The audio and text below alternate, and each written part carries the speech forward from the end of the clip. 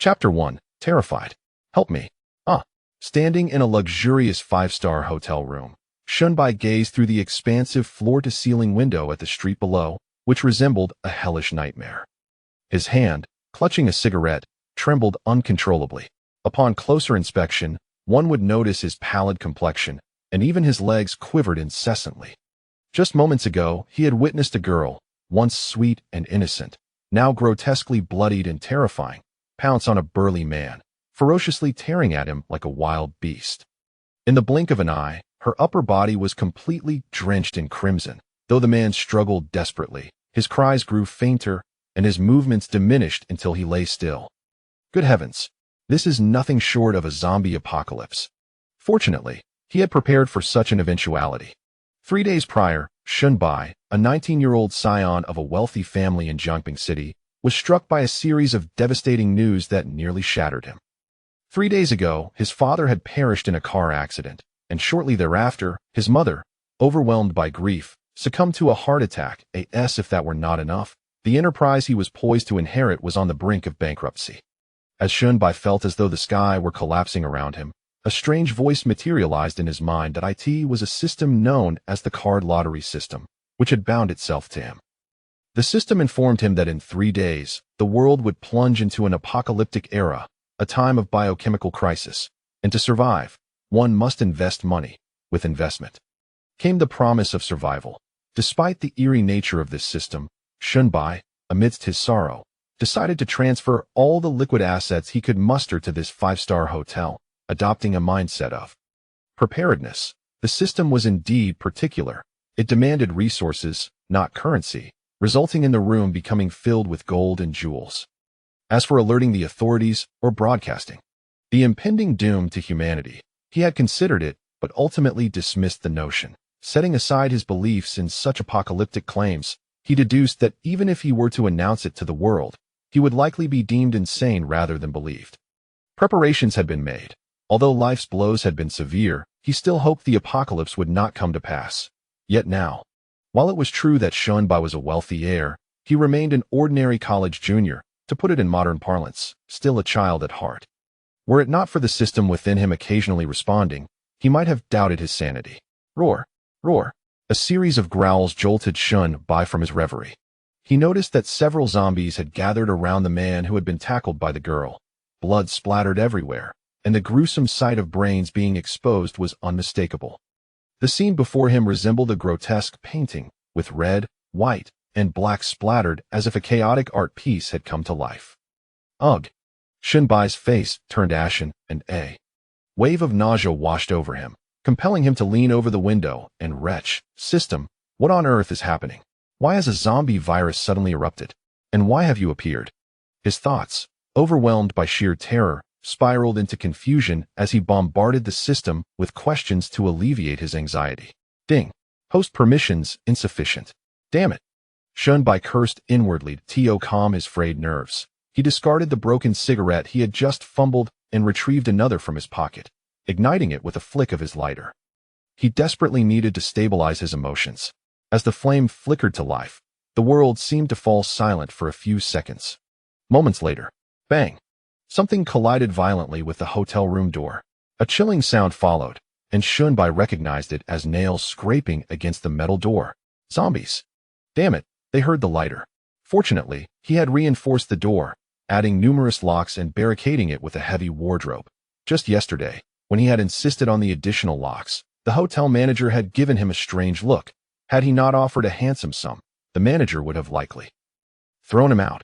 Even so, the sound of zombies battering the door rendered Shunbai's already pale face ashen. He was genuinely terrified, for he had no idea how long the fortified door would hold, and the thought of facing a fate akin to that poor soul below sent chills down his spine. Yet, he was not without options. The next moment, System, I'm about to die? Please don't tell me the exchange conditions aren't enabled. Ding! Apocalypse detected. Exchange functionality is now available to the host, along with lottery and storage space, 4x4 cubic meters. Ding! Exchange function. The host can trade any resources for survival points, values estimated by this system. Lottery function. Every 10 points allows for 1 draw. Multiples of 10 permit consecutive draws, with a chance to obtain advanced cards. Ding! Additional note. Using low-level cards is unrestricted. However, utilizing high-level cards requires certain survival points. Upon hearing the system's announcement, Shunbai immediately pointed to the gold and jewels on the sofa. Exchange, hurry! As soon as he spoke, the treasures vanished, and the system's voice echoed in his mind. Ding! Host successfully exchanged for 181 survival points. Would you like to proceed with a lottery draw? Upon realizing that treasures worth hundreds of thousands had yielded such a meager amount, Shunbai was momentarily taken aback, but quickly regained his composure. Yes, I want a 10 draw. A 10 draw. Congratulations, host. You have obtained 10 low-level Blackwatch Soldier summon cards. In his hand, 10 cards appeared, each adorned with a soldier donning optical goggles and a gas mask, clad in black combat gear, wielding an M4A1 carbine. Holy crap! Prototype. Seeing the cards, he couldn't help but exclaim. Once the cards were in his possession, he was prompted in his mind whether to use them. Without hesitation, Shunbai swiftly activated all 10 cards. Clang! At that moment, the wardrobe propping against the hotel door toppled, and the door was flung open with a forceful crash as a zombie staggered in. Oh my god! Shunbai gazed in terror at the blood-soaked zombie before him. He longed to flee to the restroom for refuge, but fear had rendered him paralyzed. Moreover, a warm stream trickled down his leg, the unmistakable scent of urine wafting from his feet. He had wet himself. Chapter 2. The Blackwatch Soldier. Before Shunbai loomed a grotesquely contorted zombie, its hideous visage lunging toward him with alarming ferocity. He could vividly perceive the blood oozing from the ghastly wounds that marred the creature's body. As the undead menace drew nearer, Shunbai's legs gave way beneath him, and he sank to the ground in despair. In that moment of impending doom, a surge of inexplicable strength compelled him to cry out, as though his voice could rouse him from this nightmare. Yet, rather than deter the advancing zombie, his shout seemed to invigorate it further. It bared its gaping maw, ready to pounce upon him like a ravenous beast. At the brink of catastrophe, a powerful hand shot forth from the side, seizing the zombie by its collar as effortlessly as one might lift a chick, and flung it aside with remarkable force. Shunbai, momentarily stunned, beheld an imposing figure before him, a man of formidable stature, akin to an iron tower. This individual stood nearly 6 feet tall, clad in black combat attire and a bulletproof vest, with optical goggles and a gas mask adorning his head. AM4A1 carbine was slung across his back.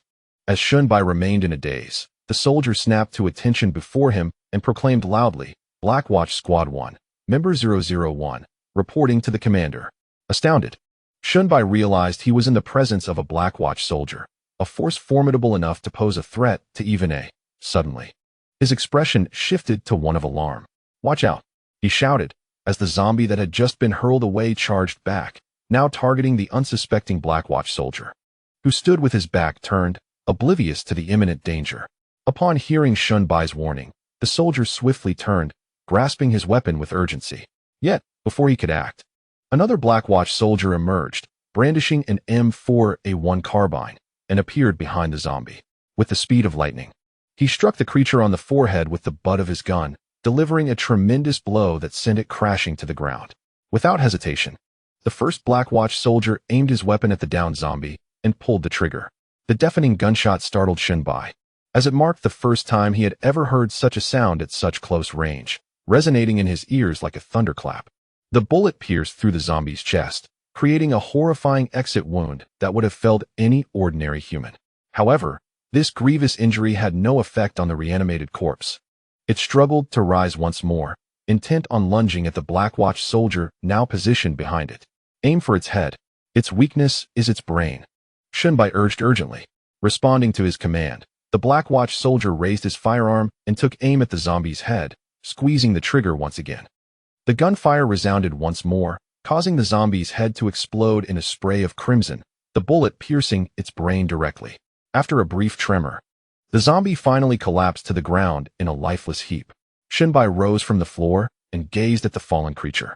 Noticing the once menacing figure now bore a chilling gunshot wound on its forehead, blood mingling with a milky substance seeping onto the ground. Although it was his second encounter, witnessing such a gruesome sight up close nearly made him retch, prompting him to hastily divert his gaze to the 2 black-clad sentinels before him. Blackwatch Team 1. Member 002 reporting to the commander. Black Watch Team 1, Member 003 reporting to the commander. Black Watch Team 1, Member 004 reporting to the commander. Black Watch. While Shunbai was still in a state of shock, a series of reports echoed in his ears. Good heavens, 10 imposing figures. Ding. Due to the host possessing the ability to summon units, the virtual interface activated. Before Shunbai's eyes appeared a rudimentary screen, devoid of any details except for the summoning button. As he focused his attention on the summon option, 10 green dots materialized, accompanied by a layout of the surrounding area.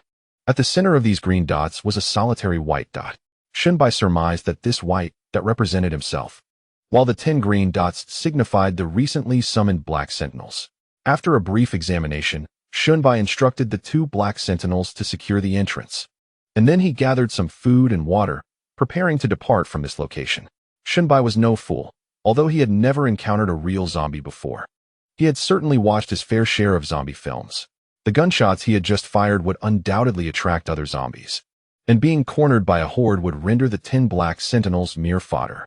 As for the remaining 81 survival points, Shunbai decided to conserve them for the time being, to be utilized in case of an emergency. However, leaving this place would not be a simple task. While the Black Sentinels could assist him in breaching the hotel's exit, the narrow streets outside posed significant challenges. Should they be besieged by a dozen zombies, his fate would likely mirror that of the man outside. Thus, securing a vehicle became paramount, particularly one capable of breaking through the encirclement of the undead. After much contemplation, Shunbai resolved to change rooms first, instructing the Black Sentinels to clear a path for their exit, ensuring a safer departure. Cautiously, he approached the door and peered into the corridor beyond the hotel entrance. The sight before him compelled a deep breath. From his vantage point, the corridor appeared devoid of life, yet the disarray spoke volumes of the prior carnage. The once pristine white walls were marred by alarming streaks of red, reminiscent of chaotic and uninspired graffiti. The thick blood pooling on the ground resembled a spilled barrel of fuel, and an intense, metallic scent of blood assailed the senses. In the background, faint sounds of chewing could be heard, hinting at the presence of zombies. Shunbai retracted his head, dispatching 5 Black Sentinels to secure an exit route. 2 of the Black Sentinels stepped out of the hotel first, drawing sharp bayonets from sheaths on their calves and affixing them to the muzzles of their M4A1 rifles. The remaining 3 Black Sentinels stood guard at the hotel room's entrance, providing cover for their advancing comrades. Due to the outbreak occurring at noon, the hotel was sparsely populated, with only a few guests who had yet to rise. The 2 Black Sentinels cautiously approached the nearest room, where sounds emanated from just beyond the half-closed door. The faint chewing noises seemed to originate from within. Slowly, they pushed the door open, and Shunbai heard a low, guttural roar as a zombie lunged from the room, charging at the nearest Black Sentinel. The Sentinel swiftly positioned his M4A1 across his chest, and, in a flash, thrust the bayonet forward, piercing the zombie's skull with remarkable precision and speed. No hesitation whatsoever. Impressive. Although they were the most ordinary of Black Sentinels, their combat prowess was anything but mundane. Shunbai watched from a distance, his heart swelling with joy. The most critical aspect of these system-summoned Black Sentinels was their utter lack of human emotions. Joy, anger, fear. None of these sentiments manifested in the Black Sentinels, allowing them to confront the unknown terror of zombies without a trace of trepidation or hesitation. After swiftly dispatching the first zombie, the Black Sentinels entered the hotel and discovered a lifeless body lying in the center, devoid of breath. This individual had been gruesomely bitten to death by the earlier zombie, with their neck in tatters and the carotid artery completely severed. Blood pooling around them, a clear indication of death by exsanguination. Chapter 3. Luring the monsters as Shunbai had previously instructed, the Black Sentinels did not overlook the corpse, decisively plunging the bayonet into the skull to ensure the final blow was dealt.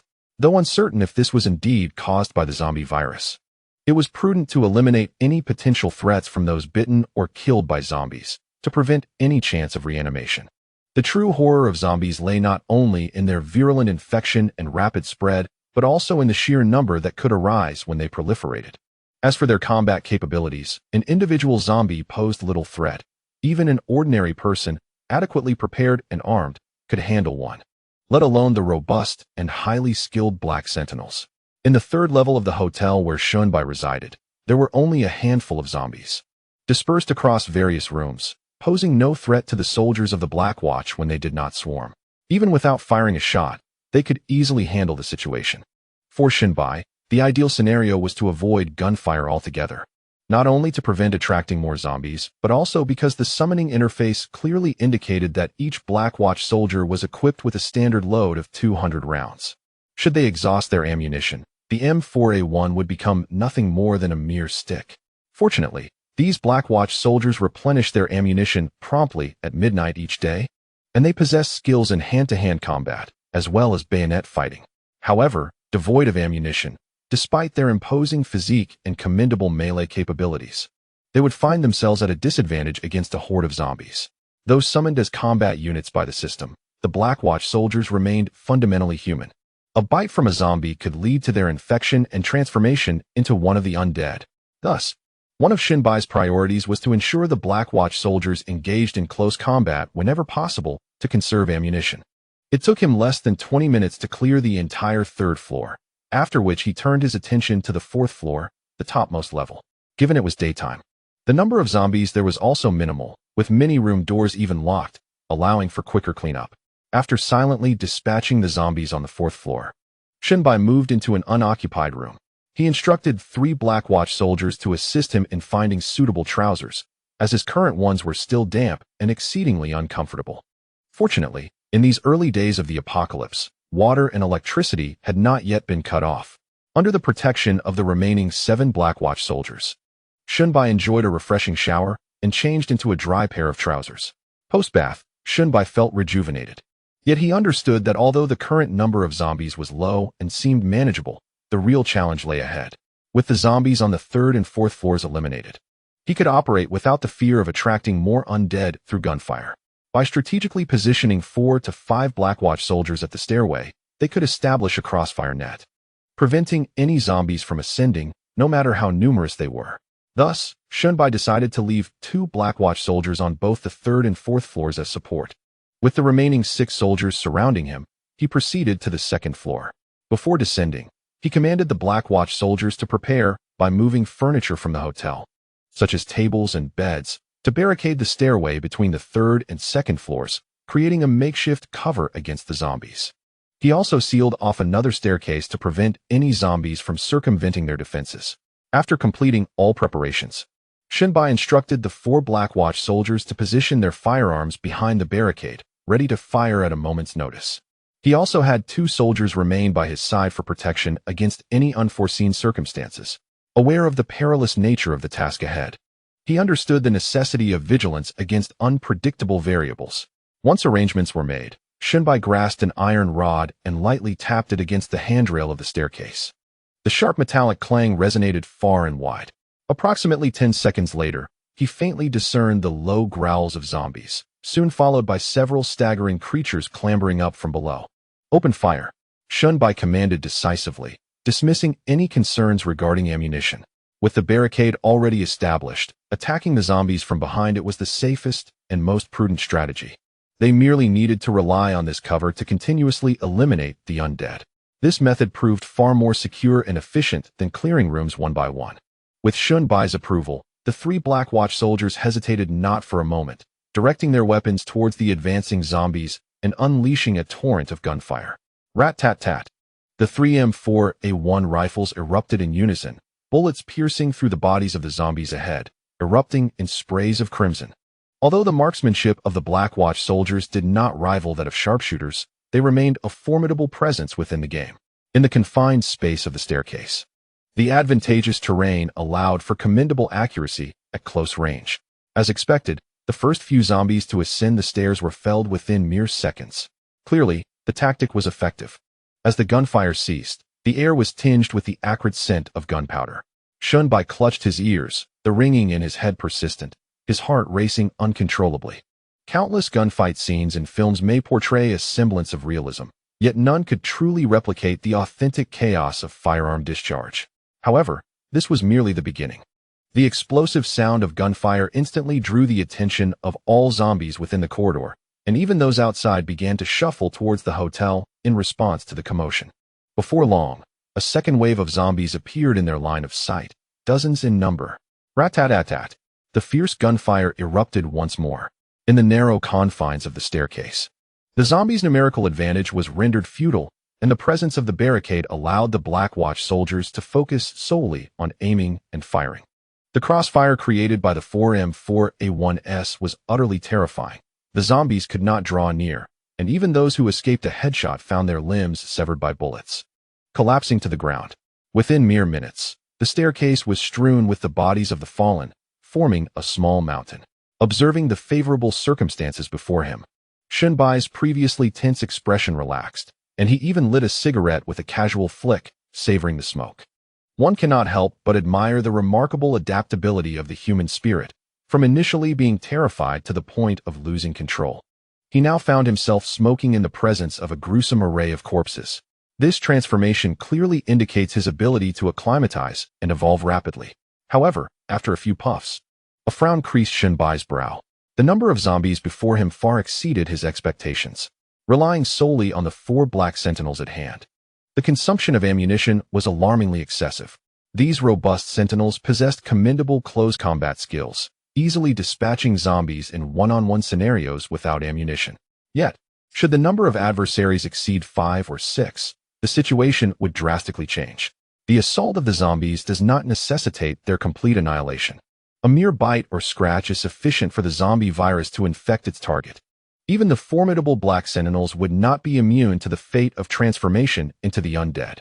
To avoid such dire predicaments, it is imperative to conserve a portion of ammunition as a precaution.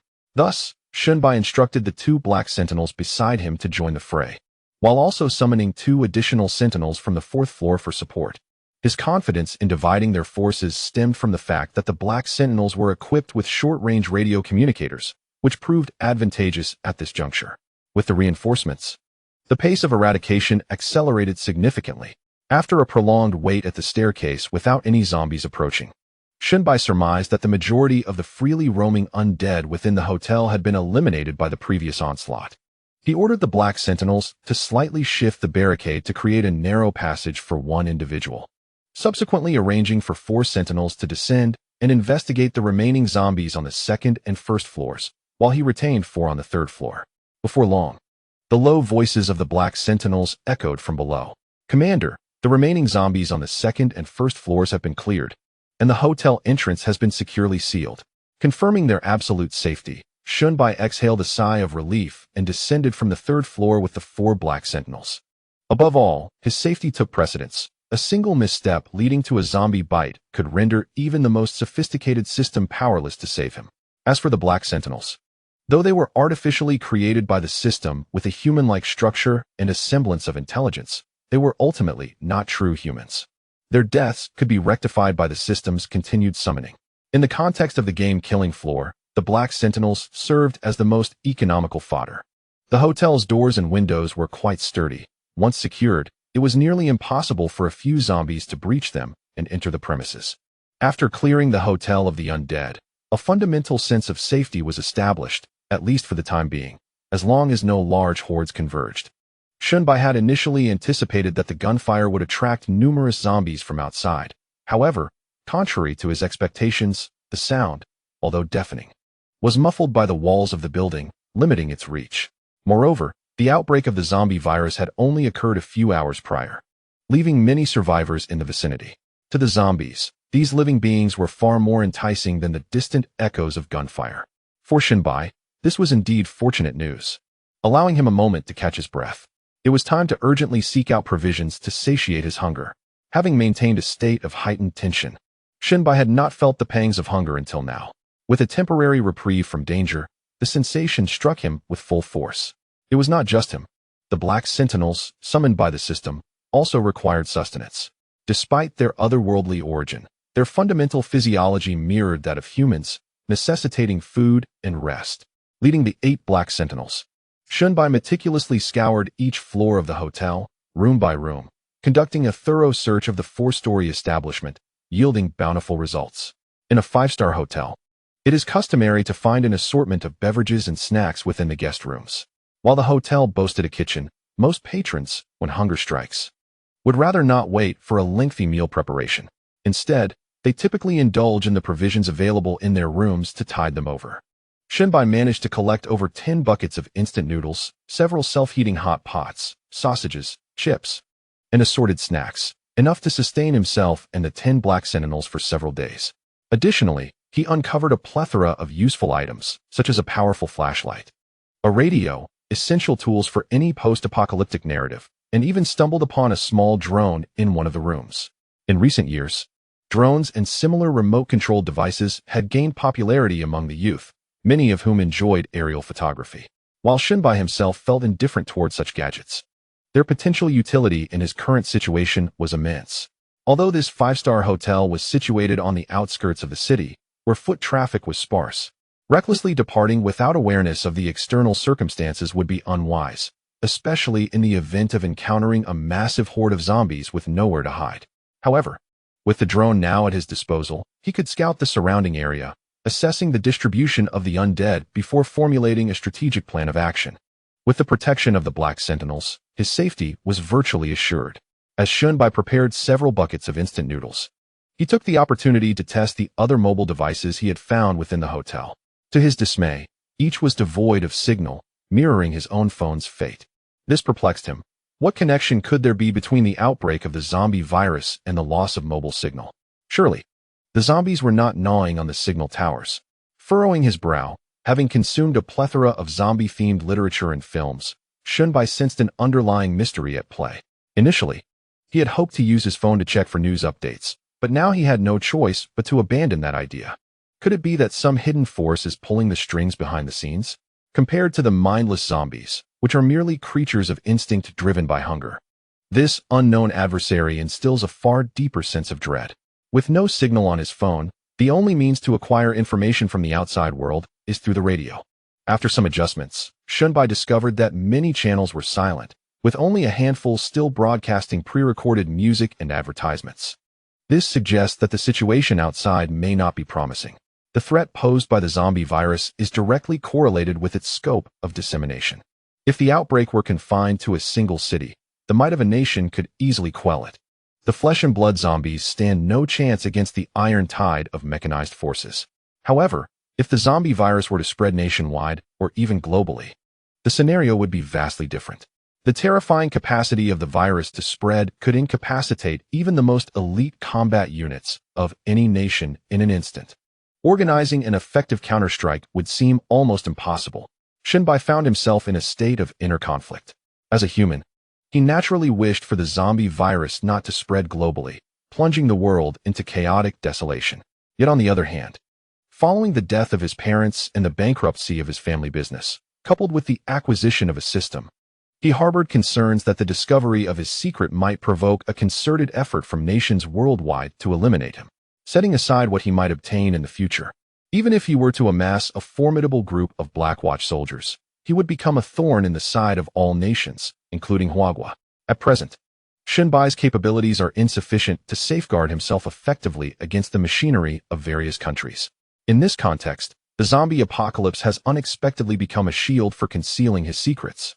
After the Blackwatch soldiers consumed the instant noodles, time slipped away, and afternoon arrived. The summer sun in Jiangping City was glaringly bright, the temperature unyieldingly high, and the air was tinged with a faint metallic scent of blood. Shinbai returned to the room he had selected on the 4th floor, accompanied by only 3 Blackwatch soldiers, while the remainder busied themselves with clearing the corpses within the hotel. Given the current temperature, these bodies would likely begin to rot and emit a foul odor within days. To avert the risk of an outbreak, and uncertain of how long they would remain in the hotel, Shinbai instructed the Blackwatch soldiers to vacate one room on the 4th floor to serve as a crematory for incinerating the corpses. While the Blackwatch soldiers worked, Shinbai remained occupied, tinkering with the drone he had previously discovered. As stated earlier, he intended to maneuver the drone in circles around the hotel to ascertain the distribution of zombies in the vicinity. Operating this small drone was not particularly challenging, and with the battery fully charged, it appeared that the previous owner had not yet had the chance to use it. Shinbai piloted the drone into the air, guiding it through an open window and outside the hotel. Through the screen of the remote control, he could clearly observe everything captured by the drone's camera. The number of zombies around is rather sparse. Ascending the drone to a lofty height, and executing a full rotation. Shunbai discerned that the quantity of zombies surrounding the hotel was minimal. Most streets harbored only a few wandering zombies. The interiors of the buildings remained obscured from view. If he could procure a couple of off-road vehicles, he might navigate the streets to escape the city, provided the roads were not obstructed. As he contemplated this, Shunbai piloted the drone along the streets, fully aware that the clarity of the thoroughfares was paramount to survival. Chapter 5. Clearing the underground parking lot, the drone glided along the streets, transmitting scenes from both sides back to Shunbai's view. From his elevated vantage point, he observed the street's condition, and his heart grew heavy. The earlier horrors witnessed within the hotel paled in comparison to the grim reality of the streets. He could vividly envision the sanguinary and brutal scenes that must have unfolded when the zombie virus first erupted in these heavily trafficked streets. Now, the zombies aimlessly roamed the roads, and a cursory glance revealed their numbers nearing 1,000. They lingered, directionless, many missing limbs, reduced to crawling on the ground. Evidently misfortunate souls who had not transformed in the initial wave of the outbreak, but were instead ravaged by their fellow undead. As dusk gradually descended, the rooms along the streets were predominantly shrouded in darkness, rendering visibility almost impossible. In some spaces, vague silhouettes could be discerned. Shunbai surmised that the large commercial establishments along the route were likely teeming with zombies. These locales were disaster zones that must be avoided, with nightfall upon him. It was clear that escaping today was fraught with peril, necessitating caution against the zombies that might wander out after dark. While he pondered this, Shunbai prepared to maneuver the drone away. At that moment, a window in a 4-story building suddenly swung open, and a person nearly half emerged from the opening, desperately waving at the drone. Ah, survivor. Shunbai was taken aback. Zombies possess immense strength, capable of forcefully breaking through even iron doors, and their acute hearing renders them exceedingly perceptive. It was indeed fortunate for this individual to remain undetected.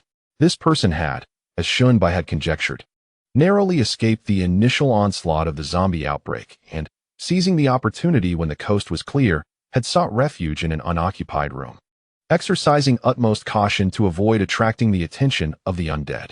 This individual fervently waved their arms, yet refrained from making any sound, gesturing towards the drone with a simple message, "Help me." The plea was straightforward, yet unfortunately, Shunbai was unable to assist, setting aside their lack of acquaintance.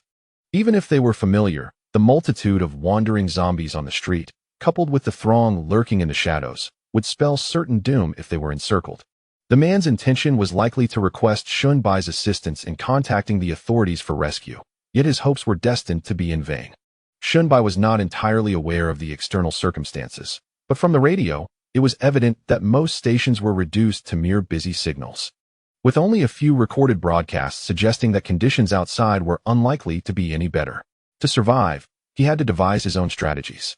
With a sympathetic glance through the drone, he sighed, "It seems your misfortune is sealed." The small drone's battery life was not particularly impressive, and Shunbai did not linger, directing it to fly towards other areas of the street. Along the way, he silently noted several large supermarkets and stores. In this apocalyptic world, food had become a vital resource. His immediate goal was to escape and later return to procure these supplies. After conducting a reconnaissance flight around the streets and the hotel, Shunbai had garnered a general understanding of the distribution of zombies and potential escape routes. "Report to the commander, as per your request. Here is the collection of gold and diamonds from the zombies." Just then, a black sentinel soldier approached him, holding a pillowcase. Shunbai eagerly accepted it.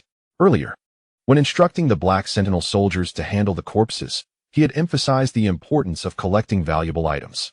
The pillowcase felt quite heavy, and upon opening it, he found it filled entirely with gold jewelry.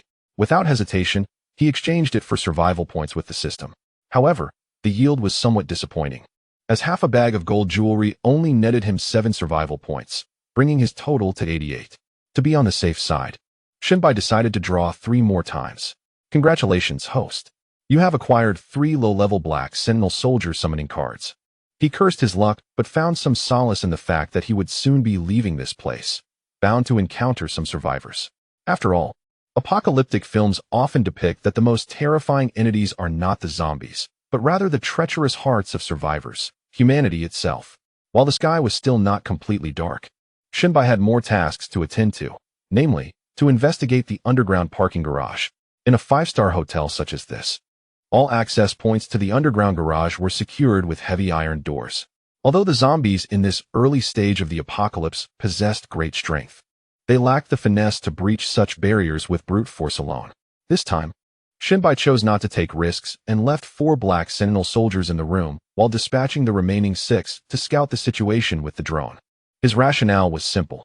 As long as he remained alive, there would always be opportunities for summoning more soldiers. There was no need to take unnecessary risks.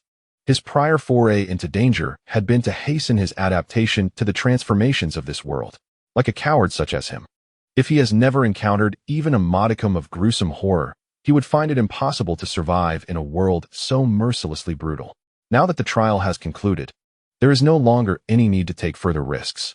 After the 6 black sentinels departed, Shunbai secured the door and stationed 4 black sentinels to guard him closely, while monitoring the actions of the black sentinels through the drone.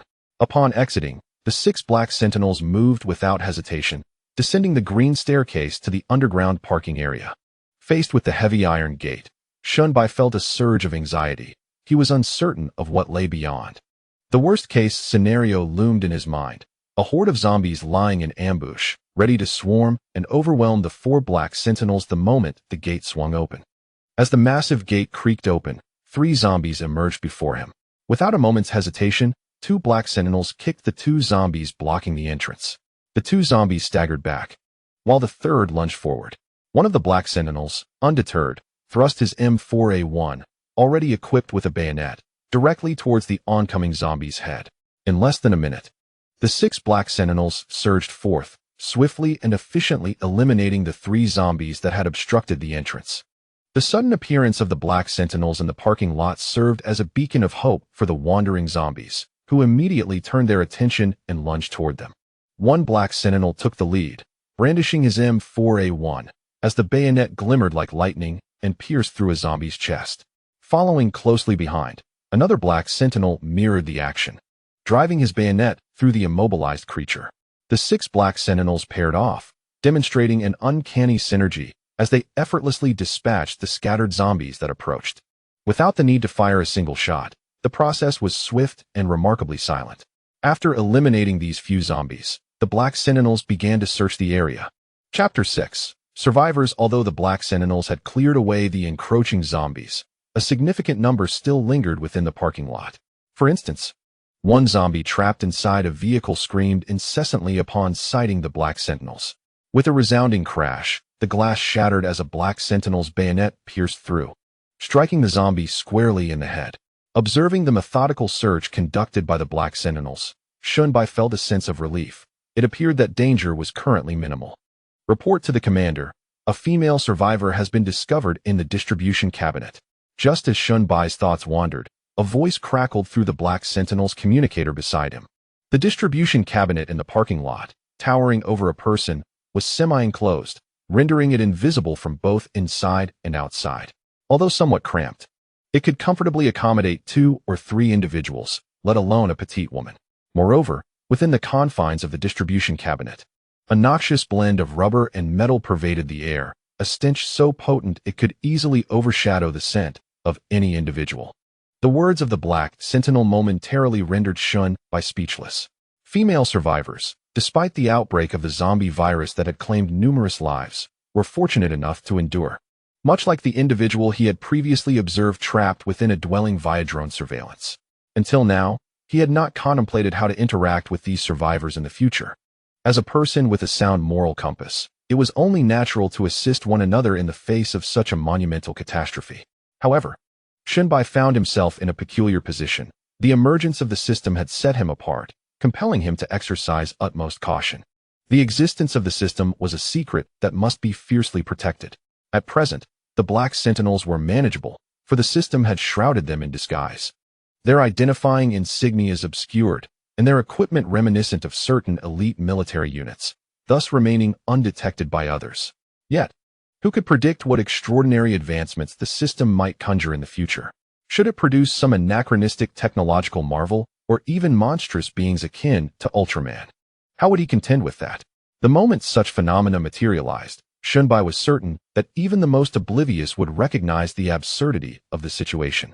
Therefore, during mealtime, He resolved to avoid contact with anyone, opting instead for a discreet evolution, silently cultivating his strength until he was fully prepared to engage with the survivors. Perhaps by then, he would acquire an army of Ultramen, rendering the revelation of his secret inconsequential, for his power would be sufficient to safeguard himself. However, when the words of refusal lingered on the tip of his tongue, he found himself unable to utter them. Shunbai was acutely aware that once he articulated his refusal, it would be tantamount to pronouncing a death sentence for the other party.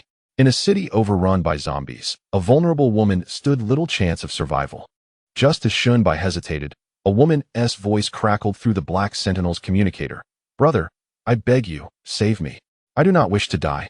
My family is wealthy. If you help me escape, my parents will reward you handsomely." Upon hearing her plea, he directed the drone toward her location. It was indeed her. Before the drone could close the distance, Shunbai recognized the woman, Zhao Nina, the belle of Nanxi University, fair-skinned and strikingly beautiful, with long legs to match.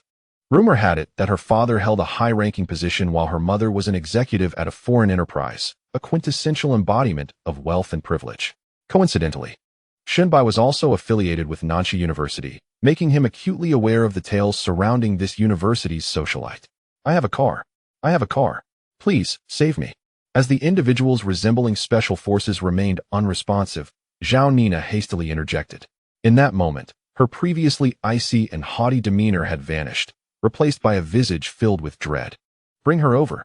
Upon hearing Zhao Nina mention the presence of a vehicle, Shunbai did not hesitate and promptly addressed the Black Sentinel. It was not merely Zhao Nina's beauty that stirred his heart. Indeed, she was striking enough to captivate him.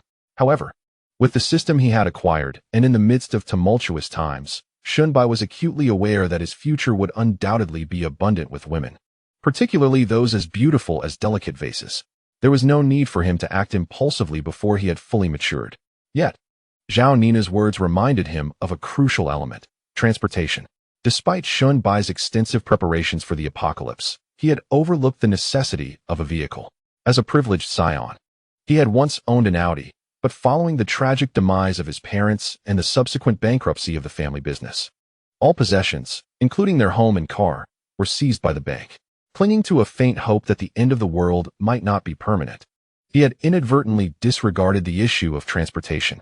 Now, upon learning that Zhao Nina had a car, he resolved to take her along. Given the skills displayed by the Black Sentinels, it was evident they could not drive, let alone start a vehicle without keys. Shunbai had previously inquired with them and received the same disheartening response. They could not operate a car. He had been troubled by how to leave the city on foot. The risks were substantial. Although the parking lot was filled with vehicles, none would have their keys left inside, as most drivers had likely turned into zombies, meaning the keys were with the undead. Shunbai had instructed the Black Sentinels to clear the parking area in hopes of acquiring a set of keys. However, Zhao Nina's arrival presented him with a splendid alternative. With her, not only did he gain access to a vehicle, but also a driver. Shunbai was aware that Zhao Nina's car was $1 million Aston Martin. While this exquisite sports car only accommodated two, its agility could allow him to lead two Black Sentinels to seek out a larger vehicle before returning to retrieve the others. After gaining Shunbai's approval, the Black Sentinels swiftly searched the underground parking garage alongside Zhao Nina. Their efforts yielded satisfactory results, although no food was found. They did discover several pieces of gold jewelry and 2 gold watches, as well as 5 car keys. Once he had instructed the Black Sentinels to remain vigilant, Shunbai finally turned his attention to the renowned goddess of Nanxi University, Zhao Nina. In his 3 years at the university, he had never been so close to the figure he had previously only admired from afar. Although Shunbai was a wealthy heir, Nanxi University was a prestigious private institution, and in comparison to the prominent backgrounds of his peers, he felt rather inconspicuous. Within that realm, there are numerous individuals whose familial backgrounds surpass that of Shunbai. Even Zhao Nina, whose weakness is mitigated by her father's esteemed political position, likely would not have secured the title of campus beauty without it. It must be noted that being chosen as one of the 4 most beautiful women at Nanxi University speaks volumes about Zhao Nina's advantages. Amidst the outbreak of the zombie virus, she found herself bereft of time for makeup or personal grooming. Her lustrous black hair tumbled untidily over her shoulders, and her eyes, puffy from tears of panic, still radiated an astonishing beauty, akin to a finely carved statue. At this moment, Zhao Nina's delicate figure quivered slightly. Her gaze filled with terror, yet tinged with a glimmer of hope. Chapter 7. The intelligent woman from the morning onwards. Everything unfolded like a nightmarish tableau. Zhao Nina was bewildered, unsure of the chaos that had erupted around her, as people succumbed to madness, viciously attacking one another. Out of fear, she had sought refuge in an electrical cabinet after exiting her vehicle in the parking lot, incessantly dialing for help, only to be met with the despairing sound of a busy signal. In a state of trepidation, Zhao Nina endured what felt like an eternity until the black-clad soldiers stormed into the parking lot. Upon first sighting the soldiers, a wave of surprise washed over her. Their dark combat attire paired with standard-issue semi-automatic rifles invoked immediate associations with military personnel. However, as she emerged from her hiding place, seeking sanctuary, she was met not with warm reassurance but the cold, unyielding gaze of a gun barrel, devoid of emotion. "Comrades, greetings. I am Zhao Nina, daughter of the city committee secretary Zhao Qingze. Please, rescue me and take me to my father." Her pleas fell on deaf ears as the soldiers bypassed her, decisively eliminating the zombies that charged from various directions, their actions ruthless and efficient, far beyond what one might expect from regular troops. Simultaneously, she noted the absence of any insignia or rank denoting them as members of the Huagua military, wielding instead the internationally favored M4A1 carbine. These individuals were not soldiers of Huagua. Given her privileged background and extensive exposure, Zhao Nina quickly grasped the gravity of her situation, yet found herself with no alternative. Regardless of their origins, if she wished to survive, she must align herself with these figures. Thus, when the black-clad soldiers called out to what appeared to be their superior, Shunbai, for instructions, she could not restrain her voice from pleading for assistance. Subsequently, she was taken under their wing. As Shunbai scrutinized Zhao Nina, she, in turn, discreetly assessed the commander whom the soldiers spoke of. Shunbai's youth and demeanor surprised her. He seemed utterly unremarkable, likely still a student, yet somehow commanded this cadre of cold, fearsome warriors. Zhao Nina found herself perplexed by the incongruity of it all, yet today, her mind was already burdened with too many unanswered questions for this to weigh heavily upon her. "You are Zhao Nina, correct?" Shunbai gazed at Zhao Nina, his words startling her. "You mentioned that you own a car, is that correct? You know me?" Zhao Nina looked at Shunbai with a mix of suspicion and surprise, clearly taken aback by his familiarity. "I do not require you to pose questions, simply answer mine," Shunbai replied, unwilling to disclose his identity. As the adage goes, the more one speaks, the more likely one is to err, and he lacked the audacity to command the black-armored soldiers to eliminate her. Thus, he deemed it prudent to exercise caution in other matters. In a hotel, one might ponder why an individual would possess a cadre of well-trained, well-equipped warriors as subordinates. This query would inevitably arise in the mind of any rational person, and as Shunbai's followers continued to gather, such doubts would only intensify. His somewhat indifferent tone sent an inexplicable shiver through Zhao Nina. She dared not dwell on it, and quickly responded, "Yes. I have an Aston Martin parked in the underground garage, and here are the keys." As she spoke, she retrieved a beautifully crafted key from her handbag without a moment's hesitation and handed it to Shunbai. Her decisive gesture took him by surprise. He had anticipated that this affluent young woman, a daughter of privilege, would exhibit an air of superiority, yet she displayed an unexpected sense of propriety. "You may take my car. I will not object, but I have a small request," Zhao Nina said, her body still trembling slightly, yet her thoughts remarkably clear. "If you plan to leave or take action, please allow me to accompany you. I promise not to be a burden. As long as I can survive and find my parents, I will provide you with a generous reward." Her words were delivered with a humility that bordered on desperation, her pitiable demeanor tugging at the heartstrings. She did not leverage the car keys as a bargaining chip for protection, but willingly surrendered them instead. This left Shunbai in a position where he found it challenging to refuse her. He was not a heartless individual. Had Zhao Nina maintained an arrogant demeanor akin to her pre-apocalyptic self, he would have been far less inclined to assist her. After a moment of silence, Shunbai finally spoke, "This room is spacious. You may choose a chamber to stay temporarily." His words brought a sigh of relief from Zhao Nina. Although he had not outright agreed to her request, neither had he rejected it, indicating that there was still hope for a favorable outcome. Although she remained uncertain about the identities of these individuals and their reasons for possessing firearms in a country with stringent weapon regulations, it was evident that without their protection, She stood no chance of survival. Understanding this was sufficient for Zhao Nina. After securing the keys to her car, Shunbai had no immediate plans to retrieve it, as he still had numerous matters to attend to before leaving the city, such as gathering more gold, jewelry, and food supplies. Moreover, Shunbai firmly believed that the journey away from the urban area would undoubtedly be fraught with peril. The number of zombies on the road would surely be considerable, necessitating meticulous planning. After toiling for over an hour, darkness had completely enveloped the surroundings. Yet, he felt woefully unprepared. He had no intention of further risking the Black Watch soldiers and decided to cease all activities. At that moment, Zhao Nina chose a seemingly tidy dormitory. Crouched on the bed with her knees hugged close, gazing out at the darkening sky, murmuring softly, "I wonder how my parents are faring, and whether I can survive to leave this place." Lost in her thoughts, she found herself quietly sobbing. As night fell, darkness gradually cloaked the earth. The outbreak of the zombie virus had yet to impact the power supply, as the streetlights along the roads flickered to life. Enveloped in the dimness of the hotel, Shunbai munched on potato chips while quietly observing the situation outside regarding the zombies. He noticed that as night descended, the zombies appeared particularly agitated, starkly contrasting with their aimless wandering during the day when they could not discern their targets. The air was filled with the echoing roars of the undead, some even frenziedly attacking walls and various objects. Could it be that these zombies become more formidable at night? Shunbai mused quietly to himself. This notion was not entirely surprising. Many zombie novels and films depict such a scenario, wherein the undead become swifter and stronger at night, displaying heightened aggression compared to daytime. The underlying principle eluded Shunbai, yet it was evidently not a favorable development. The zombies were already difficult to contend with during the day. Come nightfall, with their enhanced abilities and limited visibility, the situation was indeed exacerbated. In the stillness of the night, distant screams occasionally pierced the silence. Unmistakably the cries of a survivor trapped indoors, desperately calling out as a frenzied zombie broke in and meted out a grim fate. Chapter 8.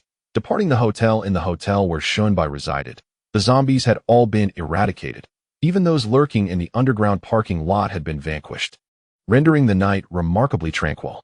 After leaving 4 Black Watch soldiers in his room, the remaining 6 were split into 2 groups of 3, stationed in adjacent rooms. From each group, 1 soldier was selected to form a duo responsible for duty, with a rotation every 2 hours. Undoubtedly, the soldiers summoned by the system were the most loyal warriors, imbued with a singular mission the moment they were called forth, to unconditionally obey the commands of Commander Shunbai.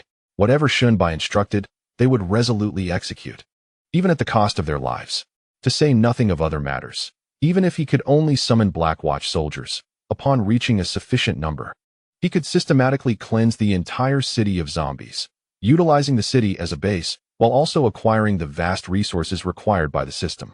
Of course, this was merely his preliminary plan, subject to adaptation based on the actual circumstances. In the early morning, still ensnared in drowsiness, Zhao Nina was startled awake by a persistent knocking at the door. She abruptly sat up in bed and glanced at her exquisite wristwatch, momentarily at a loss for words. It was barely 6 o'clock. How could it already be time? Simultaneously, a voice from outside called out, "Prepare yourself, we shall be departing shortly." The mention of leaving jolted Zhao Nina into full consciousness, prompting her to hastily pack her belongings. As Zhao Nina entered the living room with a small cloth bag in hand, she noticed Shunbai addressing her. "You haven't eaten anything all day, have you? You should have something to eat." It was only then that Zhao Nina realized she had gone an entire day without food. The previous night, the chilling cries of zombies echoed incessantly, and her nerves had kept her awake until dawn. She had barely managed to fall asleep before Shunbai's call roused her. Though she had not gazed into a mirror, Zhao Nina was certain her appearance was far from flattering. Her hair was disheveled, and her eyes were red and swollen.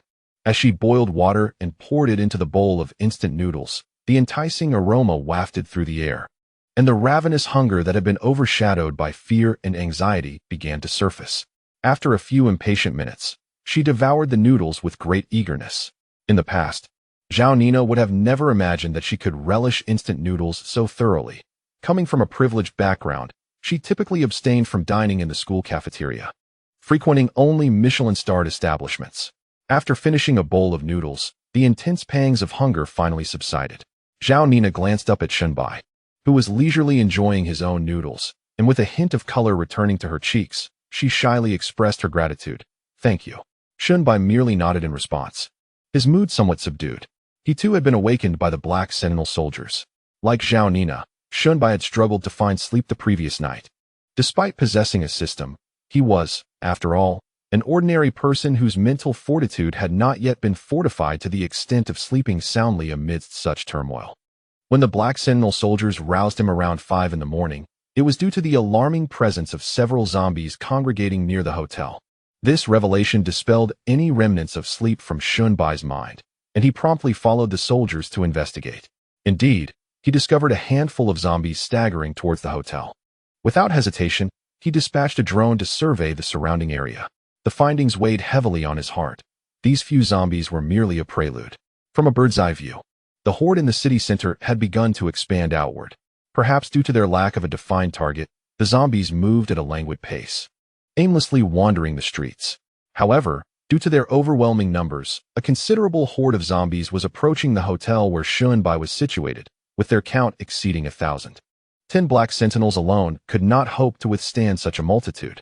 Fortunately, the mass of undead was still some distance away, and given their pace, it would take them a while to reach Shunbai's location. Sensing the urgency, as dawn broke, Shunbai eagerly directed the Black Sentinels to begin inventorying supplies in preparation for their departure. Turning to Zhao Nina, he reflected for a moment before saying, "Earlier, I utilized a drone to survey the surroundings and discovered a large horde of zombies wandering in our direction, numbering around 1,000. It won't be long before they arrive here. We need to prepare for evacuation. What are your plans?" The mere mention of the approaching horde sent a shiver down Zhao Nina's spine. Upon hearing Shunbai's inquiry, she quickly replied, "I wish to accompany you. Rest assured, I will not be a burden." Shunbai nodded in agreement. "Then be ready at any moment to leave with us." Zhao Nina nodded repeatedly, clutching her bag tightly, and obediently settled onto a nearby sofa, staring vacantly at her shoes. Meanwhile, Shunbai was lost in thought, gazing at the aerial footage captured by the drone. The relentless advance of the undead necessitated a swift exit, a task that was not particularly daunting. He already possessed several car keys, and earlier that morning, he had located a Land Rover using one of them. Coupled with Zhao Nina's Aston Martin, it would be entirely feasible to evacuate their group of 12. However, a pressing concern remained: how to acquire resources, and once they departed the city, where would they find refuge? This thought weighed heavily on his mind, prompting him to glance out the window. What's that? A food jewelry store. This triggered a recollection of his previous scattered conversations with Zhao Nina. The reason a wealthy young woman like her found herself here was due to a promotional event at the A food jewelry store today. The venue was so bustling that there were no parking spots available, prompting her to park in the hotel's underground garage instead. The A food jewelry store was a prominent national chain, and while the nearby outlet was merely a small branch, small was relative, as it still occupied a significant space. Moreover, based on the observations from the drone, the zombies were not headed toward the jewelry store due to its location. Thus, Shunbai resolved to make a foray there, as he urgently required substantial survival points. With this in mind, he promptly launched the drone toward a food jewelry. After circling the store, he noted that the number of zombies inside was relatively sparse, which eased his concerns. However, despite the store being only 2 stories tall, its interior was quite spacious, featuring 4 entrances and exits. The doors and windows were made of glass, rendering them easily breakable and unsuitable for defense should they be besieged by the horde. The store would inevitably fall. Thus, one must act swiftly. Chapter 9. The Attack on Afu Jewelry Store. Without hesitation, Shunbai summoned Zhao Nina and, accompanied by 10 black-clad sentinels, exited the hotel, making their way towards Afu Jewelry Store. The horde of corpses was still a considerable distance away, allowing ample time for their advance, which is why he had no immediate plans to drive. Upon leaving the hotel, the 10 sentinels swiftly formed a combat formation, clearing their path to the jewelry store with remarkable efficiency. Often, when faced with a lesser number of zombies, they found themselves needing no firearms, as they could effortlessly dispatch foes with their bayonets. Within just over half an hour, they arrived at the entrance of Afu Jewelry Store. To avoid drawing attention, Shunbai had instructed the sentinels to don inconspicuous attire found within the hotel rooms, each equipped with a backpack filled with supplies. Were it not for the M4A1 rifles they carried, one might mistake them for a group of tourists. The black combat uniforms were still somewhat conspicuous. However, Shenbai, possessing a system that favored subtlety, found that changing into civilian clothing did not diminish the Sentinel's combat prowess and served as a clever guise. What surprised Shenbai was Zhao Nina. Clad in a black tracksuit of unknown origin, her long, dark hair tied back into a ponytail, she exuded a youthful vibrancy, shedding her previous mature allure. Standing at 172 meters, Zhao Nina was not short by any means, making it easy to find fitting clothes. Moreover, she no longer carried a cloth bag, but instead sported a backpack provided by Shenbai, brimming with snacks and bottled water. This was a necessary adaptation. While Shenbai and the Sentinels could manage their storage needs, accommodating Zhao Nina required the use of a backpack for disguise. The door to Afu Jewelry Store stood ajar, granting them immediate access without any effort. 6 Sentinels entered first, followed closely by Shenbai and Zhao Nina, while the remaining 4 provided rearguard. Upon entering Afu Jewelry Store, the ambient light diminished significantly. Although the store featured glass doors and windows that allowed for ample natural light, the expansive interior necessitated numerous lighting fixtures, which consumed considerable power. Unless the store was in active use, the lights would not remain on. At this moment, the small flashlight Shenbai had previously collected proved invaluable. The leading sentinel switched on the flashlight, illuminating the dim corners of the store. A low, guttural roar resonated as several shadowy figures abruptly lunged from the corners, charging towards the black-clad sentinels at the forefront. However, their speed was far from remarkable, and they still maintained a considerable distance from the sentinels. The prepared sentinels, armed with their bayonets, dispatched the approaching zombies with ease, not even needing to fire their weapons. Observing the attire of the fallen zombies, Shenbai silently mused that his assumptions were largely accurate. Despite the morning's bustling activity at the Afu Jewelry Store, the viral outbreak had only transformed a fraction of the crowd into the undead. The sheer volume of fleeing patrons had drawn away a multitude of zombies. Frankly, Shenbai was gambling with his life, and it was evident that fortune smiled upon him this time. Nonetheless, he remained vigilant. Units 001 through 008 were tasked with meticulously scouring every corner of the jewelry store to ensure that not a single zombie remained. Meanwhile, 009 and 0010 were designated to provide protection. At Shenbai's command, the black-clad sentinels immediately commenced their search. It was only then that Shenbai allowed himself a moment to breathe, seeking a place to sit. Like many ordinary individuals, his university life had curbed his physical activity. Although he occasionally engaged in basketball with friends, his stamina had waned since his high school days.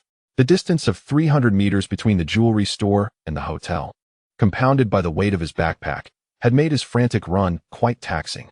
On the other hand, Zhao Nina was also panting heavily, struggling to keep pace with the towering sentinels, averaging a height of nearly 6 feet 3 inches, an endeavor not easily accomplished for a girl. The fact that she managed to keep up, without even falling slightly behind, was no small feat for an ordinary girl. Why are we here? After regaining her breath somewhat, Zhao Nina could no longer suppress her curiosity and voiced her bewilderment.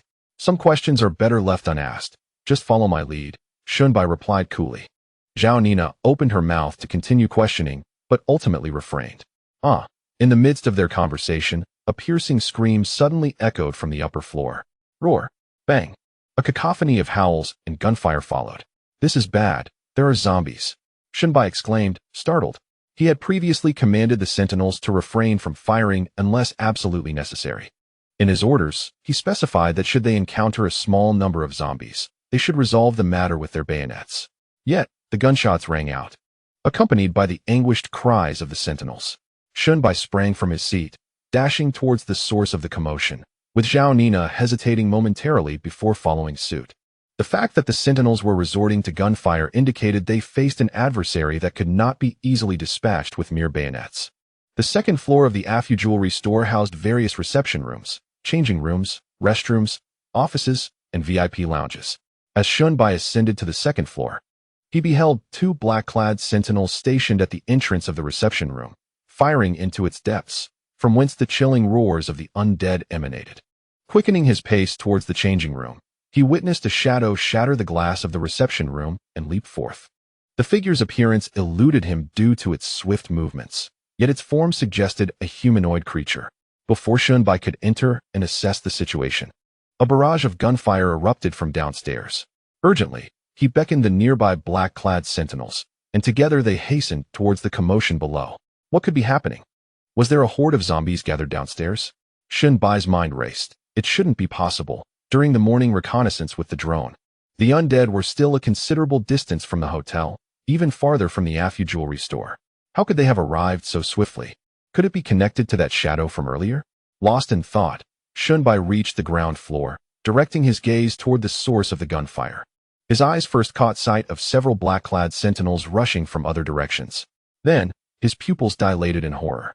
Another sentinel lay sprawled in a pool of blood, while three others, armed with M4A1 rifles, relentlessly fired at a rapidly moving shadow, the very same figure he had glimpsed from the reception room above.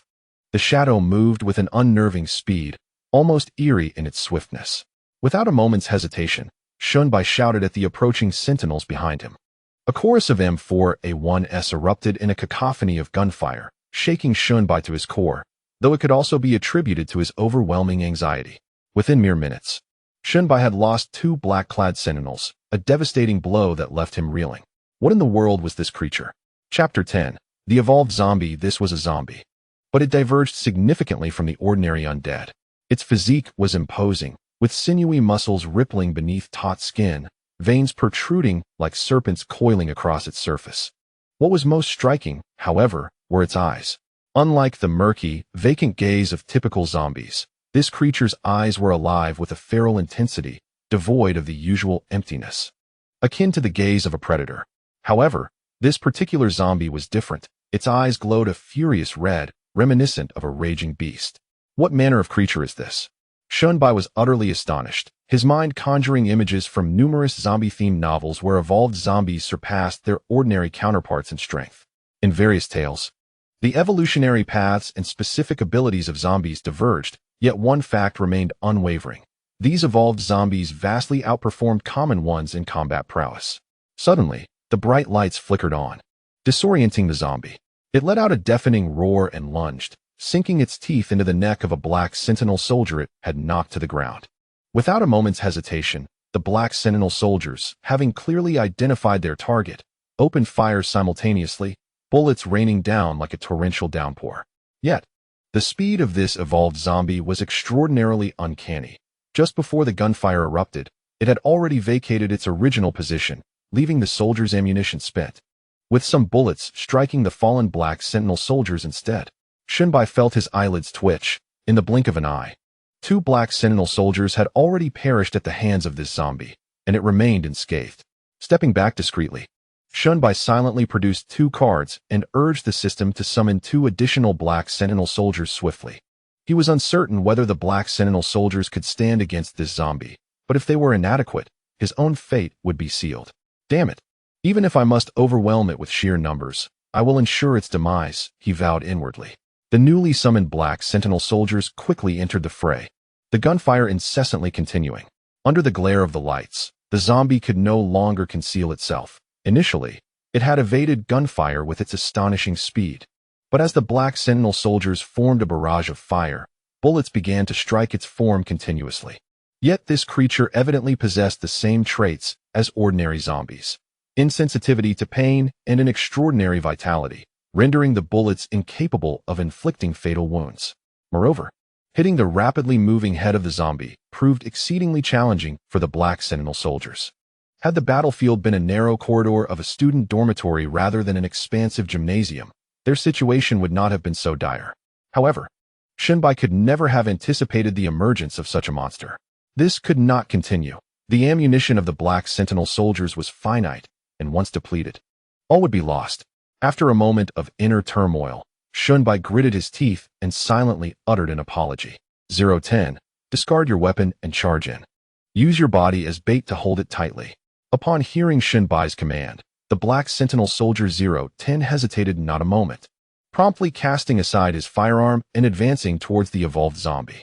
The zombie, seizing the opportunity presented by the approaching prey, did not refuse. It lunged forward, sinking its teeth into the neck of the black sentinel soldier, blood erupting violently. Simultaneously, the black sentinel soldier 010 seized the evolved zombie in a fierce embrace. With a roar, The evolved zombie struggled fiercely to break free from the grip of the Black Sentinel soldiers, but it was too late. Fire! At Shinbai's command. The guns of 9 Black Sentinel soldiers simultaneously aimed at the target and discharged. The cacophony of gunfire erupted as a swarm of bullets transformed the evolved zombie, along with Black Sentinel soldier number 010, into a veritable hive of destruction. The two bodies swayed momentarily before collapsing in unison. Shunbai's heart ached inexplicably as he beheld the lifeless Black Sentinel soldier number 010, whose arms still clung desperately to the evolved zombie. He understood that while Black Sentinel soldiers were mere cannon fodder in the game, there existed a profound distinction between the virtual realm and reality. Witnessing the soldier, who had just moments ago been brimming with vitality and dutifully executing commands, now lying in a pool of crimson, was a sight that stirred deep emotions within him. Even if these Black Sentinel soldiers were devoid of emotion, resembling more of a mechanized assembly than living beings, Shinbai found himself unwilling to accept such a fate for them. Regrettably, he had no choice. The exigencies of the moment left no room for hesitation. Should the ammunition of the Black Sentinel soldiers run dry, all would meet a dire end. This unexpected skirmish proved to be a significant loss for Shinbai, as the creature had claimed the lives of 3 Black Sentinel soldiers before being gunned down, and the remaining soldiers had expended considerable ammunition, with several having emptied their magazines entirely. Just as despair began to envelop him, the system's voice chimed in. Ding. Killing a T2 zombie grants 500 survival points. It turned out that this creature was classified as a T2 zombie, and slaying one yielded a rewarding 500 survival points. This revelation filled Shunbai with elation, for he had discovered a new avenue to acquire survival points. Unlike the ordinary zombies, which had not granted him any points when the Black Sentinel soldiers dispatched them, the system evidently recognized only formidable foes like the T2. It appeared that his subsequent strategies would require adjustment. Although he had suffered the loss of 3 Black Sentinel soldiers, the acquisition of 500 survival points was indeed valuable. With this thought, Shunbai exhaled deeply and quietly utilized his last card to summon another Black Sentinel soldier. What has transpired? At that moment, from the second floor, Zhao Nina's anxious voice resonated, her heart racing in response to the sudden and violent gunfire that had erupted moments earlier. Upon encountering Shunbai for the first time, even when faced with a horde of over a dozen zombies, his valiant soldiers refrained from firing their weapons. Instead, they employed bayonets and coordinated their formation to eliminate the undead with precision. What kind of adversary could compel such restraint? Was it the approach of a zombie swarm? Zhao Nina, observing as Shunbai hurried downstairs with several soldiers, hesitated at the stairway, reluctant to venture down. It was only after a considerable silence, punctuated by the distant sounds of Shunbai conversing with his comrades, that she mustered the courage to inquire about the situation below.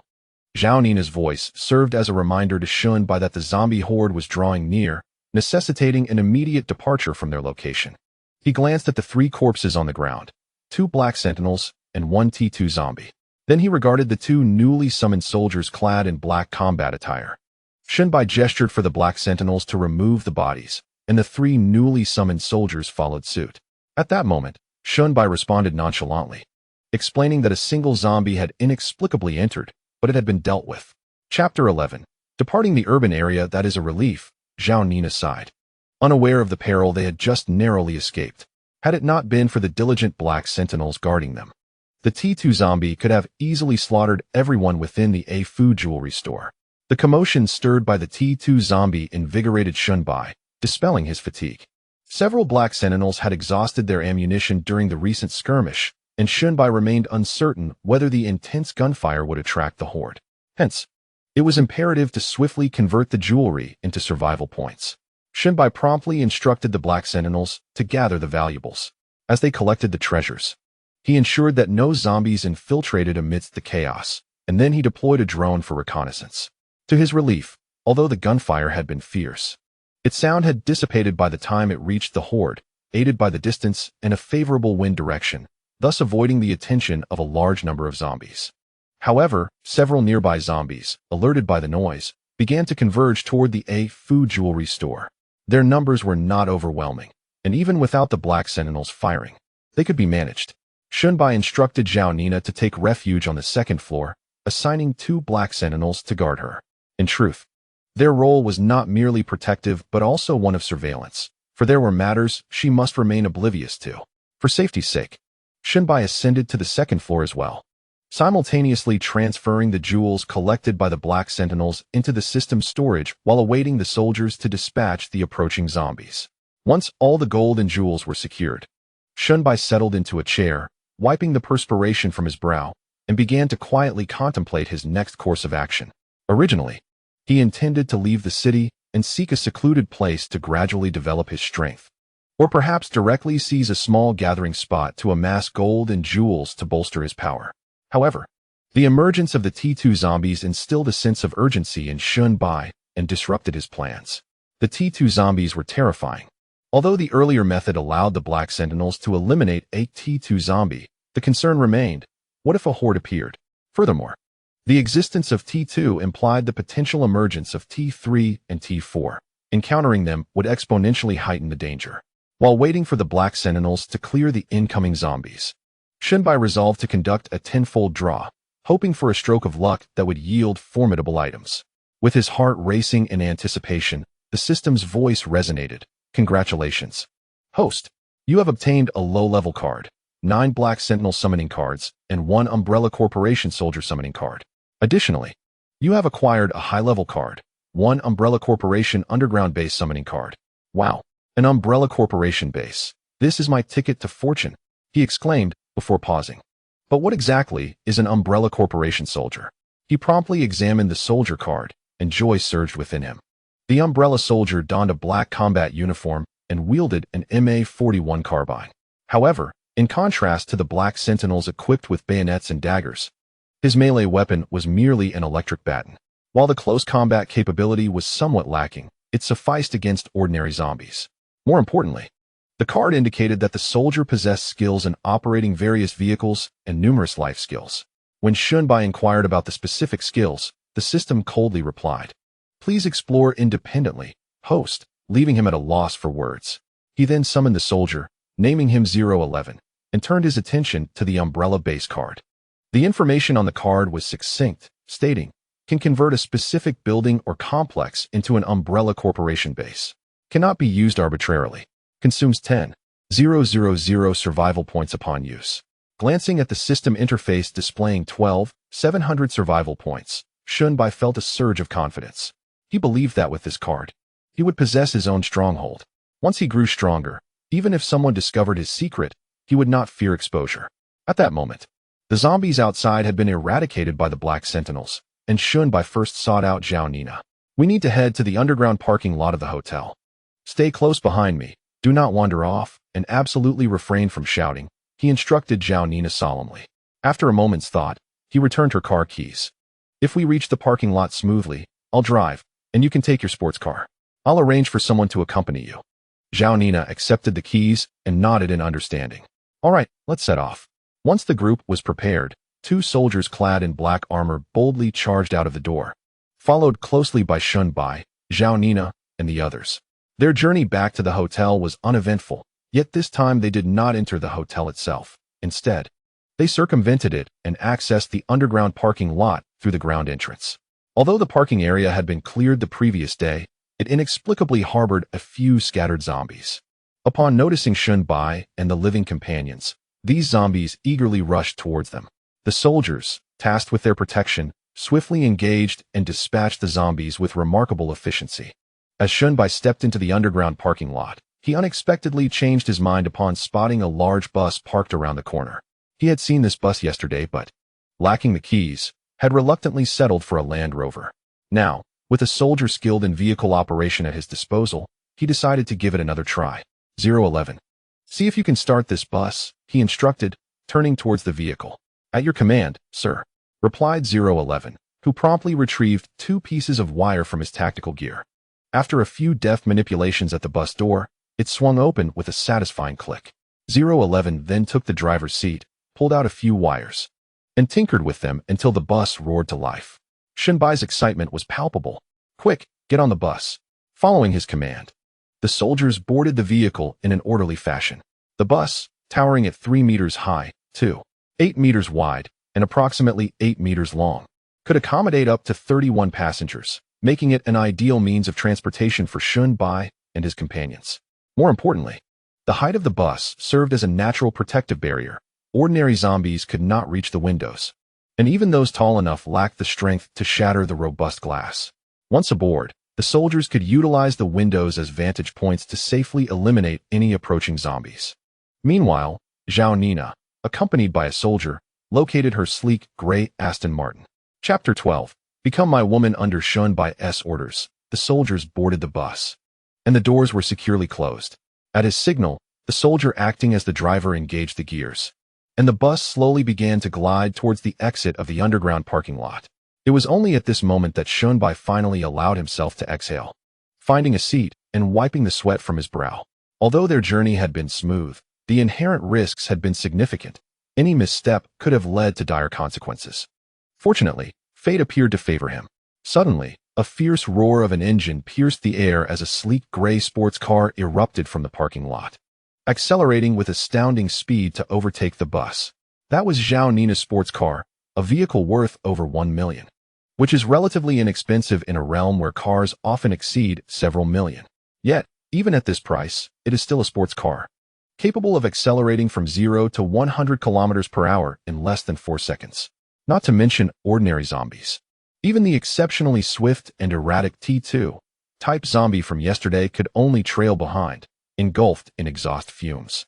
After catching up to the bus, Zhao Nina's car decelerated slightly, maintaining a parallel position with the bus as both vehicles traversed the road towards the outskirts of the city.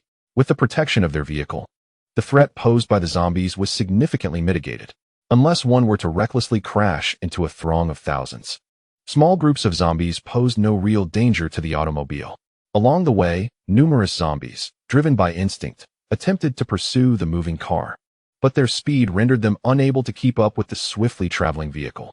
They were already situated at the city's edge. Half an hour later, 2 vehicles, a large bus and a smaller car, navigated the expansive suburban roads at a leisurely pace. As Shun Bai observed the scenery retreating outside the bus window, he was filled with a sense of boundless freedom amidst the desolate, spacious roads. Noticing the surrounding area had become deserted, Shun Bai signaled for the bus to halt. Simultaneously, Zhao Nina, upon seeing the bus stop, also brought her car to a standstill.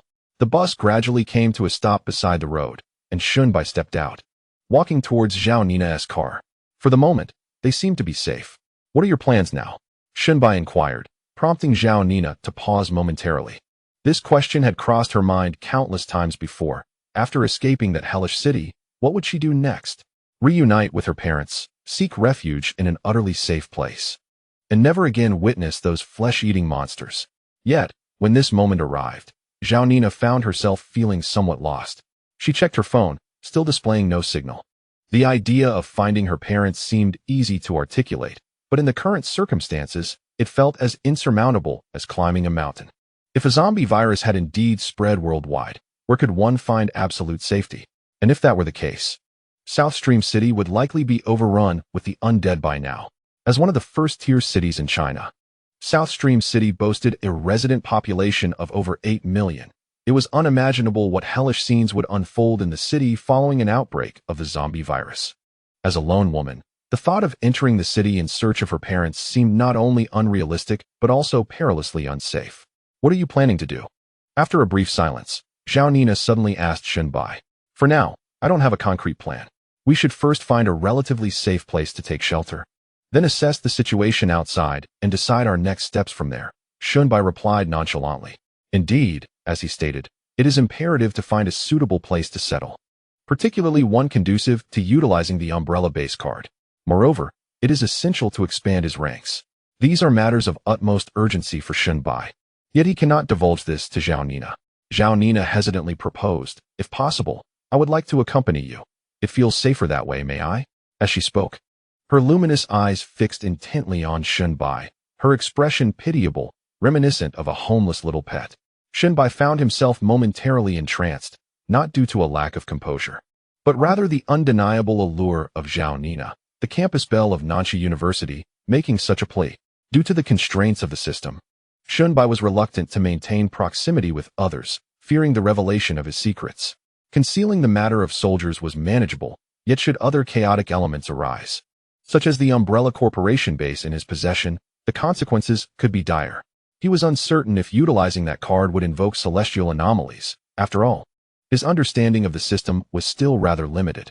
However, gazing into Zhao Nina's sorrowful eyes, Shunbai felt a twinge of indecision. He was not a heartless individual. Before acquiring the system, he was merely an ordinary man with a bit of wealth, existing in a world that had not yet succumbed to the zombie apocalypse.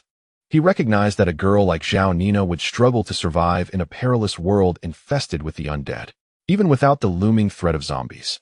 Her beauty would undoubtedly attract the attention of unsavory individuals, leading to a grim outcome. Over the course of their 2-day acquaintance, Shunbai had developed a fondness for this exceptionally intelligent and kind-hearted girl. After a moment of silence, he solemnly declared, "I harbor many secrets. Secrets I do not wish for others to uncover." Zhao Nina's expression shifted, a flicker of concern gracing her features as her smile gradually faded. She understood that Shunbai's mysteries were of a nature she could not fathom. She remained perplexed as to why an ordinary student like him commanded the protection of so many trained warriors, and why, upon exiting the Fu jewelry store, another individual had joined their ranks. Shunbai's words subtly hinted at a refusal. If he possessed secrets he wished to keep hidden, then her proximity would inevitably lead to their discovery. Therefore, he continued, "If you wish to accompany me, there exists but one option: become my woman. In this way, I shall have a reason to keep you close, and you need not fear being silenced for knowing my secrets." Shunbai's proclamation left Zhao Nina momentarily speechless. Was this a declaration of affection? A domineering, CEO-style confession that was so abrupt, she found herself wholly unprepared. "Certainly, I shall not impose upon you. The choice rests entirely in your hands. I shall allow you several days to contemplate, and your willingness will ultimately depend on your own thoughts." With that, Shunbai decisively turned and boarded the bus, leaving Zhao Nina in a state of bewilderment, unable to regain her composure for a considerable time. Chapter 13. The food processing plant. Shunbai did not exploit the situation. He granted Zhao Nina ample time for reflection. Fully aware that with the outbreak of the zombie virus and the onset of the apocalypse, the tenet of survival in this new world would be one of strength and dominance. With the lottery system at his disposal, Shunbai was destined to become a sovereign of this era. By aligning herself with him, Zhao Nina would not only avoid any grievances, but would find herself in a position of greater status than before the apocalypse. In truth, Shunbai could have approached the matter with more subtlety, allowing Zhao Nina to accompany him while gradually nurturing their relationship. However, he was ultimately disinclined to pursue such a path. The harsh realities of the apocalypse demanded his attention. He had an abundance of tasks to attend to and lacked both the time and inclination for romantic entanglements. Moreover, given the collapse of societal order, there seemed little point in engaging in elaborate discussions. After delivering his remarks, Shunbai boarded the bus and resumed his journey. The soldier accompanying Zhao Nina also entered the bus, leaving her alone in her sports car to contemplate her situation thoroughly. As Shunbai drove along the road, his mind wandered back to the fundamental conditions of the suburban area. What he sought was a relatively secluded, spacious location with smooth access, suitable for transforming into his base using the Umbrella Corporation's base card. This site needed to remain undetected by both zombies and other survivors. Such locations were not easily found, particularly in the suburban landscape devoid of heavy industrial parks, where the roads were neatly constructed and large buildings were scarce. However, Shunbai recalled that if he continued along the road to the bypass, he would soon encounter an entrance ramp. A short drive down that path would lead him to a food processing plant within just a few minutes. This plant, known for its local delicacies, had been constructed near a neighboring village to cut costs. Shunbai had dined there during holidays and retained vivid memories of the farm dishes. Unfortunately, the establishment had closed last year due to poor management. He had kept an eye on its status, knowing full well that prior to the outbreak of the zombie virus, the processing plant had been shuttered, its premises lying dormant. At present, this site was particularly well suited for conversion into a base. The vehicles swiftly traversed the bypass, and before long, a sprawling factory came into view. Upon arriving at the factory's entrance, Shunbai alighted and noted the large iron lock hanging on the gate, which further confirmed his belief that there were neither people nor zombies within. At this moment, the umbrella soldier approached the entrance, producing 2 iron wires to deftly unlock the heavy padlock with a satisfying click in mere seconds. After parking the vehicle within the factory premises, Shunbai promptly directed his soldiers to meticulously inspect every building in the courtyard, ensuring that no zombies lurked within. He then began to scrutinize the factory's outer wall. Previously, during his visit for a home-cooked meal, he had not observed the interior conditions of the factory, merely glancing at it from the vehicle as he passed by. The outer wall of the food processing plant was constructed from inexpensive colored steel panels, encircling the entire factory. Though it appeared decent, this flimsy barrier merely obstructed visibility and offered no real defense against zombies. Inside the factory, several structures were present, including a 3-story office building, 2 warehouses, and 2 processing workshops, along with accompanying facilities, covering an area of approximately 10,000 square meters. This location, in terms of space and concealment, temporarily met Shunbai's needs. However, its protective capabilities were rather inadequate. Nevertheless, considering its remote nature, with the nearest village several kilometers away, safety seemed relatively assured. After temporarily settling into the 3-story office building, Shunbai left Zhao Nina and 2 soldiers to guard the place, while he drove the bus with the remaining 9 soldiers. Continuing along the road, after a few minutes of travel, Shunbai spotted a row of villages in the distance. This was the area that typically supplied crops to the food processing plant. The village comprised around 70 to 80 households, with a cultivated area exceeding 1,000 acres. During harvest season, farmers would transport their produce in tractors to the factory for processing. However, with the factory's mismanagement leading to its closure, the farmers' income from their crops had diminished significantly. Many had abandoned farming, opting instead to lease their land to others in the village and seek work in the city. Even the once thriving home-cooked restaurants had relocated their operations to urban areas. Thus, although the village boasted 70 to 80 households, the actual population was far less, conservatively estimated to be only a few dozen. For the soldiers, a few dozen zombies posed no real threat. Parking the vehicle outside the village, Shunbai disembarked with his soldiers to enter the settlement. With a suitable location established, Shunbai aimed to scavenge essential supplies. Their current food stock was barely sufficient for a few days, and to sustain a long-term presence at the base, resupplying food was imperative. Rural villages were ideal for sourcing food supplies, as the challenges of urban access meant that nearly every household stored a substantial amount of food, with a diverse selection. As Shunbai anticipated, upon entering the first farmhouse, they struck a rich bounty. It was a household of 2 elderly individuals, both of whom had unfortunately succumbed to the infection during the outbreak of the zombie virus. After the soldier dealt with the 2 zombies, he rummaged through the modest home. Despite being a humble abode for just 2, it astonishingly contained dozens of pounds of rice and 2 bags of flour, along with several bottles of oil and a supply of salt. Furthermore, the freezer revealed an abundance of meat, eggs, and various vegetables, while the yard boasted sun-dried, cured meat. Faced with such a wealth of ingredients, Shunbai could not help but feel his appetite stir. It had been 3 days since the apocalypse began, and during this time, his diet had consisted mostly of instant noodles, biscuits, and bread. At that moment, he longed for a delectable meal. However, it was not yet the appropriate time. The soldiers began to transport all the gathered supplies into the yard as they continued their systematic search through the village. Their efficiency was remarkable. Within approximately half an hour, they had cleared the village of all zombies. According to their tally, there were 56 zombies in total, with no survivors. Thus, Shunbai felt justified in claiming all these resources as his own. He instructed the soldiers to load everything onto the bus and drive back to the food processing plant, which could no longer be referred to as a processing facility. It was more accurately described as Shunbai's base. In a room within the office building, Zhao Nina sat, still digesting and contemplating Shunbai's earlier words. Upon witnessing the soldiers unloading substantial amounts of food from the bus, she was rendered speechless. This bounty was a stark contrast to the meager supplies they had previously scavenged from the hotel. There were over a dozen bags of rice alone, not to mention the flour, vegetables, eggs, and various meats. These provisions would suffice for them for 6 months without concern for food shortages. Chapter 14. Another high-level card. Once all the food was moved to a warehouse, Shunbai turned to Zhao Nina and inquired if she could cook. She nodded, somewhat dazed. Although Zhao Nina hailed from a wealthy background, she relished the satisfaction of self-sufficiency and had developed commendable culinary skills. That's wonderful. I have matters to attend to, so you'll be in charge of lunch. By the way, if there is any commotion, don't worry about it. Shunbai instructed before hastily leading the soldiers into a production workshop. After the closure of the food processing plant, the large equipment in the workshop had been liquidated, leaving the space quite bare. It bore little distinction from the warehouse, perhaps even being more spacious. While this interior might not accommodate the fully deployed base, it was more than sufficient for parking the base vehicles.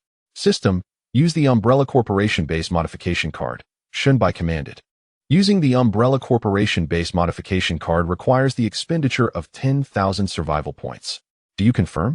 Confirm, Shunbai replied with grandiosity. At last, he would have his own base. As he spoke, a beam of white light shot from Shunbai and vanished into the ground of the warehouse. The transformation of the base has commenced, with an estimated duration of 3 months. Please await the system's next statement, causing Shunbai's previously expectant expression to falter slightly. 3 months for the transformation? Is the system jesting with me?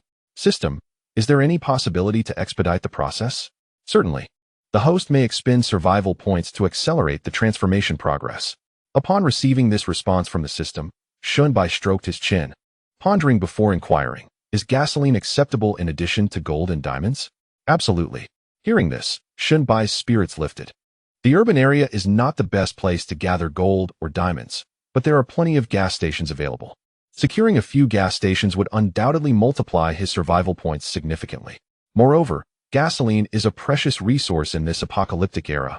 It is essential to stockpile some, as it may prove useful at any moment. However, before that, Shunbai had several tasks to attend to. Using the food processing factory as a base posed no issues in terms of space, but as a living quarters, it was evidently inadequate since it lacked dormitories, offering only office spaces devoid of even a single bed. While managing temporarily was feasible, the inability to obtain sufficient rest over time would become a substantial problem. Thus, Shunbai led the soldiers to the village to retrieve several beds.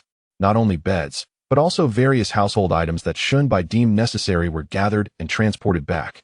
Regrettably, the soldiers, once valiant warriors, now found themselves akin to employees of a moving company, a rather underutilization of their talents. By noon, Shunbai finally enjoyed a warm meal. Though the taste was mediocre, it was a delightful improvement in his eyes. Zhao Nina, a young lady of privilege and a quintessential second-generation official, managed to cook a meal for 12 on a completely unfamiliar stove, a feat that few ordinary individuals could accomplish. At least, Shunbai believed he could not surpass her culinary prowess. The entire afternoon saw Shunbai and the soldiers diligently transporting various supplies found in the village. Eventually, he stumbled upon a tractor in the village and made numerous trips back and forth, hauling all usable items to the base. Unfortunately, while the soldiers displayed commendable combat skills, aside from one mercenary, the remaining 10 lacked driving abilities, rendering them incapable of maneuvering cars, tractors, or motorcycles, which would have saved a considerable amount of time. Unbeknownst to them, nightfall arrived amidst their busy endeavors. The food processing factory had been closed for over a year, and thus, the power supply had long ceased. Although Shunbai discovered a diesel generator in a farmhouse, he had yet to test it. Consequently, as darkness enveloped the surroundings, they could only rely on candles for illumination. Even so, this marked the first time in days that they could experience light during the night. Zhao Nina sat on a bed that had just been installed that afternoon, hugging her legs and gazing vacantly at the flickering candlelight on the table. A few days ago, in a desperate attempt to evade detection by the zombies, she found herself ensconced in darkness. It was during this time that Zhao Nina realized, to her surprise, that she harbored a fear of the dark. Previously, she had been untroubled by shadows, but after enduring so many harrowing experiences, an inexplicable sense of dread would envelop her whenever she found herself in obscurity. However, this fear was gradually dissipating, thanks to the individual who provided her with a flickering candlelight and a comforting refuge. The mere recollection of Shunbai's assertive confession earlier in the day caused her cheeks to flush with warmth. Although Zhao Nina was the belle of Nanxi University, with admirers queuing from the dormitory to the lecture halls, her romantic encounters had been virtually non-existent. Her strict upbringing had deprived her of opportunities to explore love, and her privileged background and education had set her standards exceedingly high. Only those of exceptional caliber could capture her attention. In the past, a boy like Shunbai would have likely faded from her memory after a fleeting glance, as he appeared too ordinary. Yet now, Zhao Nina found herself compelled to seriously contemplate Shunbai's intentions. She had initially assumed that after his bold declaration, he would relentlessly urge her to make a swift decision, leaving little room for contemplation, as impulsive choices often lead to regret. To her astonishment, upon arriving at the food processing plant, Shunbai had scarcely engaged her in conversation, engrossed in his tasks. Even as night fell, he remained in the warehouse, only returning to the office briefly for meals. Little did Zhao Nina know that Shunbai's mood was increasingly burdened with time, far too preoccupied to dwell on her thoughts. While the alluring campus flower was indeed captivating, Shunbai was currently consumed with the pressing concern of locating a gas station. He had not encountered one throughout their journey, which left him in a state of distress. After a moment of frustration, he set aside his thoughts and, noting the dwindling survival points, resolved to engage in a few rounds of draws to bolster his strength. After 5 consecutive 10 draws, he finally obtained a high-level card. Congratulations, host. You have acquired a low-level card, 50 black sentinel soldier summoning cards, and additionally, a high-level card, Ada Wong summoning card. What? Ada Wong. Incredible. Shunbai promptly dismissed the black sentinel soldier summoning cards and examined the Ada Wong summoning card with great interest.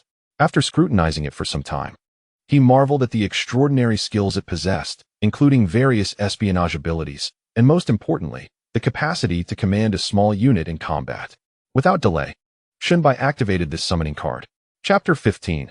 Ada Wong. As Shunbai eagerly anticipated her arrival, a figure gradually materialized before him from the shadows.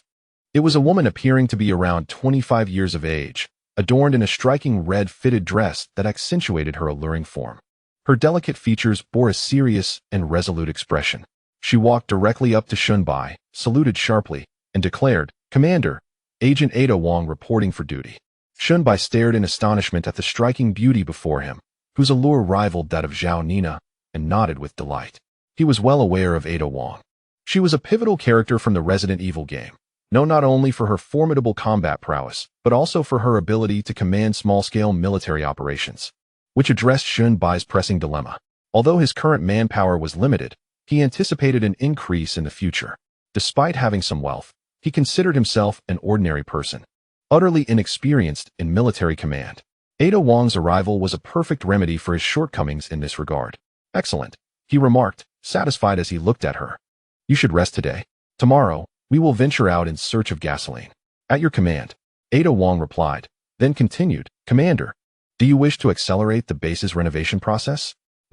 Shunbai, puzzled by her inquiry, responded, "Yes. Is there a problem?"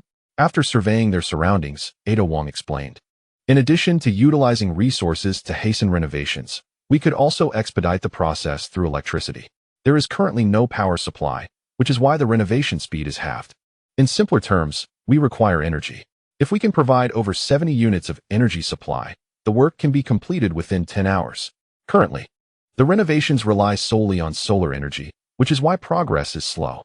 "Wait, how did you know all this without me saying anything?" Shunbai questioned, increasingly confused. "Commander, I am the most exceptional agent, privy to numerous classified documents, and everything about you is etched in my mind," Ada Wong replied. Her response left Shunbai at a loss for words. He thought to himself that she might as well have said she was a simplified version of a system. Through this question-and-answer exchange, Shunbai gleaned valuable information. As long as they had electricity, gasoline, oil, or diesel, the base's renovation could be shortened to 10 hours, which was the absolute minimum time frame. Diesel and gasoline were manageable. Despite the high demand for diesel, it was not difficult to procure, especially given that the apocalypse had only erupted 3 days prior, leaving many gas stations with substantial supplies and without oversight. The soldiers' combat abilities would easily allow them to clear the gas stations and obtain diesel. He had already planned to do so. However, electricity posed a challenge. Shunbai did not believe that the diesel generator he had brought back during the day could supply sufficient electricity for the base's renovation. Yet, electricity was the most cost-effective option. What Shunbai desperately needed was sustenance points, as electricity could be replenished, unlike gasoline and diesel, which could not be regenerated in the short term. This question-and-answer dialogue continued until dawn, and had it not been for the pressing workload awaiting them the next day, they might have conversed even longer. On that night, in a safe and comfortable environment, Zhao Nina found herself unable to sleep. She tossed and turned throughout the night, unaware of when she finally drifted off. The following morning, she awoke groggily, only to realize that it was well past noon. Feeling a tinge of embarrassment, she recalled her intention to contribute in her own modest way, such as preparing breakfast for Shun Bai and the others. However, she had overslept. After hastily freshening up, Zhao Nina descended the stairs, only to discover the base eerily deserted.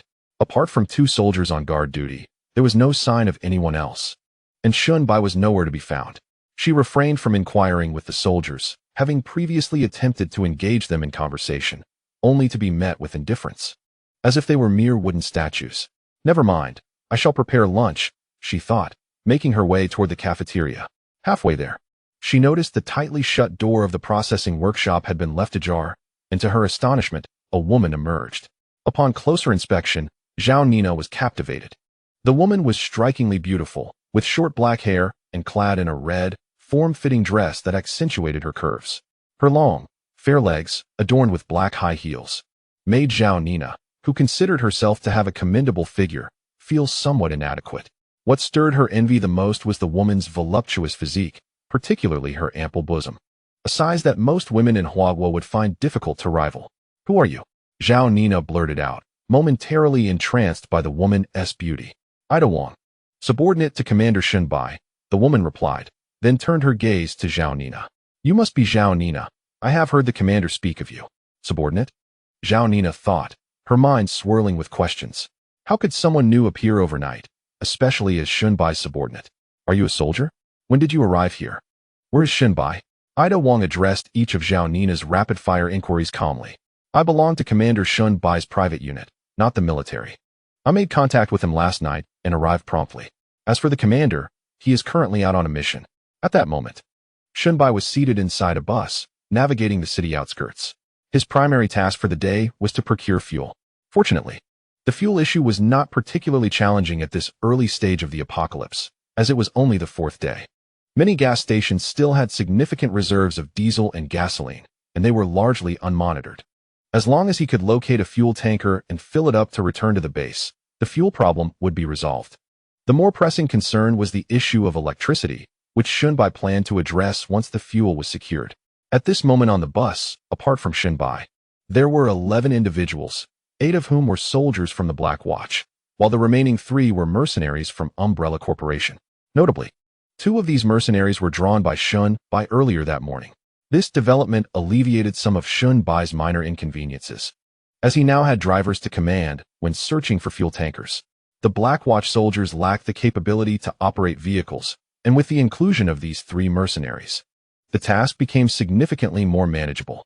Although they were referred to as Umbrella soldiers within the game, they were essentially mercenaries trained by Umbrella Corporation itself, and their combat effectiveness, as displayed in the system interface, still fell short compared to the Black Watch soldiers. Chapter 16. The roadside survivors. After traversing the circumferential road for a short while, Shun Bai spotted a PetroChina gas station. He instructed the driver to approach and halt. Subsequently, he cautioned the soldiers to resolve any confrontations using bayonets, strictly prohibiting the discharge of firearms or the clashing of metal objects to avert accidents. The absence of regular maintenance rendered the condition of the gas station uncertain. It was plausible that during the viral outbreak, vehicles might have been refueling, with hoses left connected. Given the recent warm temperatures, the risks were amplified. Once the soldiers disembarked, they cautiously advanced towards the gas station. Soon, several zombies erupted from the convenience store, barreling towards the soldiers. Fortunately, their numbers were scant, even fewer than that of the soldiers, allowing for an effortless extermination of the zombies within the gas station. Regrettably, there were no fuel tankers in the vicinity, compelling Shun Bai to fill the bus's tank and scavenge the convenience store for valuable supplies, marking the location before continuing onward. As anticipated, gas stations were plentiful, yet fuel tankers proved elusive. After searching several stations without success, Shun Bai lamented the scarcity of vehicles on the circumferential road and resolved to venture further towards the city center. Reluctantly, he pressed on, departing from the circumferential road and following the main thoroughfare towards the urban area. The number of vehicles gradually increased. However, the majority were in a state of disrepair, either crashed against street barriers or colliding with one another. It was evident that during the outbreak of the zombie virus, these drivers had succumbed to infection, leading to rampant vehicular chaos and accidents. Shun Bai could vividly imagine the scenes of gridlock in the most bustling parts of the city. After progressing for some distance, he finally caught sight of a fuel tanker. Unfortunately, it lay overturned on the road, obstructing nearly the entire thoroughfare. It was not only unusable, but also blocked the path of the bus. Reluctantly, Shunbai had to turn back and take a detour, returning to the circumferential road to seek an alternative route into the city. To Shunbai's surprise, the condition of this road was markedly better than the previous one, with no vehicles obstructing the passage. However, upon further contemplation, he raised an eyebrow. It appeared that the vehicles that had been in the way had been removed, suggesting the presence of survivors in the vicinity, and undoubtedly in considerable numbers. At that moment, a cacophony of engine roars erupted, as several motorcycles, at least 7 or 8, came into view, followed closely by 2 SUVs and a large truck. "Stop right there," shouted a man from one of the motorcycles, brandishing a blood-stained machete and pointing it at the bus. Slightly frowning, Shunbai glanced at the soldiers seated around him, signaling them to remain composed. He then lowered the window and inquired, "Hello, what seems to be the matter?" The man, noticing Shunbai's youthful appearance, adopted a commanding tone. "Get off the bus quickly. This road is ours, and passage ahead is prohibited." "Prohibited, you say? Then we shall turn around. Why should we exit the vehicle?" Shunbai replied, his voice calm while he assessed the man and his entourage. These individuals did not appear to be ordinary. Although they seemed unarmed, each one wielded a weapon, and their heavy clothing indicated they had prepared to fend off zombie attacks in the sweltering heat. Seeing Shunbai's nonchalance, the man turned to his companions, who promptly rode their motorcycles past the bus and began to scatter an array of objects on the ground. Peering through the rearview mirror, Shunbai noticed the glimmering objects under the sun, nails. If the bus were to reverse or turn around, the tires would inevitably puncture, leading to a flat. This group was evidently intent on preventing any escape, and their intentions seemed malevolent. "Stop wasting time and get out," the man shouted, his eyes betraying a flicker of menace. Unfazed, Shunbai scrutinized the survivors disembarking from the SUVs behind the man, his eyes narrowing slightly.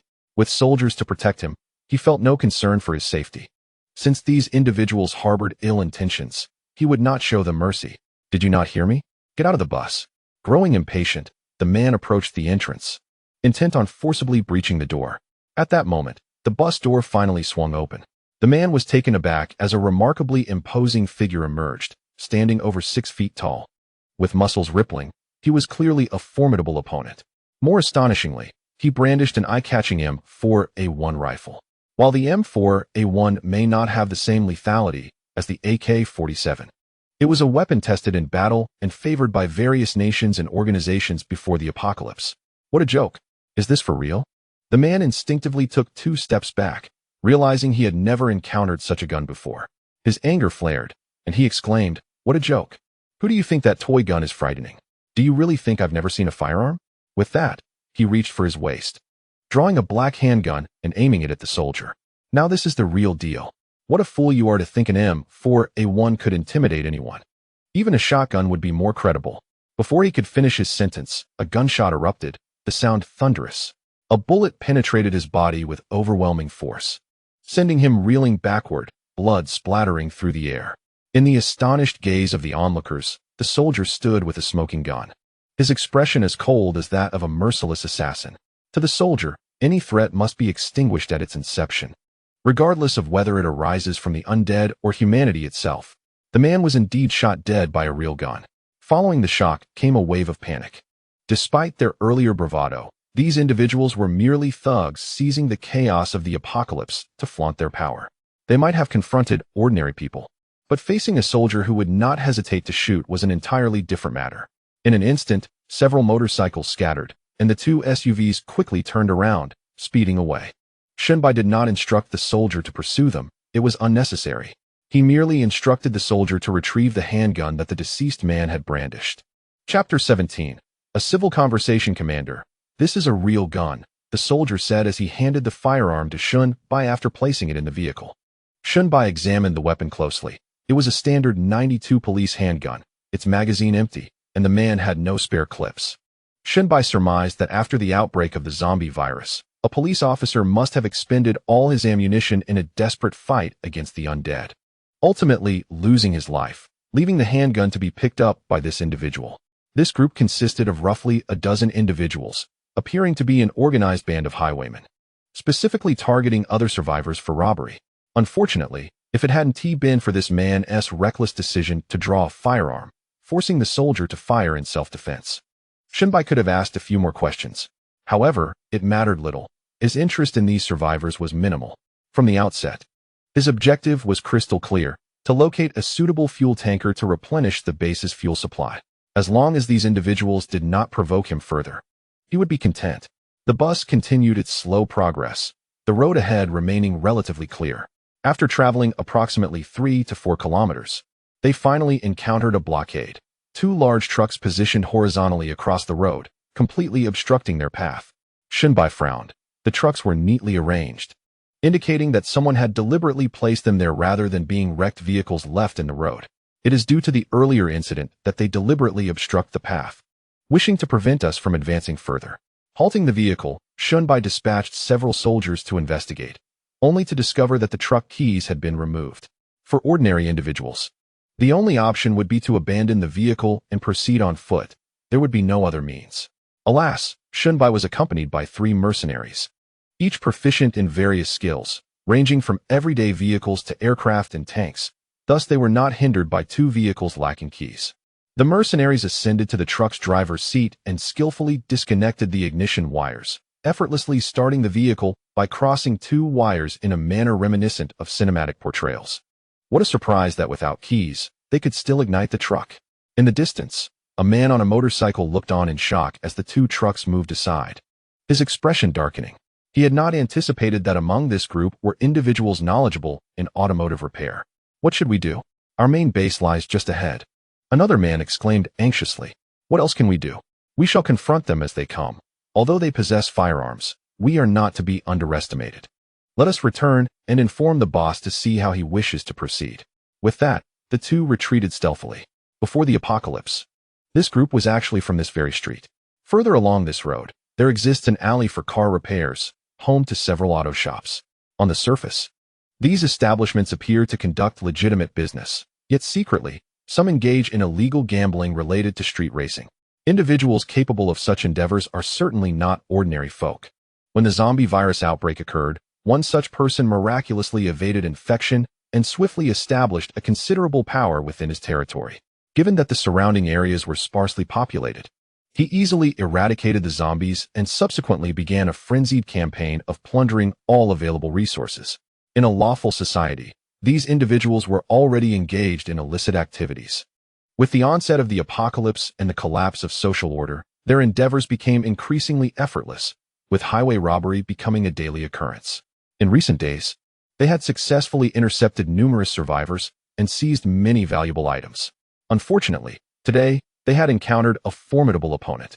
Shunbai's soldiers, in terms of combat prowess, were even superior to that of regular military forces, rendering these lowly ruffians utterly incapable of resistance. What did you say? In the survivor's stronghold. The leader listened to his subordinate's report, his brow furrowing deeply. Did you ascertain whether they are military personnel? No, they are certainly not. The man shook his head. They are dressed in civilian clothing, unlike military personnel, and the individual wielded an M4A1. I have yet to see any domestic troops equipped with such a weapon. It is fortunate they are not military, the leader replied, sighing with a slight sense of relief, yet his furrowed brow remained tense. Before the apocalypse, in order to better manage the racing casino, he had stockpiled a cache of firearms. Little did he anticipate that these would prove invaluable in the ensuing chaos. However, they were merely handguns, utterly inadequate against heavy weaponry. Ideally, it would be best to avoid conflict altogether. Damn it, if death is to come, so be it. But why must it bring such a considerable trouble upon me? This must be the territory of that gang. Seated in the front passenger seat of the bus, Shunbai gazed at the buildings ahead, his mind racing.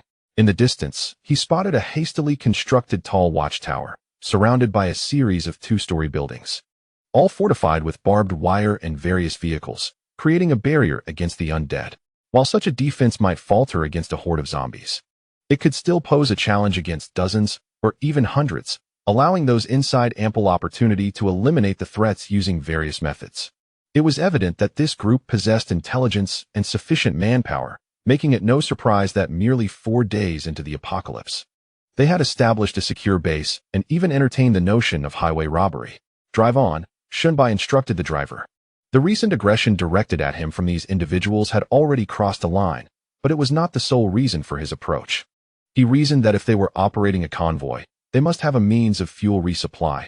In other words, they likely possessed the tanker truck he coveted. If he could procure what he sought from this location, it would significantly simplify matters. The bus rolled to a halt before the barricade, and at Shunbai's signal. The driver honked the horn.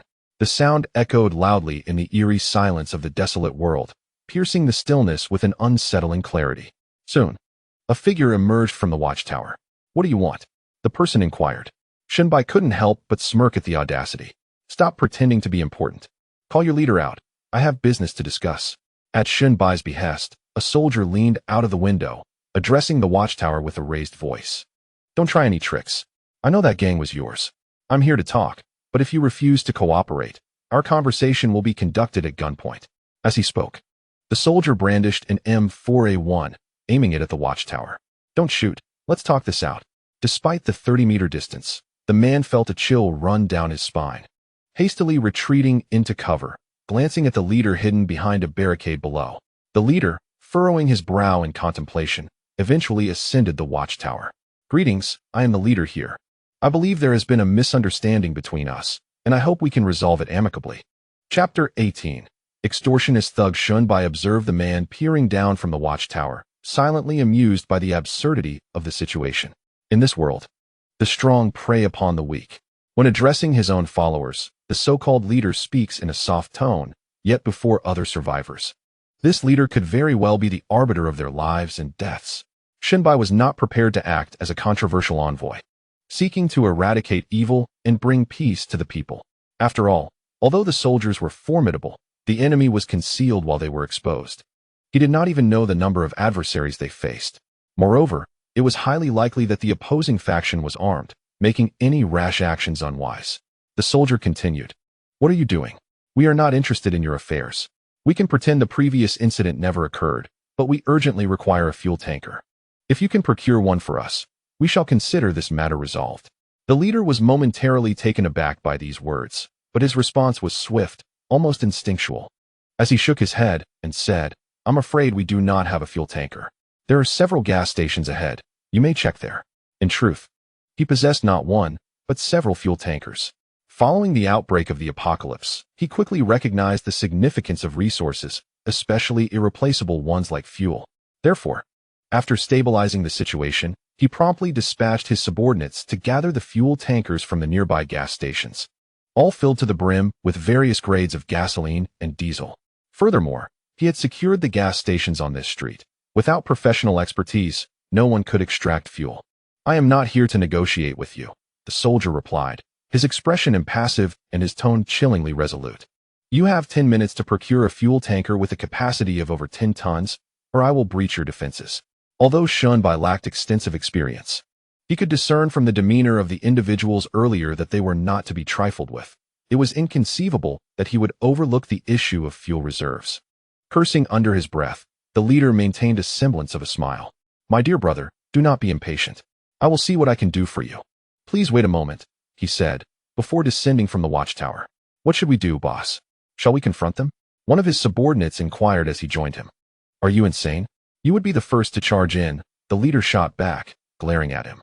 He had witnessed firsthand that most of the dozen or so individuals in the bus were armed, all brandishing M4A1 rifles. Though he was unfamiliar with the specifics of the weapon, it was still a firearm. Even if they doubled their numbers, they would not stand a chance against such firepower. "Go to the back and find a 10-ton fuel tanker. Figure out how to siphon the gasoline, then deliver the vehicle to them," he instructed his subordinates, his countenance darkening ominously. Meanwhile, Shunbai remained concealed within the bus, allowing the soldier who had called out to keep watch outside, presenting himself as the leader in the eyes of outsiders. If there were any flaw in Shunbai's character, it was his lack of combat prowess as a commander, rendering him nearly defenseless. While he need not concern himself with this against zombies, caution was imperative when facing human adversaries. Moreover, Shunbai harbored no fear of that group's tricks. He still had 50 black Sentinel soldier cards at his disposal, yet he refrained from summoning them, choosing instead to retain them as a trump card for critical moments. After all, Commanding 50 living soldiers was far less convenient than wielding 50 card soldiers. As he surveyed the base before him, Shunbai discerned that although the two-story building appeared modest from the street, it was likely more expansive if there was a backyard behind it, and he had no inkling of how many individuals were concealed within. Soon, a corner of the barricade was pushed aside, and a fuel tanker slowly emerged. Indeed, these individuals possessed some valuable assets.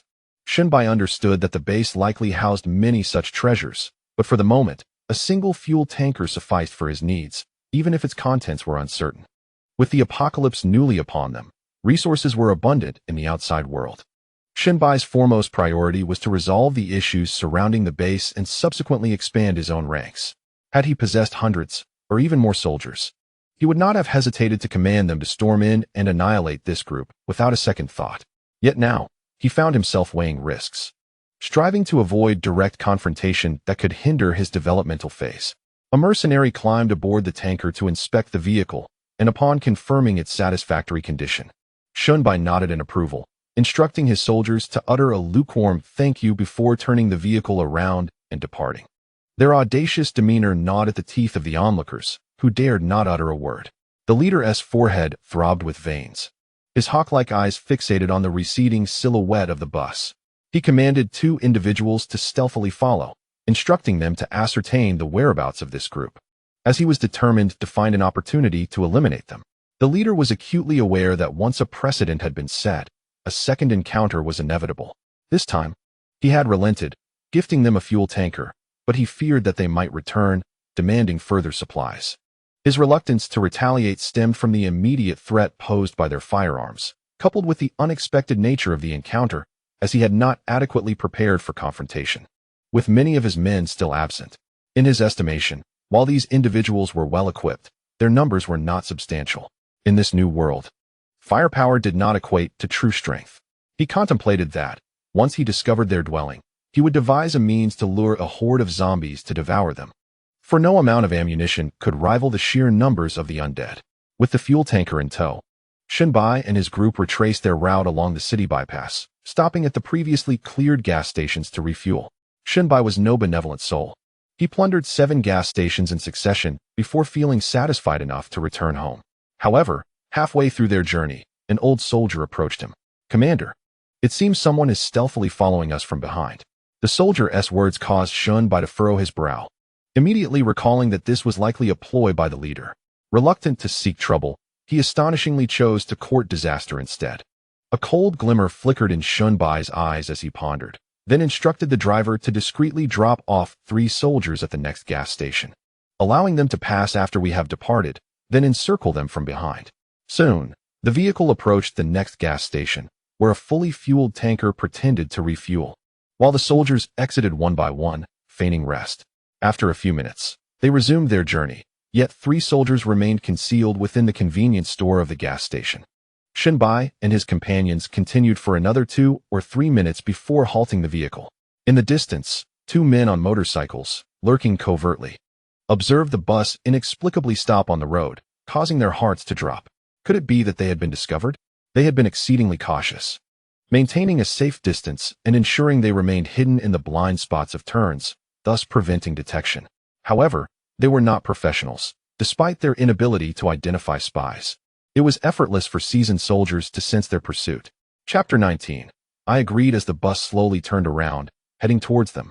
The 2 felt their scalps tingle with alarm, and without a moment's hesitation, they turned to flee. Both rode modified motorcycles from an underground casino, boasting impressive speed, confident that the bus could never catch up. Yet, just a few moments later, they were left frozen in disbelief. Behind them stood 3 soldiers boldly in the center of the road, M4A1 rifles aimed directly at them. The speed of their motorcycles, though swift, was no match for the speed of bullets. Realizing the gravity of their situation, the 2 wisely brought their motorcycles to a halt, raising their hands in surrender. "Please, don't shoot. We surrender." The bus approached slowly from a distance, with Shunbai emerging amidst a throng of soldiers. "Your boss sent you to follow us to ascertain our whereabouts, intending to strike first. Is that so?" The 2 were momentarily taken aback. Previously, while on their turf, it had always been the soldier beside Shunbai who spoke, leading them to believe he was the leader of the group. Yet now, It was a seemingly ordinary young man who addressed them. I don't know what you're talking about. We just escaped from the city, planning to take the bypass to South Creek City.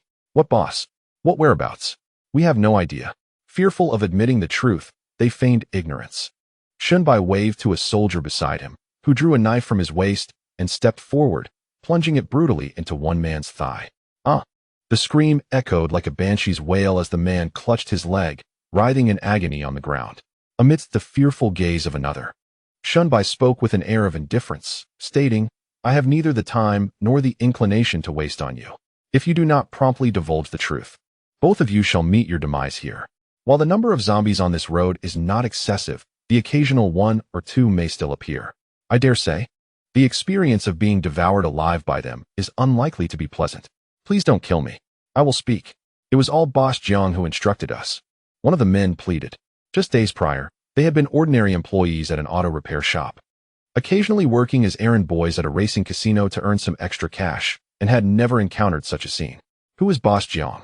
Shunbai inquired. Boss Jiang is our leader, the very one you encountered moments ago. His full name is Jiang Cheng. The nearby repair shops are all under his control, and he clandestinely operates an underground racing casino, employing a cadre of thugs, the man explained. Ah, I see, Shunbai responded, realizing that Jiang had a background tinged with criminality even before the apocalypse. It was no wonder he had managed to stabilize the situation swiftly and even begin to expand after the outbreak of the zombie virus. This Boss Jiang was indeed quite capable. How many men does Boss Jiang have under his command, and do they possess firearms? Shunbai pressed further. There are over 40 in total. Originally, more than 20 were employed by Boss Jiang, while others, like us, joined out of desperation after the virus erupted. We differ from them in that we seek only to survive and have committed no heinous acts, the man hastily replied. Most of Boss Jiang's men are armed, each carrying pistols, though their ammunition is limited and cannot compare to yours. However, Shunbai understood that a pistol is still a firearm and can pose a threat to soldiers. It appeared his assessment was indeed accurate. Hastily confronting Boss Jiang would yield no benefits. He resolved to adhere to his original plan, focusing on the development of their base before addressing other matters. Brother, we have told you everything we know. Surely you can see that we are. The two men, having laid bare their knowledge, gazed at Shunbai with hopeful eyes, yearning for him to show them mercy. Shunbai cast a fleeting glance at them and, in a calm manner, instructed the soldier beside him, you may take care of this. By take care of this, he meant it in the most literal sense. Boss Jiang was no benevolent figure, and those who served under him were equally unsavory. Allowing these men to return would be akin to releasing a tiger back into the wild. Please do not misunderstand. Shunbai's reference to a tiger pertains solely to ordinary survivors. Despite their subservient demeanor before him, these two would certainly assert their dominance in the presence of typical survivors, and it was likely their hands were already stained with the blood of others. Removing two scoundrels from this already brutal post-apocalyptic environment could be considered a positive outcome. Though Shunbai was not inclined to initiate hostilities with Boss Jiang prematurely, eliminating his two scouts posed no dilemma, unaware of the impending fate that awaited them. The two men followed the soldiers for a distance, only to be met with the sound of two anguished cries. A soldier returned alone, holding a blood-soaked bayonet. Shunbai glanced regretfully at the modified motorcycles belonging to the two men, shaking his head in disappointment. The items in question are indeed of exceptional quality. The maneuverability of motorcycles proves highly advantageous on the congested roads of a post-apocalyptic world. Regrettably, most of his soldiers lack the requisite driving skills. Coupled with the randomness of the system, this means that Shunbai's development is akin to navigating through a fog, devoid of any discernible pattern. As they set out once more, the two vehicles proceeded directly back to the base without pause.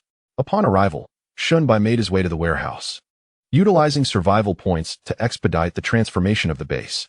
Meanwhile, Zhao Nina, who had been eagerly awaiting Shunbai's return, could no longer contain her curiosity. Seizing a moment while Shunbai paused to sip water, she pulled him aside. That voluptuous woman, what's her name? Ada, right? Where did she come from? She is one of my subordinates. I left a mark at the hotel, and upon discovering it, she sought me out and followed the trail here, Shunbai replied. His answer left Zhao Nina in a state of disbelief, yet she found herself unable to question him, for her position afforded her no such authority. Her bright eyes fixed intently on Shunbai, Zhao Nina realized that this seemingly ordinary man was growing increasingly enigmatic. Wait a moment. As Shunbai appeared ready to depart, Zhao Nina finally summoned the courage to stop him. What is it? Shunbai turned to her, noticing a faint blush gracing her otherwise fair complexion. As if she were shy. About your previous suggestion, I've given it considerable thought, Zhao Nina murmured, a twinge of anxiety creeping into her heart. The sudden emergence of Ada Wong had instilled in her a profound sense of threat.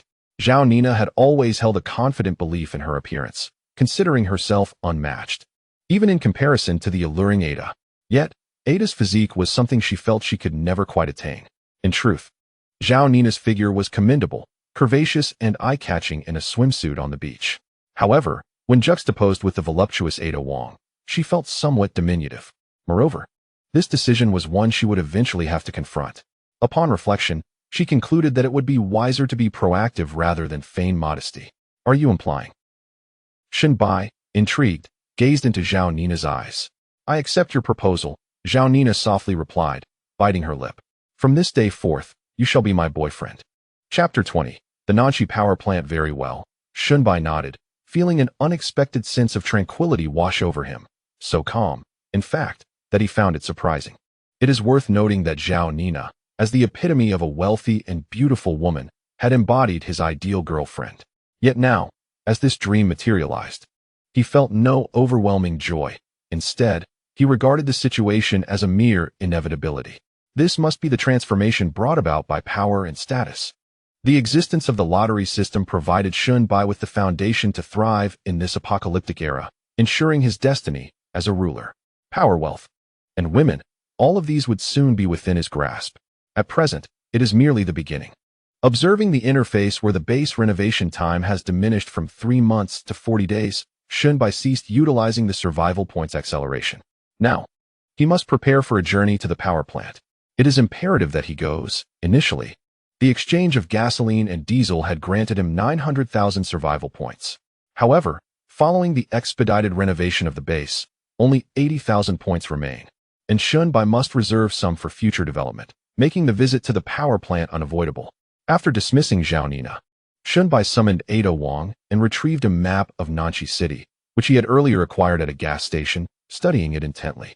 Nanshi City is home to numerous power plants of various sizes and types, ranging from the most traditional thermal power plants to hydroelectric, wind, solar, and biogas plants. Undoubtedly, the most efficient and highest output remains the thermal power plant. The nearest thermal power plant to their location is approximately 40 kilometers away. Yet the route to this facility includes an elevated bridge, which, given the apocalyptic conditions depicted in films, is likely to be in utter chaos, presenting a formidable challenge to traverse. The next viable option, a thermal power plant located at the northernmost part of Nanshi City, can be reached by following the ring road. Albeit it is about 80 kilometers distant and necessitates entering the city's outskirts for a short distance. This location also bears its own risks. Yet it currently stands as the most suitable choice. After confirming the destination, Shunbai resolved to embark on the journey. Similar to his previous endeavor in gathering fuel, he handpicked 8 soldiers and 2 mercenaries, boarding a bus en route to the targeted thermal power plant. This time, without the need to stop along the way to search for diesel or locate fuel tankers, they swiftly arrived at the designated area marked on the map. Gazing toward the distant thermal power plant, Shunbai noted that, from this distance, it bore little resemblance to the desolation of the post-apocalyptic world. Unlike other locations marred by bloodstains and charred debris, there was no sign of zombies. However, the massive smokestack of the thermal power plant no longer emitted smoke, indicating that it had entered a state of semi-paralysis due to a lack of supervision over the past few days. Typically, the plant employed only 200 or 300 personnel for production, maintenance, and management, and for the soldiers, this number did not pose a significant threat. The primary concern lay in the absence of specialized workers. With Shunbai's rudimentary knowledge of thermal power, he would be unable to restart operations. One could only hope that there might be some survivors within. Ordinarily, Shunbai was not fond of encountering survivors due to the complications they brought. However, now he found himself wishing for their presence. A soldier disembarked at the tightly sealed entrance, scaled the wall, and entered the guardhouse to unlock the gate, allowing the bus to drive into the power plant premises. Yet upon entering, Shunbai and the soldiers were compelled to disembark. The thermal power plant occupies a larger area than the base of Shenbai, with several distinct zones within its premises, including the boiler room and other facilities for generating thermal energy, as well as the electrical maintenance room and the office building for management personnel. Shenbai initially opted to inspect the office building closest to the entrance. The soldiers surged into the building like wolves, swiftly dispatching the scattered zombies within. Regrettably, there were no survivors to be found. Before Shenbai could take further action, a soldier reported the discovery of survivors. "Commander, there are individuals upstairs in the factory calling for help." Following the soldier's gesture, Shenbai spotted several men at the windows frantically waving their arms. These survivors, all male and of varying ages, dared not speak aloud, perhaps fearing the presence of zombies within the factory. Upon seeing them, Shenbai's spirits were lifted, for their clothing indicated they were employees of the thermal power plant. "Quickly, rescue those survivors," Shenbai commanded, prompting the soldiers to advance toward the factory. The number of zombies within the factory far exceeded those in the office building, most of whom were workers clad in uniforms. Nevertheless, they posed no threat to the soldiers. In fact, within the confines of the narrow environment, the soldiers managed to eliminate the majority without the need for gunfire. Ascending the stairs to the second floor, Shenbai encountered a securely locked iron door. It must be said that the fortitude of the doors and windows in this factory surpassed that of a hotel by a considerable margin. The door bore numerous visible claw marks, all stained with blood, yet the zombie's nails left no trace upon its surface. Casting a glance at the soldier beside him, Shenbai recognized the familiar routine. The soldier promptly approached and knocked rhythmically on the iron door. With the zombies outside having been eradicated, it was time to open the door. Almost simultaneously with the sound, the heavy door swung open, revealing several individuals cautiously peering out. Upon seeing the armed soldiers, their expressions transformed from anxious anticipation to sheer joy. "After waiting endlessly, you have finally arrived." The state of these individuals was far from ideal. Their faces were pale and haggard, a testament to the fourth day of the apocalypse, meaning they had been holed up without food or water since the outbreak of the zombie virus. "What is the situation outside? Is it overrun with these flesh-eating monsters? Why is there still no signal on my phone? I need to know how my family is. Do you have food and water? We can hardly endure any longer." A chorus of voices erupted, evidently mistaking Shenbai and his team for rescuers. Shenbai pondered for a moment, refraining from hastily denying their identity. Unlike before, this time he intended to enlist the help of these workers to restore the thermal power plant's operations to facilitate charging for the base vehicles. He instructed the soldiers to lead these individuals to the bus to have a meal and stabilize their emotions before discussing further matters. What are you soldiers doing? It took you a whole 4 days to show up. Were you trying to starve me?" Amidst a chorus of gratitude, one voice stood out, grating on the ears. Shenbai glanced over and saw that it came from a man clad in a suit, weighing well over 200 pounds. His attire starkly contrasted with that of the other workers. Shenbai found the man unworthy of his attention. As long as he achieved his objectives, that was sufficient. The group boarded the bus, indulging in a feast of emergency rations, primarily biscuits, which, after several days of hunger, felt like a delicacy. Chapter 21. Threatening Zhonglong. Once their basic needs were met, discussions arose regarding where the military would transport them. However, it soon became apparent that the bus driver showed no intention of departing, while the soldiers continued to eliminate the wandering zombies within the power plant. "What is going on? Are we not leaving yet?" After a few minutes of waiting inside the vehicle, impatience grew among the passengers, prompting inquiries. They learned that they could not leave until the power plant restored normal electricity supply. A surge of outrage erupted among the group. "Why should we work at a time like this? I want to go home to my wife and children. I will not stay here." Faced with the discontent, the soldiers remained expressionless and unmoved. "Who is in charge here? I demand to speak with him," a man bellowed, exuding an air of authority, clearly someone of considerable status before the apocalypse. Unfortunately, such a persona held little value in these dire times, and his authoritative tone only served to irritate others. At that moment, Shenbai approached. "What is it?" "My name is Zhonglong, the general manager of this power plant. My cousin is the deputy mayor of Nanchi City," the hefty man proclaimed, eyeing the soldiers. "I demand you take me to a safe location immediately.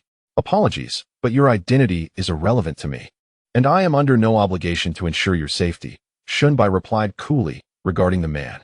"What did you say? Which military unit are you from? Do you believe I want to report you?" Zhang Long fumed at Shunbai's words. In response to the man's furious accusations, Shunbai could only shake his head in resignation. Is there something wrong with your eyesight? How can you possibly conclude that we are military personnel? You are not soldiers? The words from Shunbai ignited a ripple of confusion among the crowd. It was not that they were foolish. Rather, after 3 or 4 days without food or water, their mental state teetered on the brink of collapse. Day and night, they yearned for rescue. So upon seeing armed individuals, they instinctively regarded Shunbai and his companions as their saviors. Now, taking a moment to calm down and observe, it became evident that Shunbai and the others did not resemble soldiers in the slightest. We have come here primarily to restore power to the thermal power plant. In terms of expertise, you possess far greater skills than we do, hence I require your assistance. Shunbai succinctly articulated his purpose. However, before anyone else could speak, Zhang Long vehemently shook his head in disapproval. Who do you think you are? The thermal power plant is under my jurisdiction. What gives you the right to dictate terms? Moreover, at this juncture, what does power supply even matter to you? You are not military personnel, and your current actions constitute an illegal intrusion into a hazardous facility. I could report you and have you prosecuted. Shunbai cast a glance at the corpulent man, finding it hard to fathom that, even at this critical juncture, there were individuals who remained oblivious to reality. Report me? Prosecute me? Shunbai was keen to discover where he intended to lodge such a report. I saved your lives and provided you with sustenance. It is only reasonable for you to reciprocate by assisting me. Absolutely not. Those are two separate matters. And your meager provisions hardly amount to anything of value. Do you have any idea what the daily profits of this thermal power plant are? Attempting to bribe me with such trifles is a farce, Zhang Long retorted dismissively, casting a disdainful glance at Shunbai. It is well known that in the past, certain vendors had bribed him with sums exceeding 6 figures in order to manipulate electricity output. You seem to have misunderstood the notion of bribery, Shunbai replied, narrowing his eyes as he fixed his gaze on the pompous figure before him. I am not here to negotiate. I am merely informing you that you lack the right to refuse. If you do not comply with my directives, I will dispose of you outside to feed the zombies. Do you dare? Zhang Long felt a jolt of fear, akin to being doused with cold water, as reality struck him. He was utterly powerless to resist. If he truly angered Shunbai, being thrown outside to face the undead would leave him without recourse. Why wouldn't I? Observing the hint of panic on Zhang Long's face, Shunbai recognized the man's fear and allowed a subtle, amused smile to grace his lips. Would you care to test that theory? In that instant, the atmosphere seemed to thicken. The workers looked on with alarm, their expressions a mixture of confusion and helplessness. Zhang Long's face fluctuated between shades of green and purple as he hesitated, ultimately refraining from confronting Shunbai directly. Actually, facilitating your power supply is not out of the question, but I have a stipulation. You must ensure my safe passage to a secure location. Without a moment's thought, Shunbai nodded in agreement. That is entirely acceptable. Zhang Long's expression brightened immediately. He turned to the workers behind him and instructed. The heating system of the boiler room is still operational. You few should restart it promptly, so we can restore power to the thermal plant. General Manager, what about us? A few workers hesitantly inquired. Zhang Long had only mentioned his own safety, neglecting to address the concerns of the others, who also wished to reach a secure location. Rest assured, once I am free, I will immediately call for help. You are all vital employees of the company, and I could never abandon you. Once we overcome this hardship, I shall promote you all to senior management positions. Zhang Long spoke with a facade of insincerity, while internally he berated them. Fools! You must accompany me. Who will remain to maintain the power supply? He had resolved to sacrifice these workers for his own safety, yet he still had to put on a show, luring them with promises of substantial rewards. Shunbai observed coldly from the side. Indifferent to Zhang Long's manipulation of the workers, all he needed was someone to assist him in restoring power to the thermal plant. In fact, Shunbai was also deceiving Zhang Long. Amidst the rampant chaos of zombies, there was no genuine sanctuary to be found. The workers regarded Zhang Long's words with skepticism but felt powerless to challenge him, for both the harsh, strict general manager and the armed, menacing figures were beyond their reckoning. Under the escort of soldiers, the workers obediently returned to the boiler room to resume operations, while Zhang Long turned his gaze towards Shunbai. I have fulfilled my part. Now it is your turn to deliver on your promise. Shunbai nodded, signaling him to board the bus. Zhang Long eagerly took his seat, followed by Shunbai and several soldiers. The driver steered the bus away from the thermal plant, proceeding down the road. Minutes passed, and Zhang Long's expression morphed into one of confusion. Wait, where are we going? Why are we not heading toward the city? Realizing the bus was moving away from the urban center, Zhang Long could not help but inquire. The city of Nanxi is overrun with zombies. Are you certain you wish to head into the heart of it? Shenbai glanced at Zhang Long and replied coolly. Chapter 22. Charging, what did you say? The city of Nanxi is infested with zombies? How can that be? Zhang Long was taken aback, and then he instantly recognized a grave issue, promptly asking, what is the situation outside? As you can see, it is filled with flesh-eating zombies. There are no police, no military forces, and naturally, no rescue will come. Shenbai's words left Zhang Long gaping in astonishment. Having been trapped in a confined environment, he could hardly fathom how dire the outside world had become. Wait, what do you mean by sending me to a safe place? I mean it quite literally, replied Shenbai. As long as there are no zombies, it is safe. The outskirts, devoid of human presence, are free from zombies. It is indeed a secure location. Are you joking? If you leave me in the outskirts, I will starve. Zhang Long suddenly stood up, demanding the driver to stop and take him back. However, the soldier's dark, menacing guns forced him to silence. All right. This place appears to be devoid of zombies and should be quite safe. Step out, Shenbai said, glancing out the window. Under the soldier's coercive gaze, Zhang Long reluctantly staggered down from the bus, watching helplessly as the doors closed and the vehicle gradually receded into the distance. At this moment, he must be filled with profound regret. Had he remained at the thermal power plant alongside the workers, he might have had a chance at survival. Being cast away in such a desolate place leaves little hope for endurance. When Shenbai returned to the thermal power plant, he observed that the chimneys had begun to emit smoke. Factories that have transitioned to automated production modes require minimal manpower. Only those proficient in operating and managing machinery are necessary. Boss, the thermal power plant has resumed its power supply function. But the coal reserves will only last for about 2 days, a worker promptly informed Shenbai upon his return. 2 days? Shenbai furrowed his brow. He was reluctant to worry about sourcing coal again. Whatever coal was available would be converted into survival points for now. The issue of electricity following the successful transformation of the base could be addressed later. Find a power output location and connect this, he instructed the worker, handing over a silver box to a soldier, directing him to accompany the worker to locate the power output equipment and establish the connection. This box was an energy storage unit provided by the system, capable of storing various forms of energy, such as electricity and heat. Despite its modest size of 10 by 10, according to the system, it could hold enough electricity for an entire village. Shenbai had rented this unit from the system for 3,000 survival points. The worker quickly led the way, assisted by several other cooperative workers. Soon, the power output equipment of the plant was connected to the box, initiating the charging process. This thermal power plant supplied electricity to a considerable number of nearby residents, shops, and enterprises, yet the output seemed somewhat insufficient when placed before the box. Shenbai observed the energy indicators on the interface, noting their painfully slow ascent. He understood that impatience would yield no results. Thus he resolved to wait patiently. The waiting period for the charging was long and tedious. Following his usual routine, Shenbai controlled a drone to survey the surrounding area. After confirming that there were no abnormalities, he found himself at a loss for what to do next. He then proceeded with 5 sets of 10 draws, and as expected, the results yielded either Blackwatch soldiers or Umbrella Corporation mercenaries.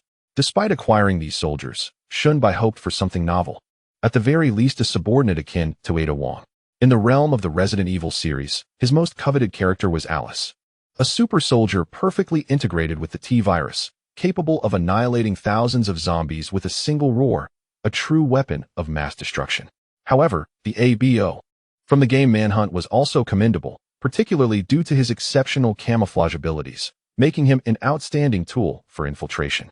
Furthermore, ABO's infection capacity could transform ordinary individuals into super soldiers.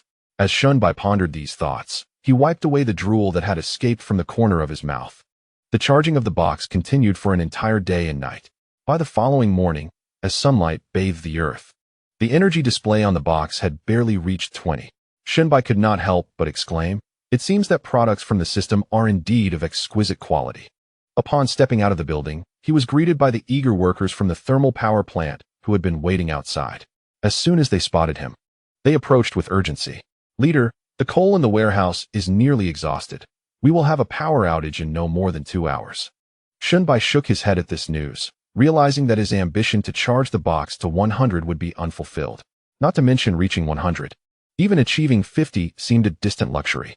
In the remaining 2 hours, it was likely that the charge would only reach around 30. He pondered how many survival points this 30 could yield, or whether it could directly extend the operational hours of the base to 10. Very well, burn the remaining coal. Your task will then be complete. Leader, may we accompany you moving forward? Upon hearing Shunbai's words, a hint of apprehension crossed the faces of the workers, and one representative spoke up. The group had discussed the matter the previous night and concluded that following Shunbai and his team would provide a safer environment. Even if it meant undertaking arduous labor with less favorable conditions, it was certainly preferable to living in constant fear of being devoured by zombies. However, to their disappointment, Shunbai shook his head in response. I am sorry, but we cannot take you with us. Until his wings were sufficiently strong, Shunbai would not jeopardize exposing his secrets by bringing other survivors along. Having an exception like Zhao Nina was already enough. Although he would require skilled personnel in the future, that necessity lay ahead, and he had no immediate use for such talents now. Shunbai's refusal left the workers disheartened and bewildered. With zombies lurking everywhere, they, as ordinary individuals lacking combat abilities, found themselves utterly defenseless and uncertain about their next steps. After a moment of contemplation, Shunbai addressed them. In truth, when we arrived, we had mostly cleared the surrounding zombies. The population in this area is sparse, and the number of undead is minimal. You can certainly remain here. Moreover, the cafeteria at the thermal power plant still has a considerable amount of food, sufficient for you to sustain yourselves for a while. I believe you can comfortably stay here, awaiting rescue or becoming self-sufficient. The workers considered his suggestion and found it quite reasonable. Honestly, the prospect of following Shunbai's group filled them with unease. They were uncertain about the nature of these individuals and whether they would be amiable or if offending them might lead to dire consequences. Staying in the familiar and safe environment of the thermal power plant, with no food concerns, seemed like a wise choice. Chapter 23. The thoughts of Boss Jiang. After dismissing the workers and having the soldiers retrieve the box, everyone boarded the bus and departed from the thermal power plant. As they drove towards the direction of the base, Shunbai could hardly contain his excitement. After exerting so much effort, he could finally accelerate the renovation of the base. The bus entered the base and came to a halt in an open area. Subsequently, Shunbai and several soldiers disembarked from the bus. In haste, Shunbai entered the warehouse, clutching the box in his hand. Nervously, he pressed the energy output switch, and with a crackling sound, a beam of white light enveloped the warehouse. Immediately, the energy bars displayed on the box turned completely dark, indicating that it contained no power whatsoever.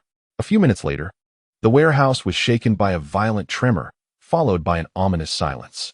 After waiting for a while, still no sound emerged, prompting Shunbai to check the interface with uncertainty. In the virtual display, a new button labeled base appeared above the summoning button. Without hesitation, Shunbai focused his mind on it, and instantly, a three-dimensional and planar map of an underground base materialized before him. Wow! Shunbai exclaimed instinctively upon witnessing this astonishing sight. The structure of the underground base was identical to what he had encountered in the game. Remarkably, it even encompassed all the sub-bases featured in the game, an exhilarating experience indeed. However, within the base's three-dimensional representation, only 3 areas were highlighted in green, indicating they were accessible, while all other regions were marked in red, signifying they were off-limits. Next to the base's diagram, an enter button was displayed, which Shunbai eagerly clicked. Upon teleportation, Shunbai's mind felt utterly bewildered, his head spinning as he struggled to regain his senses. Once the disorientation subsided, he looked around and found himself standing in the center of a vast plaza, surrounded by a myriad of glass cylinders.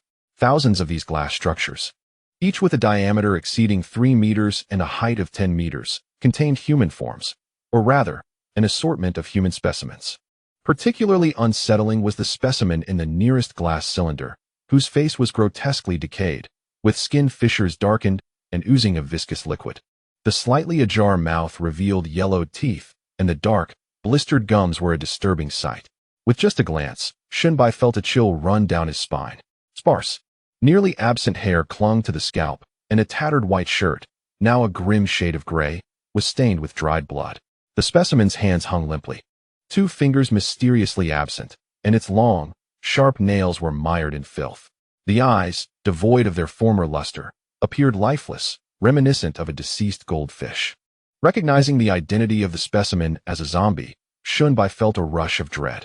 Wow, he muttered again, realizing that this specimen within the glass cylinder was indeed a zombie. Having endured the apocalypse for several days, Shunbai quickly steadied his mindset and began to leisurely explore the confines of the base.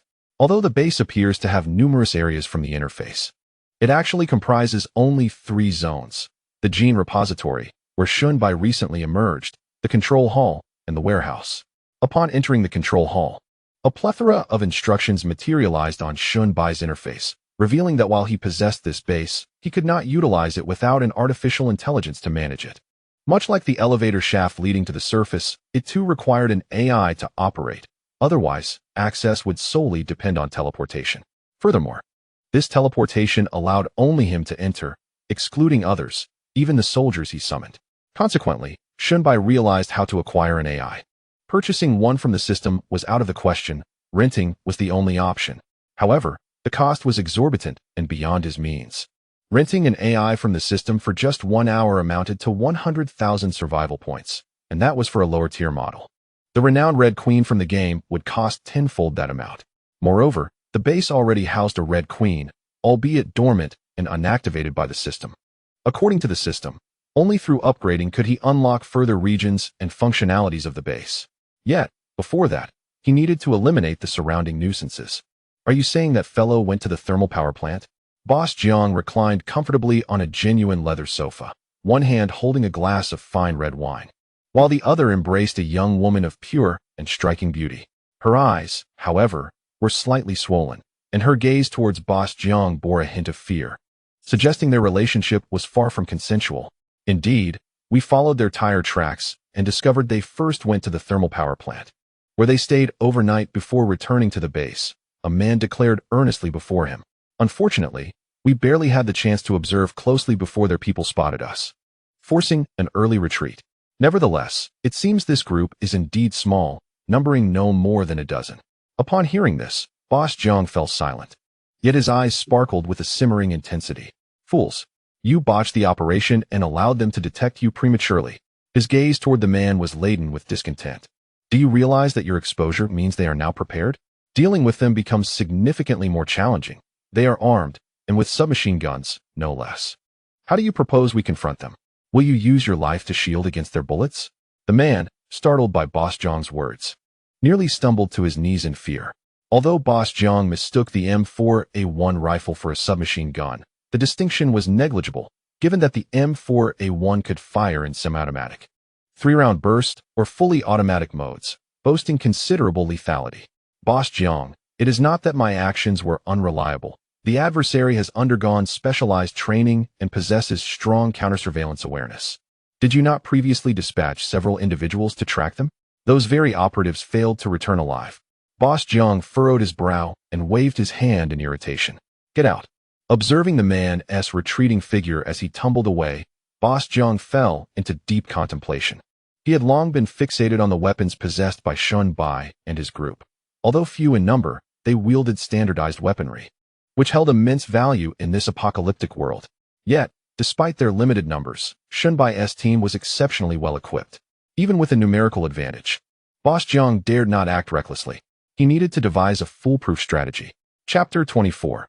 Zhao Nina takes the initiative unbeknownst to Zhao Nina. She was caught in the intricate schemes between Shunbai and Boss Jiang, nor did she care to delve into them, for her thoughts were occupied with other pressing matters. Establishing a relationship with Shunbai was a decision Zhao Nina had wrestled with for days, a mental struggle that had proven quite arduous. Zhao Nina was an astute woman, adept at navigating the treacherous waters of gain and loss, yet she harbored a sense of pride that prevented her from being perceived as a frivolous woman. Shunbai was a capable individual, possessing a calm demeanor and mature insights, with a multitude of followers rallying around him.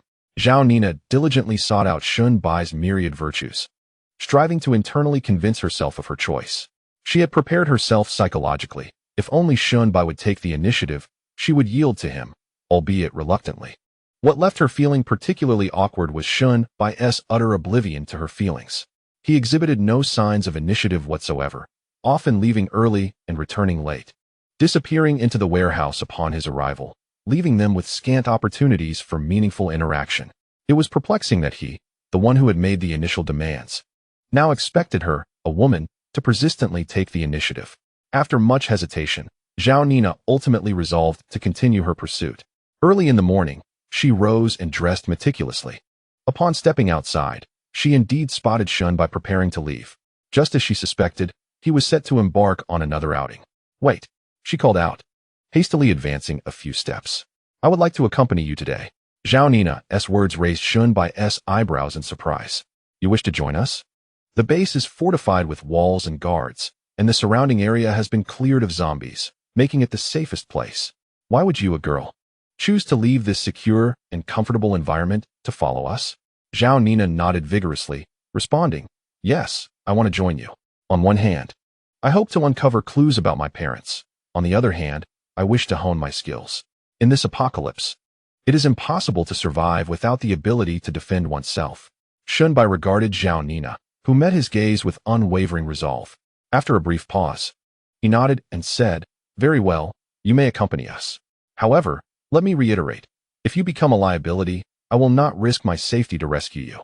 In truth, the peril associated with venturing out to hunt zombies is not particularly high, as the entire operation largely revolves around the mobility of the bus. Except for the T2 zombies, the others hardly stand a chance of approaching.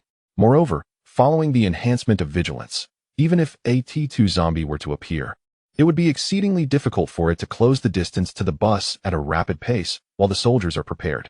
In other words, the interior of the bus is exceedingly secure. Zhao Nina, with a backpack slung over her shoulder, followed Shun Bai onto the bus and naturally sat beside him. A faint, pleasant fragrance wafted towards Shun Bai, momentarily startling him. Turning to look at Zhao Nina, he realized that although she wore practical athletic attire, she had applied a touch of makeup, making her appear even more radiant than usual. Observing her up close, her fair skin glimmered like translucent jade. Shun Bai found himself momentarily mesmerized. Initially, he had intended to confront Boss Jiang, but with Zhao Nina accompanying him, he had to alter his plans to gather supplies in the city instead. Over the past couple of days, he had been so engrossed in studying the base that he had forgotten Zhao Nina had seemingly agreed to accompany him. Now, they could be considered to have a boyfriend-girlfriend relationship. Shun Bai had previously dated during university, and while his ex-girlfriend was quite beautiful and had been taken away from him, Zhao Nina was undoubtedly the most stunning he had encountered in recent years, excluding the extraordinary Ada Wong summoned by the system. He had never dared to imagine that he would have such a beautiful girlfriend. Suddenly, a thought struck Shun Bai, and he vaguely began to suspect the true reason behind Zhao Nina's desire to accompany him. However, if it were indeed as he suspected, would that imply at that moment, Zhao Nina retrieved a lunchbox from her backpack and offered it to Shun Bai. "Come, taste my culinary skills." Shun Bai accepted the lunchbox and opened it, a plume of steam rising as he revealed a feast that tantalized his senses. Having never learned to cook, he had subsisted on biscuits and similar dry rations for the past few days, making Zhao Nina's meticulously prepared meal incredibly tempting. Zhao Nina then produced several more lunchboxes from her backpack, distributing them to the other soldiers on the bus. Shun Bai's bento was the most thoughtfully crafted, while the others were simpler, yet still infinitely superior to the bland biscuits. Unfortunately, for the summoned soldiers, the flavor of the food held little significance. Although they appeared flesh and blood and resembled ordinary humans, they ultimately lacked genuine human emotions. For them, sustenance was merely a means to satiate hunger. "Indeed, this is exquisite," Shun Bai remarked after finishing his meal, genuinely impressed by Zhao Nina's culinary prowess. Her previous large-scale cooking had not revealed her true skill, but this carefully prepared bento had certainly earned his admiration. Upon hearing Shun Bai's praise, Zhao Nina beamed, her eyes curving into delightful crescent moons. As the bus swiftly approached the entrance of Nanxi University, Shun Bai initially intended to pass by without a second thought. However, he was startled by Zhao Nina's sudden exclamation, as she pointed hesitantly into the distance. "Shun Bai, do you see that group over there? They seem to be pursued by zombies." Upon hearing her words, Shun Bai turned his gaze towards the direction she indicated. There, in the plaza before the teaching building, several individuals were desperately sprinting, with dozens of zombies in hot pursuit. To his astonishment, they were indeed survivors. Given that the outbreak of the zombie virus had persisted for nearly a week, he had not anticipated encountering any survivors in a campus teeming with the undead. As the group drew nearer, Shunbai discerned that there were 5 of them, 3 men and 2 women. Under the relentless chase of the zombies, they ran frantically, yet their speed was diminishing rapidly. Shunbai could only speculate where they had been hiding, but it certainly wasn't within the teaching building, regardless of which structure they had emerged from within the campus. The distance they had covered to reach the teaching building and then sprint to the gate was considerable. Even an ordinary person would feel fatigued after such exertion, let alone while fleeing from a horde of zombies. The survivors' pace continued to wane, while the relentless undead surged forward, exhibiting no signs of fatigue. They were like machines, seemingly impervious to the laws of energy conservation, as they pursued their prey with tireless fervor. The gap between the two parties narrowed, intensifying the survivors' panic. Chapter 25. Rescuing the X. One of them cried out amidst their frantic flight, "Help us! Please, we beg you."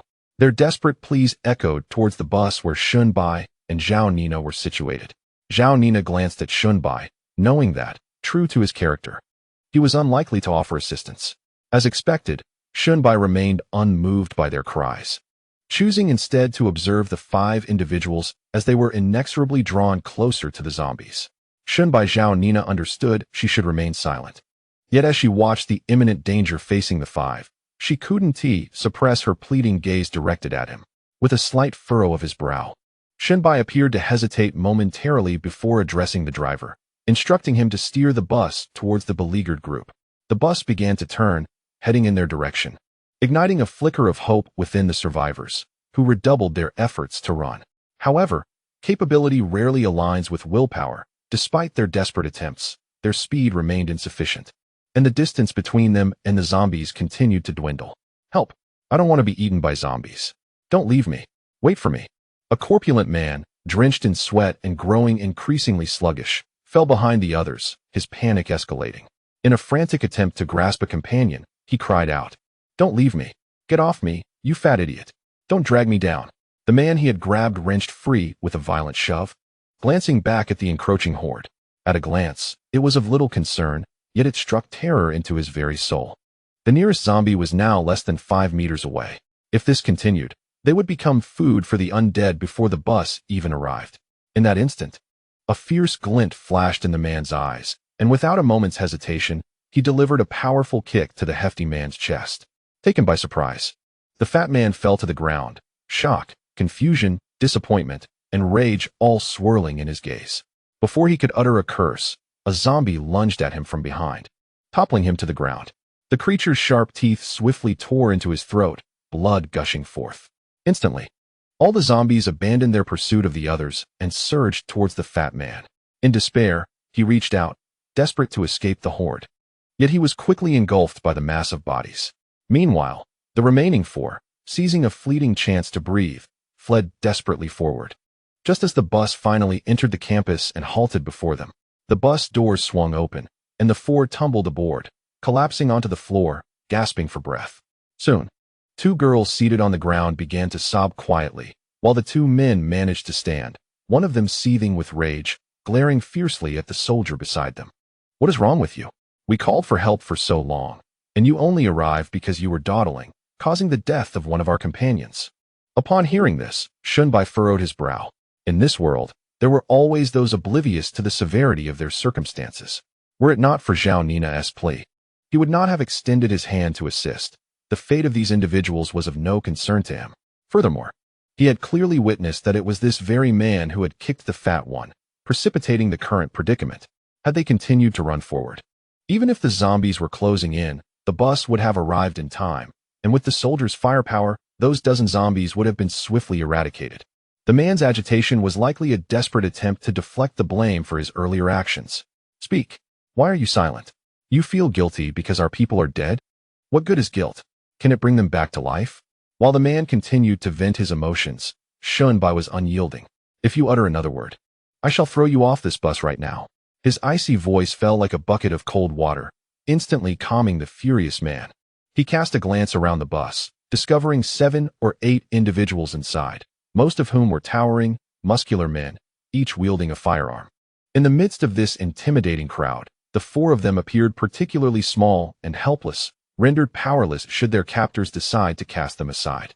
At the sound that pierced the air, one of the two sobbing girls sitting on the ground suddenly stiffened, an expression of disbelief washing over her face as she quickly raised her gaze to scan the crowd, ultimately locking onto Shunbai. Shunbai? The name escaped her lips. Trembling with incredulity, Shunbai maintained a stoic expression, though inwardly he sighed. The world truly is small. The girl was none other than his former girlfriend, Zhongli.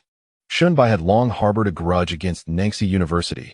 Had it not been for Zhao Nina, he would have certainly overlooked the institution entirely. During his sophomore year, he experienced a profound romance, only for his girlfriend to break up with him and subsequently date a wealthy official's son. Consumed with indignation, Shunbai confronted her, demanding to know why she chose him, only to be met with a brutal beating from her new boyfriend's associates. From that moment on, Shunbai grasped a harsh reality. The meager wealth of his family paled in comparison to the power wielded by the offspring of the elite, for this world is merciless, and only power is eternal. When the bus drew closer to them earlier, Shunbai had spotted Zhongli but had shown little reaction, his inner self remaining undisturbed. That episode was long past, and he had long since ceased to care. Now, as the bus glided smoothly out of the campus, the zombies, though capable of pursuing the survivors, could not keep pace with the swiftly moving vehicle. Is that really you, Shunbai? Zhongli gazed at him, a tumult of emotions swirling within her. She had believed she would never see this man again in her lifetime, yet fate had orchestrated their reunion under such dire circumstances. Zhao Nina arched a perfectly shaped eyebrow, her gaze flitting between Shunbai and Zhongli. Zhongli, do you know him? Upon witnessing Zhongli's reaction, the previously boisterous man furrowed his brow and inquired. Zhongli hesitated momentarily before nodding, her voice barely above a whisper. He is Shunbai. Shunbai, your ex-boyfriend? The man responded with surprise, clearly aware of the saga between Shunbai and Zhongli. Impossible. Didn't you say your ex-boyfriend was just a nouveau riche bumpkin? Zhao Xing interjected. Zhongli could not help but glance at Zhao Xing, realizing his intent was to undermine Shunbai following his earlier threat. Shunbai's expression remained neutral. He simply regarded Zhongli with a calm gaze before assessing the two men, and then inquired, what about your boyfriend? We have already broken up, Zhongli said, a fleeting look of discomfort crossing her face as she spoke softly. Chapter 26. A display of shame. Why do you ask? You think you can rekindle things with Zhongli? Don't even entertain that notion. She is my girlfriend now, interjected a man named Zhao Xing, his impatience palpable as he gazed at Shunbai with an air of bravado. Shunbai nodded in acknowledgement, but chose to remain silent. Observing the extravagant designer attire adorning Zhao Xing, as well as the luxurious timepiece gracing his wrist, it became evident to him that this new beau might possess even greater wealth and influence than the previous one. The once innocent and charming girl who had just entered the campus had gradually morphed into someone increasingly materialistic. They had long since become strangers. Shunbai turned to the driver and instructed, please pull over to a safer location and let them disembark. What are you joking about? Shunbai's words plunged the four into a state of panic. What place is safe in this world? If we are forced out of the vehicle and encounter zombies, we are as good as dead. Zhao Xing, momentarily setting aside his jealousy, addressed a soldier. Brother, I do not know the nature of your relationship with him, but my father is the Minister of Personnel. I can offer you substantial sums of money and even facilitate a job transfer. All I ask is for your protection. As his gaze swept across the soldiers, he found none responded in any manner. 200,000. If you protect us, I will give you 200,000. 300,000. No, 1 million. As long as I survive, my father will undoubtedly reward you with 1 million. Zhao Xing's excitement grew. Yet what chilled him was the soldiers' unyielding expressions, as if they were heartless machines. In disbelief, he gazed at them, a shocking realization dawning upon him. Could it be that these individuals were merely following Shunbai's orders? Money had lost all its significance. Shunbai shook his head dismissively, stating, do you still hope to resolve matters with money in the face of those zombies? The bus soon traversed into an uninhabited street. Well, I have saved your lives and brought you to a relatively safe place. I have fulfilled my duty. From here on, you must fend for yourselves. As the doors swung open, Shunbai addressed the four. Observing Shunbai's calm demeanor, as if discussing something utterly mundane, Zhao Xing felt a surge of panic. He discreetly tugged at Zhang Li's sleeve and whispered urgently, "Hurry and say something nice. Think of a way. If he truly forces us out, we are doomed." A complex expression crossed Zhang Li's face as she hesitated, but ultimately could not restrain herself from pleading with Shunbai. "Shunbai, I know I have wronged you, but we once shared a bond. I beg you, help us. I do not wish to die." "Why should I?" Shunbai replied coldly, his heart igniting with anger upon seeing her again. He realized that, despite believing he had moved on, he was far from as indifferent as he had imagined. The woman once trampled upon his pride, forcing him to confront reality and comprehend the essence of strength and respect. The cold and unfamiliar voice left Zhang Li momentarily stunned. Was this truly the gentle and amiable Shunbai she once knew? Under the soldier's insistence, the four were swiftly pushed from the vehicle, standing on the desolate road. Despite the absence of any undead presence, an overwhelming sense of dread caused them to tremble uncontrollably. Shunbai, standing beneath the vehicle, observed Zhang Li biting her lip. After a brief hesitation, she proclaimed loudly, "I have never truly forgotten you. You possess so many admirable qualities, yet I foolishly let you go. I now deeply regret my decision. Can you grant me another chance to return to your side? I genuinely love you." Zhang Li's new boyfriend gazed at her in shock, taken aback by her audacity to utter such words in his presence. A metaphorical green hat was placed squarely upon his head. However, upon further contemplation, he realized this might be their best chance for survival. What was one woman in the face of life and death? Nothing was worth sacrificing their lives over. Indeed, I have long wished to withdraw and facilitate your reunion. You two are a match made in heaven. I merely took her from that man to alleviate your grievances. Now that you two are together, I should extend my heartfelt congratulations." He laughed. Observing the grotesque display before him, Shunbai felt no stirrings of emotion, only a sense of repulsion. "You are no longer worthy of me," Shunbai declared. At his words, Zhang Li's expression turned to one of disbelief, staring at him incredulously. It took her a moment to process his statement, and her demeanor shifted to one of furious distortion. "Shunbai, who do you think you are to speak to me in such a manner? Indeed, I have chosen a wealthy and influential heir over you. What is wrong with that? You are merely the son of a small business owner. Your father's wealth wouldn't even suffice to purchase a supercar or a luxury home. Why should I be devoted to you?" Realizing that Shunbai would never take her back, Zhang Li discarded her pretense and lashed out. "Someone like you, a pathetic loser, is not even deserving of a girlfriend. You'll remain single for life." "Not necessarily," echoed a voice, distinct from Zhang Li's sharp retort. It was melodious and instantly captured everyone's attention. Following the sound, they beheld Zhao Nina, one of the most celebrated beauties of Nanxi University, leaning out of the bus window. Her smile radiant. You are Zhao Nina," Zhang Li exclaimed. Zhao Nina's fame was well known across the university. Nearly every male student could recognize her, and the two men before her were no exception. In fact, Zhang Li's new boyfriend, Zhao Xing, had once pursued Zhao Nina, but she had never even glanced in his direction, completely disregarding his existence.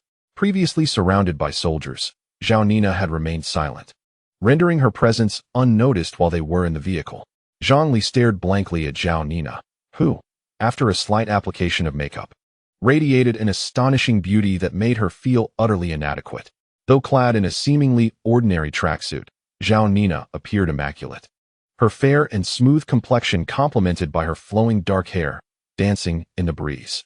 In stark contrast, Zhang Li had been living in fear under the looming threat of zombies for days, leaving her no time to attend to her appearance. She hadn't washed her face or hair in several days. Her visage was grimy, and her hair a tangled mess resembling a bird's nest, akin to a beggar on the street. Had it not been for her inherently decent looks, no one would have cared to spare her a second glance. The disparity in their appearances was already significant, but this juxtaposition only served to accentuate their divergence further. Chapter 27. Boss Zhang's plan. What do you mean? The feeling of inadequacy left Zhang Li feeling somewhat ashamed, but what infuriated her more was Zhao Nina's ambiguous smile and the words she had just uttered.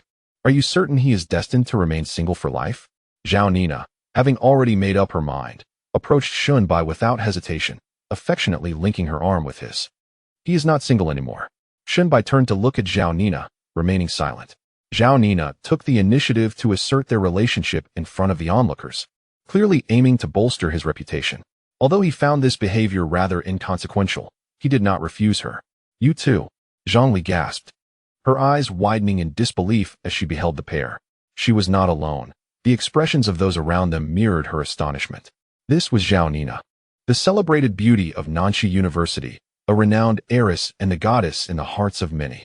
How could she possibly be dating Shen Bai, a man so seemingly unremarkable? The hardest pill for Zhongli to swallow was the sheer impossibility of it all. How could this be? How could this be? She murmured, utterly bewildered. She could not fathom what allure the man she had discarded possessed that could capture the affection of the campus belle.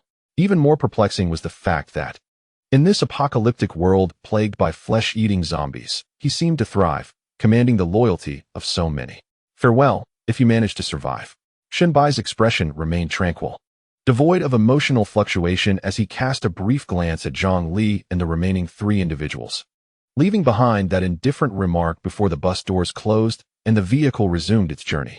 As Zhang Li stared vacantly at the receding bus, Zhao Xing, however, quickly regained his composure. With a darkened countenance, he stepped forward and forcefully struck Zhang Li, sending her sprawling to the ground. Vile woman, did you not just say you would abandon me for him to save your skin? Have you no shame? At that moment, he entirely disregarded his previous flattery aimed at pushing Zhang Li towards Shen Bai, channeling all his pent-up resentment onto her. It is all your fault. Had you not severed ties with Shen Bai and offended him, we could have followed them here in the suburbs. Do you expect me to trek all the way to the city? The other 2, witnessing Zhao Xing's fury, remained silent. Yet their glances at Zhang Li bore a hint of resentment, clearly aligning their thoughts with Zhao Xing's. Zhang Li, covering her face, sat helplessly on the ground. For the first time, regret washed over her, yet it was far too late now. How was my performance just now? Was it not splendid? Inside the bus, Zhao Nina's cheeks flushed slightly.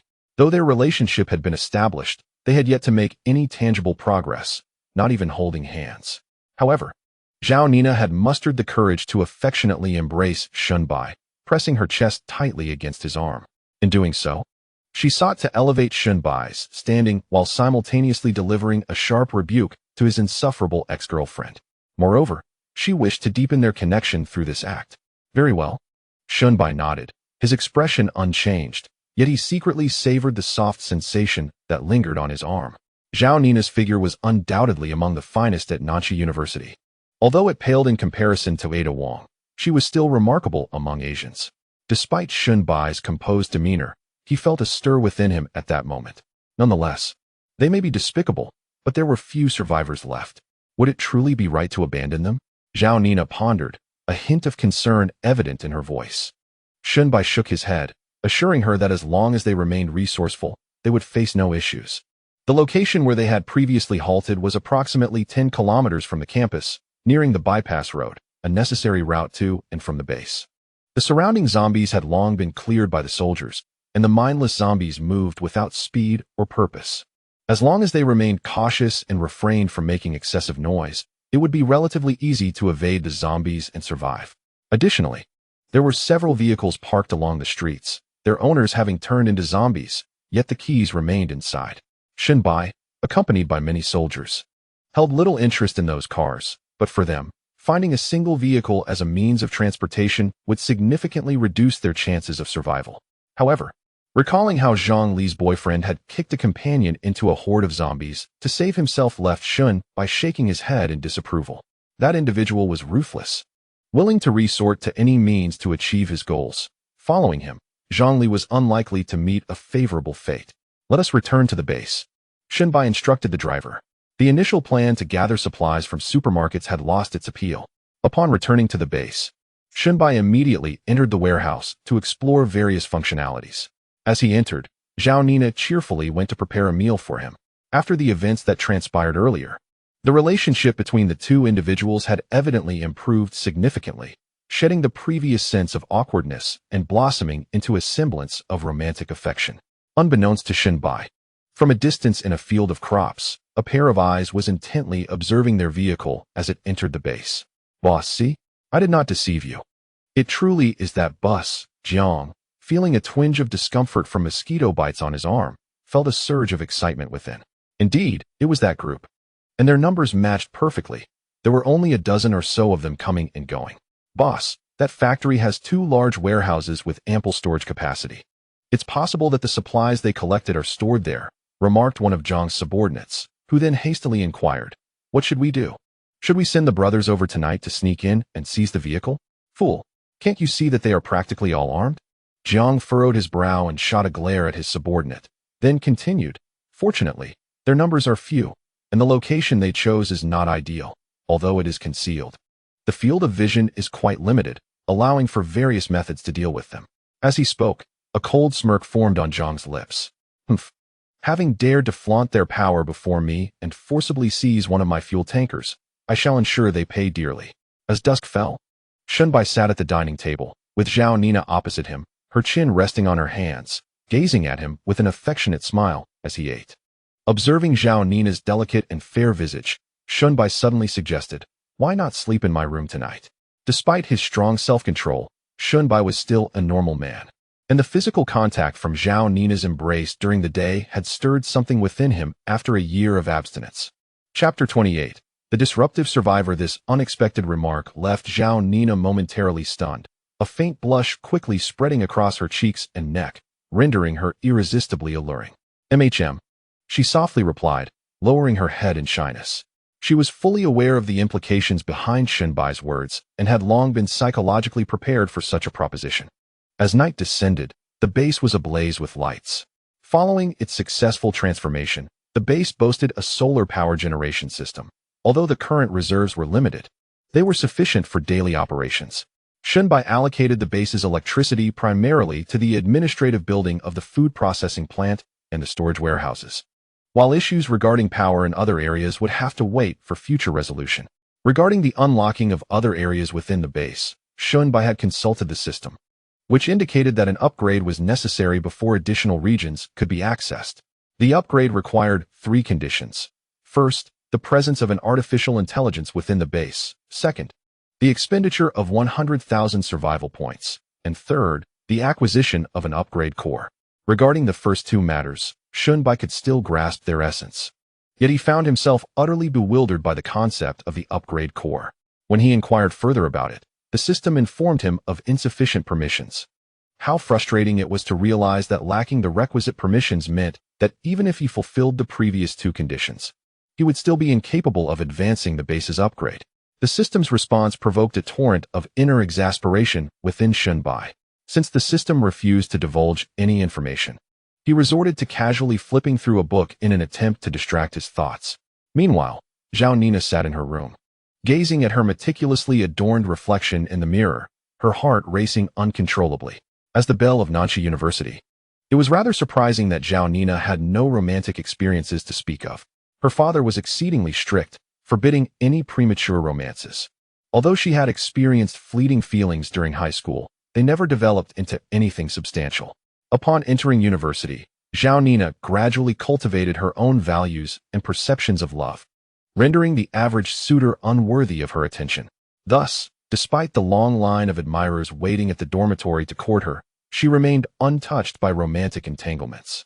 Taking a deep breath to calm her racing heart, Zhao Nina stepped out of her room and entered Shunbai's quarters. Their rooms were, in fact, the closest to one another, merely a turn of the corner away. As she pushed open the door to Shunbai's room, she found him seated at his desk, engrossed in a book. Upon spotting Zhao Nina entering, his eyes brightened with surprise. At that moment, she had devoted considerable time to her appearance. Her exquisite makeup spoke volumes. She had exchanged her comfortable sportswear for a dainty beige dress that accentuated her alluring figure beautifully. Moreover, she had traded her sneakers for elegant high heels. In a world beset by the apocalypse, donning such impractical footwear while being pursued by zombies could be tantamount to courting disaster. Yet, it must be said that high heels undeniably serve as the finest adornment for a woman. Instantly, Zhao Nina's poise elevated several notches upon wearing the heels. For Shunbai, it was the first time he beheld such a radiant version of Zhao Nina up close. Previously, whether she was pleading for help in the rain-soaked underground parking lot or demonstrating her astuteness and determination in following him, she had appeared unadorned and dressed primarily for escape. Lacking in beauty, even earlier, he had only glimpsed her from a distance during campus events, where she radiated an extraordinary beauty, yet the distance had rendered her features indistinct. Now, witnessing Zhao Nina's vibrant and carefully crafted appearance at such proximity was a first for him. In that moment, Shunbai profoundly comprehended why Zhao Nina was selected as one of the 4 campus beauties at Nanxia University and subtly recognized her as the potential queen of them all. She is truly a breathtaking beauty of a catastrophic caliber, and now, she belongs to herself. Shunbai rose deliberately, stepping forward to encircle Zhao Nina's slender waist, which seemed as fragile as a delicate flower. Although her cheeks flushed with embarrassment, this enchanting girl submissively leaned against him. Their gazes locked in a tender exchange, and soon they embraced and kissed. The room was enveloped in a profound silence, yet the atmosphere had begun to grow increasingly intimate. Shunbai extinguished the light and carried Zhao Nina to the bedside. He could distinctly sense the tension within the girl in his arms. Her body was slightly rigid, and her breaths quickened. "There's no need to be anxious. Let us take our time," he murmured soothingly. Zhao Nina nodded slightly, her eyes shimmering like a spring pool, gazing at Shunbai with affection. Just as they were about to deepen their connection, a sudden frantic knocking resounded from outside the door. "Commander, several survivors have been spotted outside the base, along with a massive horde of zombies." The soldier's somber voice jolted Shunbai upright from the bed. Frowning, he peered out the window, but the darkness obscured everything. Based on past experiences, if it were merely a handful of zombies, the soldiers would not disturb him, as they could handle it themselves. This meant that the number of zombies was undoubtedly considerable. In an instant, the flames of desire within Shunbai were doused, as if a bucket of cold water had been poured over him. He rose and adjusted his attire, while Zhao Nina sat up, her gaze filled with worry. "It should be fine, right? I'll go take a look. You stay here," he said, gently patting her head and planting a kiss on her forehead. "It seems our moment will have to wait." His words elicited a soft pout from Zhao Nina. Upon hastily descending the stairs, Shunbai encountered Ada Wang and several soldiers waiting on the first floor. "What is the situation?" he inquired as he moved outside. Just moments ago, a few survivors disregarded the soldiers' warnings and forcefully approached the factory entrance, attempting to scale the gate. "There are 4 of them, all of whom have been subdued by the soldiers," Ada Wang explained, hastening to keep pace with Shunbai. "The crucial point is that behind these 4 individuals, a massive throng of zombies is following them. Due to the darkness, we cannot ascertain their exact number, but it is at least in the thousands. And they are approaching the base. 4 survivors and thousands of zombies." Shunbai's brows knitted tightly. Could it be Zhang Li and the others? If so, they would have truly shot themselves in the foot. Had he foreseen the trouble they would cause, he would have refrained from rescuing them or dealt with them decisively. However, as he reached the base entrance and beheld the 4 men forcibly pinned to the ground by soldiers, he realized they were not Zhang Li and her companions, but rather 4 emaciated, bloodied middle-aged men covered in wounds. "Who are you? Where did you come from? Where did you encounter those zombies?" Shunbai inquired, his voice low and firm as he scrutinized the 4 men. He was engulfed in profound bewilderment. There were no large-scale hordes of the undead within several dozen miles of the base. Furthermore, these 4 individuals clearly did not recognize him. So how could they possibly locate this secluded refuge? "Please, save us. Do not cast us out. It was Boss Jiang who put us in this predicament, and it is he who unleashed the zombies upon us." The survivor, pinned to the ground, struggled futilely against the soldiers, his strength utterly inadequate, resorting instead to desperate pleas for mercy. Chapter 29. The Siege of Zombies. Boss Jiang in an instant. Shunbai recalled the report from Ada Wang 2 days prior regarding the sightings of survivors scouting around the base. It seemed those individuals were indeed connected to Boss Jiang. Shunbai had long contemplated taking action. After all, 2 tigers cannot coexist on the same mountain. It appeared Boss Jiang sought to eliminate him, and he was evidently more swift in his maneuvers. Observing the 4 bloodied survivors on the ground, Shunbai grasped Boss Jiang's sinister intentions. It was a wicked ploy to use these 4 as bait, luring a massive horde of zombies to assault the base. Even if Shunbai refused entry to these 4, once the zombies devoured them, they would inevitably launch an attack on the base. This man had no regard for human life whatsoever. "Find these 4 and toss them into the warehouse," Shunbai instructed the soldiers. The zombies were already upon them. Casting the survivors out would be futile, yet they could not be left unattended. Although Boss Jiang had treated them as mere bait, nearly abandoning them, Shunbai could not fully trust them either. He decided to restrain them for the time being and address the immediate crisis before dealing with their fates. Several soldiers bound the 4 and deposited them into the warehouse, while Shunbai proceeded to the entrance, peering through the gap in the iron gate. In the darkness, illuminated by the faint moonlight. He discerned countless shifting shadows accompanied by guttural, beast-like growls. The horde was now merely 100 meters from the base. The stench of blood was overwhelming. The zombies would surely launch an assault, and the frenzied state they would enter at night was not something a flimsy iron gate could withstand. Alert all soldiers to prepare for battle, Shunbai commanded Ada Wang.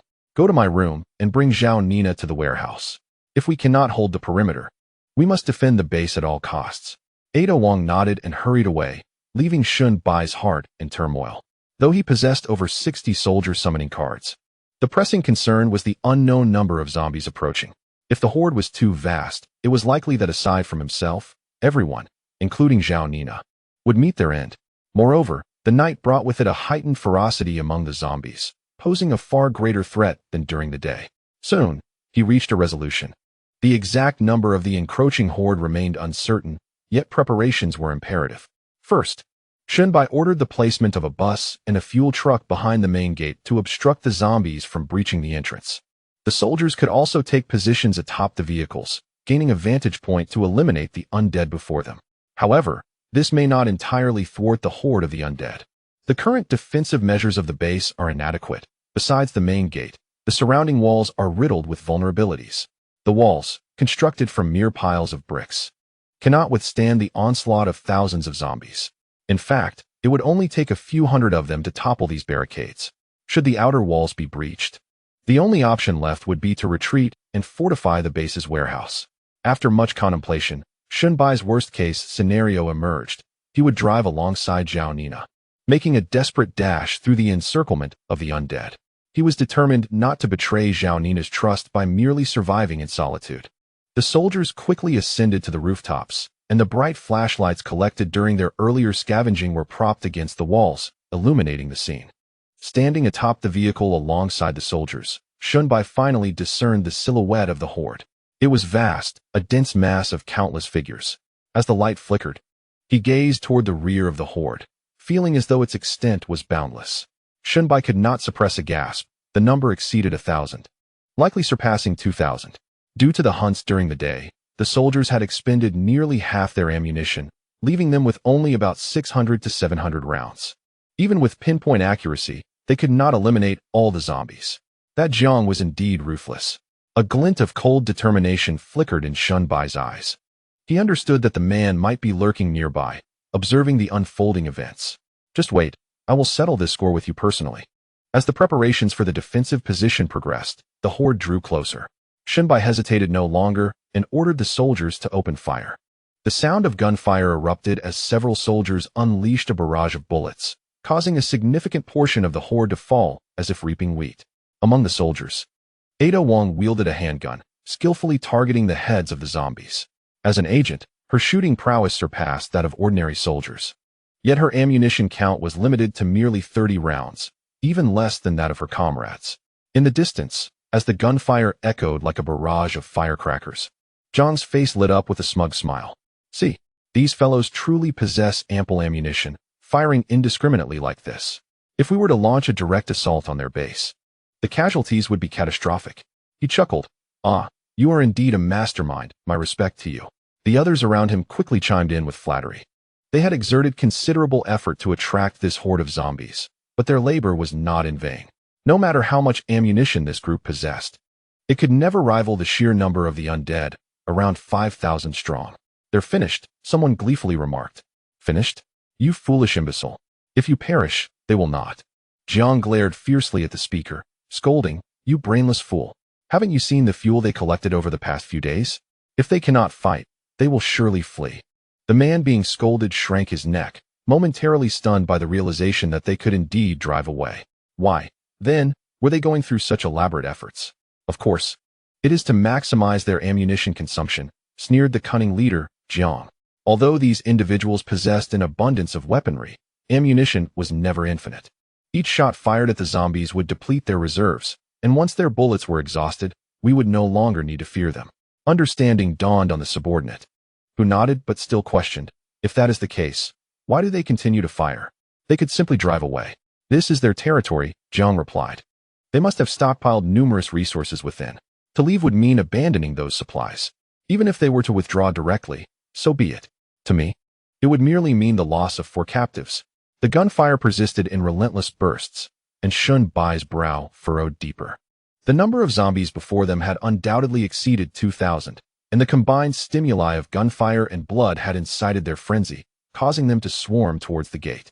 The zombies crashed against the gate with a thunderous thud, causing the iron door to groan under the strain. However, bolstered by 2 large vehicles behind it, the door did not give way immediately, though the vehicles began to shake under the pressure. "This is untenable. We must retreat," Shun Bai declared without hesitation. In mere minutes, the soldiers' ammunition had dwindled significantly, nearing depletion. To mitigate any unforeseen circumstances, he could not allow his men to fire their magazines to the last round. Thus, he resolved to fall back to the base warehouse, utilizing the elevated position of the 2nd floor to fortify their defense. The soldiers ceased firing, leaping down from the bus.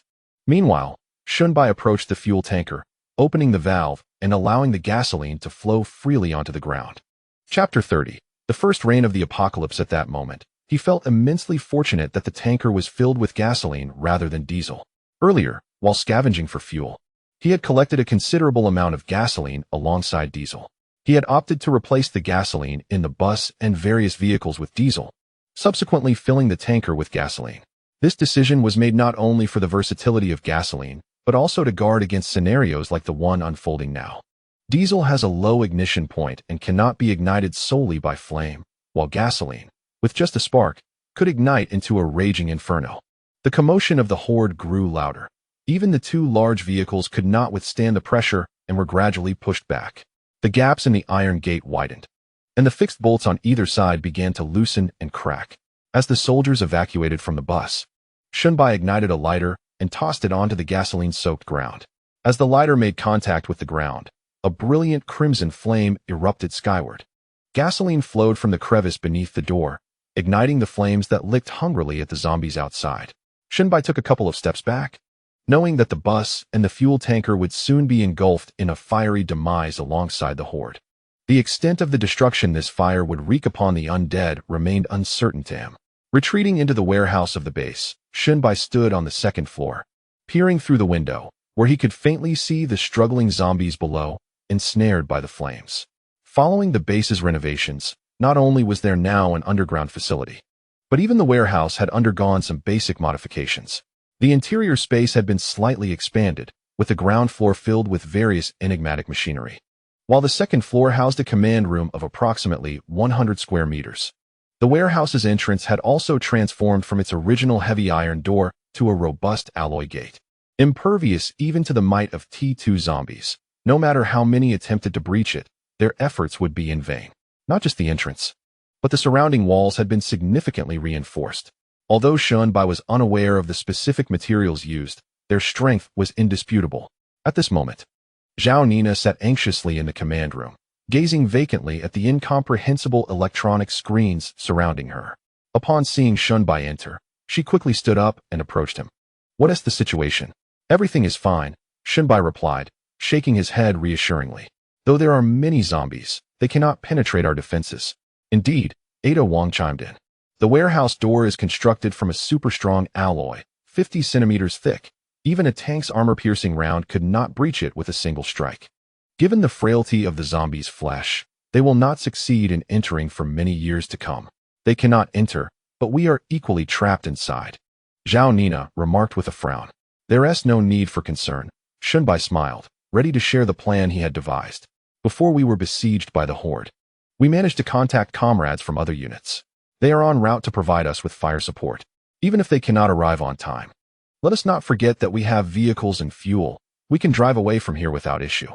"Other comrades?" Zhao Nina gazed at Shun Bai in astonishment. "In this apocalypse, with no cell service for ages, how did you manage to reach anyone?" "Enough about that. It's getting late. There is a lounge next door. You should go rest there," he suggested, escorting Zhao Nina to the adjacent room, feeling a twinge of regret in his heart. She remained adorned in her alluring beige dress, its flowing hem captivating, yet he found himself unable to indulge in such beauty at that moment. What should have been a romantic atmosphere had been rudely interrupted by a horde of zombies, which was indeed infuriating. The flames outside would continue to burn for another 10 minutes or so, once they extinguished and the zombies surged into the base. It would be his moment to unleash his fury. With that thought in mind, Shunbai decisively utilized the remaining 60 summon cards. In that instant, spatial fluctuations manifested in several corners of the warehouse, and a group of soldiers clad in black combat uniforms appeared in succession. Under the command of Ada Wong, the team took their positions for battle. On the other side, flames soared into the sky, casting a crimson hue across the distant horizon. From afar, Boss Jiang, seated in a vehicle, observed the unfolding scene at the base with a sense of dissatisfaction. To his surprise, they had stored gasoline, despite his tanker being filled solely with diesel. Will this fire consume all the corpses? Someone could not help but inquire. It shouldn't, Boss Jiang replied confidently. Though the flames are fierce, they show no signs of spreading further. Clearly, their gasoline reserves have been fully expended. The number of corpses far exceeds this. Moreover, the gunfire had ceased, indicating that their ammunition was nearly depleted. Before he could finish his sentence, a thunderous roar echoed through the sky. Boom. Upon hearing the thunder, Boss Jiang's face broke into a joyful smile. It seems the heavens are favoring us. Rain is on the way. Situated in the southern region, South Creek City often experiences summer rains. However, following the viral outbreak, it had not rained even once in several days. This impending rain was the first since the apocalypse, occurring at such a fortuitous moment. Shunbai, somewhat speechless, watched as the rain began to fall. What a coincidence, he mused. The downpour, though not heavy, was sufficient to quell the raging flames. The fire consuming many corpses was quickly extinguished by the rain, while the outer gates of the base finally succumbed to the overwhelming horde and were toppled. In the blink of an eye, the base transformed into a paradise for the undead. Fortunately, the personnel within had retreated to the storage area, the only exception being the 4 bait subjects in another warehouse. Although they were victims of Boss Jiang's cunning schemes, Shunbai could not bring them into the main storage area. He merely instructed the soldiers to secure the warehouse door, leaving their fate to chance. Clearly, their luck was not on their side. As the horde surged into the base, dozens of zombies immediately charged at the tightly locked warehouse door. The 4 individuals, with numerous wounds and a strong scent of blood, drew the attention of the undead, whose heightened nighttime senses quickly pinpointed their location. Though the warehouse door was robust, it could not withstand the relentless assault of so many zombies for long. Soon, the door's bolt was shattered, and the undead swarmed inside. A series of piercing screams erupted, only to swiftly fade into silence. While the zombies invaded the base, Shunbai and his companions remained secure within the storage area. As Ada Wong had stated, the high-intensity alloy doors designed to withstand tank fire were impervious to the zombies, who were oblivious to the presence of Shunbai and his group hidden inside. As time ticked away, an eerie stillness enveloped the entire base. Chapter 31. The rain ceased. The onlookers, including Boss Jiang, exchanged glances, each lost in thought. What transpired? Why is there no sound? Could it be that they have all been devoured by the zombies? It is indeed peculiar. Why aren't they driving away? Have they exhausted their fuel? As several individuals pondered these questions, a sudden barrage of gunfire erupted from the distant base. Shunbai stood on the second floor, gazing down, unable to suppress his admiration. Truly, Ada Wong is remarkable. As the number of soldiers increased, her innate talent for command began to reveal itself, albeit just the tip of the iceberg. Throughout the entire exchange, Shunbai listened intently as Ada Wong orchestrated tactical arrangements for the soldiers, increasingly aware of the stark contrast in their capabilities. His commands were limited to simplistic orders such as charge or prepare to retreat. In stark contrast, Ada Wong's directives were meticulously detailed, specifying each soldier's position, movements, and the fields of fire, ensuring that they could support one another and maximize their firepower. This was merely with a group of over 70 soldiers. Shunbai understood that Ada Wong's command was likely limited to this scale. If she were to lead an army of thousands, she might not manage with the same finesse. After all, she was just an operative. Commander, if we can break through, our efficiency would increase significantly, Ada Wong stated as she approached him, interrupting his thoughts. Very well. We shall follow your lead. Open the base's warehouse doors. We will charge out, and you will oversee the operation, he replied. Understood, Commander. Ada Wong saluted respectfully and continued. Commander, we are ready to strike at your command. Excellent. Launch the attack immediately. With a decisive click, the steel doors of the base's warehouse began to open slowly. as if illuminating a beacon for the wandering zombies within. Countless undead surged toward the entrance, but before they could draw near, they were met with a relentless barrage of gunfire. The soldiers stood in a fan formation within the doorway, their weapons trained on the outside. The first line of soldiers maintained their fire, while the second line prepared, and the third and fourth lines awaited orders. Ada Wong stood beside them, her demeanor calm and composed as she directed the defense against the oncoming horde. Despite the sheer number of zombies, they could not advance against the wall of fire created by the soldiers. Meanwhile, in the distance, the sound of gunfire startled Boss Jiang and his companions. What was happening? They still had ammunition. This was impossible. Moreover, the intensity of the gunfire was far more vigorous than before, far beyond what a mere handful of individuals could create. Boss Jiang's expression darkened, his eyes narrowing like those of a hawk as he glared at the distant base. Why was this occurring? As a light drizzle transformed into a torrential downpour, the sound of the rain and the rumbling thunder could not drown out the fierce gunfire. Boss Jiang's mood soured further. This was entirely different from what was planned. He envisioned numerous possibilities.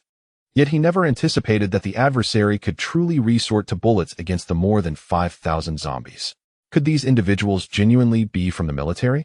Otherwise, how could they possibly possess such an abundance of ammunition? What shall we do now? Someone asked, bewildered. What can we do? We must retreat.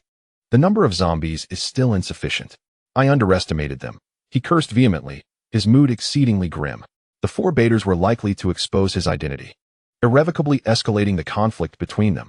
He was certain that failing to eliminate the opponent this time would result in retaliation on his territory. He had no certainty regarding the adversary's ammunition count, and if he did not prepare adequately, peril loomed.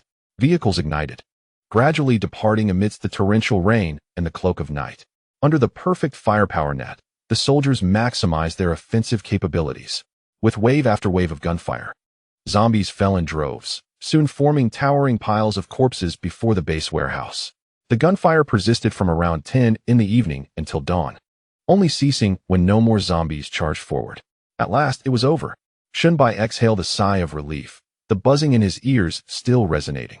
The torrential downpour outside had ceased, and the mingled scent of rainwater and decaying flesh filled the air with an indescribable aroma. He ordered the soldiers to scour the vicinity, ensuring no stragglers remained around the base. Ada Wong received the command and departed, while Shunbai returned to the command room, unable to suppress his smile. Remarkably, he had incurred no losses. Among the more than 5,000 zombies, not a single evolved T2 zombie had emerged, only ordinary zombies. This was precisely why those four unfortunate baiters had managed to escape to this location. In truth, even if there had been T2 zombies, they would have been instantly gunned down before the soldiers' formidable firepower. The incoming horde comprised approximately 5,000 zombies, aside from the batch incinerated by flames earlier. All the rest had been slain by the soldiers. With the immediate crisis averted, Shunbai was undoubtedly elated. What thrilled him even more was that the soldiers had finally assembled a full company, whose combat prowess under Ada Wong's command was extraordinary. Even when surrounded by tens of thousands of zombies, as long as this group of soldiers remained, he felt confident in breaking free from the encirclement. At that moment, Shunbai had already devised a preliminary plan for the forthcoming developments. In the past, due to a lack of resources, he had refrained from extravagant lotteries and summoning soldiers. However, having witnessed the soldiers' combat capabilities, he could now engage in both without hesitation. With Ada Wong's strategic leadership, locations such as supermarkets and grain stores would be easily accessible, and resources would no longer pose a concern. Ada Wong soon returned to the command room to report, "Commander, the surrounding areas have been thoroughly surveyed." Shunbai nodded and instructed, "Arrange for the bodies within the base to be gathered together and set ablaze." Over 5,000 corpses of the undead constitute a significantly large number.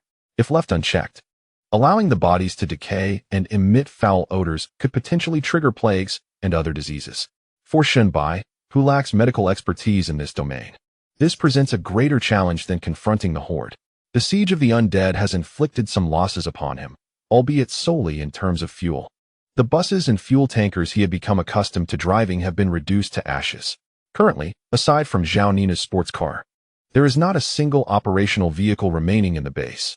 This has led Shunbai to realize that his foresight was indeed lacking. In this apocalyptic world, intact vehicles are an exceedingly precious resource. Previously, during his travels, he encountered numerous abandoned vehicles along the streets, ranging from compact cars to SUVs, and even medium to heavy-duty trucks. It is lamentable that he did not think to retrieve a batch of these vehicles in advance. Now, with the number of soldiers swelling to nearly 100, they find themselves without any means of transportation for swift movement. However, one cannot place the blame entirely on Shun Bai. After all, he had previously hesitated to summon too many soldiers at once, as he had perceived them to be mere bronze-level fighters, unaware that under Ada Wang's command, they had transformed into formidable warriors. As the population increases, the resources stored within the base, including food and water, will become insufficient. Thus, securing vehicles and provisions will become Shun Bai's foremost priority. In light of this, he has already devised a preliminary plan. Chapter 32. Perhaps next time, Boss Jiang, you have bestowed upon me such a grand gift. It is only fitting that I reciprocate. Shun Bai's eyes glimmered with a cold light. The resolution of this crisis was primarily due to his caution and Ada Wang's strategic guidance. Otherwise, being besieged by over 5,000 zombies would have resulted in considerable losses for him. The instigator of all this turmoil, Boss Jiang, is someone Shun Bai has no intention of letting escape unscathed. As far as he is aware, Boss Jiang's faction consists of around 40 to 50 individuals, armed with a cache of firearms and ammunition. Following the outbreak of the zombie virus and the onset of the apocalypse, Boss Jiang has exploited his armed forces to engage in rampant plunder, consolidating resources from the surrounding areas while also laying traps to ambush and rob other survivors. Shun Bai surmises that if he can eradicate Boss Jiang's territory and seize his resources, it should suffice to sustain his own forces for a considerable duration. Boss Jiang's stockpile includes not only food but also a substantial amount of fuel, various vehicles, motorcycles, and some firearms and ammunition, valuable assets indeed. Previously, with only a handful of soldiers, Shun Bai had reservations. Now, however, with nearly 100 combat-ready soldiers at his disposal, their formidable strength far surpasses that of Boss Jiang's ragtag crew. Before long, flames were rekindled within the base. Unlike the previous uncontrollable inferno that spread extensively, this time the fire was contained in several piles, strategically located in different directions throughout the base. Over 5,000 corpses of the undead, drenched by the rain, proved difficult to ignite. It was only through the fortunate discovery of a small amount of gasoline that they were finally set ablaze. As the charred remains of these bodies were successfully incinerated, Shun Bai felt a profound sense of relief wash over him, granting him the peace to rest. At that moment, Zhao Nina emerged from the break room, her eyes widening in astonishment at the multitude of soldiers scattered throughout the base. With disbelief, she turned to Shun Bai and inquired, "Are these the comrades you spoke of earlier?" "Indeed," Shun Bai nodded, grateful for their timely arrival. Otherwise, the situation could have turned dire. Zhao Nina was taken aback by the sheer number of allies, nearly 100, and her astonishment deepened upon witnessing the roaring flames. Although she was aware of the numerous zombies besieging the base, she lacked a tangible grasp of their overwhelming numbers. The towering pyres, each at least 4 to 5 meters high, were composed of the very corpses of the undead. It was staggering to consider the number of zombies that had been vanquished to achieve such a sight. Zhao Nina could vividly imagine the fierce battle represented by nearly an hour of continuous gunfire. After this tumultuous ordeal, her desire to complete her unfinished business evaporated. And as the clock approached 1 in the morning, the tension that had gripped her began to take its toll, leaving her fatigued. Shun Bai felt similarly, though somewhat disappointed. He too was exhausted and aware that a multitude of tasks awaited him the following morning, making it unwise to linger into the late hours. Perhaps next time, Shun Bai thought, nurturing an increasing resentment towards Boss Jiang. The following morning, Shun Bai rose early, preparing the troops alongside Ada Wang for a quest to procure vehicles. He left Ada and 20 soldiers to guard the base, while he led the remaining soldiers along the base's road in search of transportation. After nearly 3 hours of trekking, they encountered their first vehicle, a sedan. With little choice, Shun Bai arranged for 4 mercenaries to accompany him in the car, and they set off in search of additional vehicles. Before long, Shun Bai had managed to assemble a ragtag convoy along the road, which could only be described as a haphazard collection of vehicles, various sedans, small trucks, vans, and even 2 electric scooters. However, despite the chaotic assortment, the makeshift convoy successfully accommodated all 80 soldiers. With transportation secured, Their next objective was to confront Boss Jiang. Meanwhile, within Boss Jiang's base, chaos reigned as everyone busied themselves with frenetic energy. Move swiftly. The enemy could strike at any moment. Do you wish to perish? At this moment, they had fully entered a state of preparedness. After the failed attempt to lure the zombies to attack Shunbai's group, Boss Jiang understood that retaliation was imminent. Although the thought of fleeing crossed his mind, after careful consideration, he could not bear to abandon the vast fortune he had amassed, just as Shunbai had surmised. During these days of the zombie virus outbreak, Boss Jiang had accumulated considerable capital. Given more time to consolidate and absorb more survivors, his power would burgeon, gradually establishing him as a formidable ruler in this apocalyptic world. The idea of relinquishing all of this to escape was simply unacceptable to him. The enemy's firepower had exceeded his expectations. Their ammunition was astonishingly abundant. Yet, even so, they numbered fewer than a dozen. What difference did it make how much ammunition they possessed? During this period, Boss Jiang had also recruited several small teams of survivors, bringing his ranks close to 100. As the saying goes, many ants can kill an elephant. The numerical advantage was the foundation of his dominance. Furthermore, just 2 days prior, they had successfully overtaken a police precinct occupied by zombies, acquiring a substantial cache of firearms and ammunition. Although most were merely handguns and shotguns, it sufficed to equip all his subordinates. In his territory, he enjoyed both numerical and geographical advantages. Aside from slightly outdated equipment, everything else was in order. Though the M4A1 wielded considerable power, in the chaos of close-quarters urban combat, it may not prove superior to a handgun. In fact, the convenience and swiftness of a handgun could well surpass that of the M4A1. Boss Jiang believed that even if the enemy realized the horde from last night was under his command, they would likely refrain from provoking him, should they foolishly seek trouble. He was more than ready to confront them. Watching his bustling subordinates at the base, a glint of cold determination flashed in his eyes. Approximately 1,000 meters from Boss Jiang's base, there was a dedicated outpost. At that moment, a dozen individuals sat crouched in an alley, exhaling smoke. Damn it. The boss really has us on watch here. What if those people truly come to attack? Wouldn't that be disastrous? One complained, furrowing his brow. Another, overhearing, retorted angrily. Are you an idiot? If you see them coming, just hop on a motorcycle and bolt. With all the roadblocks set up, ordinary vehicles can't catch up. And it's not just us with firearms. As he spoke, he slapped the shotgun cradled in his arms. Your piece is worthless. If those folks dare to approach, I'll give them a taste of my shotgun. I refuse to believe they're invincible. The others laughed at his bravado, one jesting. Ha ha ha. Zhao Laowu. Having a gun sure gives you a lot of confidence. I remember just yesterday you were fighting with old Li over a woman. Chapter 33. Drones on the path. Zhao Laowu cast a glance at the man and chuckled. What else can we do? There are only a handful of women in the base.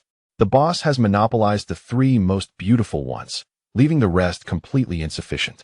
If we do not compete, we won't even have a chance. The coward can only watch helplessly and resolve things himself.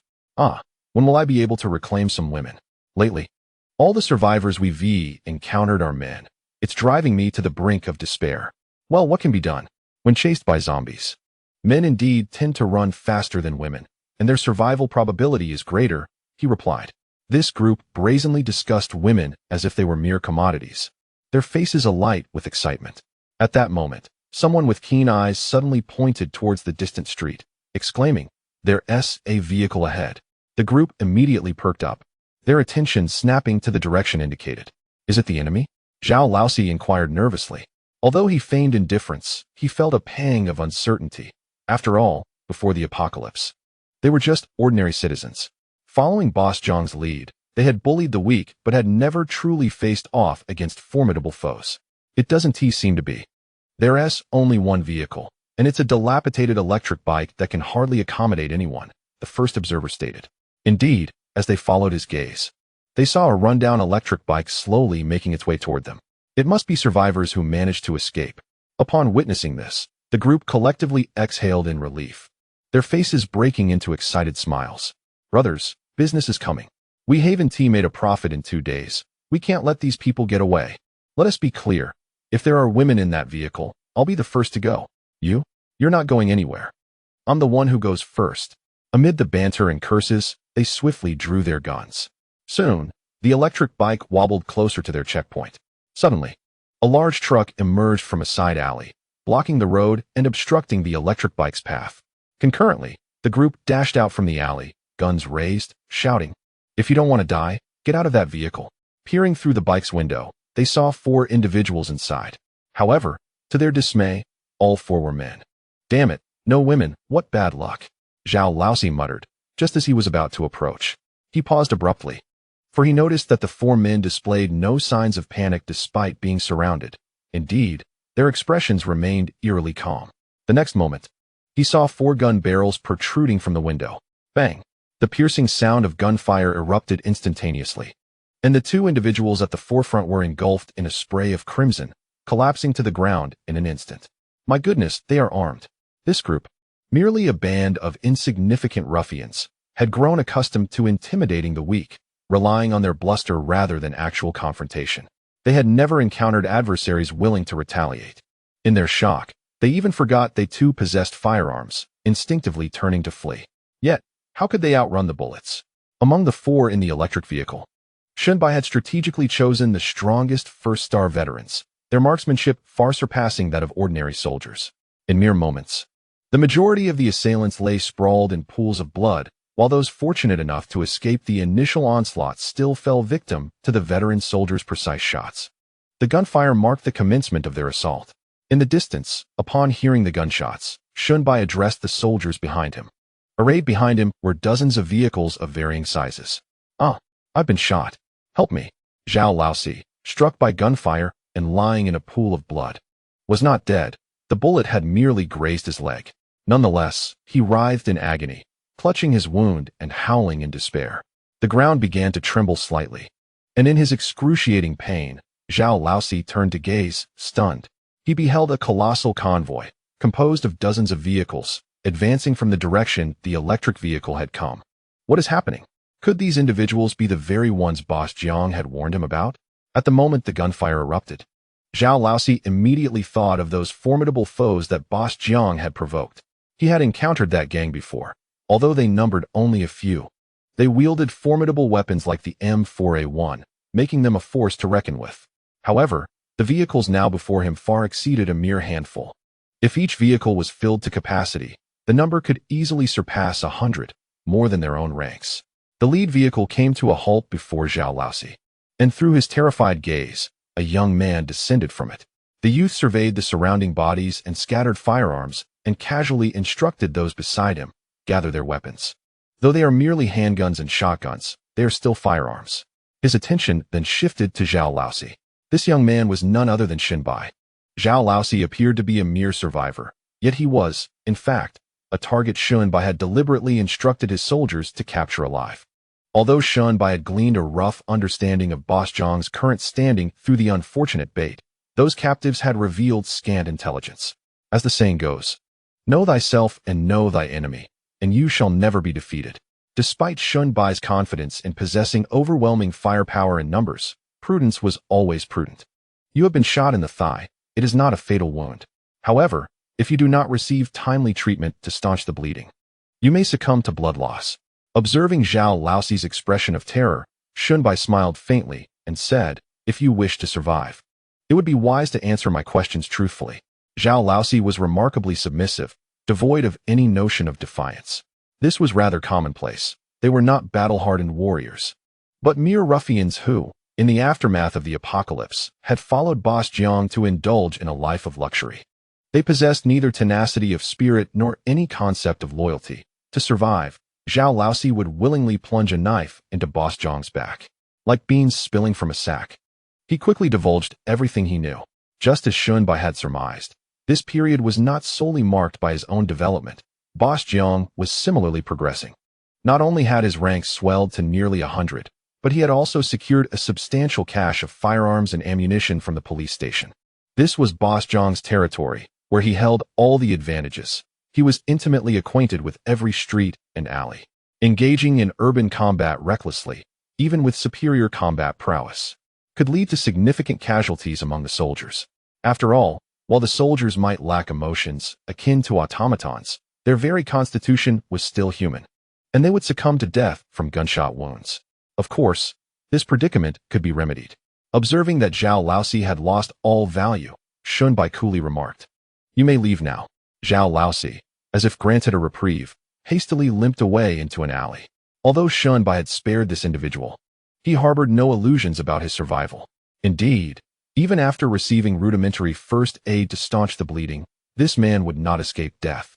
The bullet lodged in his thigh was beyond his own extraction capabilities. As the wound became infected and festered, compounded by the threat of tetanus, the absence of immediate medical intervention would inevitably lead to his demise. Shunbai felt no pity. Those who followed Boss Jiang were nothing but scoundrels, and their continued existence would only bring further harm to ordinary survivors. Turning to enter his vehicle, Shunbai retrieved a backpack from the back seat. Inside lay a drone. This was the sole item he had salvaged from the hotel, and it proved to be exceptionally useful. Under Shunbai's command, the drone ascended gracefully into the sky, then soared ahead. Since he was unfamiliar with the surrounding terrain, acquiring knowledge was imperative. The aerial perspective offered by the drone would effectively assist Shunbai in swiftly understanding the local geography, thereby nullifying Boss Jiang's territorial advantages. Chapter 34. The disparity of power. They have arrived. Within Boss Jiang's stronghold, the distant sounds of gunfire resonated like a signal, causing his heart to leap. The familiar sound of gunfire unmistakably belonged to the M4A1, a sound he had listened to throughout the night, and one that he could never forget. Yet, how could they have arrived so swiftly? Were they truly so impatient for vengeance? Everyone prepared for battle as the enemy approached. With a booming voice directed at his bustling subordinates within the base, Boss Jiang's eyes glinted with a cold light. "I refuse to believe it. After slaying over 5,000 zombies yesterday, how much ammunition could you possibly have left?" Under Boss Jiang's command, his men took cover behind the constructed fortifications, while many others concealed themselves within nearby buildings and alleys, ready to launch a surprise attack. After a tense silence lasting over 10 minutes, no sign of the enemy emerged. What was happening? Had they merely eliminated those at the checkpoint and retreated? Just as Boss Jiang was engulfed in confusion, a dark spot in the sky suddenly caught his attention. What was that? Squinting to observe more closely, Boss Jiang was astonished to discover it was a drone. It must be their reconnaissance tool for surveying the terrain. "Shoot it down," he shouted furiously, pointing at the sky. Numerous subordinates raised their weapons and opened fire, the sound of gunfire erupting chaotically. However, the marksmanship of this disorganized mob was woefully inadequate to strike a drone hovering nearly 100 meters above them, its small form almost taunting them. As if deliberately teasing, the drone circled above the base several times, gathering a comprehensive view of the terrain before finally retreating. "Damn it!" Boss Jiang's face darkened like the bottom of a pot. "Even if you see everything clearly, what does it matter? With just a handful of you, how can you possibly breach my impregnable base?" In modern warfare, intelligence is often one of the most crucial factors. This is precisely why nations invest exorbitantly in the development of high-definition satellites and expend great effort to launch them into space. To characterize the conflict between Shunbai and Boss Jiang as modern warfare would be an exaggeration. However, it was evident that Boss Jiang lacked the most vital information. He was clearly unaware of Shunbai's actual numbers. Otherwise, he would have fled at the first opportunity. What did a meager stash of supplies amount to when weighed against the value of life? Unfortunately, he had no chance to escape now. Having retrieved the drone, Shunbai was fully aware of the situation within Boss Jiang's territory, even knowing precisely where most of his adversaries lay in ambush, poised for a surprise attack. With a significant advantage in numbers and equipment, and the enemy's geographical advantage severely diminished, Boss Jiang's ragtag group stood no chance against Shunbai's soldiers. Although Boss Jiang's position had been exposed, he found himself unable to relocate, as the area was limited and offered no alternative hiding spaces. All he could rely on now was the fortifications and defensive positions, hoping that his numerical superiority would compensate for the impending assault from Shunbai and his handful of men, which he expected would result in heavy losses. A few minutes later, as vehicle after vehicle came to a halt near the base's barricade, all eyes, including that of Boss Jiang, fell into a stupor. What was happening? How could there be so many of them? Gazing at the soldiers disembarking from the vehicles one by one, a wave of terror engulfed everyone in the base. They had initially believed in their numerical superiority, yet now the opposing force seemed to outnumber them. More significantly, each of these individuals was armed with an M4A1.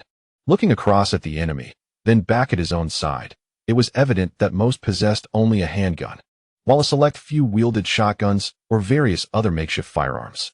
How could they possibly engage in battle? Emerging from a sedan, Shunbai did not rush to command his soldiers to charge. Instead, he retrieved a megaphone from the vehicle and cleared his throat.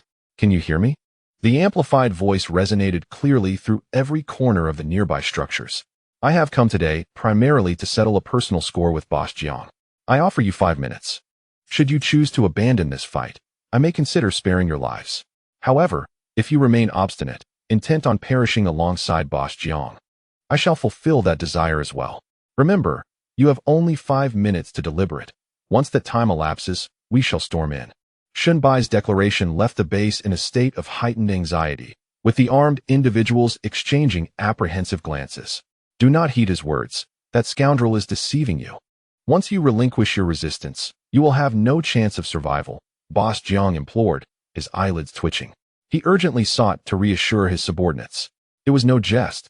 Regardless of whether Shunbai's promises were true or false, he needed to maintain morale among his ranks. Should his men surrender or turn against him, his fate would be sealed. Jiang's followers exchanged looks. Though some hesitated, none dared to openly capitulate. The enemy's formation was indeed formidable. Yet the esteem Boss Jiang had cultivated over time resonated deeply within them. They were acutely aware of the dire consequences of betraying him, which were nothing short of horrific. Thus no one was willing to take the risk. As for Shunbai, he expressed such sentiments primarily to minimize casualties. After all, the recruitment of soldiers relied on survival points, and he was reluctant to see too many perish for the sake of these adversaries. Moreover, although the soldiers lacked emotions, Shunbai found it difficult to regard them merely as machines. They were flesh and blood, loyal to him, and he could not bear to treat them as expendable. Regrettably, the 5 minutes swiftly elapsed, yet there was no sign of movement from the enemy's position. Faced with this reality, Shunbai could only let out a sigh. Ultimately, it boiled down to inadequate strength. If he were commanding not merely 100 soldiers, but rather thousands or a few armored vehicles, the enemy would surely falter without a fight. Since the adversary remained oblivious to their peril, Shunbai resolved to show no mercy.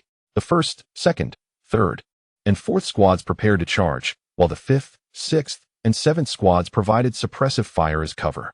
Prior to the battle yesterday, Ada Shun had already organized these soldiers into groups of 10, aimed at facilitating the immediate dispersal of forces during small-scale engagements. Commander Shunbai adopted Ada Shun's group designations during his command. Upon receiving Shunbai's orders, the soldiers from squads 5 to 7 raised their rifles, aimed at the base, and without hesitation, pulled the triggers. The M4A1 assault rifles, with an effective range of 300 meters, enabled the soldiers to effortlessly execute long-range fire suppression. In contrast, Boss Jiang's side was equipped with handguns that typically had a range of less than 100 meters and shotguns with even shorter ranges, rendering them utterly incapable of counterattack, leaving them unable to lift their heads. Seizing this opportunity, the 40 soldiers from the 4 squads swiftly advanced towards the enemy's position, encountering no obstacles as they effortlessly breached the defenses. Boss Jiang's base was fortified with makeshift walls constructed from barbed wire, sandbags, and abandoned vehicles, which proved effective against zombies but were utterly inadequate against seasoned soldiers. Several soldiers led the charge, accelerating past the barbed wire, and after rolling to the ground, they found themselves within the enemy's lines. Chapter 35. The captured survivors. They've breached our defenses. Open fire, quick, Boss Jiang shouted, his mind racing with desperation. However, the soldiers reacted far more swiftly than his bewildered subordinates. Raising their M4A1 rifles, they unleashed a torrent of fire. The blazing tongues of flames swept over those hiding behind cover, and in an instant, dozens fell amidst the blood-soaked ground. It was only at this moment that some began to react and return fire, but their aim paled in comparison to that of the soldiers. After a volley, very few managed to hit their targets. The soldiers, under fire, instinctively dropped to the ground to minimize their exposure. How could this happen? Boss Jiang thought, watching in frozen horror as over 40 soldiers swept through his ranks like a tiger among sheep. At this point, he was baffled as to how this small band had suddenly multiplied in number. Who were these formidable warriors? Had they truly been a military unit? If he had known they possessed such fierce combat capabilities, he would never have dared provoke them. Regret was futile now. Gritting his teeth as he observed the rapidly collapsing defenses, Boss Jiang realized that persisting would only lead to his demise. Seizing the chaos within the stronghold, he discreetly retreated into a building. The duration of this battle was indeed brief. Once the 4 squads, under the cover of fire, forcibly entered the position, they faced only minimal resistance, and soon, most of the enemies surrendered willingly. Nevertheless, even with such swift success, there were still casualties among the soldiers. Bullets are indiscriminate. No matter how formidable the soldiers may be, they cannot evade them. Among the 40 soldiers who stormed the stronghold, 6 were struck, 4 of whom suffered fatal injuries. The cost of breaching a position fiercely defended by over 100 men was, in fact, quite minimal, yet Shunbai still felt a tinge of frustration. His ire stemmed from the fact that, despite seizing the enemy's stronghold, he was unable to capture the cunning mastermind, Boss Jiang, that wily old fox, who chose to flee at the first sign of impending doom. It was evident that he had devised an escape route when constructing the defensive position. In truth, he had prepared this secret passage long before the apocalypse ensued. Prior to the collapse of civilization, Boss Jiang was immersed in underground street racing and gambling. And whenever the police were on his trail, he would utilize this very passage to escape. This clandestine route spanned nearly 50 meters underground, leading directly to a completely concealed garage, which housed a modified high-powered motorcycle, enabling his swift getaway. By the time Shunbai and his men pursued him to the garage, Jiang had already sped away on his motorcycle, vanishing into the horizon. After a prolonged and arduous effort, the primary target had eluded capture.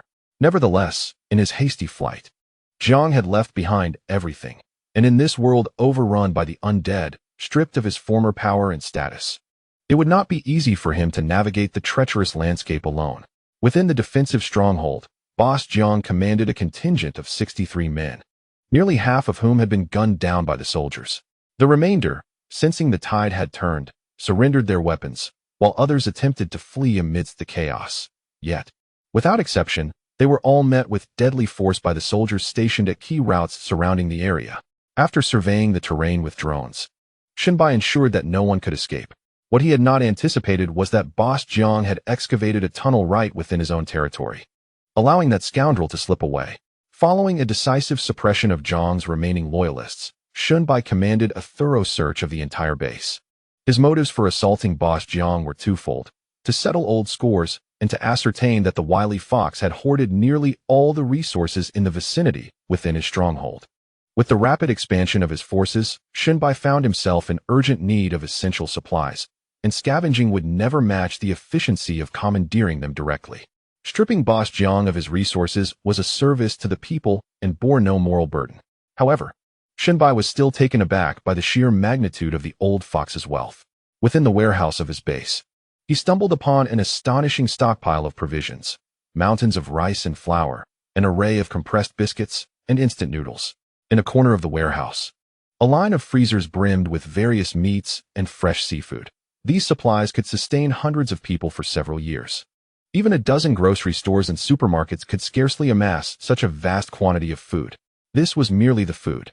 The vehicles parked at Boss Jiang's base numbered nearly 40, the majority being high-performance SUVs and off-road vehicles, each valued at over 500,000. In addition, there were several heavy trucks laden with automotive parts and tankers filled with gasoline and diesel. Furthermore, in a separate warehouse, Shunbai discovered an extensive arsenal of handguns and ammunition, evidently sourced from the police department's armory by Boss Jiang. For a moment, Shunbai felt an exhilarating rush, as if he had struck gold.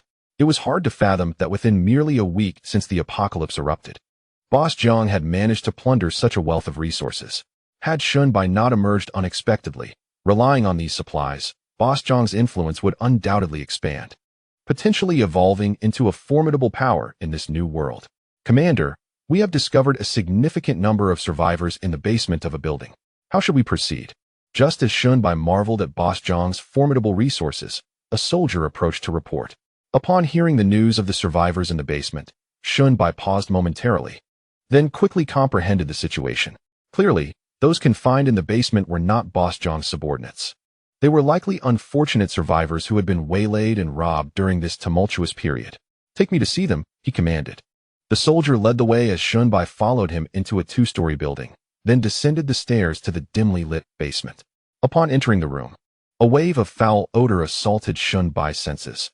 The underground chamber, measuring barely over 100 square meters, was crammed with nearly 30 individuals. It was uncertain how long they had been confined there. Each one appeared emaciated, gaunt, and their eyes reflected sheer terror as they beheld Shunbai and the soldiers' entrance.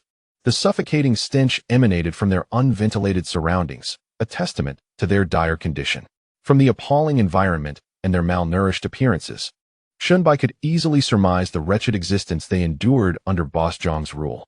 All of them were male, which was to be expected. Women, as more coveted spoils, would not be subjected to such degrading circumstances.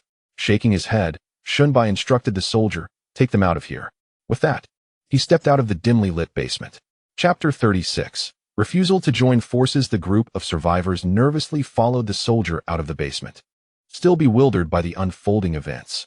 Upon their arrival on the ground, witnessing the dozens of subordinates of Boss Jiang kneeling with their heads clutched in despair, a realization seemed to dawn upon them. Many began to weep sorrowfully, while others, consumed by anger, charged at the subdued followers of Boss Jiang, delivering blows with fists and feet. In response, Shunbai did not intervene. Those who followed Boss Jiang were not virtuous individuals. Previously, when Shunbai had afforded them 5 minutes to surrender their weapons, none complied. Their current plight was merely a manifestation of karmic retribution, and the physical suffering they endured was far less than that experienced by the survivors they had imprisoned. As Shunbai had anticipated, the soldiers meticulously searched each structure within the base and discovered a number of women in a pristine and orderly residence. In stark contrast to the disheveled male survivors, these women appeared to be in much better condition.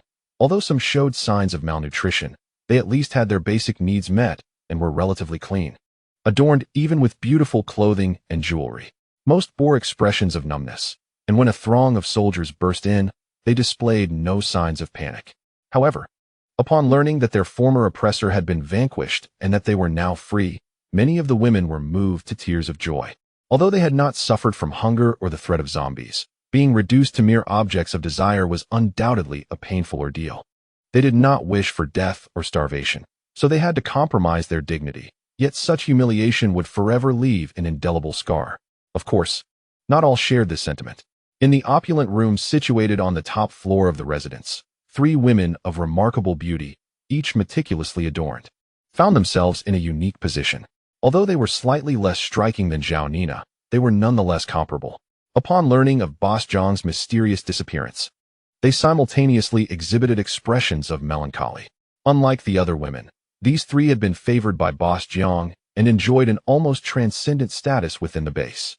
They could acquire anything they desired, and all of Boss Zhang's subordinates were compelled to bow respectfully upon encountering them. Should they take a disliking to anyone, a mere whisper in the right ear could result in that person's permanent disappearance by the following day. Such power was akin to that of a queen or concubine in feudal times. Before the apocalypse, their remarkable beauty may have afforded them certain advantages, but it could not compare to the privileges they now held. Once accustomed to such power, its sudden loss would inevitably lead to a profound sense of emptiness. Shunbai found this amusing. Such is the nature of reality, a world that has always been thus. After properly reprimanding the subordinates of Boss Jiang, the survivors finally managed to select a representative to negotiate with the soldiers. "Comrade, thank you for coming to rescue us. You must be part of the military, right? When can we evacuate from here? I am eager to end this nightmarish experience."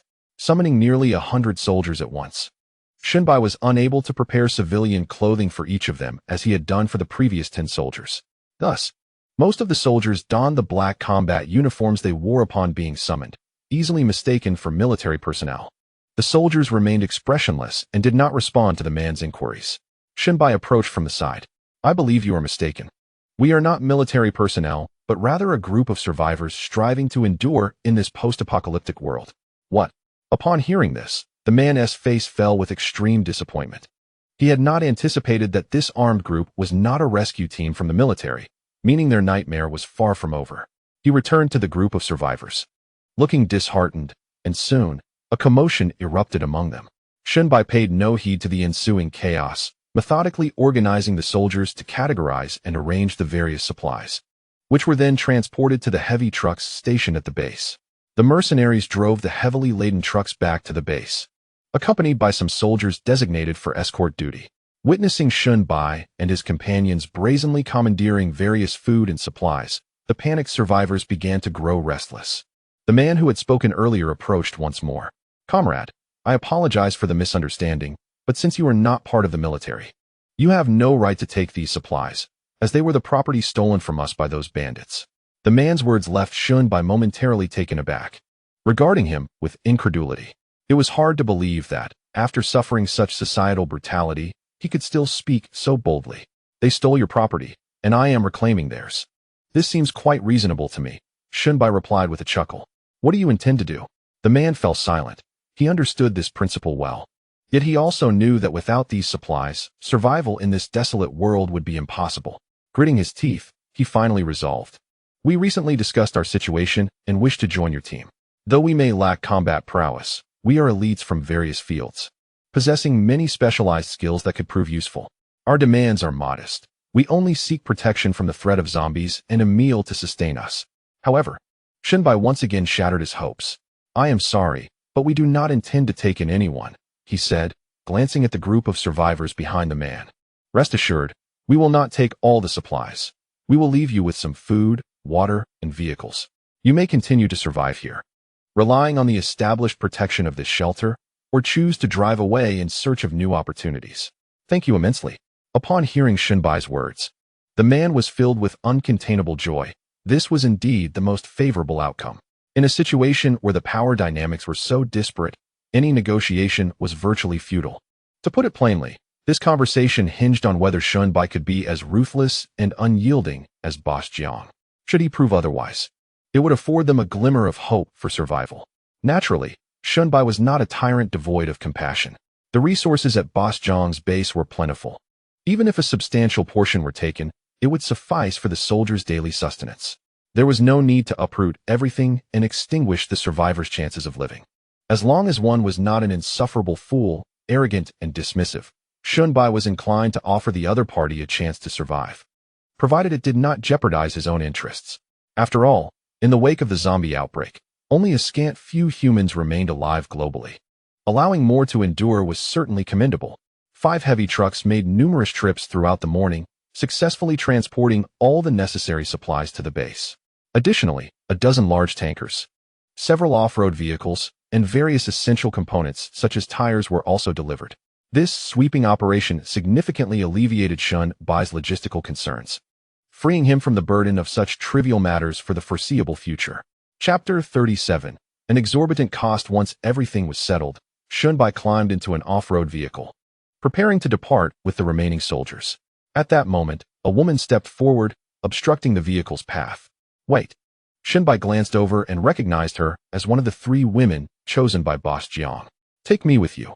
I shall be yours from now on, and you may do as you please." At that moment, the others grasped the situation unfolding before them and began to realize the challenges they would soon face. The once pampered beauty could hardly fathom returning to a life of peril, constantly fearing being devoured by zombies. Thus, she proactively approached Shun Bai, who appeared to be the leader of the group. Confident in her appearance, she believed no man could possibly reject her. Among the cautious survivors observing from a distance, many exhibited expressions of jealousy upon witnessing this scene. They too felt a stirring in their hearts, yearning to engage in some unspeakable connection with her. If only they possessed power akin to Shun Bai's, or even the might of the defeated Boss Jiang, both authority and women would be within their grasp.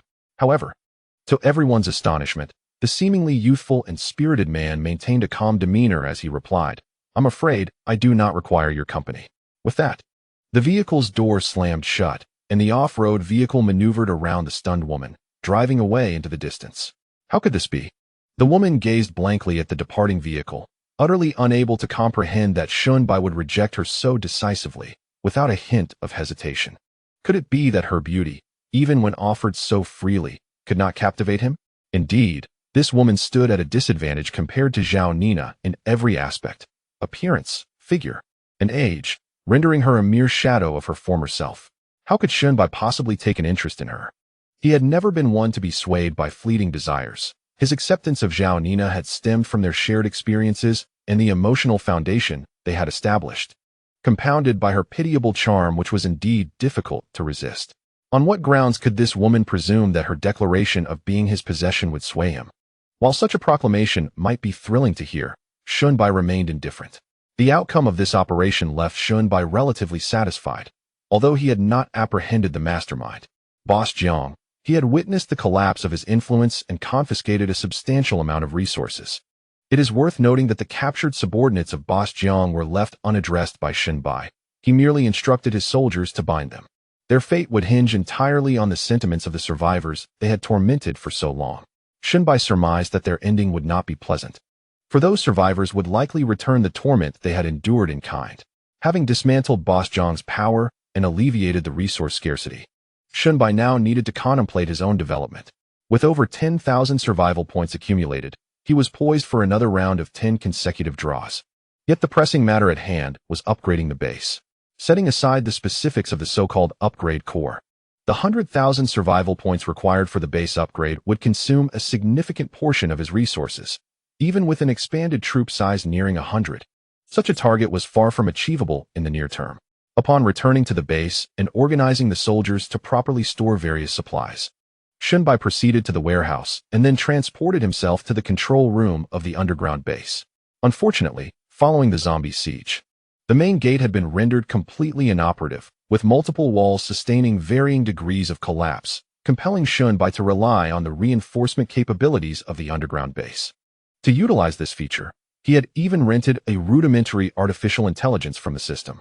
Gazing at the price tag of 20 survival points per meter made Shunbai wince in despair, given the extensive area of his base. Enclosing it with walls would require at least 1,000 meters, translating to an investment exceeding 20,000 survival points. How exorbitantly costly! As he pondered this, Shunbai noticed an icon adjacent to the wall option. It was a sentry cannon. Wasn't that something from Red Alert? The presence of another icon beside the wall option took him by surprise. The sentry gun, a fundamental defensive structure in the Red Alert game, is an automated turret entirely controlled by intelligent AI. It employs a rudimentary camera probe and an enemy identification system to distinguish foes, armed with dual 127mm caliber machine guns, delivering immense destructive power. The implications of a 127mm shell are staggering. Even a mere graze against the torso could unleash sufficient kinetic energy to obliterate a human body. Even the most heavily armored tanks are incapable of withstanding the relentless barrage of a 127mm machine gun. Within the context of Red Alert, the sentry gun epitomizes a formidable weapon of mass destruction. Regrettably, its role in the game is somewhat awkward. Its fire rate is relatively slow and its range limited. While it poses a significant threat to infantry units, it is rendered nearly useless against well-deployed soldiers due to its inferior range. Furthermore, it struggles against tanks, resulting in few players willing to construct it. As time progressed, Shunbai began to grasp the lottery system's intricacies, realizing that the elements within were all related to the games. Thus far, 3 titles, Prototype, Resident Evil, and Red Alert, had emerged. Given that the sentry gun was valued at 5,000, its lethality must be formidable. However, it necessitates artificial intelligence for operation, rendering it a temporary consideration.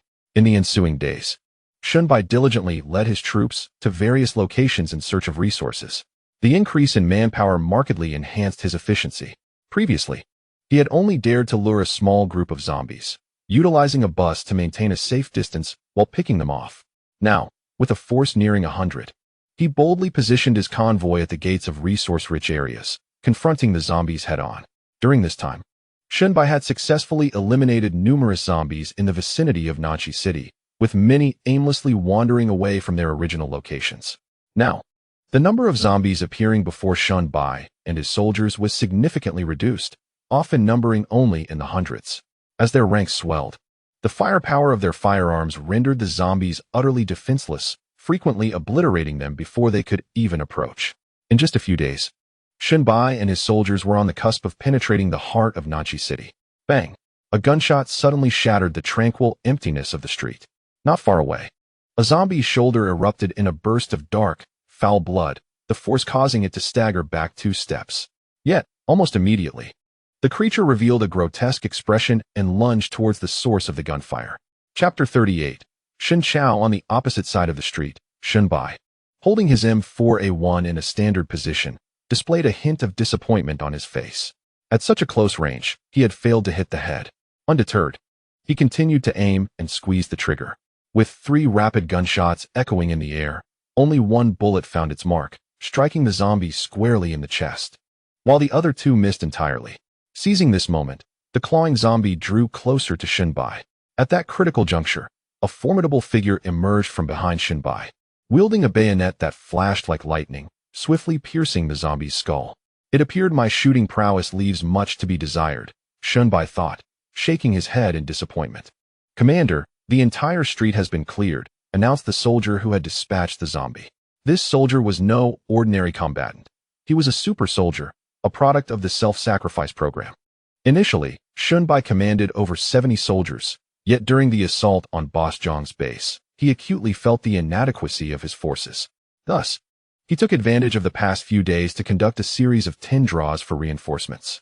At last, he bolstered his ranks to over 100 soldiers and even summoned this exceptional super soldier.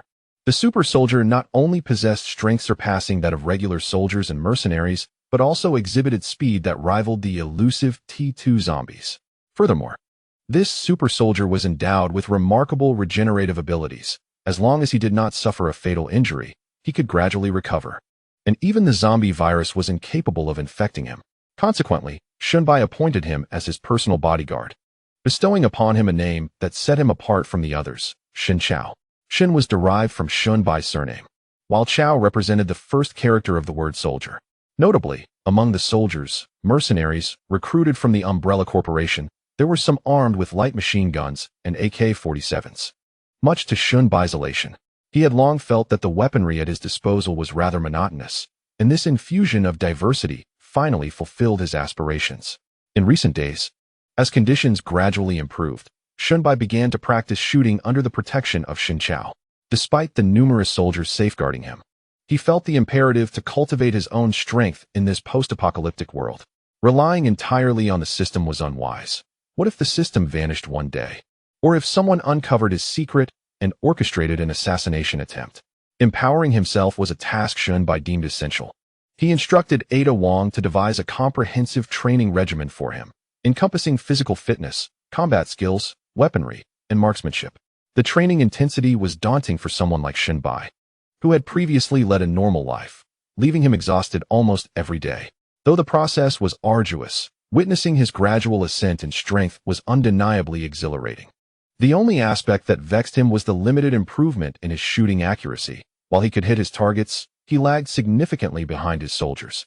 I might need a more proficient marksmanship coach, Xinbai muttered to himself. To speak of marksmanship within the current system presented in the game, it is irrefutably Alice who stands out as the most renowned and formidable. Whether confronting ordinary zombies or various formidable bosses, Alice consistently strikes at the vital points of her targets with unerring precision. However, whether one can draw Alice remains a matter of chance. As for Red Alert and Prototype, Xinbai is uncertain if there exists any skilled marksman within those realms. It seems there is a character named Tanya in Red Alert. The exorbitant cost of 1.2 million survival points is indeed staggering, yet Xinbai has managed to amass sufficient wealth and, just days ago, gathered 20,000 points to construct a formidable wall. Thus, one must concede that mass troops are truly the only viable path forward, both within the game and in reality. Standing atop a supermarket, gazing down upon the sprawling city, Xinbai shook his head slightly. The recent days of resource gathering have nearly stripped the surrounding areas of Nanchi City bare. To acquire further supplies, it becomes imperative to consider other regions. Presently, the areas teeming with large hordes of zombies are predominantly located within the urban confines of Nanchi City. From Xinbai's perspective, he is reluctant to take the risk of venturing into the city center. Despite possessing a 100-strong army capable of dispatching thousands of zombies with ease, the urban landscape harbors millions of the undead. Even against a mere 10,000 zombies, Xinbai and his soldiers would be reduced to mere remnants, for even super soldiers cannot ensure a bullet finds its mark every time. Not to mention the overwhelming numbers of zombies that would inevitably swarm them. The ammunition would simply prove inadequate. It is wiser, then, to seek resources along the fringes of the suburbs. The city remains perilously treacherous. After careful consideration, Xinbai chooses to refrain from unnecessary risks. He is no longer the destitute figure he once was. The base has begun to take shape, and with the fortifications now complete, it stands resilient. With his troops' strength expanded to 100, their firepower has become formidable, rendering typical waves of zombies insignificant threats. In this context, a reckless, rapid expansion is no longer tenable. A methodical and measured approach is the path to sustainable development. Moreover, with the underground base upgrades yet to be unlocked, it is crucial to stockpile resources and supplies. In truth, Shunbai harbors the understanding that his current base is not a long-term sanctuary. He is aware that as he progresses, he will inevitably have to depart from this place. Geographically, the base's location is relatively advantageous. Situated not far from the highway, yet in a secluded area, unless one employs live bait to lure hordes of zombies, akin to what Boss Jiang does. It is rare for large swarms to pass through. Nevertheless, considering future development paths, this place cannot serve as a permanent solution. The paramount concern remains resources. For only through resources can survival points be exchanged. The system is quite discerning. Not all resources are eligible for exchange. Shunbai has attempted to trade common resources such as water, stone, and wood, but the system does not accept them. Only scarce or relatively scarce resources like diamonds, gold, silver, coal, and fuel are acknowledged. Although Shunbai can currently collect gold, diamonds, and fuel to redeem survival points, he understands that accelerating development and expansion is the true path to success. Compared to the risks associated with venture capital and the gathering of readily available resources, mining for gold and coal is evidently simpler, more efficient, and swifter. Unfortunately, there are no exploitable resources surrounding the base at present, which is a significant impediment. Chapter 39. Is this still a dog? Having completed the collection of supplies, Shunbai decided against venturing further into the city, thus leading his soldiers back. While seated in the vehicle, he pondered where to collect resources next and whether to risk approaching the city limits. Suddenly, a series of rapid gunshots echoed from a distance, causing the convoy to come to an abrupt halt. What is happening? Shunbai leaned forward, peering out of the car window, and observed several soldiers leaning out of their windows, firing continuously ahead. To ensure his safety, Shunbai meticulously attended to every detail.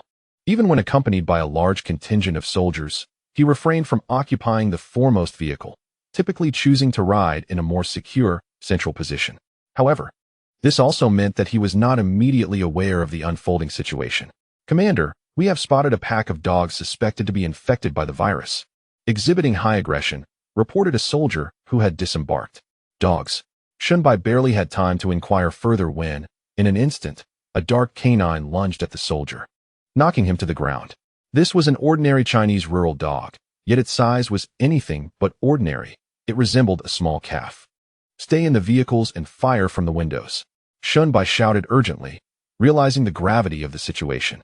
The earlier report mentioned a pack rather than a single dog, indicating that such large monstrosities were not solitary. Instead of engaging in direct confrontation, it was wiser to remain inside the vehicles, using them as cover during the encounter. With a chorus of gunfire, soldiers from the surrounding vehicles aimed their weapons at the mutated black dog, unleashing a barrage of shots. The mutated black dog erupted in a flurry of blood.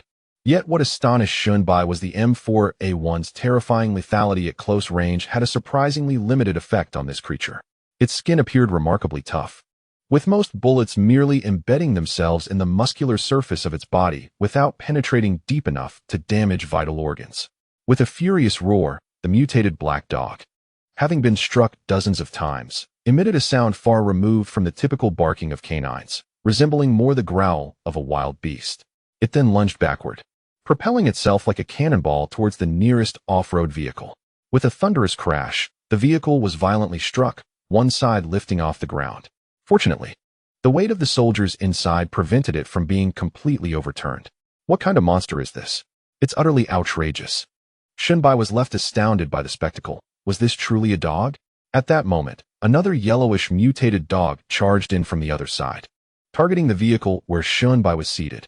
With a resounding bang, Shunbai felt the vehicle shudder violently, nearly tipping over. What on earth is happening? Thankfully, although its skin and muscles were exceptionally resilient, they were not impervious to harm. The earlier mutated black dog, after sustaining numerous injuries under concentrated fire from the soldiers, was eventually struck in a critical area and fell with a mournful cry. Simultaneously, the gray mutated dog that had attacked Shunbai's vehicle was swiftly gunned down as well. After a period of intense gunfire, the sounds of battle gradually subsided.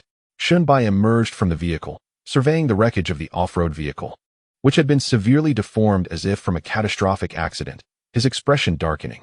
"Commander," reported Lin Xiao, the super soldier at Shunbai's side. "There were 6 dogs that attacked the convoy, all of which have been eliminated." "And the casualties?" Shunbai inquired. 7 soldiers are dead, 2 severely injured, 1 mercenary killed, 1 gravely wounded. Additionally, 4 vehicles are irreparably damaged, and 5 more require repairs back at base. Lin Xiao's response made Shunbai's brow twitch. The loss of 7 soldiers and 1 mercenary was devastating. Even during daily large-scale hunts for zombies over the past few days, the total casualties had only amounted to 2. Yet, in less than 5 minutes, 8 lives had been lost, all due to a mere 6 dogs. These dogs were clearly no ordinary canines.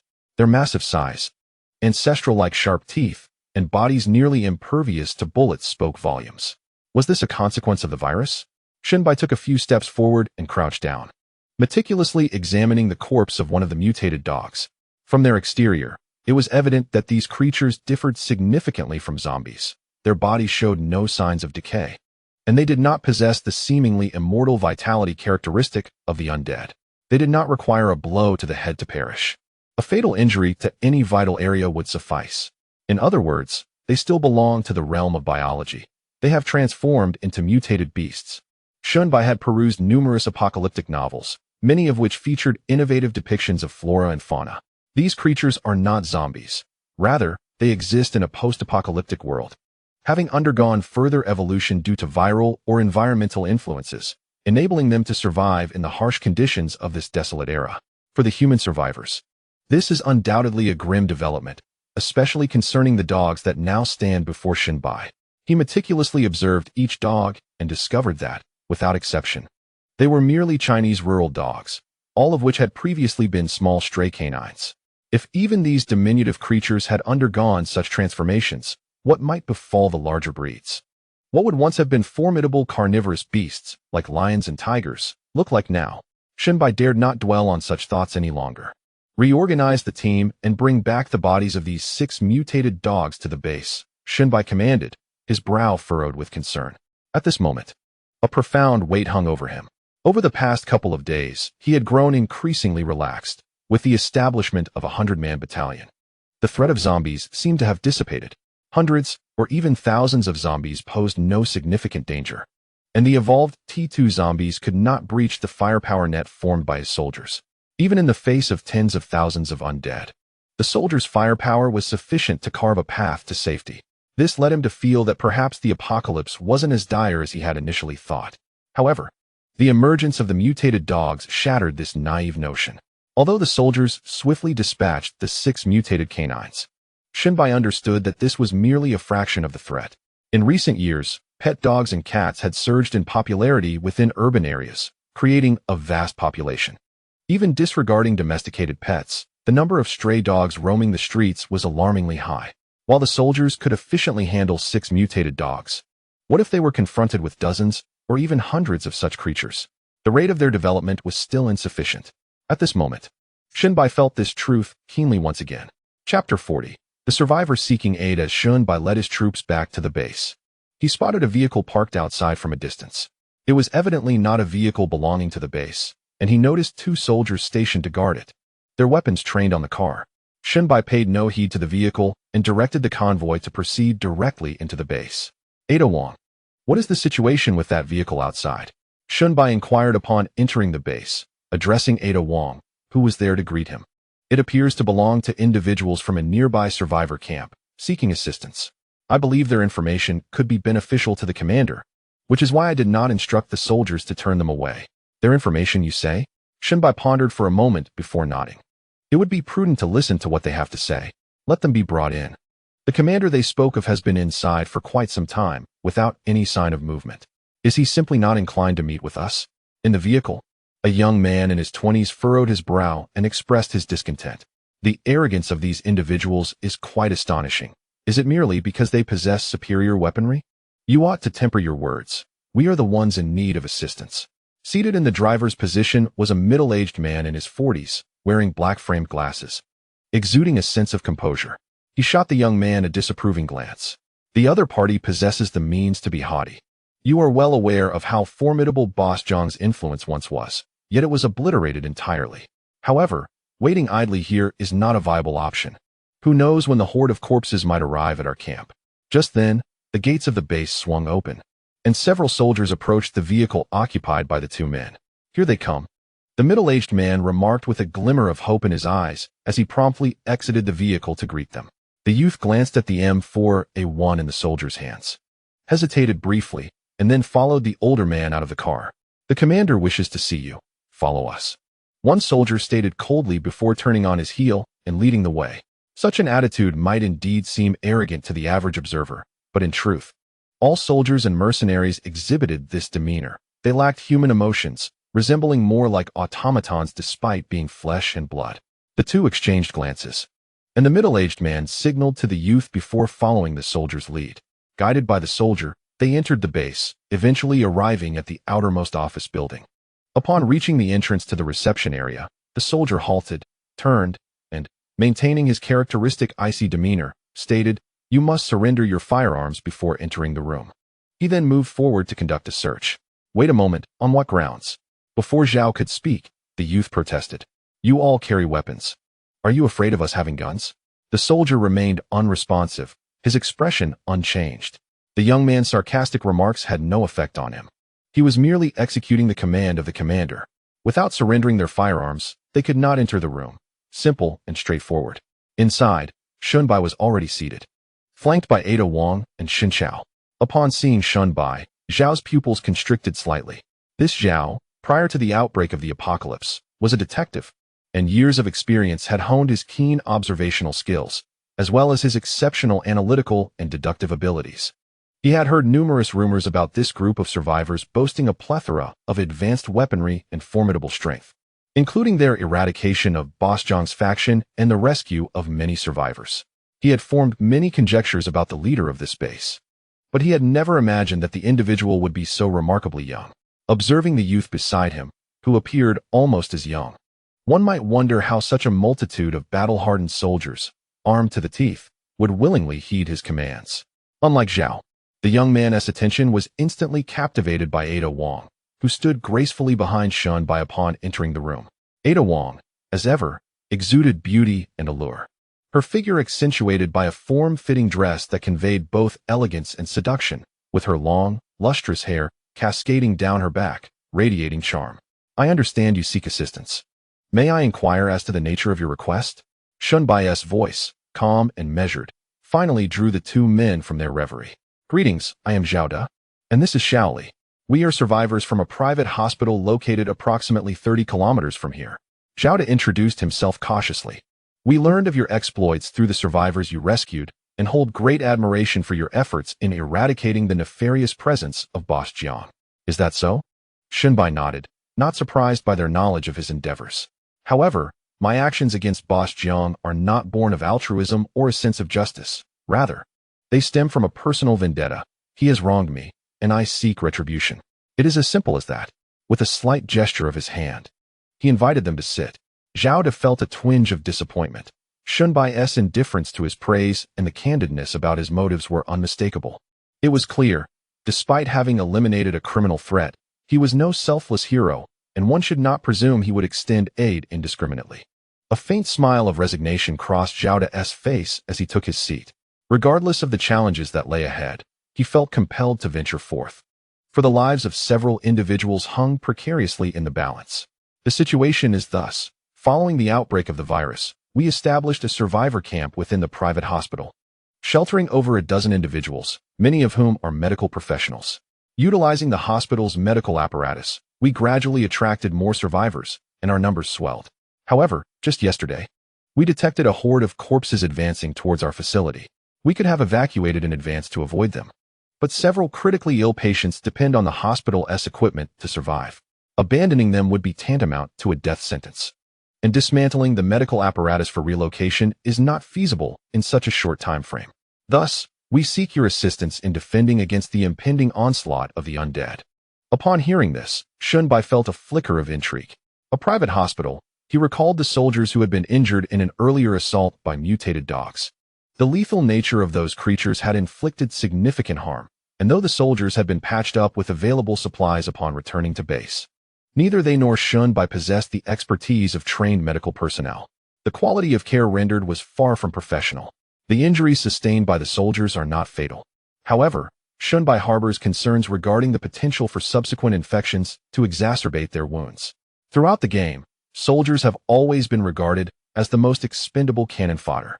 Yet in Shunbai's eyes, they are invaluable warriors loyal to him, each one not to be easily forsaken. He feels that if he were to treat these valiant fighters, who risk their lives for him, as mere tools, his humanity would be utterly extinguished. With this thought in mind, Shunbai turned to Zhao De and inquired about the horde of corpses he had mentioned, asking for an estimate of their numbers.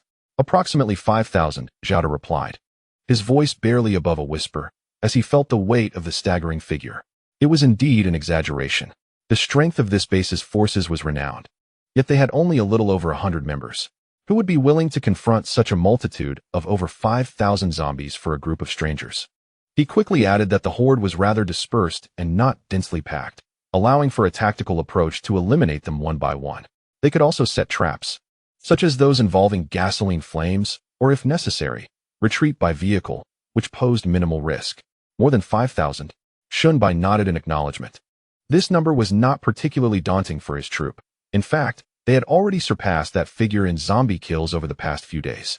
Even the zombies initially attracted by Boss Jiang amounted to no more than this. Nevertheless, he certainly would not acquiesce so easily, for that would only embolden them further. I can assist you, but I cannot expend ammunition and resources without compensation, Shunbai stated, eliciting a glimmer of hope in Zhao De, who quickly responded. What are your conditions? We will fulfill any requests within our capacity. A young man beside Zhao De could not help but interject. Just moments ago, he had been fixated on Ada Wong, but he snapped back to reality upon hearing Zhao De's words. He felt Zhao De was being overly submissive and worried about the possibility of the other party making unreasonable demands. I have several injured personnel, Shunbai continued. Though their wounds are external, they are deep and require suturing and regular dressing changes. I lack professional medical staff and require your assistance. Very well. We will take care of it. As long as the injuries are not life-threatening, we will ensure they recover swiftly, Zhao De affirmed without hesitation. Shunbai further stated, moreover, if my team sustains any injuries or illnesses, you will also need to assist in their treatment. In addition, we require a supply of medical supplies. The specifics will be determined after I inspect your hospital storage. The conditions you propose are rather excessive. Hearing Shunbai's words, the young man could no longer contain his anger. Did you not say that you lack professional medical personnel? What use is there for so many precious medicines? Do you understand how scarce medical supplies are at present? A single vial of antibiotics could save a life. Medical resources are exceedingly rare. Do you not consider ammunition a precious resource as well? Shunbai glanced at the youth, who appeared to be of a similar age, and replied coolly. Do you have any idea how many bullets it takes to eradicate over 5,000 zombies? I have one more question. If I disregard those hordes of corpses, do you intend to defend the hospital at all costs? If not, what do you plan to do with those medical supplies? Can you transport them all? The youth was momentarily rendered speechless by Shunbai's inquiries. Every word Shunbai spoke was undeniably true. In this apocalyptic world, whether it be medicine, food, or weaponry, all are exceedingly valuable and increasingly scarce resources. Without Shunbai's assistance, they would have to abandon the hospital and the patients who rely on medical equipment to survive, along with the vast stockpile of medicinal resources. This would be an unbearable loss for them. At that moment, Zhao De finally spoke. Very well. We can agree to your terms, but the quantity of medicines you require cannot be excessive. We must retain a sufficient portion for ourselves.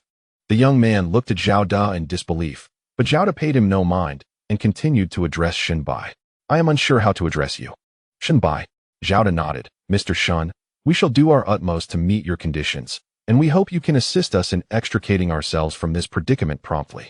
Shunbai regarded the middle-aged man with a flicker of surprise. This individual, referred to as Captain Zhao, possessed a certain depth. At first glance, Zhao De appeared exceedingly submissive, agreeing to whatever Shunbai proposed, showing no sign of independent thought. However, this was far from the truth. Throughout the negotiation, Had Zhao De exhibited dissatisfaction or resistance to Shun Bai's conditions, the matter would have faltered. There was no room for bargaining. If they did not acquiesce, Shun Bai would not extend his assistance. Zhao De discerned this and thus readily acquiesced. Years of experience in criminal investigation had honed his observational skills regarding details. He had long perceived that Shun Bai showed little interest in them or the valuable medical resources they possessed. His demands likely stemmed from an unwillingness to allow others to take advantage of him. Understanding how to deal with such a person, Zhao De felt he had succeeded. Having secured Shun Bai's agreement brought Zhao De immense satisfaction. The two were escorted by soldiers out of the base, and it was only after passing through the gates that a gust of wind revealed his back had become drenched in sweat.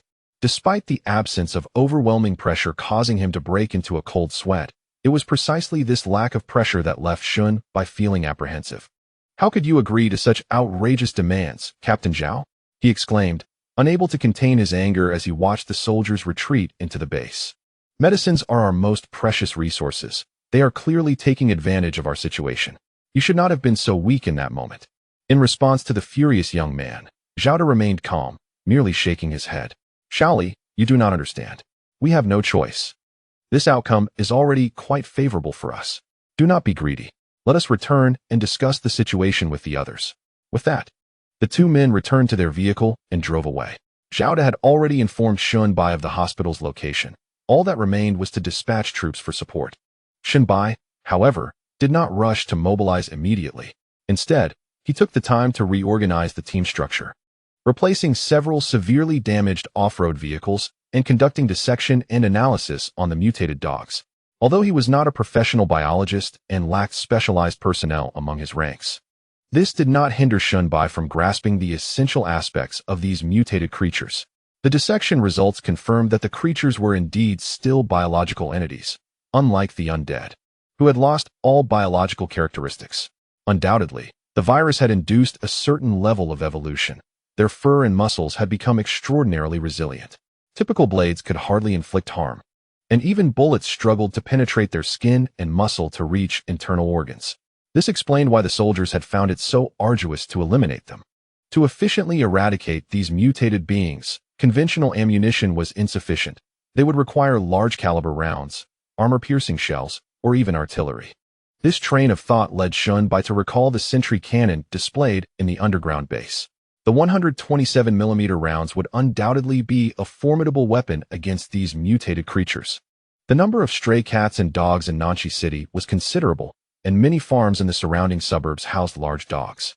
If these creatures, already terrifying in their mutated forms, were to attack the base, it would pose significant trouble. Initially, he had thought the sentry cannon's cost was extravagant and somewhat impractical, but it now seemed necessary for construction. However, this would consume a substantial amount of survival points. Chapter 42, Vice President of the Hospital. While Shun Bai pondered these matters, Zhao Nina entered the room, carrying a tray. "It's time to eat." Since that day, Zhao Nina had been preparing sumptuous meals for Shun Bai daily, putting great care into her cooking. Shun Bai relished this, for enjoying lavish meals amidst the apocalypse could undoubtedly be considered a luxury. In recent days, the bond between the two individuals has rapidly intensified. From an initial state of unfamiliarity, they have developed a remarkable rapport. Just a few days ago, they finally made substantial progress in their relationship, with Zhao Nina moving from her room into Shun Bai's, marking the commencement of their cohabitation. However, despite Zhao Nina's perpetual smile, Shun Bai could discern a hint of sorrow etched in her brows. He understood that her thoughts were consumed by concern for her parents. More than a week had elapsed since the outbreak of the apocalypse, yet communication devices remain inoperative, leaving her in the dark about her parents' well-being. As they sat down to a sumptuous meal, Shun Bai's appetite was piqued, but he soon noticed Zhao Nina resting her chin on her hands, lost in profound thought across the table. He knew she was once again yearning for her parents. "Do not dwell on it," he reassured her gently. "Your parents will undoubtedly be all right." Although the city center is densely populated, most buildings are constructed of reinforced concrete and equipped with sturdy locks. If they manage to survive the initial wave of the virus, their chances of survival are quite favorable. Zhao Nina snapped back to reality, offering Shun Bai a radiant smile. "Yes, I understand. You need not worry about me." After a moment of contemplation, Shun Bai added, "Once the base's defenses stabilize in the coming days, I may gradually venture into the city. If conditions permit, I will do my utmost to search for your family. Really? Zhao Nina's eyes sparkled with surprise as she gazed at Shunbai, but she quickly regained her composure and shook her head. It's better to forget it. The city is vast, and finding someone would be akin to searching for a needle in a haystack. Moreover, the streets are likely overrun with zombies. It is far too perilous. She was acutely aware that, despite the proximity of Nanchi City, locating her parents within its confines would be an insurmountable challenge. While she desperately wished for her parents' safety, she did not want Shunbai to risk his life in pursuit of them. With a gentle smile, Shunbai caressed Zhao Nina's delicate face. Rest assured, if I decide to go, I will be fully prepared. Just await the good news from me. The private hospital where Zhao's family resided was situated near the city center, in one of the key development zones of Nanchi City, surrounded by numerous newly constructed buildings. The area was still sparsely populated, as many of the structures were not yet completed. The owner of the private hospital had recognized the potential for business in this area, establishing the facility despite initial financial losses. However, with the influx of residents, the area was poised to flourish, promising substantial profits in the future. Regrettably, he did not live to see that day, as he was met instead with the outbreak of the zombie virus. Thanks to the relatively low population density at the time, a fortunate number of survivors found refuge there, gradually forming a semblance of community. A direct road connected the private hospital to the city, but currently, a horde of over 5,000 zombies occupied that very thoroughfare. This slow-moving mass of the undead granted Zhao and the others a precious window of time to seek help. Nevertheless, even so, given the pace at which the undead advance, it would take merely a day for them to reach the private hospital. It is indeed commendable that Captain Zhao could facilitate this collaboration. However, your readiness to relinquish such pharmaceutical resources seems rather abrupt. At this moment, within the confines of the private hospital, several key survivors sit in a room, furrowing their brows as they listen to Zhao De recount the outcome of the expedition to the Shunbai base. Upon hearing Zhao De's promise that Shunbai could acquire a significant portion of the hospital's medical supplies, discontent immediately arose among them. These medical supplies constitute the very foundation of their existence here, their most critical resource. It is precisely due to these pharmaceutical resources that they have managed to gather an increasing number of survivors, enabling them to barter for essential provisions such as food. Indeed, what if the opposing party were to make exorbitant demands and seize all the pharmaceutical resources from their storeroom? Given their formidable strength, how could they possibly resist such an onslaught? Of course, not everyone opposed this course of action. As you noted, the adversary possesses considerable power. And if they were to forcefully take from us, how could we refuse them? Would merely stating that we would not comply deter them? In my view, Captain Zhao's decision is perfectly reasonable. Rather than being driven away by the horde of undead, taking a gamble on these individuals, who may not be as ruthless as the likes of Boss Jiang, seems a viable escape route. At this juncture, Zhao De nodded in agreement, stating, "That is exactly my perspective. I have interacted with the survivors currently residing in Boss Jiang's camp. After the dismantling of Jiang's forces, those survivors did not confiscate all of Jiang's resources. They left a portion for the remaining survivors, indicating that they still possess a semblance of conscience. Thus, we need not be overly concerned. The primary issue at hand is the undead horde. As long as we can resolve that predicament, any cost would be worthwhile." At this moment, an elderly man, around 60 years of age, pondered for a moment before addressing a young man clad in a white coat beside him. For the sake of precaution, it would be prudent to arrange for some personnel to discreetly relocate some of the essential pharmaceutical supplies to a secure location. Upon hearing this, Zhao De opened his mouth, intending to voice a response, yet after a moment's hesitation, refrained from doing so. This elder is the vice president of the private hospital, a highly esteemed figure brought in at great expense by the hospital's owner, renowned for his medical expertise. The few surviving doctors and numerous patients within the private hospital look up to him with utmost respect. Despite the hospital's modest size of just a few dozen individuals, it has subtly bifurcated into two factions. The vice president aligns himself with certain doctors and patients, while Zhao De, along with Xiao Li and some later-arrived survivors seeking refuge, share a closer bond. Regardless, this is ultimately their hospital, and the management of the pharmaceutical resources is predominantly within their jurisdiction. Though Zhao De suspects that such actions may yield counterproductive results, he also understands that even if he attempted to intervene, it would likely be futile. "Oh, I hope this does not backfire." Zhao De sighed inwardly, feeling helpless as he realized the evident wariness the vice president's faction harbored towards him. It was clear they did not trust him, even though he held the position of a police officer. Shaking his head, he chose to refrain from further comments, rising with a sense of disappointment and stating that, according to their agreement, they should be arriving soon, and he would go to greet them. Did you hear that? Hurry up, the vice president reminded, casting a glance at those beside him. Chapter 43.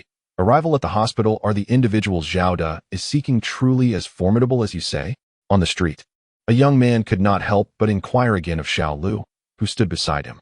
His question piqued the curiosity of several others nearby. Xiao Lu was the only one who had accompanied Xiao De to the base of those individuals and had witnessed them firsthand, thus their interest was piqued. Without a moment's hesitation, Xiao Lu nodded in affirmation. Absolutely. Let me put it this way. I have not seen the military up close. But my first impression of those individuals was that, even compared to soldiers, they were quite similar. They are seasoned warriors, robust and muscular, equipped with standard M4A1 assault rifles. Is it possible? No domestic troops are equipped with M4A1s, are they? Could they truly be a private armed force? The group erupted into astonished discussions, when suddenly Xiao De's voice broke through. They are coming. Everyone followed Xiao De's gaze into the distance, where, at the end of the road, an off-road vehicle came into view. Just one. This thought barely formed when, to their astonishment, a convoy swiftly emerged behind the single vehicle. The convoy consisted entirely of off-road vehicles of various signal colors, and upon closer inspection, there were no fewer than 20. To add to the spectacle, 4 or 5 heavy trucks trailed at the rear. Although they had heard tales of this group being robust and numerous, the scene before them surpassed all expectations. Are there really that many of them? With so many vehicles, there must be over 100 individuals, right? The entire staff of the private hospital barely adds up to 50 or 60, many of whom are elderly or infirm. The disparity compared to Shunbai's side is staggering. Xiao De and Xiao Lu had both witnessed the scale of Shunbai's convoy, so they did not display overt astonishment. The convoy approached slowly, coming to a halt before the assembly. Windows rolled down, and Shunbai, seated in the foremost off-road vehicle, scanned Xiao De and the others, then shifted his gaze to the private hospital not far behind them. My injured personnel are in that vehicle. Have arrangements been made for their treatment? Xiao De promptly replied. The beds and surgeons are ready. We can commence surgery immediately. Shunbai nodded. Please arrange for them to enter. Xiao De, I need you to escort me to inspect the corpses first. This time, he nearly brought all the combat strength of the base, including Ada Wong. After all, it was her leadership that enabled them to triumph over the horde summoned by Boss Jiang last time. Soon, the mobilized soldiers, wounded by mutated dogs, were carried into the hospital for suturing and treatment. Xiao De then took a seat in Shunbai's off-road vehicle, directing the driver to turn onto a spacious street along the road. This thoroughfare leads directly into the city center and, according to urban planning, will become one of the principal roads in the future. As they proceeded, Xiao De explained that there is a river from the city to this point, necessitating a bridge along this road, which is the only route. My suggestion is to set up a blockade on the bridge to halt the horde and eliminate them one by one. Regrettably, our firepower is insufficient, or we wouldn't have to trouble you. Listening to Xiao De's account, Shunbai couldn't help but steal a glance at him. What was Xiao De's previous profession? Xiao De paused momentarily and, without evasion, replied, I was actually a criminal police officer. When the virus outbreak occurred, I happened to be on duty at a private hospital. As the virus spread, my police colleagues perished, leaving only me to survive. I see, Shunbai thought, finally understanding why he felt Xiao De was different from the other survivors, more composed and exceptionally strategic in combat. Just as Xiao De indicated, managing the horde on a narrow bridge is indeed the optimal approach. The horde cannot spread out and can only cluster together. In such circumstances, the advantages of the M4A1 automatic rifle, with its considerable firepower, can be maximized, as the bullets possess penetration capabilities, allowing them to strike through the first zombie and injure the second, effectively killing 2 birds with 1 stone. Of course, the probability of simultaneously hitting the heads of 2 zombies to achieve a headshot kill is not particularly high, but the sheer quantity can lead to significant results. After all, there are over 5,000 zombies. Moreover, the narrow road is also conducive for fire-based attacks. Following Xiao De's guidance, the vehicle moved forward and soon encountered a bridge approximately 20 meters long. The river was not exceedingly wide, but its depth was estimated to be at least 5 to 6 meters, sufficient to submerge zombies. Additionally, tall railings lined both sides of the riverbank to prevent pedestrians from accidentally falling in, and even though zombies might swim, the railings would greatly impede their passage. The question remained, can zombies swim? This was a consideration Shunbai had not previously entertained, yet many post-apocalyptic novels depict zombies as unable to swim. Furthermore, their rigid bodies after death would likely sink to the bottom of a lake, with few capable of floating. Shunbai also felt this possibility was quite plausible. After all, zombies are mindless, soulless beings. How could they possibly swim? Crossing the bridge and continuing along the road for several kilometers, they could finally see the towering skyscrapers of the bustling city center of Nanxi. Ahead lay the horde. They had indeed arrived. Zhao De's eyes were fixed ahead. His expression grave. Stop the car, Shunbai commanded, and the off-road vehicle screeched to a halt in the middle of the road. Gazing into the distance, one could indeed discern a series of dark dots resembling ants. The separation was still somewhat considerable, rendering the details unclear. Yet, this was of little consequence. In the astonished gaze of Zhao De, Shunbai retrieved a drone from the trunk. What a remarkable device! As the drone ascended gracefully under Shunbai's command, it flew towards the distant horde of corpses, and Zhao De's eyes sparkled with intrigue. If they possessed such a tool, they need not risk venturing out for reconnaissance each time.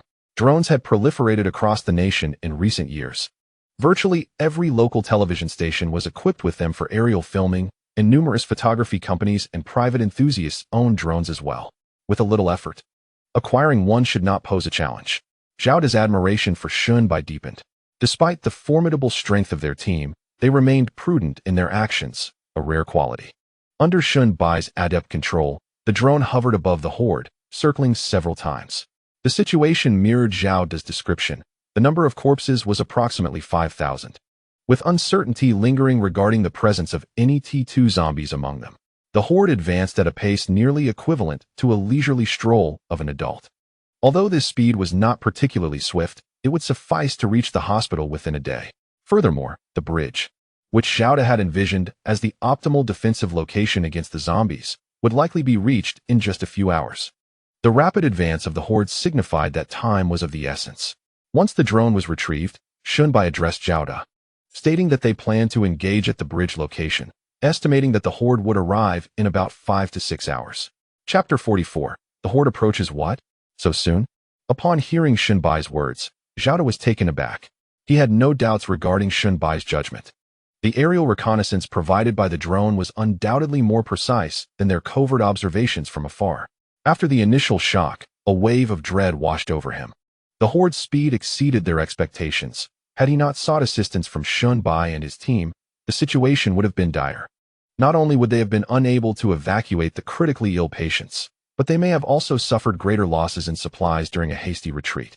The vehicles were pulled back to the bridge, where, under the command of Ada Wong, the soldiers began to construct defensive positions. They first utilized abandoned vehicles from the road to narrow the pathways on the bridge as much as possible, thereby delaying the advance of the zombies. At the end of the bridge, 2 heavy-duty trucks were employed to completely seal off the entire roadway. Fighting the undead differed significantly from engaging in modern warfare against an army. There was no need to consider cover or various other factors. The primary objective was to impede the zombies' forward momentum while ensuring a clear line of sight for an elevated vantage point from which to shoot.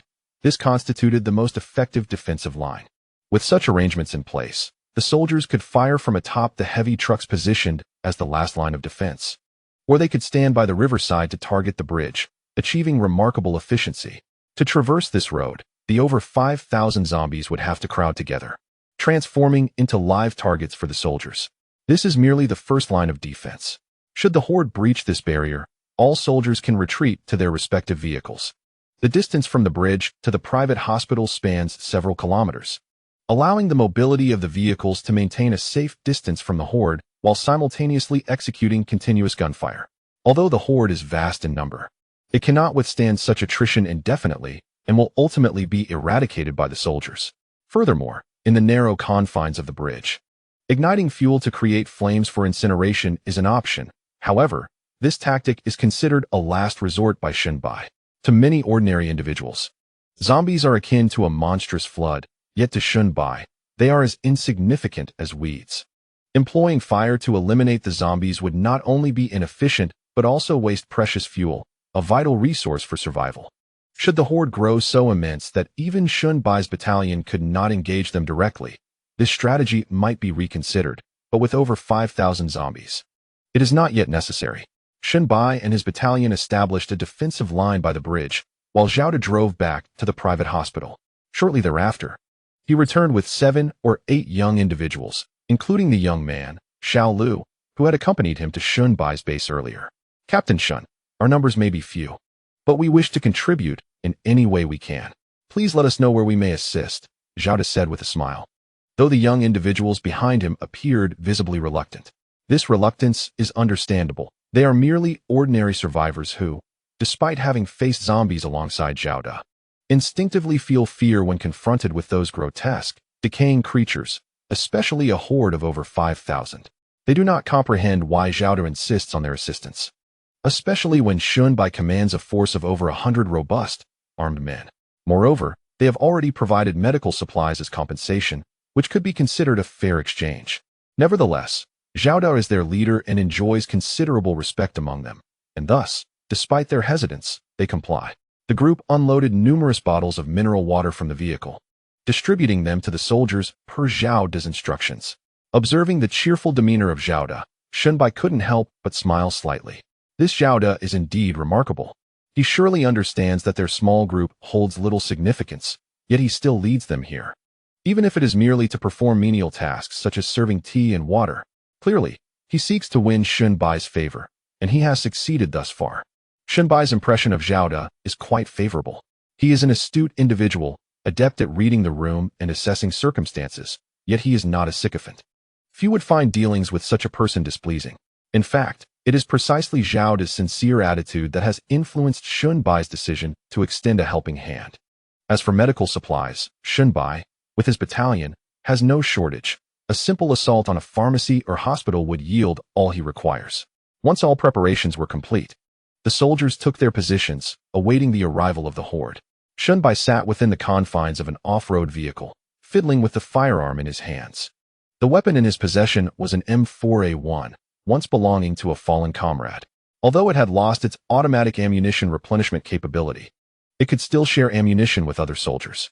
Shun Bai was determined to partake in the battle, not due to a lack of manpower, but rather to hone his own skills through the experience. Ada Wong sat quietly beside him, occasionally offering gentle advice on firearm maintenance and shooting techniques. Though she was under Shun Bai's command, her tactical acumen and combat prowess rendered her more than capable of being his mentor. Not even the formidable super soldier could match her strength, as she exuded both beauty and a terrifying power. Not far from Shun Bai's vehicle, Zhao De and others rested within their own transport. Observing Shun Bai and Ada Wong together, envy flickered in the eyes of the other young men. That guy truly enjoys the perks of fortune. Even in this apocalypse, he has such a stunning companion. One could not help but exclaim enviously. If you commanded as many subordinates, you might also enjoy such fortune, another chimed in. Things are different now, one remarked. With no societal structure or rule of law, strength is the sole measure of worth. With enough power, one can accomplish anything. That is not necessarily true, Zhao De interjected quietly, having listened intently. Remember how formidable Big Brother Jiang once was? He abused his strength and was ultimately vanquished.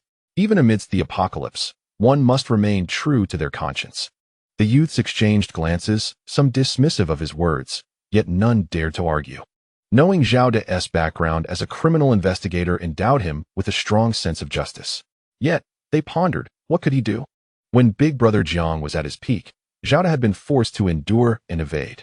Ultimately, strength remained the decisive factor. After a seemingly interminable wait, the horde finally approached. Shun Bai stood atop a heavy truck, gazing into the distance, where a line of dark, densely packed figures appeared, resembling a swarm of ants. As the figures grew larger, the outline of the horde became increasingly discernible. 5,000. This number may not seem daunting in ordinary circumstances, but witnessing the sheer mass of the approaching undead sent shivers down one's spine. The young men standing across the way watched the advancing horde, their faces drained of color, consumed by a potent urge to flee. Is this truly feasible? There are far too many, they murmured, fear palpable in their voices. Chapter 45. Stopping the invasion, though Shun Bai and his allies were well equipped, they numbered barely 100, pitted against 5,000 zombies. The gravity of the situation weighed heavily, and even Zhao De felt a twinge of uncertainty within. As an experienced detective, he could discern that the soldiers were seasoned warriors, imbued with formidable combat prowess. However, he remained oblivious to the extent of ammunition possessed by Shun Bai and his companions.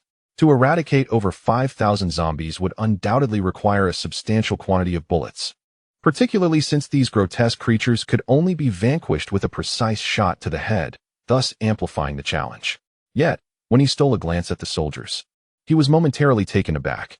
Each soldier maintained an unwaveringly cold demeanor, as if the horde of zombies before them did not exist. Not a single one among the hundreds displayed a hint of fear. Zhao De found himself profoundly shaken. What kind of formidable heart and rigorous training could engender such unwavering courage in so many warriors? Little did he know about the system at play, nor did he realize that these 100 or so soldiers were summoned through it. Though they were flesh and blood, they lacked the emotions of joy, fear, or sorrow. Regardless of whether they faced 5,000 zombies or 100,000, they stood resolute. With but a command from Shun Bai, they would charge fearlessly towards the objective. The throng of zombies gradually advanced, with some meandering along the riverbanks while many others swarmed onto the bridge. This bridge, already quite broad with 4 lanes spanning nearly 30 meters, became utterly congested as the horde of over 5,000 zombies poured in, pushing many of their number against the railings and sending them plummeting off the sides. The splashes of zombies falling into the water echoed continuously. Yet these sounds were insignificant compared to their overwhelming numbers. Shun Bai refrained from ordering the soldiers to open fire. Although among the newly reinforced mercenaries were a few wielding M249 light machine guns, capable of a range exceeding 600 meters, alongside M4A1 rifles with a range of over 300 meters, sufficient to suppress any adversary within range, the zombies were not human. Only a shot to the head would bring about their demise, necessitating that the soldiers' aim be precise enough to ensure maximum headshots, ideally within 100 meters. At times, Shun Bai lamented the lack of mercenaries armed with Gatling guns, which could obliterate zombies without the need for headshots. The barricades on the bridge were mostly situated within this range, with not a single shot fired. He watched the horde approach, a psychological strain that few could endure. Even he felt the weight of immense pressure. Fortunately, the soldiers remained steadfast, unyielding as rock. At last, some of the quicker zombies reached the makeshift barricade, constructed from various abandoned vehicles. First group, fire. Ada Wong commanded beside Shun Bai. Instantly, the 20 or so soldiers of the first group unleashed a volley of gunfire. The resounding gunfire echoed along the riverbank, and in an instant, the foremost zombies were struck down by the range of bullets. The cacophony of gunshots stirred the horde into a frenzy, the undead identifying their prey. Their movements quickened as they surged towards the source of the commotion. The second group coordinated their fire. Under such circumstances, the firepower of 20 soldiers was woefully inadequate, prompting Ada Wong to issue immediate orders. The first and second groups, totaling 40 soldiers, positioned themselves atop a heavy truck blocking the bridge's end, enjoying the optimal shooting environment and an expansive view. The third and fourth groups were stationed on either side of the bridge, prepared to open fire when the horde breached the primary obstacle, drawing within approximately 50 meters. The fifth group remained at the rear of the formation, tasked with covering and assisting the others, should the horde penetrate all defenses and a retreat become necessary. The soldiers of the fifth group would provide sufficient fire support to ensure everyone could safely board and distance themselves from the zombies. This meticulous arrangement of combat was the brainchild of Ada Wong, whose command extended to the current tactical execution. At this juncture, Shun Bai, gripping an M4A1, meticulously aimed at the zombies 100 meters away, firing with precision. This distance posed a considerable challenge for his current skill level. Yet the density of the horde was overwhelming. The zombies surged forward like crashing waves, making even blind fire likely to hit its mark. However, whether he struck their heads or bodies was a matter of fortune. The makeshift barricade of abandoned vehicles held for only a brief moment before it was breached.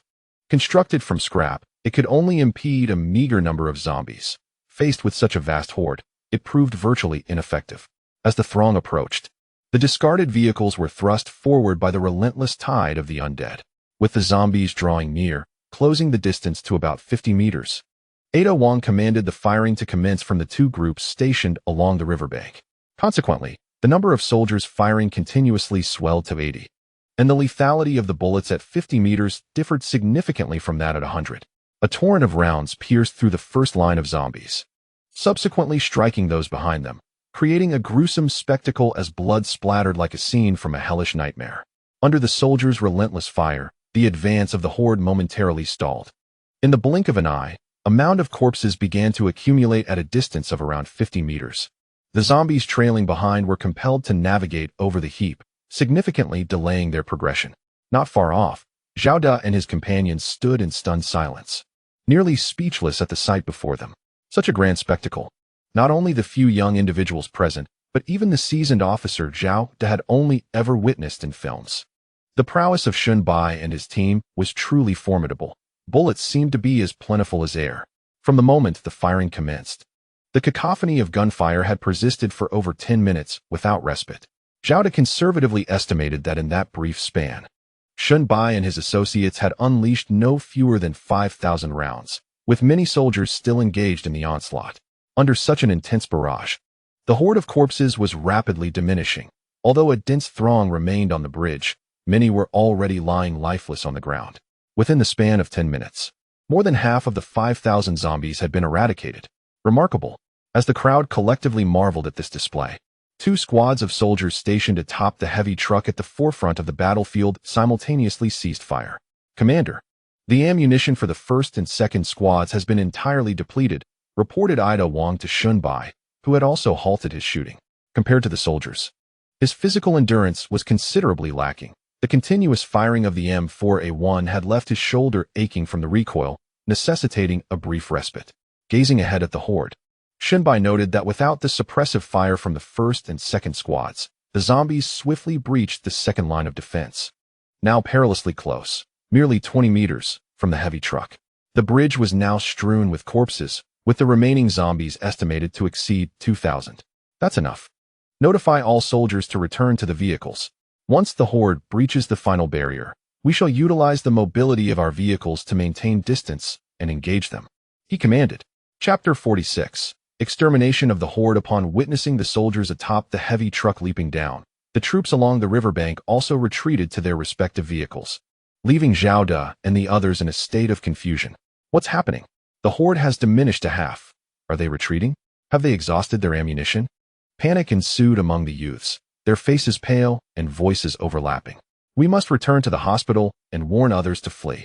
However, Zhao Da refrained from jumping to conclusions. He observed that even in retreat, the soldiers maintained their composure, their expressions unchanged. Wait, perhaps they have a plan. What plan could they have? The zombies have already breached our defenses. Are they intending to engage them in a more open area? To the youths, holding the bridge seemed the most viable strategy. On the narrow span, the zombies could not leverage their numerical superiority and would charge forth in a single file, akin to live targets. Yet, once they crossed the bridge, the horde would fan out, significantly increasing the area and difficulty of engagement. Nonetheless, Zhao Yong disregarded their concerns. After starting the vehicle, he did not accelerate recklessly but maintained a steady, slow pace, attentively observing the movements of Shun Bai and his team. At this moment, the horde of corpses had withstood intense firepower and breached numerous obstacles, while the ammunition of the first and second groups of soldiers had been entirely depleted. Even with the rapid reinforcement of the fifth group, it was futile in preventing the undead from closing in. Engaging the zombie horde in close combat was an act of folly, a truth that Shun Bai, having led his soldiers in battle against the undead for so long, fully comprehended. While the zombies were numerous and possessed remarkable vitality, their fatal weakness lay in their lack of intelligence. They were driven solely by instinct to pursue their prey. Yet, how could mere legs hope to keep pace with the four wheels of a vehicle? Of course, this did not apply to the evolved T2 zombies. Within the throng of over 5,000 undead, there were certainly T2 zombies present, but as they had crossed the bridge, they were shoulder to shoulder and foot to foot, offering no opportunity for the T2 to maneuver. Many of them likely met a grim fate, crushed under the relentless fire of the soldiers due to lack of space to move. As the soldiers retreated to their vehicles, the absence of suppressive fire allowed the zombies to advance significantly faster. However, at the end of the bridge, Two heavy trucks stood resolutely in the center of the road, nearly blocking the passage entirely. Unlike the derelict vehicles previously used as obstacles, these trucks still bore cargo, each weighing over 10 tons. Even a horde of zombies would find it challenging to push both trucks simultaneously. The undead could only squeeze through the narrow gaps beneath and beside the vehicles, with only a few managing to pass, all of whom would not escape the gunfire of the fifth group of soldiers tasked with rearguard protection. The soldiers of the first and second groups, having exhausted their ammunition, were not idle upon boarding their vehicles. Once their self-sustained ammunition was depleted, they could utilize real ammunition and share supplies with their comrades. After swiftly replacing their spent magazines with those allocated by the fifth group, these soldiers regained their firing capabilities.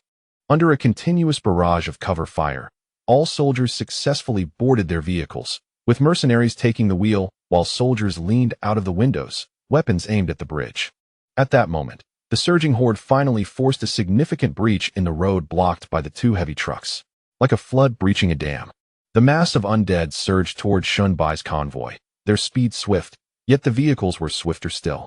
Over 20 off-road vehicles formed a staggered column, maintaining a steady pace slightly faster than that of the horde, keeping a distance of approximately 50 meters. On the smooth asphalt road, vehicles moved at a leisurely pace, devoid of even the slightest tremor. The soldiers' gunfire remained unaffected, with bullets relentlessly piercing the skulls of the zombies. Even those few zombies that escaped decapitation were quickly toppled by the relentless surge of the horde behind them, their bodies trampled into a gruesome pulp beneath countless feet. At the forefront, a group of youths hesitated, exchanging glances instead of rushing back to the private hospital to alert everyone to flee. What a revelation! It turns out they still had ammunition, which startled them. These individuals were quite intriguing, holding their ground on the easily defensible bridge with bullets while opting for this approach. Wasn't that somewhat redundant? Xiao gripped the steering wheel tightly, peering through the rearview mirror to assess the situation behind them. Although he did not fully comprehend Shunbai's reasoning, he recognized that the latter possessed far greater combat experience and expertise in dealing with zombies than their own inexperienced group. There must have been a rationale behind Shunbai's actions. For them, as long as the horde could be dealt with, ensuring no one perished in the process would yield the best outcome. The method was of little importance. The convoy progressed steadily, the horde trailing closely behind. Yet with each gunshot, the number of zombies able to keep pace dwindled. Shunbai, seated in the lead vehicle, observed the scene with a slight smile. Facing 5,000 zombies head-on would present a formidable challenge for 100 soldiers. However, employing this tactical approach allowed them to gradually wear down the horde. Akin to the techniques found in martial arts, the operation unfolded smoothly, devoid of any unexpected surprises. Approximately 3 kilometers from the private hospital, the convoy finally halted, as no zombies followed them any longer. Xiao and his companions disembarked, standing on the road while gazing into the distance, where the pavement was littered with the corpses of zombies, stretching endlessly beyond their sight. The horde had been dealt with, and the hospital was safe. What a relief! Several youths beside Xiao were overjoyed, while he made his way directly to Shunbai's vehicle, bowing deeply to express his gratitude. Captain Shun, thank you for your unwavering support. We shall never forget your kindness. Straightening up after his expression of thanks, Xiao turned to look at Shunbai, only to be taken aback. The expression on Shunbai's face was utterly unexpected. Since their first encounter, this seemingly unremarkable young man had exuded a sense of composure, calmness, and poise, as if unperturbed by calamity. However, at that moment, Shunbai's countenance was grim, his eyes filled with shock and disbelief.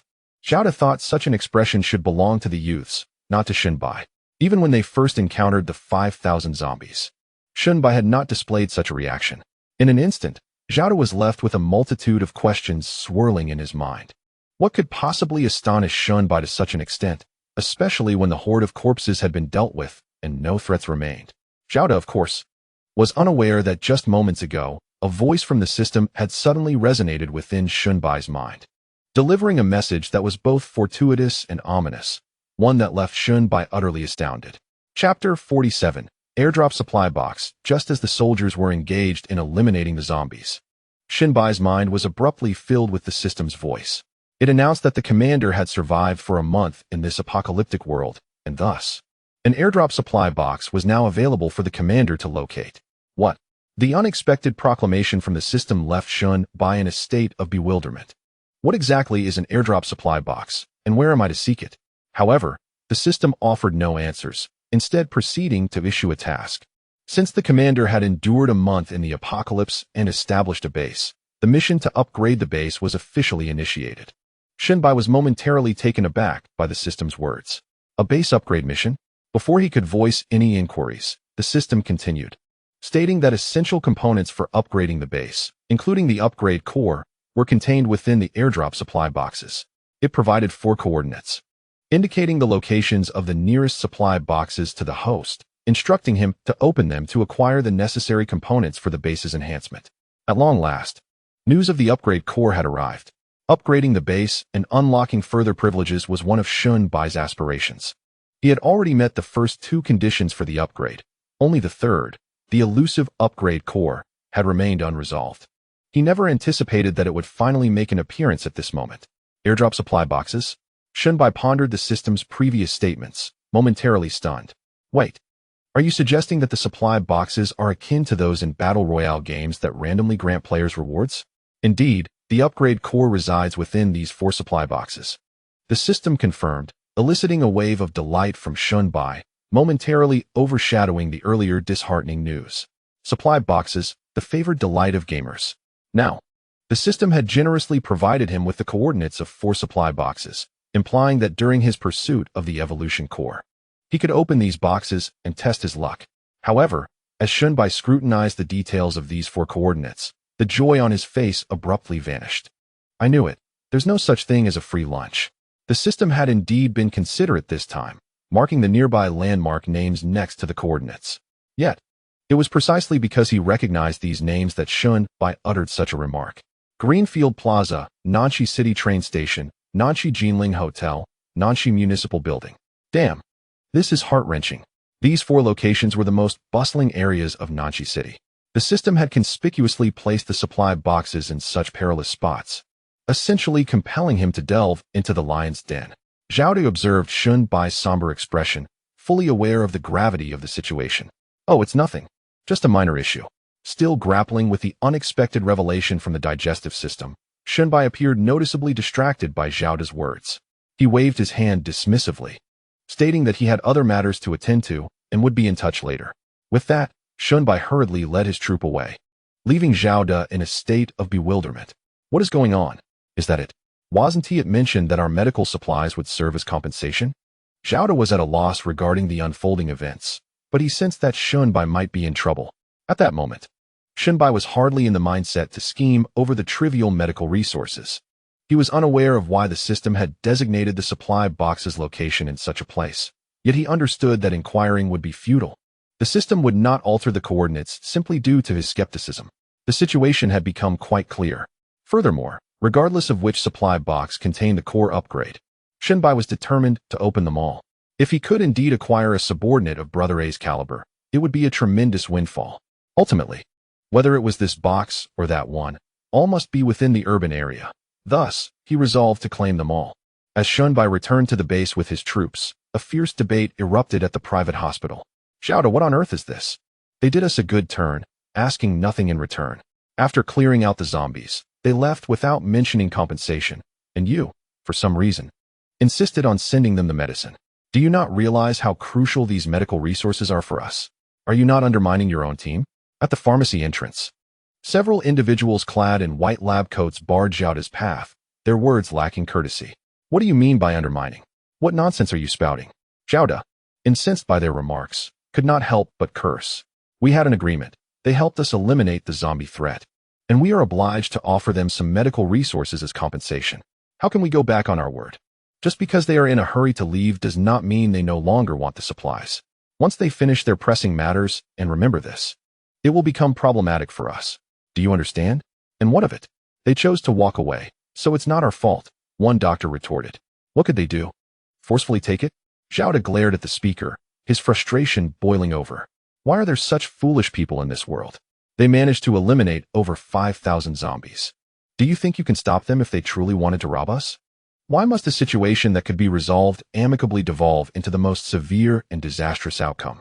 Ultimately, Zhao, You are not one of us at the hospital and have no right to bestow our assets upon others. Do you understand? Another doctor interjected. The conflicts within the private hospital were intensifying, and these doctors, who had once been allied with the institution, were now seizing the opportunity to express their long-held grievances against Xiao Da. Very well. Xiao Da's eyes sparkled with fury. These individuals, when in need, shower him with flattery and ingratiation, yet the moment they no longer require his assistance, they turn their backs without hesitation. He vividly recalls just 2 days prior when the vice president clasped his hand tightly, uttering words of urgency. Xiao Zhao, you must understand that those critically ill patients are utterly dependent on the medical equipment within the hospital. Any transfer could spell their demise. You must summon reinforcements. We are counting on you. Xiao Da was acutely aware that, in stark contrast to the lives of those gravely ill patients, the physician's primary concern lay with their own comfort. Once removed from the hospital, deprived of essential medications and equipment, many of their medical skills would become futile, diminishing their value and status within the team. After all, they were merely a group of physicians, powerless without the means to sustain themselves in this brutal apocalypse. Despite his understanding of this reality, Xiao Da ultimately took the risk to venture to Shunbai's base for the sake of those few critically ill patients. Now, it seems the speed at which they discard him is unprecedented. Chapter 48. The True Power of Ado Wang Xiao Zhao, an aged voice interjected during the impasse, belonging to the vice president, the leader of these physicians.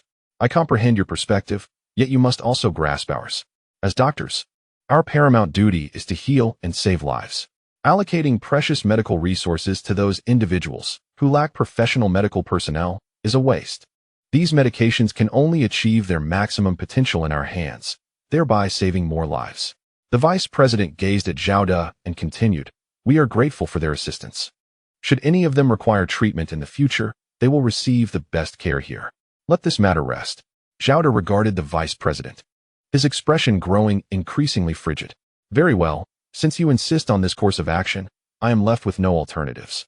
However, do not approach me for assistance in the future. My capabilities are limited and cannot aid you. With that, Xiao Da turned on his heel and departed without a hint of hesitation. Captain Zhao, Shaoli followed closely behind, concern evident in his voice. By doing this, we have essentially severed ties with the vice president. What shall we do now? What can we do? Xiao Da replied with a slight shake of his head. Shaoli, you still do not comprehend. Do you truly believe Shunbai appears to be an accommodating individual? Shaoli paused, momentarily bewildered. But Shunbai seems quite amicable and has a good temperament, doesn't he? Good temperament? Xiao Da couldn't help but chuckle. If you genuinely believe that, you are deceived by his exterior. Trust me, he is far from a benevolent character. Just wait and see. The vice president and his associates will undoubtedly pay the price for their current decisions. With a sigh, he lamented, what a pity.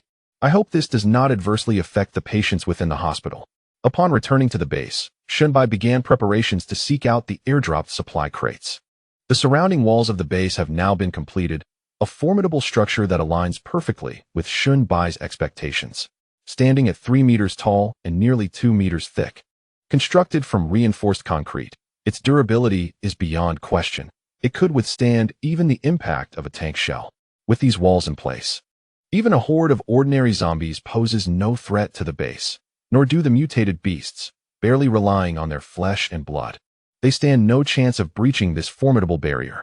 Gazing at the towering, solid walls, Shunbai proceeded to construct a watchtower cannon. The uncertainty surrounding the duration of his upcoming expedition into the city in search of supply crates necessitated bolstering the defenses for the safety of the base. Should any misfortune befall this sanctuary where he has staked his life, it would spell disaster. If the adversaries were merely common zombies, such extensive measures would be unwarranted. However, having recently faced an assault from mutated dogs, Shunbai felt compelled to exercise caution. In the event of a larger mutated creature, such as a mutated bull, the mere defense of soldiers would likely prove insufficient without the support of a large-caliber cannon. In the absence of artificial intelligence, he had no choice but to continue utilizing the system's resources, a decision that caused him considerable financial strain. Fortunately, the resources he had amassed were ample enough to bear the cost. Once everything was arranged, Shunbai turned his attention to selecting the soldiers who would accompany him on this mission. The objective was merely to locate supply crates, not to transport goods. And given the abundance of zombies in the city, a smaller team was prudent. The larger the group, the greater the noise and the subsequent danger. Thus, he resolved to take only about 10 soldiers with him. In this context, the combat capability and quality of the soldiers were paramount. The super soldier Lin Xiao was a must, and a versatile mercenary was equally indispensable. Ultimately, the final selection comprised Lin Xiao, 5 soldiers, and 4 mercenaries, totaling 10 individuals.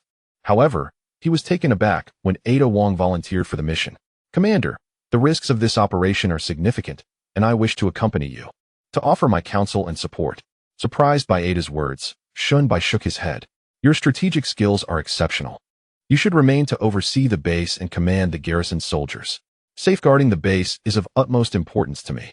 Yet, to his astonishment, Ada also shook her head in response. "Commander, while the base is crucial to you, your safety is paramount to me. The base can be rebuilt. Soldiers can be summoned anew, and even my own life can be replaced. But you are irreplaceable. As your subordinate, my sole mission is to ensure your safety." Listening to Ada's resolute declaration, Shunbai found himself momentarily speechless, staring at her in disbelief. Although he had always recognized that Ada was somewhat different from the other soldiers, he had still perceived her as just another entity drawn from the system, devoid of emotions and independent thought, merely executing commands and adhering to his directives. However, just moments ago, Ada Wong contradicted herself by clearly expressing her thoughts. Was she still the robotic soldier she once seemed? After a brief moment of bewilderment, Shunbai shook his head. "You make some valid points, but my squad already includes Lin Xiao." Before Shunbai could finish his sentence, he was interrupted by Ada Wong. "Commander, may I interpret this as meaning that as long as I can prove my superiority over them, I may accompany you?" Ada's words left Shunbai momentarily stunned. A few minutes later, witnessing Lin Xiao collapsed on the ground, Shunbai's eyes widened in disbelief. What was happening? How could Lin Xiao, a super soldier, be defeated by Ada Wong? Although neither party had employed firearms, under these circumstances, Lin Xiao, standing at 193 meters and weighing over 200 pounds, should have had the upper hand. Ada Wong, while tall, measured only around 173 meters and weighed scarcely 120 pounds, appearing diminutive next to Lin Xiao. Yet, the outcome of their close combat was a resounding victory for Ada Wong. Her movements were remarkably swifter than Lin Xiao's, resembling a graceful fox as she swiftly closed the distance, ensnaring Lin Xiao's elbows with her hands. Then, as if performing a dance, she leapt and spun in midair, using her momentum to throw Lin Xiao to the ground. This was undoubtedly the result of Ada Wong's transformation by the T-virus. The maneuver she executed bore a striking resemblance to Brazilian Jiu-Jitsu. Shunbai couldn't help but recall a character from a film, Natasha from Marvel, portrayed by Scarlett Johansson, who first graced the screen in Iron Man 2.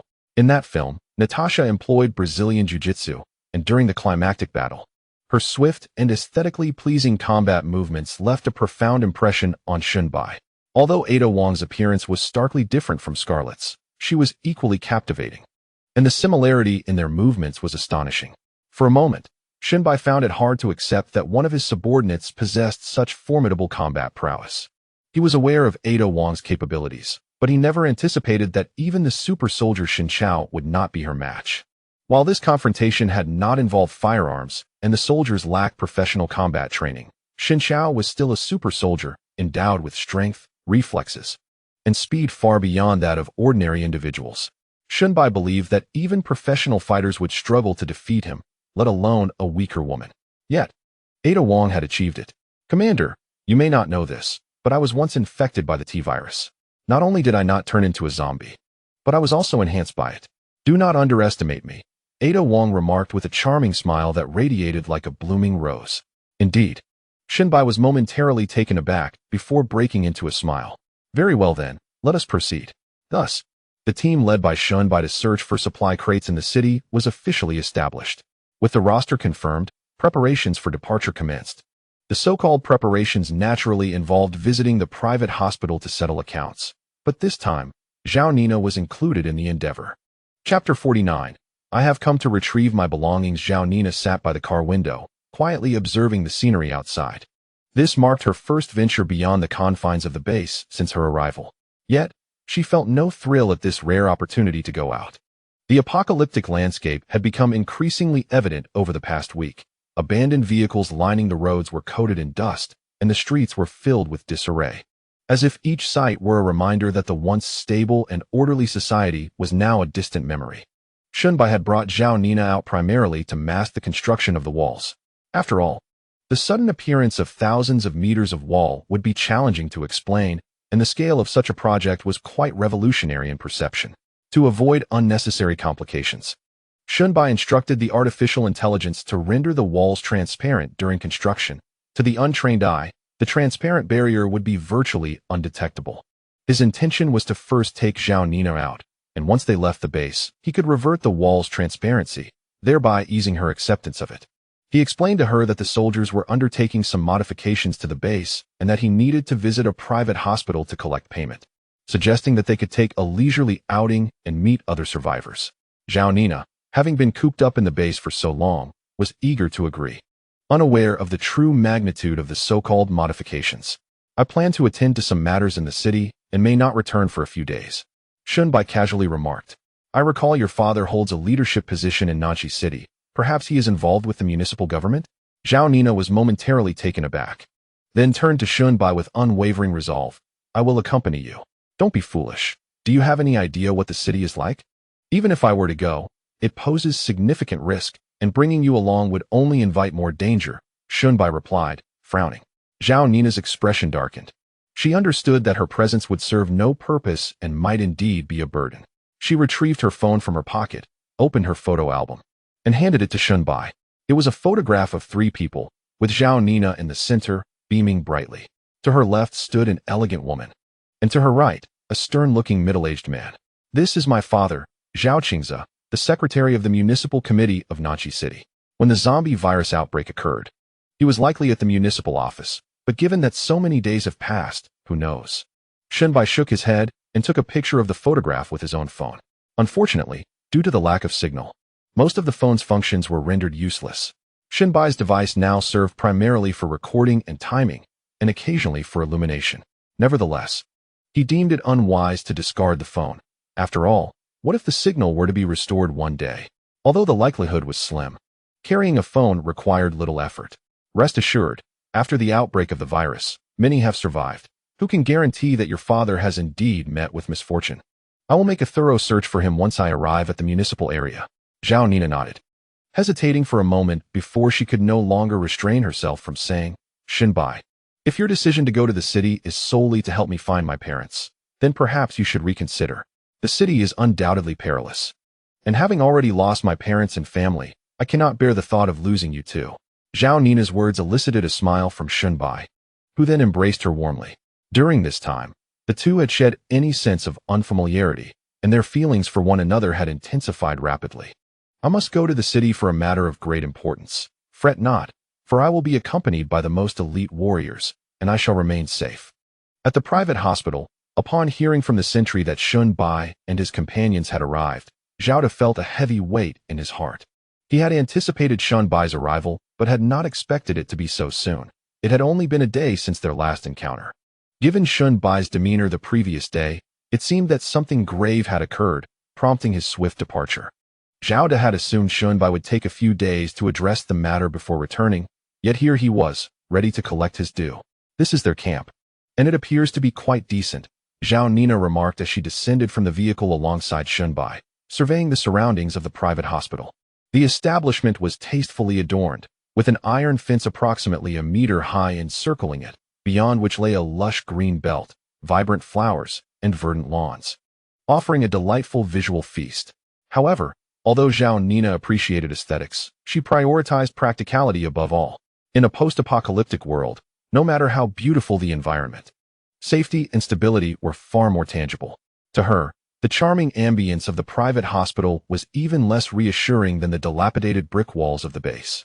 As Shunbai's vehicle approached the entrance of the private hospital, several individuals emerged to greet them. These were witnesses to Shunbai's formidable team, as they had previously vanquished a horde of 5,000 zombies. Observing Shunbai leisurely approach, accompanied by the ethereal Zhao Nina, the onlookers wore expressions of complex emotions.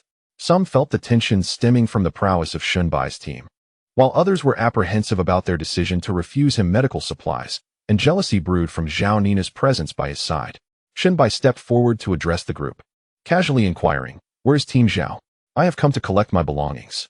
Faced with Shun Bai's query, the group exchanged glances, momentarily at a loss for words. Just then, Zhao De hurriedly emerged from the hospital. "Welcome, welcome. Yesterday, Captain Shun, you left in such a hurry that I scarcely had the chance to express my gratitude. Now that you are here, I must treat you to a splendid meal. You all, raise the barriers and let Captain Shun's vehicle enter the courtyard." Zhao De cheerfully remarked to Shun Bai while gesturing to a few young men. "Captain Shun, while our defensive capabilities may be lacking, the environment here is truly delightful. Allow me to show you around." As he spoke, Zhao De's gaze lingered on Zhao Nina. "This is my girlfriend, Zhao Nina," Shun Bai introduced. "Haha, indeed. A match made in heaven," Zhao De flattered, his composure unwavering. Zhao Nina's exquisite beauty certainly warranted such praise, although Shun Bai seemed somewhat unworthy of it. While Zhao De engaged in lively conversation, he discreetly committed Zhao Nina's name to memory. She was the first ordinary person he had encountered in Shun Bai's company. Despite Zhao Nina's stunning appearance, which seemed to set her apart from the average individual, it was undeniably true. Those surrounding Shun Bai were all formidable soldiers, including Ada Wang, who exuded an implicit sense of pressure and threat. Zhao Nina, amidst them, stood as a remarkable exception, and Zhao De understood that this only underscored her uniqueness. Chapter 50. Ignorance of danger. Captain Zhao, no need to trouble yourself with a meal. My visit is primarily to check on my injured comrades and to bring back medicinal supplies, along with a little outing for my girlfriend, Shun Bai said with a smile. Upon hearing the mention of transporting medicinal resources, Zhao De's heart jolted. The inevitable had come to pass. However, he refrained from hastily revealing the situation and decided to prolong the moment, saying, "Then let me show you around the hospital and visit those injured comrades." With that, Zhao De led Shun Bai and his party into the private hospital's building. Beside Shun Bai, apart from Zhao Nina, 4 soldiers, including Shun Dong, remained closely by his side. With these 4 guards, Shun Bai felt no concern for his safety. Even Zhao De, the most skilled among them, could hardly contend with these soldiers. Shun Bai's arrival, under Zhao De's intention, quickly became known to nearly everyone in the private hospital. Zhao De was leveraging Shun Bai to exert pressure on the vice president, and for the ordinary people within the hospital, curiosity reigned supreme. Shun Bai led his troops to eradicate over 5,000 zombies, safeguarding the private hospital, a fact well known to all. Curiosity buzzed about the remarkable commander capable of leading such a formidable force. This was the famed Captain Shun, appearing rather unremarkable and astonishingly youthful. Could he truly possess such extraordinary prowess? The actual slayers of the zombies were his subordinates, with Shun Bai merely orchestrating their efforts. Yet, the young lady by his side was undeniably stunning, reminiscent of a star from the silver screen. If one had his capabilities, one might also attract such beauty. Amidst hushed discussions, Zhao De guided Shun Bai and his companions into a hospital room. Within lay soldiers injured by mutated beasts, their wounds stitched and treated. Given their inherent healing abilities, these soldiers would likely recover swiftly. Upon Shun Bai's entrance, the soldiers rose to salute him. He did not engage in feigned pleasantries. Instead, he instructed them to rest. With his approval, the soldiers reclined back onto their beds. Zhao De observed this scene, increasingly astonished. Such a simple gesture revealed the soldiers' unwavering loyalty to Shun Bai. He had no doubt that should Shun Bai command them to face death, they would execute his orders without hesitation. In truth, during the confrontation with the horde of zombies, Zhao De had already discerned this loyalty. The soldiers demonstrated no hesitation in following Shun Bai's commands, executing them with resolute determination. It resembled the discipline of a well-trained military unit. He even speculated if Shun Bai and his soldiers were part of some clandestine force. The more formidable Shun Bai appeared, the heavier Zhao De's heart felt. The repercussions of offending him grew more severe, while the foolish hospital staff remained oblivious to this reality. "I have already secured your final opportunity. If you fail to seize it, I will be powerless to assist you further."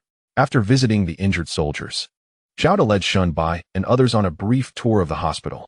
As the time grew late, Shun Bai addressed Zhao De, "Captain Zhao, it is growing late. Let us proceed to the pharmacy to collect the supplies. I have other matters to attend to upon my return and cannot linger." Zhao De hesitated, on the verge of revealing everything when several individuals approached, the leader being the hospital's vice president. "Ah, Xiao Zhao, this must be Captain Shin you mentioned." "Indeed.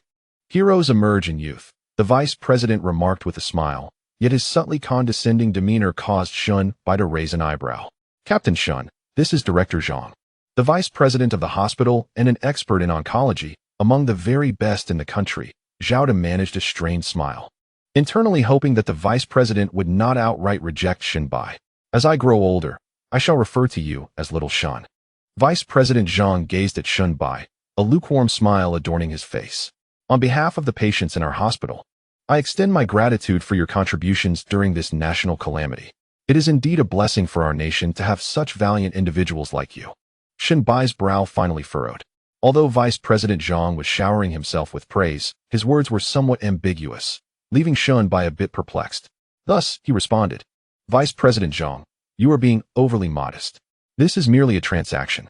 You treat our injured, provide us with medicinal resources, and I assist you in eliminating the threat of zombies. We help one another. There is no debt of gratitude involved, and I am not as noble as you suggest. Shun Bai was not a person driven by vanity, nor would he be swayed by a few flattering words. Vice President Zhang was taken aback, clearly not expecting Shun Bai to respond in such a manner. However, after a brief pause, he continued, Little Shun, regarding this matter, I have already reprimanded Xiao Zhao. He is not part of our hospital and should not make such reckless promises. The hospital's medications are precious resources that must be utilized appropriately and for the right patients. As the saying goes, good steel should be used on the blade, for only then can we save more lives in times of disaster. Would you not agree? Shun Bai narrowed his eyes slightly, scrutinizing Vice President Zhang before him. By this point, he had begun to sense some underlying issues. Could this old fellow be attempting to evade his obligations? Shun Bai's initial reaction was not anger, but rather astonishment. How could this individual fail to comprehend the consequences of offending him? In the future, should any of your people fall ill or suffer injuries, bring them here, and we shall offer our utmost care without reservation. However, regarding the medicinal resources, they belong to the hospital, and neither Xiao Zhao nor anyone else, including myself, has the authority to give them away. That would be illegal. Although society is currently in chaos, order shall eventually be restored, and should this matter be pursued later, I cannot bear that responsibility. Vice President Zhang's words were grandiloquent, yet Zhao's heart sank at the sight. Upon witnessing Shun Bai's increasingly frigid gaze, Zhao could only lament inwardly. Alas, such ignorance of the situation. Zhao believed he had done all he could. Even just moments before, he had attempted to buy time, hoping Vice President Zhang would reconsider. Unfortunately, his efforts were in vain. This Vice President Zhang seemed to have lost his wits, thinking he could constrain Shun Bai with morals and a legal system that no longer existed. Was that even feasible? Clearly, it was not. Chapter 51. Do you have any objections? Shun Bai regarded Vice President Zhang coolly. Whether the medications can be of use in my hands is not for you to decide. I am now offering you an opportunity. Prepare a sufficient quantity of medicinal resources immediately and load them onto my truck, and I shall let this matter rest. Young man, what do you mean by that? Are you planning to forcibly seize something? Do not presume that you can act with impunity amidst this chaos. Once the storm settles, you will not escape the arm of the law. Vice President Zhang, visibly incensed by Shun Bai's tone, lowered his voice, reminding him that what one does is observed by the heavens, and malevolence begets retribution. Will I face retribution? Perhaps not, but I can certainly determine your fate at this moment, Shun Bai declared, his eyes glinting with a murderous intent. Old fool, dare to utter another word, and I shall see you dead this instant. You are quite audacious. Vice President Zhang trembled with rage, his face flushed crimson. He attempted to retort, but at that moment, the ominous sound of a bullet being chambered echoed through the air.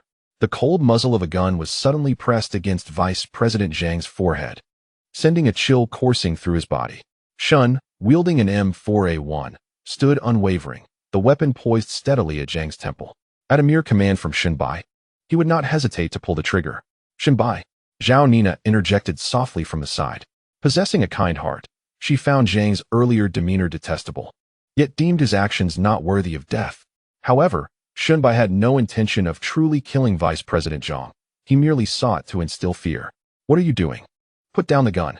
Zhao, who are these people you've brought in? We do not welcome you here. Please leave.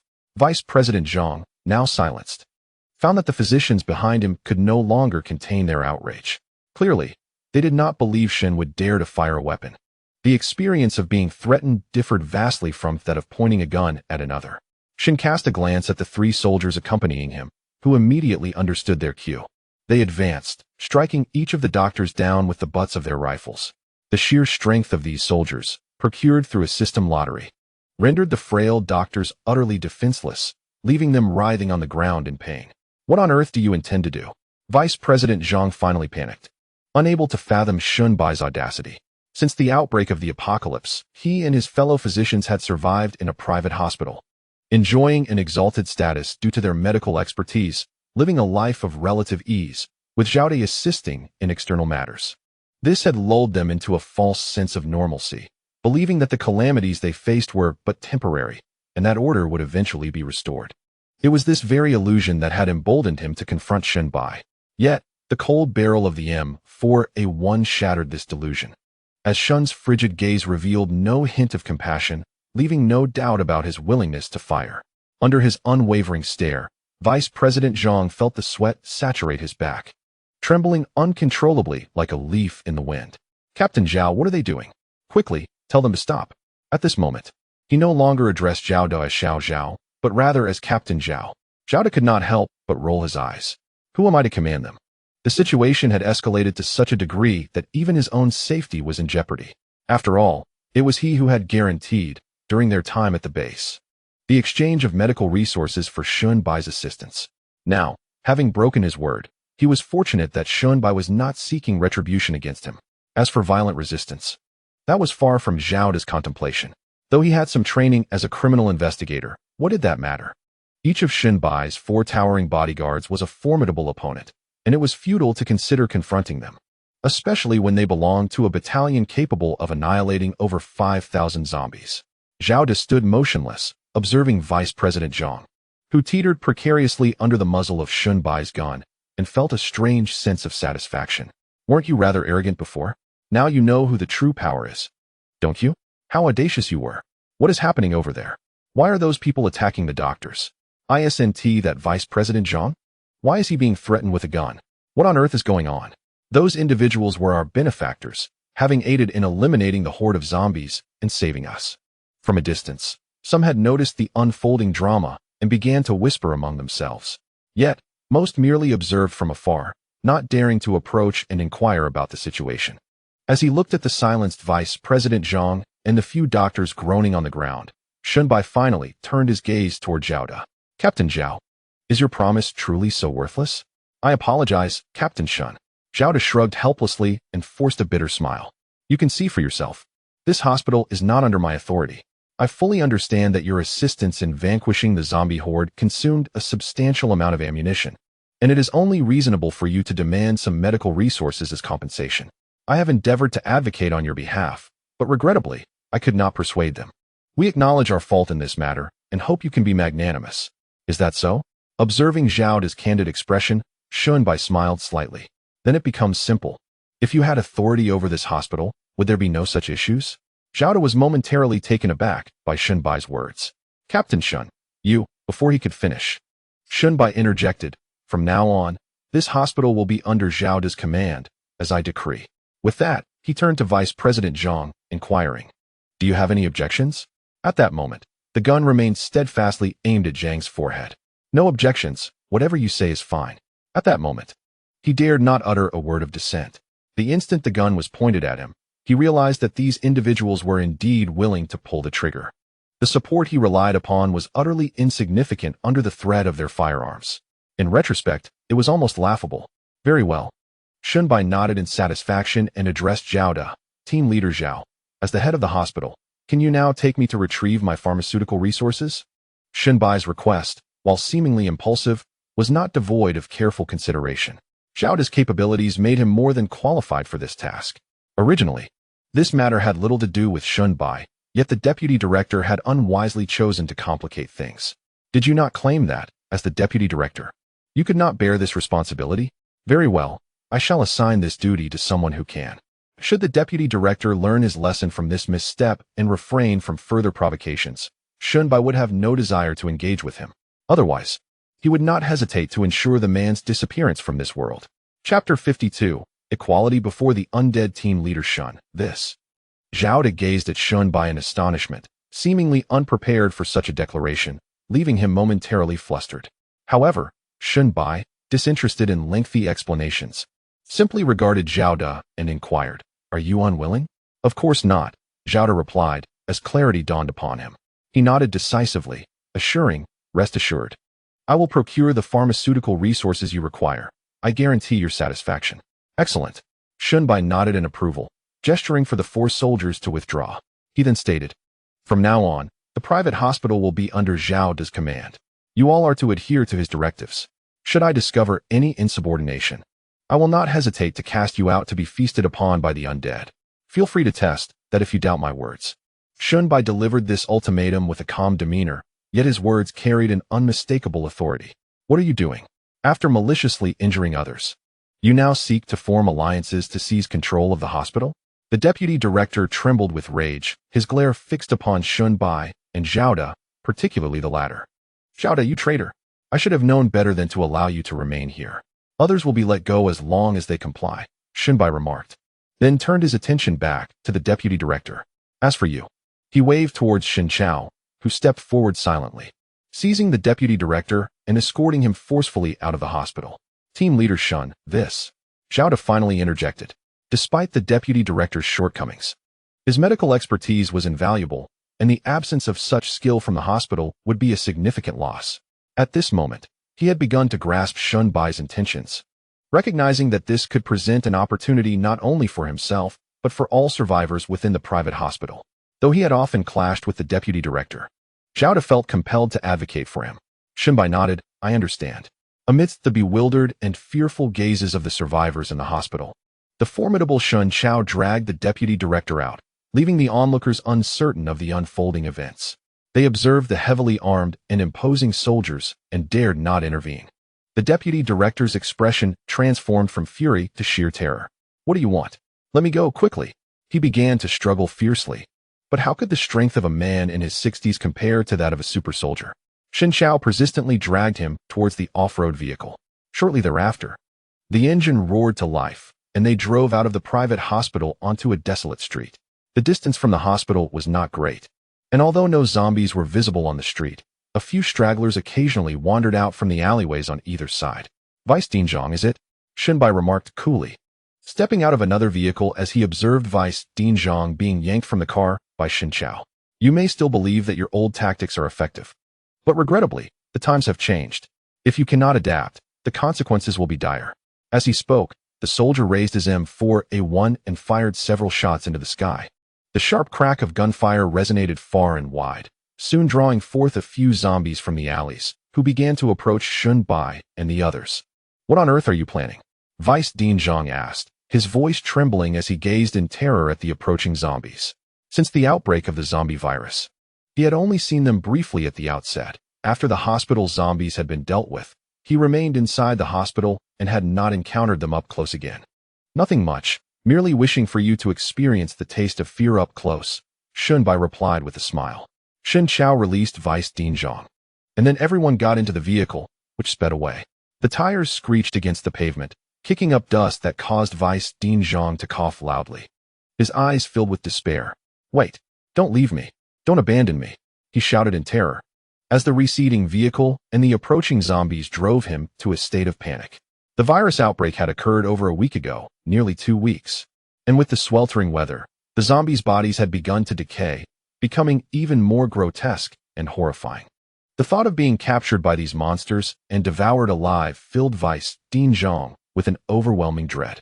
All the trivial matters concerning the struggle for power within the hospital, the maneuvering through medical treatments and pharmaceutical resources to secure his position, paled in comparison to the value of his life.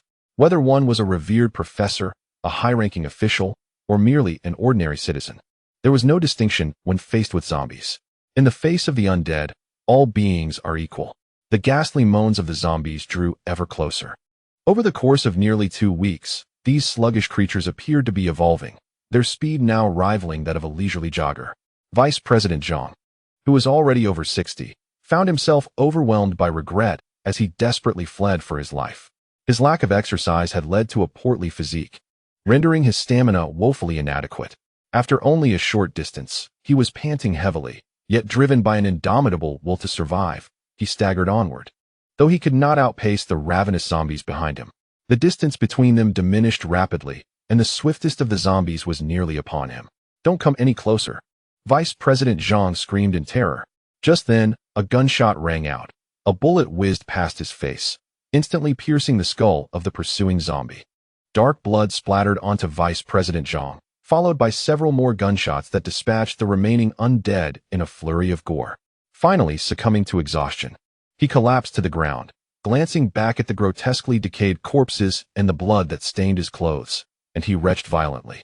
"Have you learned how to survive in this apocalypse?" A rugged all-terrain vehicle approached slowly, and Shunbai emerged, observing the disheveled Vice President Zhang, whose face was streaked with tears and mucus, a stark contrast to his former dignified professor persona. "If you wish to avoid being consumed by the undead, you'd best come to terms with reality." Having undergone this unforgettable experience, Shunbai was confident that Vice President Zhang would come to understand many truths, and would subsequently conduct himself with the decorum befitting his role as a physician within the hospital. Upon returning to the hospital, the worried staff, who had been anxious since Zhang's abduction, breathed a sigh of relief upon seeing him return, albeit in a shocking state. The once respected vice president, who had always donned a pristine white coat and exuded an air of kindness, now appeared utterly disheveled. His coat was marred with dark stains and dust, his hair unkempt, and his face bore traces of tears and snot. He looked no different from the desperate refugees fleeing calamity. What had Shunbai done to Vice President Zhang? The onlookers were filled with confusion, yet the soldiers' intimidating presence kept them from approaching. Eventually, Xiao took the initiative and approached. "Captain Shun, the storeroom door has been opened. It's just over there. Allow me to show you." Chapter 53. The path of examination. Nodding in acknowledgement, Shunbai followed Xiao toward the storeroom, with the soldiers trailing behind. Seizing the opportunity, Xiao discreetly gestured toward those in the distance, prompting one individual to move toward Vice President Zhang. "Vice President Zhang, are you all right? What happened to you?" "Captain Shun, you've certainly landed me in a troublesome situation," Xiao suddenly chuckled wryly as they walked along the path.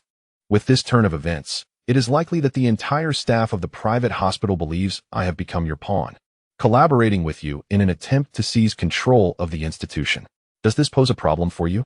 Shunbai chuckled softly, neither confirming nor denying, and remarked, "The obstacles that once hindered you have now vanished. The private hospital is solely under your dominion. Isn't that quite splendid? As for my intention to claim this place, would I not require both internal and external support?" Shunbai's words were devoid of arrogance. The personnel at the private hospital, save for Xiao, were of little merit. There was no need for direct confrontation. Merely a handful of soldiers brandishing firearms could instill fear and compel them to surrender without a fight. "I fully comprehend that. But why do you choose to act in this manner?" Xiao had been grappling with this question. If one were to assign blame, it was he who had made a promise to Shunbai. Although violating that promise was not his intention, one would expect Shunbai to direct his ire towards him.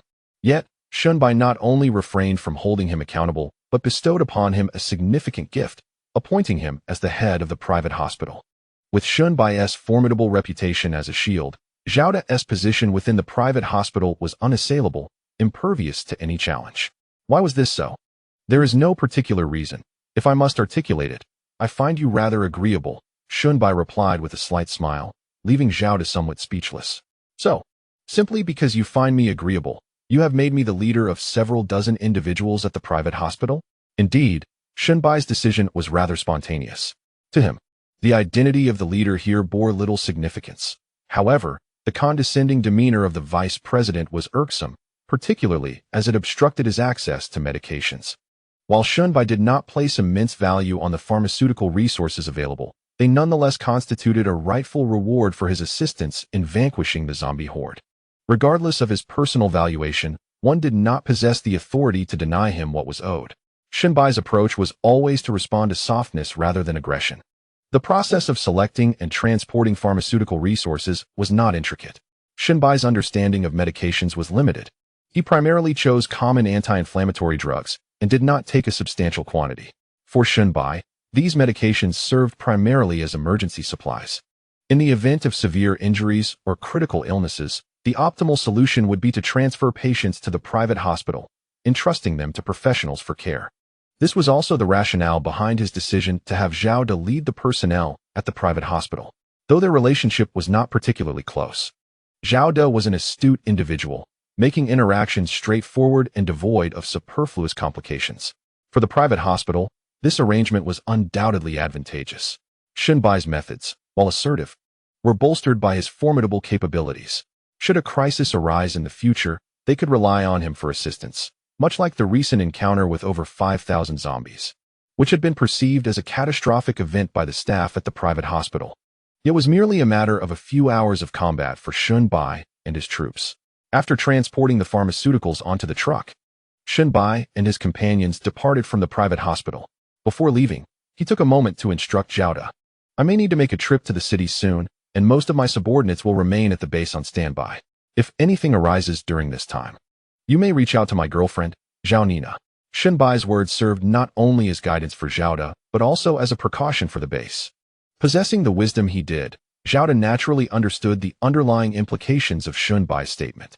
Should he encounter any issues, he could seek assistance from the base, and conversely, if matters arose at the base, he could not afford to remain indifferent.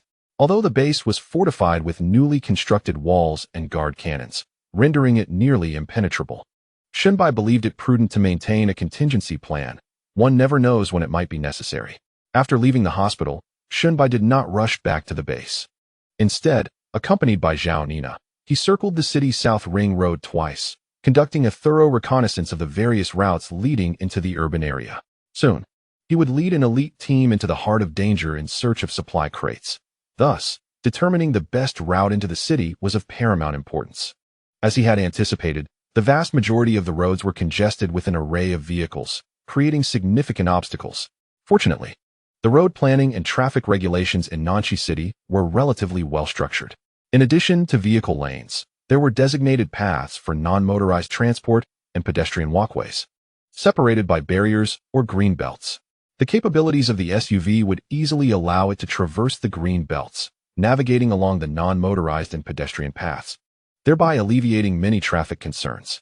However, the journey was fraught with challenges, not merely from the abandoned vehicles clogging the streets, but from the omnipresent threat of zombies that posed a far more significant danger. Xunbai aimed to identify a route with the fewest zombies, one that would facilitate easier access to their destination. After assessing multiple roads, dusk began to settle, and Zhao Nina started to show signs of fatigue. Sensing that it was time to return, Xunbai signaled for the team to head back. Wait, what is going on? Did we take a wrong turn?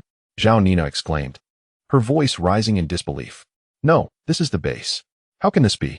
Before they could approach, Zhao Nina was taken aback by the sight before her. The base had transformed dramatically since their departure that morning. Before her stood an imposing wall, towering at nearly 3 meters in height, and composed of a stark gray-white material resembling concrete. Its sheer presence conveyed an undeniable sense of strength. As she surveyed the area, it became clear that the entire base was encircled by this formidable gray wall, resembling a fortified stronghold. In astonishment, she turned to Xunbai and murmured, "When we set out this morning, you mentioned that the base would undergo some minor renovations. Was this what you meant?" "Indeed," Xunbai replied, nodding, though a flicker of astonishment danced in his eyes. Even having previously seen the transparent walls, the sight of this grand, solid structure, now unveiled, was nothing short of awe-inspiring. Indeed, it is truly magnificent. With such a formidable wall, even legions of the undead would find it impossible to breach the stronghold. How was this remarkable feat achieved? This question posed by Zhao Nina left Xunbai at a loss for an answer, yet it seemed she was not overly fixated on it. Xunbai harbored many secrets, peculiar and enigmatic in nature. However, Zhao Nina understood that some matters are best left unexamined. Should Xunbai wish to disclose these truths, he would do so in due time. Conversely, if he preferred to keep them hidden, no amount of probing would yield answers, and it might even evoke his disdain. With her keen intellect, she wisely refrained from further inquiry. Chapter 54. The might of the watchtower cannon. As the vehicles drew closer, the wall expanded within their view. They also noticed a grand gate, approximately 10 meters wide. The hue of this immense door diverged slightly from that of the wall, its material leaning more towards metal. Upon approaching the gate, 2 silhouettes emerged atop the wall. They were the soldiers on guard. Xunbai lowered the car window, allowing the sentinels to clearly see his face. Open the gate. While there may be vehicles of similar models, the commander's visage was unmistakably unique. Without a moment's hesitation, the soldiers complied with the commander's order and swiftly opened the gate. The door swung wide, revealing a passage ample enough for the vehicles. As they entered the stronghold, Zhao Nina finally beheld the familiar structures, the office building, the dining hall, the processing workshop, and more. Her gaze lingered momentarily on Ada Wong, who awaited them just inside the gate, before she tactfully remarked to Shunbai, "You must have matters to attend to. After a long day of exploration, I am quite weary and shall retire now." With that, she exited the vehicle and headed to her quarters. Shunbai also alighted but made his way towards Ada Wong. "Commander, the wall's transparency has been deactivated and the watchtower cannon has been completed. I request your inspection." Ada Wong saluted before reporting. "Oh, the watchtower cannon is operational?" "I did not notice," Shunbai replied, scanning the surroundings for signs of it, but aside from the wall, there was nothing else in sight. To view the watchtower cannon, one must ascend the wall. "Please follow me," Ada Wong instructed, leading the way. Shunbai then observed the numerous staircases along the inner side of the wall, providing access to its summit. The wall stood 3 meters high and was over 2 meters thick, allowing defenders to command the height advantage, akin to ancient fortifications. Upon reaching the top, Shunbai was astonished to find dozens of soldiers patrolling the wall, positioned strategically to eliminate any potential blind spots. At that moment, he also spotted, not far from the gate, a square metal box approximately 1 meter in height. "Ada Wong, what is that?" The object on the entire wall appeared rather incongruous, prompting Shunbai to inquire. "Commander, that is the sentry cannon," Ada Wong replied, leaving Shunbai astonished, his eyes widening in disbelief. "Is that really a sentry cannon?" Upon gazing once more at the square metallic box, Shunbai found himself at a loss for words. It resembled nothing more than an iron box. "This is the sentry cannon in its dormant mode. Once an enemy approaches, it will activate and eliminate them," Ada Wong explained, gesturing to a soldier in the distance to activate the sentry cannon. With a click, the square metallic box suddenly emitted a sound, then split apart. "This device can indeed be manually activated? Wasn't it stated that it required artificial intelligence for operation?" As the box opened, 2 remarkably thick gun barrels emerged and were positioned atop the metallic structure. "Is this truly the sentry cannon?" Shunbai approached to examine it closely. Visually, this sentry cannon bore little resemblance to those in the Red Alert game, yet its fundamental principles seemed preserved. For instance, it featured 2 127mm autocannons and employed an intelligent friend or foe identification system. "Commander, the sentry cannon has a munition capacity of 1,000 rounds and an effective range of 500 meters. Like soldiers, it refreshes its ammunition automatically each day, but it cannot share ammunition like soldiers can. The operation mode is divided into manual and automatic. Naturally, in manual mode, the range depends solely on the soldier's line of sight, limiting the sentry cannon's long-range advantages. If controlled by artificial intelligence, it can intelligently identify and autonomously attack enemies. Moreover, the commander can remotely direct it to fire via the base's AI. Ada Wong succinctly elaborated on the sentry cannon's capabilities. Shunbai nodded, recalling that in the Red Alert game, players could forcefully command the sentry cannon, which was set as an automatic artillery, to attack ground targets.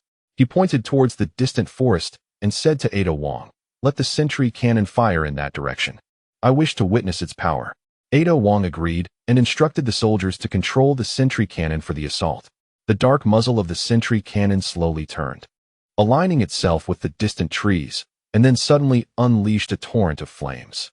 Boom, boom, boom.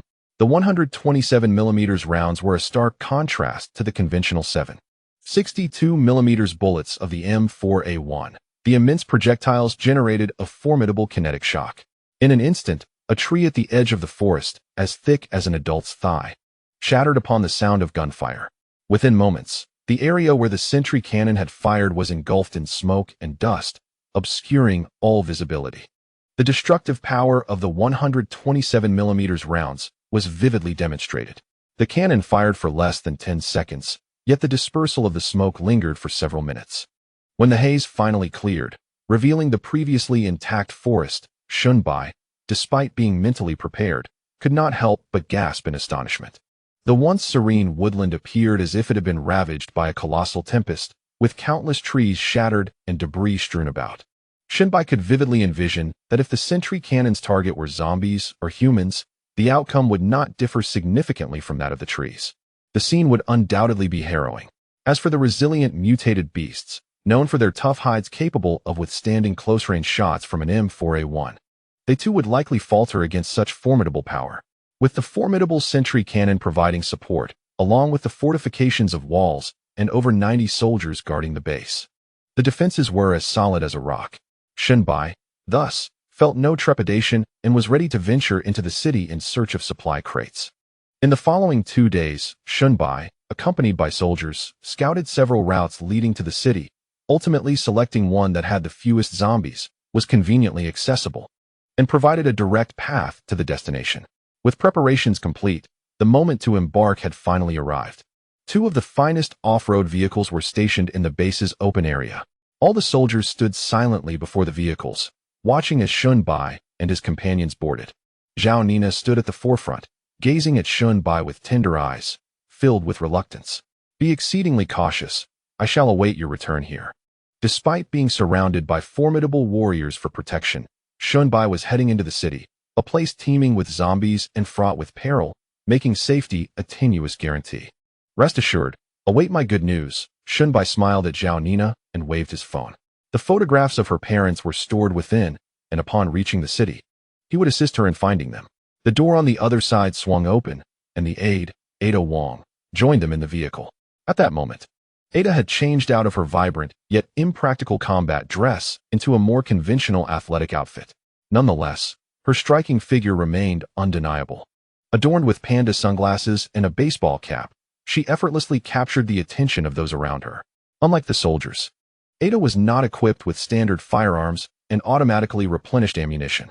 She opted not to wield the M4A1 automatic rifle left behind by fallen soldiers, but instead selected 2 Model 92 handguns from the arsenal acquired after the defeat of Boss Jiang. Upon seeing Ada wielding the 2 handguns, Shinbai unexpectedly recalled Alice, a woman capable of fully integrating the T-virus, especially with those powerful twin pistols. All right, let us depart. Shaking his head, Shinbai dismissed the thought from his mind. Chapter 55. Target Jinling Hotel at Shinbai's command. The 2 vehicles slowly set off, exiting the base under the watchful eyes of Zhao Nina and the remaining soldiers, heading towards the direction of Nanchi City. On the desolate streets, the 2 speeding off-road vehicles appeared strikingly out of place. The drive from the urban center of Nanchi City to the outskirts typically took no more than an hour. However, following the advent of the apocalypse, the once-straight thoroughfares are now obstructed by abandoned vehicles, necessitating frequent detours. In some cases, even the most crucial routes require the relocation of these forsaken cars.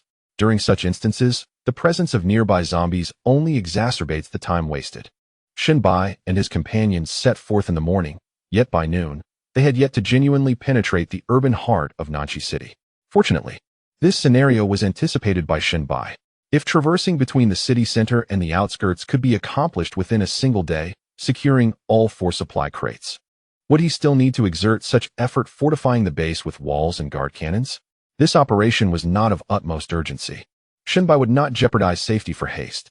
He preferred a steady approach, infiltrating the city discreetly without alarming large hordes of the undead.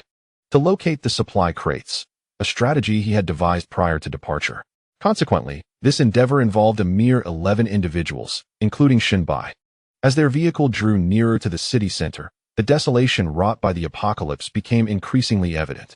Previously, Shinbai's activities were confined to the suburbs, where, despite the presence of numerous structures, they bore no comparison to the bustling urbanity of Nanchi City. Abandoned vehicles lay strewn about like a colossal dragon, cluttering every street, amidst pools of blood and various refuse. Yet, the most prevalent sight remained the zombies. Thankfully, while the streets were populated with these creatures, they appeared mostly in small, scattered groups, lacking the overwhelming horde seen previously. The all-terrain vehicle traveling along the sidewalk caught the attention of the zombies. However, their sluggish pace prevented them from keeping up, rendering their pursuit futile as they quickly fell behind. The 2 mercenary drivers exhibited commendable skill, adeptly maneuvering the vehicle to evade the undead on the sidewalks. As they navigated the roads, Shinbai and his group passed several major thoroughfares. Their first target was the Jinling Hotel. once the tallest building in Nanshi City and the first luxurious five-star establishment in the area. Shinbai had heard of this renowned hotel, but had never had the opportunity to enter. Even with his resources, access was not easily granted. This hotel was not merely a matter of wealth. It required a certain status or societal standing. Situated on the most bustling street of Nanshi City, the hotel was prone to heavy traffic under normal circumstances, let alone amidst the chaos of a zombie apocalypse. After traversing several blocks, Shinbai and his companions were compelled to halt, as the path ahead was completely blocked. A seemingly endless sea of vehicles choked the roads, and the sidewalks were not devoid of cars abandoned by those who had attempted to flee during the outbreak. Although the number of vehicles on the sidewalk was manageable, the sight of hundreds of zombies lurking on the streets extinguished any thoughts of proceeding in that direction. "Let us take that route," Shinbai said, frowning as he gestured to the mercenary driver towards a road on the right, shaking his head regretfully. This situation had, in fact, been anticipated for some time. However, had they been able to continue along the previous route, just a few more minutes of driving would have brought them to the Jinling Hotel. This detour, unfortunately, complicated matters significantly. Shinbai was not particularly familiar with the urban landscape of Nanshi City. As a student and a homebody, he spent most of his time either at school or at home. The route he had planned was based on prior consultations with electronic maps. Yet, there exists a distinct difference between digital maps and real-world navigation. Deviating from the main road implied the potential for unforeseen complications, but at this juncture, there were no alternatives. The vehicle navigated into another street, which was considerably better than the main thoroughfare. At least there remained a barely passable route for vehicles, though this was merely a temporary reprieve. After a series of sharp turns, the vehicle finally halted on a street with fewer zombies. They disembarked, preparing to continue on foot, given the avoidance of the main route. Driving to the Jinling Hotel would require a substantial detour. Conversely, walking would prove to be a shorter distance. Not far down this street lay a pedestrian avenue that would lead directly to Yan'an Road. And crossing Yan'an Road would provide access to the entrance of the underground parking lot of the Jinling Hotel. Shinbai's plan was to enter the Jinling Hotel through the underground parking lot. According to the detailed coordinates provided by the system, the supply crate was located within the hotel's premises. The specific floor would require meticulous searching. Once the tallest building, the Jinling Hotel, stands at 110 meters, encompassing 36 stories. Extracting the supply crate from within was no simple task. Shinbai, Ada Wang, and the other soldiers swiftly donned their gear before disembarking and sprinting towards the pedestrian street. The street was not devoid of wandering zombies. Upon noticing the 11 individuals disembarking from the two vehicles, the zombies began to shuffle towards them. Shinbai refrained from ordering the soldiers to fire upon the zombies. Gunfire in a bustling urban area would only attract more of the undead. They needed to accelerate and distance themselves from the threat.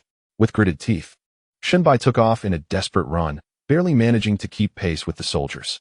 Whether soldiers or mercenaries, these system-extracted fighters were all robust. Even burdened with heavy gear, they moved with remarkable agility. Ada Wang trailed closely behind the soldiers, appearing composed. Although she seemed slight, her physical prowess rivaled, if not surpassed, that of the soldiers. Among them, Shinbai possessed the weakest constitution. There was little to be done about it. Following the outbreak of the zombie virus and the onset of the apocalypse, Shinbai had consciously begun to train himself, engaging in physical and combat training daily. However, such transformations require years of dedicated effort. Presently, his fitness was merely somewhat superior to that of an average adult, rendering him incomparable to the soldiers. Fortunately, the zombies moved at a pace somewhat slower than that of an average adult, allowing Shinbai to maintain his lead. The group swiftly traversed the pedestrian street, pressing on without pause. This stretch was not insignificant, and the number of zombies in the pedestrian area far exceeded those in the previously congested street. Shinbai kept his head down, focused solely on the path ahead. Any scattered zombies that approached were dispatched by soldiers like Lin Xiao, utilizing the bayonets on their M4A1 rifles. Within mere minutes, they forcefully navigated through the pedestrian street, finally spotting Yan'an Road and the towering buildings across the way. Among them stood the Jinling Hotel, formerly the tallest building in the nation at 110 meters. Chapter 56. Sweeping the floors. Do not stop. Keep pushing forward, Shinbai urged. His brow slick with sweat and breath coming in labored gasps, yet he displayed no hint of hesitation. This area was the most bustling part of the city.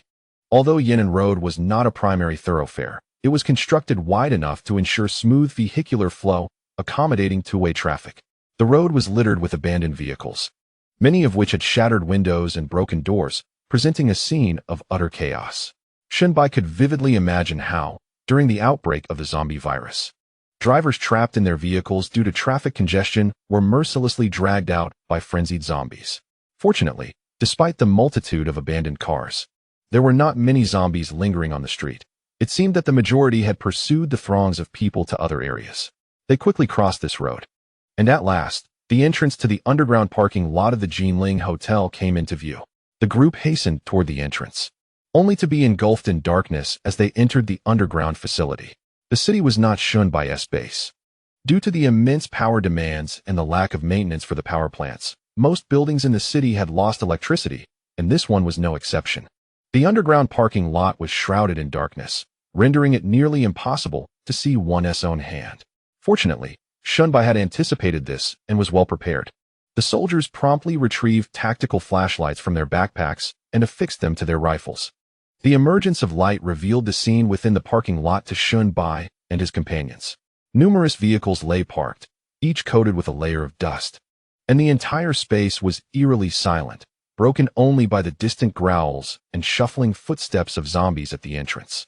Over there, Shunbai directed the beam of his powerful flashlight toward a nearby door, the green safety exit sign glowing distinctly. 3 soldiers forged ahead to clear the path, while 4 others positioned themselves at the rear. The remaining members formed a protective perimeter around Shunbai and Ada Wong, creating a tactical unit as they entered the safety passage, subsequently locking the door behind them.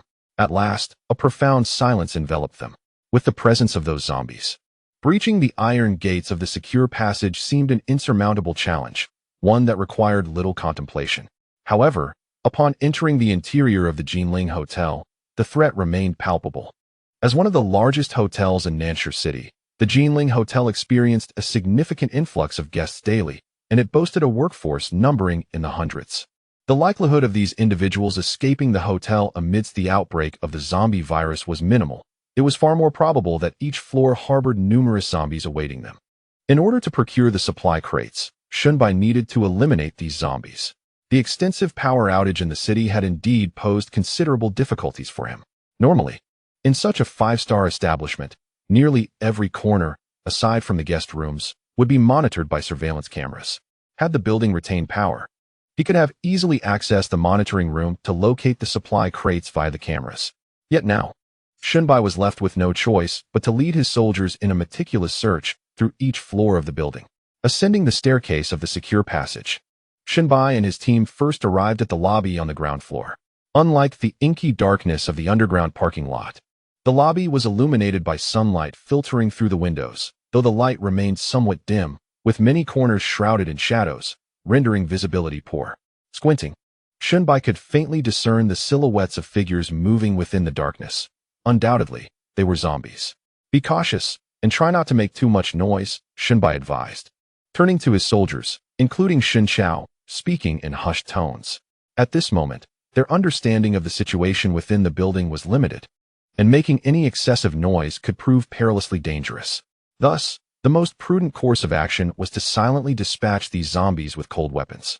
The soldiers, possessing commendable close-quarters combat skills and remarkable speed and strength, found ordinary zombies to be no match for them.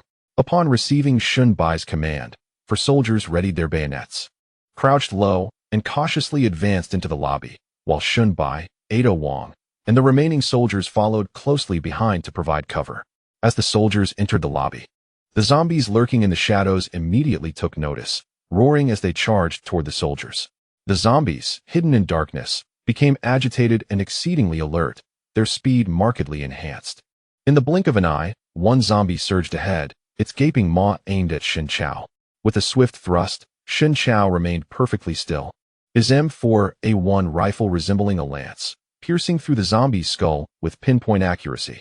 As the corpse collapsed to the ground, more zombies surged forward from behind. Yet the 4 soldiers stood resolute as an impenetrable barrier, their bayonets flashing like lightning as they efficiently and accurately dispatched the encroaching undead. Before long, the skirmish came to an end. The number of zombies in the lobby was relatively few. The recent onslaught amounted to no more than a dozen. Observing the shattered glass doors at the lobby's entrance, Shunbai deduced that most of the infected zombies had likely escaped through the broken doors, leaving behind only a scant few. Due to the swift and decisive actions of Lin Xiao and his team, accompanied by an utter lack of noise, the zombies outside remained oblivious to the happenings within the building and did not gravitate towards their location. After eliminating the undead on the first floor, Shunbai led the team in an orderly formation towards the westernmost part of the first level. The coordinates provided by the system were precise down to the centimeter, assuring him that the supply box was situated at the far western edge of the building. Regrettably, the coordinates did not indicate vertical height. Had they done so, Shunbai could have deduced the floor on which the supply box was located. Alas, the supply box was not on the first floor. Upon reaching the designated coordinates, they found the area entirely vacant. Let's proceed, Shunbai sighed, articulating his thoughts. The Jinling Hotel stood a towering 110 meters, encompassing a full 36 floors. Even by the laws of probability, the chances of locating the box were a mere 1 in 36. How could they expect to find it so swiftly?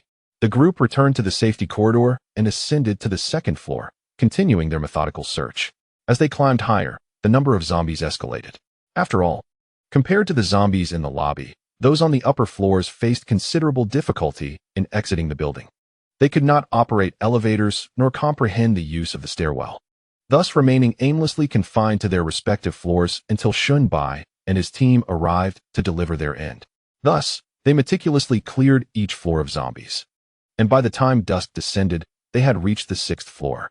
To ensure a successful arrival at the Jinling Hotel, Shunbai and his team had abandoned their vehicle earlier in the day and traversed a substantial distance on foot, promptly entering the hotel to search for the supply box.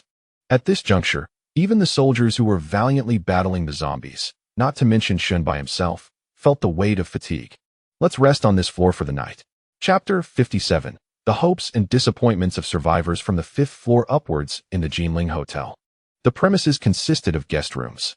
At present, Shunbai and his team found themselves on the 6th floor, surrounded by opulent suites, each priced no less than 20,000, a cost that afforded luxurious decor and a comfortable ambience. Before the apocalypse, Shunbai had even fantasized about one day residing in the Jinling Hotel. Ironically, despite the onset of the apocalypse, Shunbai found himself living more freely and contentedly than ever before. This newfound comfort was attributable to the system. However, had the apocalypse never transpired, even with the system, he would not have been able to experience such liberation. In fact, had the world remained in a state of peace, Shunbai might have spent his entire life cautiously concealed, harboring this secret deep within, never to be revealed. In this sense, it was the apocalypse that facilitated his transformation. After a night of silence, the following morning, after partaking in a meal, they resumed their floor-clearing efforts. Based on the previous day's efficiency, with diligent effort, they estimated they could clear approximately 15 floors within a single day's work.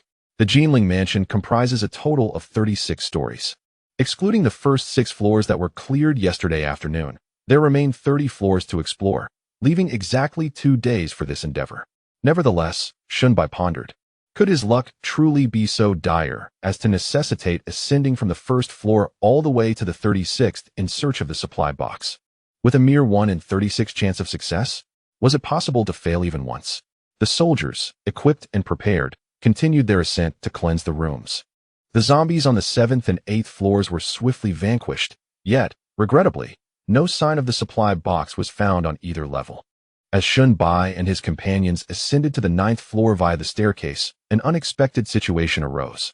On the previous 8 floors, the doors to the safety passage had been closed but not locked. A mere turn of the handle was sufficient to push them open. However, upon reaching the 9th floor, the soldier leading the way turned the handle only to be met with a disconcerting clicking sound. The door to the safety passage would not budge.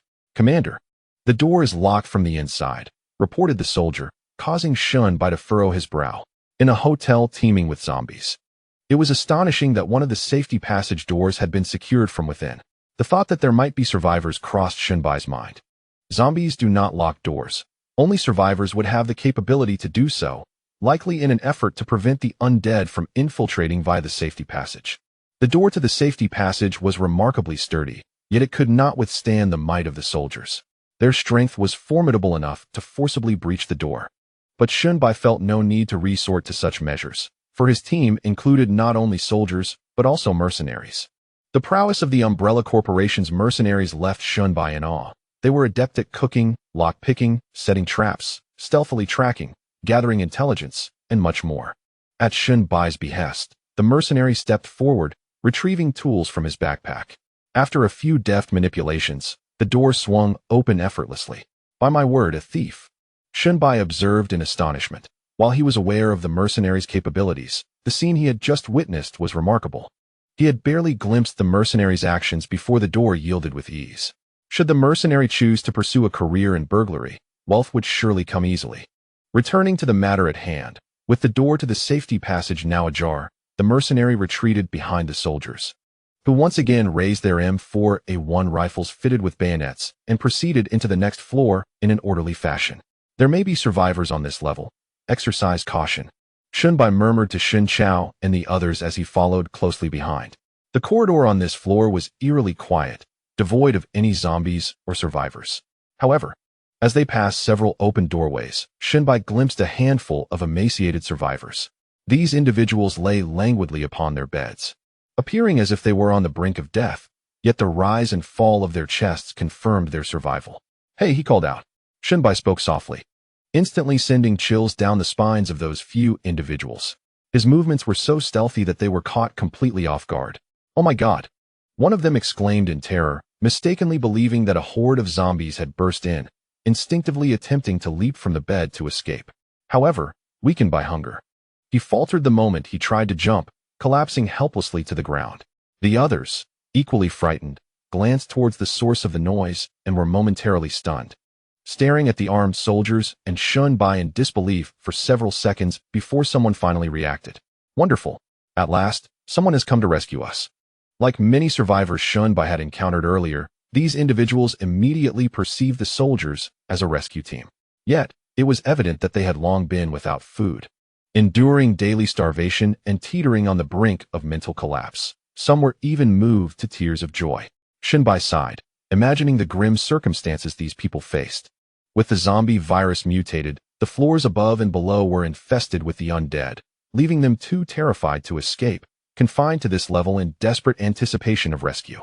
As time passed and their food supplies dwindled, they were left waiting slowly for death, an undeniably torturous ordeal. Turning to the soldiers behind him, Shunbai instructed them to hand over some food and water. A soldier retrieved several packets of compressed biscuits and bottles of mineral water from his backpack and stepped forward to offer them to the survivors. Instantly, the eyes of the individuals sparkled with hope, and they began to devour the food ravenously. Shunbai remained calm, patiently waiting for them to eat. In this apocalyptic world, he had encountered many survivors and certainly did not harbor an excessive sympathy to rescue them. His reason for sharing food was primarily to glean information about the situation at the Jinling Hotel from them. He had plenty of compressed biscuits and felt no pangs of regret in sharing. For these survivors, however, such sustenance was life-saving. After a frenzy of consumption, the survivors gradually regained some strength, and one stepped forward, gazing gratefully at Shunbai and his companions. "Comrades, thank you. We have waited so long for your arrival. Had you come even a few days later, we might not have survived." With nothing to occupy their time, they had spent their days peering out of the windows, acutely aware of the dire situation in the city. The fact that a military unit managed to traverse a city teeming with zombies to find these few survivors was akin to searching for a needle in a haystack. They had been on the brink of despair, yet unexpectedly, help had arrived. However, as the grateful survivors beamed with hope, Shunbai shook his head. "You misunderstand. We are not part of the military. We are merely fellow survivors who have endured this catastrophe." His words caused the previously joyful expressions of the survivors to freeze. The greater the hope, the more profound the disappointment. Chapter 58, Monsters Above. Initially, they had believed that Shunbai and his companions were a military unit come to rescue them, capable of escorting them to safety, far removed from the flesh-eating monsters. However, now that Shunbai's group were also survivors, who could possibly save them? In the outskirts of Nanchi City, several survivor camps had emerged, where numerous individuals congregated in a desperate bid for survival. Shunbai, observing the renewed glimmer of hope in the eyes of a few who had heard his words, stated calmly, "We have come here in search of a particular item, and thus must continue our ascent. If you can offer us some assistance, I can help guide you to that survivor camp." Among the survivors were both guests and hotel staff. While the guests were not well acquainted with the Jinling Hotel, the staff possessed an intimate knowledge of the building's layout. As Shunbai listened to the staff's account, he gradually furrowed his brow. Though these individuals were unaware of the supply crate, they provided him with crucial information. "I advise you not to proceed further upstairs," one staff member warned, his expression grave and tinged with fear. "Regardless of the importance of your quest, nothing is more significant than life itself. The monsters above are unlike the ordinary zombies. They are true horrors. Even with firearms, you would stand no chance against them." Monsters? The only creatures that could warrant such a title were the T2 zombies. Are these monsters humanoid in shape, armed with sharp claws, possessing remarkable speed and strength, with eyes as red as blood? Shunbai inquired, only to see the astonishment on the staff member's face confirm his suspicions. Indeed, there were T2 zombies within the Jinling Hotel. Shunbai's unit had previously vanquished numerous T2 zombies, particularly the super soldier Lin Xiao, whose reflexes and marksmanship could rival the T2's uncanny speed. However, the Jinling Hotel's layout differed from the open terrain near their base. The upper floors were predominantly residential, characterized by narrow corridors ill-suited for automatic rifle fire. In other words, engaging T2 zombies in such confined spaces would be exceedingly disadvantageous, especially given the staff's assertion that more than one T2 resided upstairs. At this revelation, Shunbai could not help but marvel at the luck of those survivors who had managed to endure under the looming threat of multiple T2 zombies. Yet, regardless of the presence of several T2s above, he felt compelled to ascend. Acquiring the supply crate was imperative. With a contingent of over 10 individuals, they could retreat to a safe passage and secure the staircase, rendering the T2s powerless against them. Thus, disregarding the staff's caution, Shunbai instructed them to remain behind and led his soldiers onward, continuing their ascent with heightened caution and deliberate movements. Acutely aware of the potential danger posed by the T2s, on the 10th and 11th floors, there was no sign of T2 zombies, nor were there any supply boxes. As they stepped onto the 12th floor, a feral roar suddenly echoed through the air. Shunbai's heart raced, prompting him to instinctively retreat 2 steps. The lighting on the 12th floor was dim, and in the shadowy corridor, Shunbai discerned a vague silhouette, along with a pair of crimson eyes that gleamed ominously in the darkness.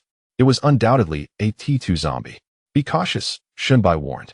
Without a moment's hesitation, Lin Xiao, positioned at the forefront, along with another soldier, immediately opened fire. The rapid gunfire, though it might alert the zombies above, was the only recourse against the T2. Attempting to resolve the situation without shooting was futile. The muzzle flashes illuminated the corridor momentarily, and as bullets struck the T2 zombie, it let out a furious roar. Surprisingly, it did not charge towards the gunfire, but instead darted into a nearby room. The most formidable aspect of the T2 zombie lay not in its razor-sharp claws or its uncanny speed, but in the evolved semblance of intelligence it possessed. While rudimentary, this intelligence allowed it to evade powerful bullets, starkly contrasting with the mindless, relentless advance of ordinary zombies, thereby rendering it far more challenging to confront. "Charge in and finish this quickly," Shunbai commanded through gritted teeth. The gunfire had already erupted, and who knew how many zombies above would heed that sound and descend the safety corridor stairs? For soldiers had already positioned themselves at the stairwell, prepared to confront any oncoming zombies. Under Shunbai's command, the soldiers wasted no time and entered the corridor, advancing towards the room where the T2 zombie had taken refuge. At that moment, Ada Wong followed suit. "Wait, Ada Wong," Shunbai exclaimed instinctively, attempting to halt her. Although Ada possessed skills surpassing those of the soldiers, she was still a woman and had been enhanced by the virus. In Shunbai's eyes, she remained a figure in need of protection. More importantly, if a soldier fell, he could be replaced, but if Ada were to perish, he feared he might never have the chance to bring her back. Hearing Shunbai's plea, Ada turned back, her smile radiant and beautiful, akin to a blooming flower, yet her movements did not falter. "Do not worry, Commander, I will be fine. In this confined space, the soldiers' M4A1 rifles are not suited for combat. Allow me to handle this." As she spoke, she deftly drew dual pistols from her hip holster, agilely positioning herself ahead of the soldiers. However, Before Shunbai could voice his concerns, another roar interrupted him. The M4A1 has temporarily ceased fire. Sensing the approach of Ada Wong and the soldiers, the T2 zombie did not remain hidden in the room, but rather chose to take the initiative. It suddenly lunged out from the room, leaping up to cling to the ceiling like a gecko. The soldiers immediately raised their weapons to shoot. Yet, as Ada Wong had predicted, the confined environment constrained the M4A1's firing range, causing the bullets to consistently arrive a moment too late, merely striking the roof behind the T2 zombie.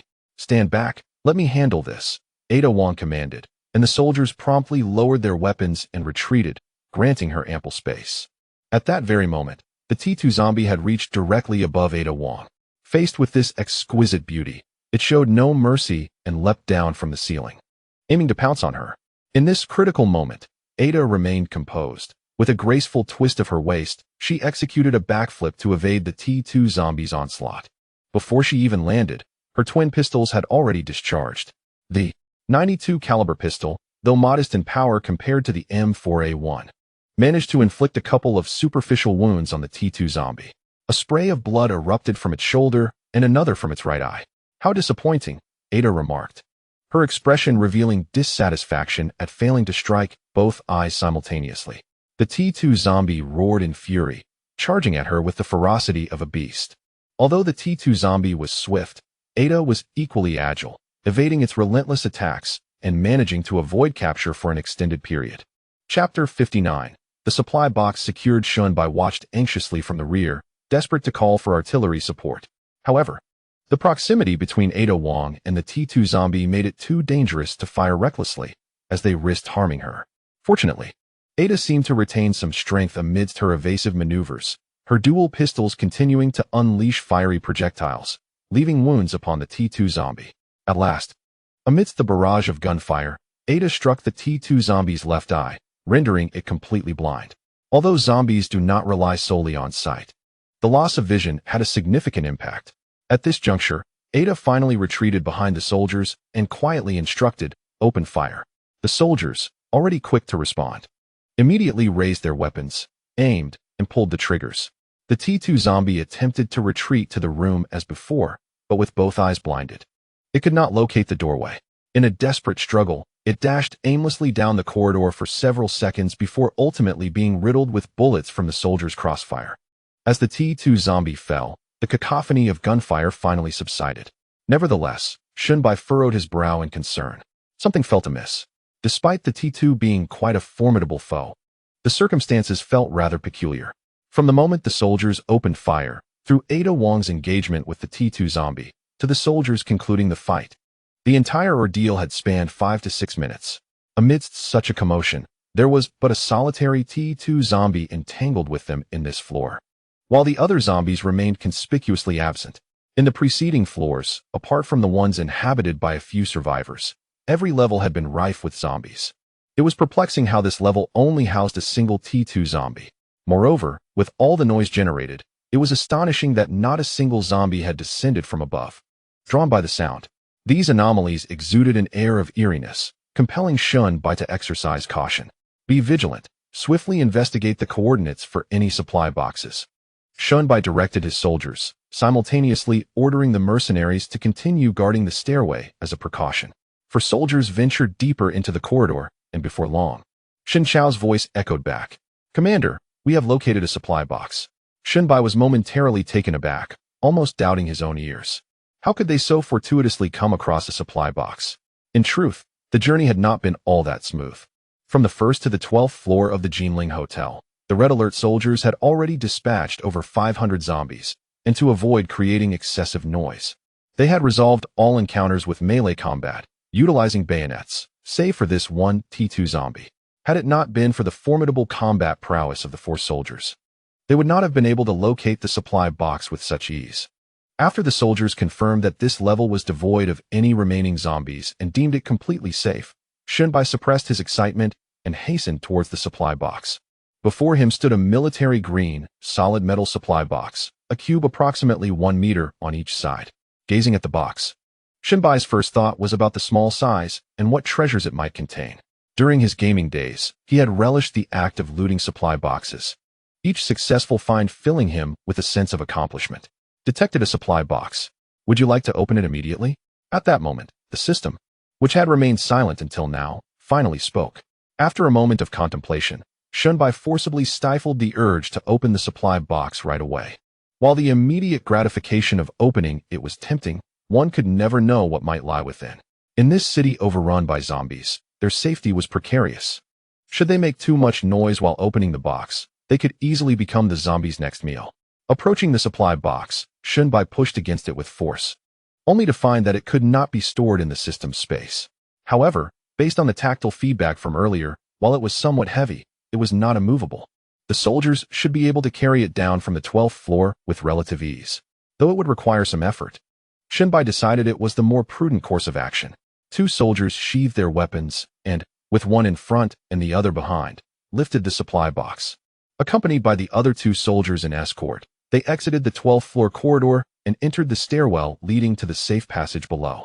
As the zombies downstairs had been cleared, the path was nearly devoid of danger, allowing the soldiers transporting the supply box to proceed without anyone paving the way, with all combat strength concentrated behind them.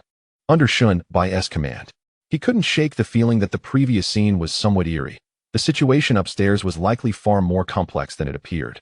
Fortunately, he found a supply crate on the 12th floor. Otherwise, proceeding further upward could have posed significant risks.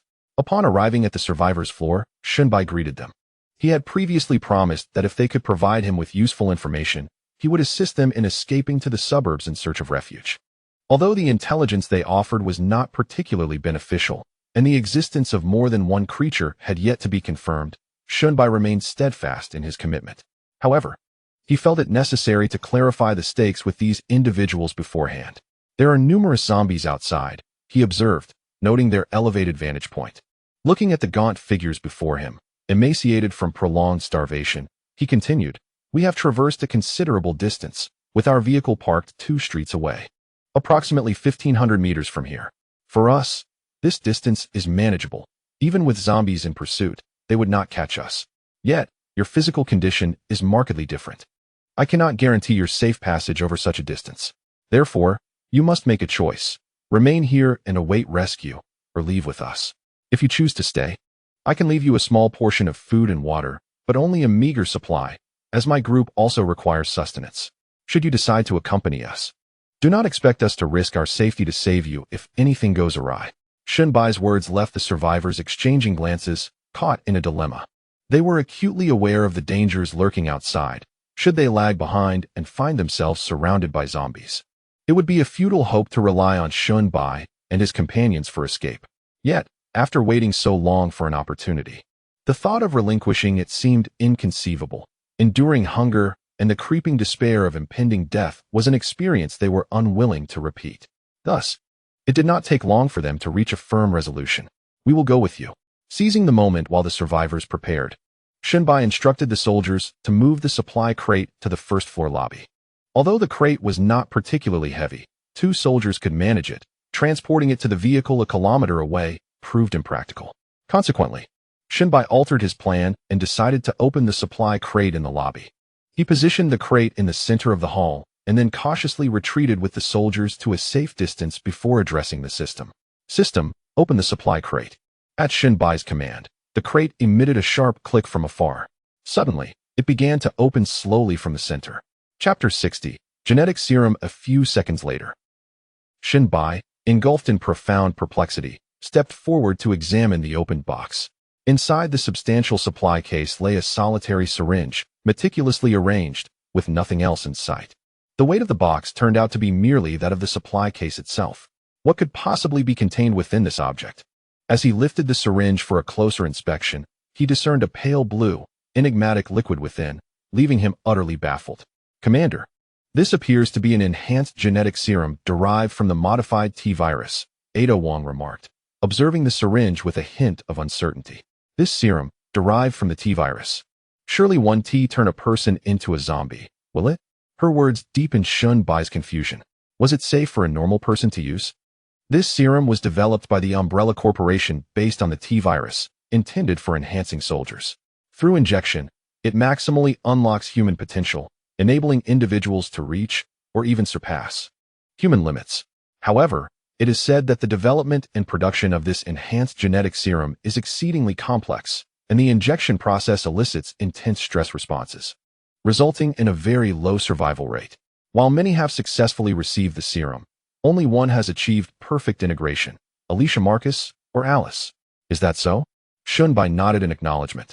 To his knowledge, only a handful of individuals had survived T-virus infection without transforming into zombies: Weskier, Alice, and Ada Wong. Yet, neither Weskier nor Ada could be deemed flawless. Weskier had morphed into a monster, while Ada had been resurrected by the virus, thus theoretically transcending humanity. Given that Ada referred to it as a modified version, it seemed plausible that this serum would not result in zombification. Conceptually, it bore resemblance to the super soldier serum from Marvel's Captain America, both aiming to maximize human potential and enhance combat capabilities. Wait, is this serum intended for me? Shunbai fixed his gaze intently upon the syringe. Upon learning of the serum's effects, his immediate response was the realization that it was meant for him. This was only natural, for as the host of the system, Shunbai's own strength was woefully inadequate. Despite his continuous training, the path to becoming stronger was far from simple. Yet, he hesitated. The act of injecting such a substance was no trivial matter. After all, only Alice had emerged unscathed, while others had transcended human form post-injection. Shunbai held no illusions of being comparable to Alice, nor did he naively believe he could withstand the stress response following the injection. System, what is the likelihood of death if I were to inject this serum? In response to Shunbai's inquiry, the system promptly replied, this serum is a modified, harmless variant, devoid of any side effects. It can be injected with confidence. That is splendid. Shunbai exhaled deeply, his heart brimming with uncontainable excitement. The super soldier serum, once injected, would grant him superhuman abilities. Who has not harbored dreams of becoming a superhero? Without a moment's hesitation, Shunbai swiftly retrieved the syringe from the supply box and administered the injection into his arm. The pale blue liquid gradually coursed into his body with the push of the syringe. However, after a considerable interval, Shunbai felt no discernible change. There was no surge of internal energy akin to the sensations depicted in martial arts novels, nor did he experience the dramatic physical transformation reminiscent of Captain America post-serum injection. In fact, Shunbai felt as though the experience was akin to receiving a routine injection for a cold before the apocalypse. Was this truly all there was to it? Puzzled, he approached the supply box and attempted to lift it, only to find it remained exceedingly heavy, impossible for him to move alone. What was happening? Ada Wong contemplated for a moment before responding. It is said that the enhanced genetic serum initiates a subtle transformation process over time after injection, which does not take immediate effect. The expected reactions will emerge during this period. Commander, the genetic serum you injected has been modified, thus lacking immediate reactions. Therefore, the effects may not be distinctly felt right now, but they will soon become evident. Shunbai nodded, resigned to the necessity of waiting. Suddenly, a terrified scream echoed from the safety passage. Help! There's a monster. Shunbai's brow furrowed in alarm as he urgently instructed the soldiers. Quickly, go check. It seemed that something had befallen the survivors. Initially, he had believed that, given the gunfire on the 12th floor, the survivors on the 9th floor would be relatively safe, which was why he had brought the soldiers down to open the supply box. Yet, in such a brief span of time, calamity had struck. The soldiers hastily entered the safety passage and raced upstairs. Concurrently, the cries from above grew increasingly harrowing. Upon reaching the 6th floor, Shunbai and his companions were met with a scene of gruesome bloodshed. A survivor lay helplessly on the ground, desperately crawling toward the staircase. Yet his lower body was mangled beyond recognition, blood spilling forth as his intestines oozed from a gaping wound, trailing a gruesome path down the stairs. Astonishingly, this survivor still clung to life. Upon seeing Shunbai and the others, a glimmer of pleading light flickered in his despairing eyes. Save me. I don't want to die. Yet, in the next instant, he fell silent, his outstretched hand falling limply to the ground. At that moment, a cat's meow pierced the air. Shunbai's pupils dilated sharply as he fixated intently on the top of the staircase. The stairwell was engulfed in darkness, illuminated only by the beam of a flashlight. In the glow of the light, a cat with white fur descended slowly from above.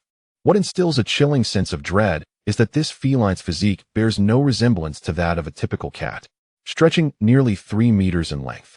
It is unmistakably akin to a lion. Nevertheless, from its fur, posture, and the cry it emitted moments ago, Shinbai could still ascertain that this was a domesticated pet cat. Clearly, the horrific scene before him was the result of this aberrant creature. Shinbai recalled having heard someone mention that if a cat's size were to be exaggerated to that of a lion or tiger, what once appeared to be a harmless feline would transform into the most ferocious predator in existence. This hypothesis had initially been dismissed as fanciful, leading many to scoff at the notion, believing that the cat's graceful form and agile movements were merely attributes of its diminutive stature, and that, upon growing larger, it would inevitably become as cumbersome as lions and tigers due to its weight. However, at that moment, a vivid example was presented before Shinbai. In Chapter 61, titled Fierce Battle with the Mutated Cat, without the slightest hesitation, Shinbai shouted loudly, and the soldiers reacted swiftly, immediately aiming their guns at the mutated cat and opening fire. The M4A1's muzzle spat flames, and bullets instantaneously struck the mutated creature. However, just as in their previous encounter with the mutated dog, the bullets failed to inflict fatal damage on the aberrant beast. Instead, the injury only heightened its ferocity. The mutated cat, struck by the bullets, let out a piercing, shrill scream, and in the next moment, its form became a blur as it evaded the soldiers' gunfire. The speed was astonishingly rapid. The cat's natural agility, combined with its enlarged form post-mutation, had only enhanced its swiftness. Even Lin Xiao, a super soldier capable of matching the speed of T2 zombies, found his aim unable to lock onto the mutated cat. Had it not been for the sufficiently narrow staircase leading to the safe passage, the mutated cat would have already charged forth, dismembering everyone in its path, just as it did with the survivor before them. Damn it! Continue the fire suppression and retreat downstairs. Shinbai cursed inwardly, not expecting such a large mutated cat to be present on the upper floor. At this moment, he began to comprehend why no zombies had rushed down after hearing the gunfire earlier. Although the mutated beasts were also products of viral infection, they differed fundamentally from zombies. Both the mutated dog and cat remained biologically distinct. It was likely that this mutated cat had consumed the zombies on the upper floors, viewing them as sustenance, while the survivors and other zombies below served as its reserves. Ordinary zombies, let alone T2 zombies, stood no chance against this mutated cat. During the earlier skirmish with the T2 zombies, it was evident that this beast had heard the commotion. Yet, as a cautious feline predator, it refrained from charging in immediately, opting instead to conceal itself and observe from the shadows before targeting the seemingly weaker survivors as its prey. This behavior was characteristic of a hunter's survival instinct. Now, the soldiers found themselves struggling to contend with the mutated cat, placing Shinbai and his companions in a perilous situation. The power of the bullets appeared to intimidate the mutated cat, allowing the soldiers to retreat downwards with relative ease. However, as they reached the lobby on the first floor, Shinbai's anxiety intensified. In the confined staircase, the mutated cat was still unable to effectively evade or attack due to its massive size. Yet once they departed from the stairwell, the terrain expanded, significantly diminishing the efficacy of their suppressive fire. In that moment, should the mutated cat launch another attack, the soldiers would likely find themselves ill-equipped to withstand it. However, Shinbai had no alternative. Steadfastly holding the stairway was certainly not a sustainable strategy. Cats, unlike dogs, exhibit remarkable patience when hunting. Shinbai and his comrades could not afford to outlast it. They would have to take a risk. Gritting his teeth, Shinbai led his men directly out of the first-floor hall and into the street outside. The thoroughfare in front of the Jinling Hotel was congested with various abandoned vehicles, and numerous wandering zombies roamed the area. Upon spotting Shinbai and his group emerging from the hotel, several zombies began to shuffle towards them. However, at that moment, Shinbai had no intention of attending to these zombies. The soldiers opened fire, swiftly bringing down the approaching undead. Yet, after they had advanced a considerable distance, a white shadow surged forth from the building, relentlessly pursuing them. It was the mutated cat.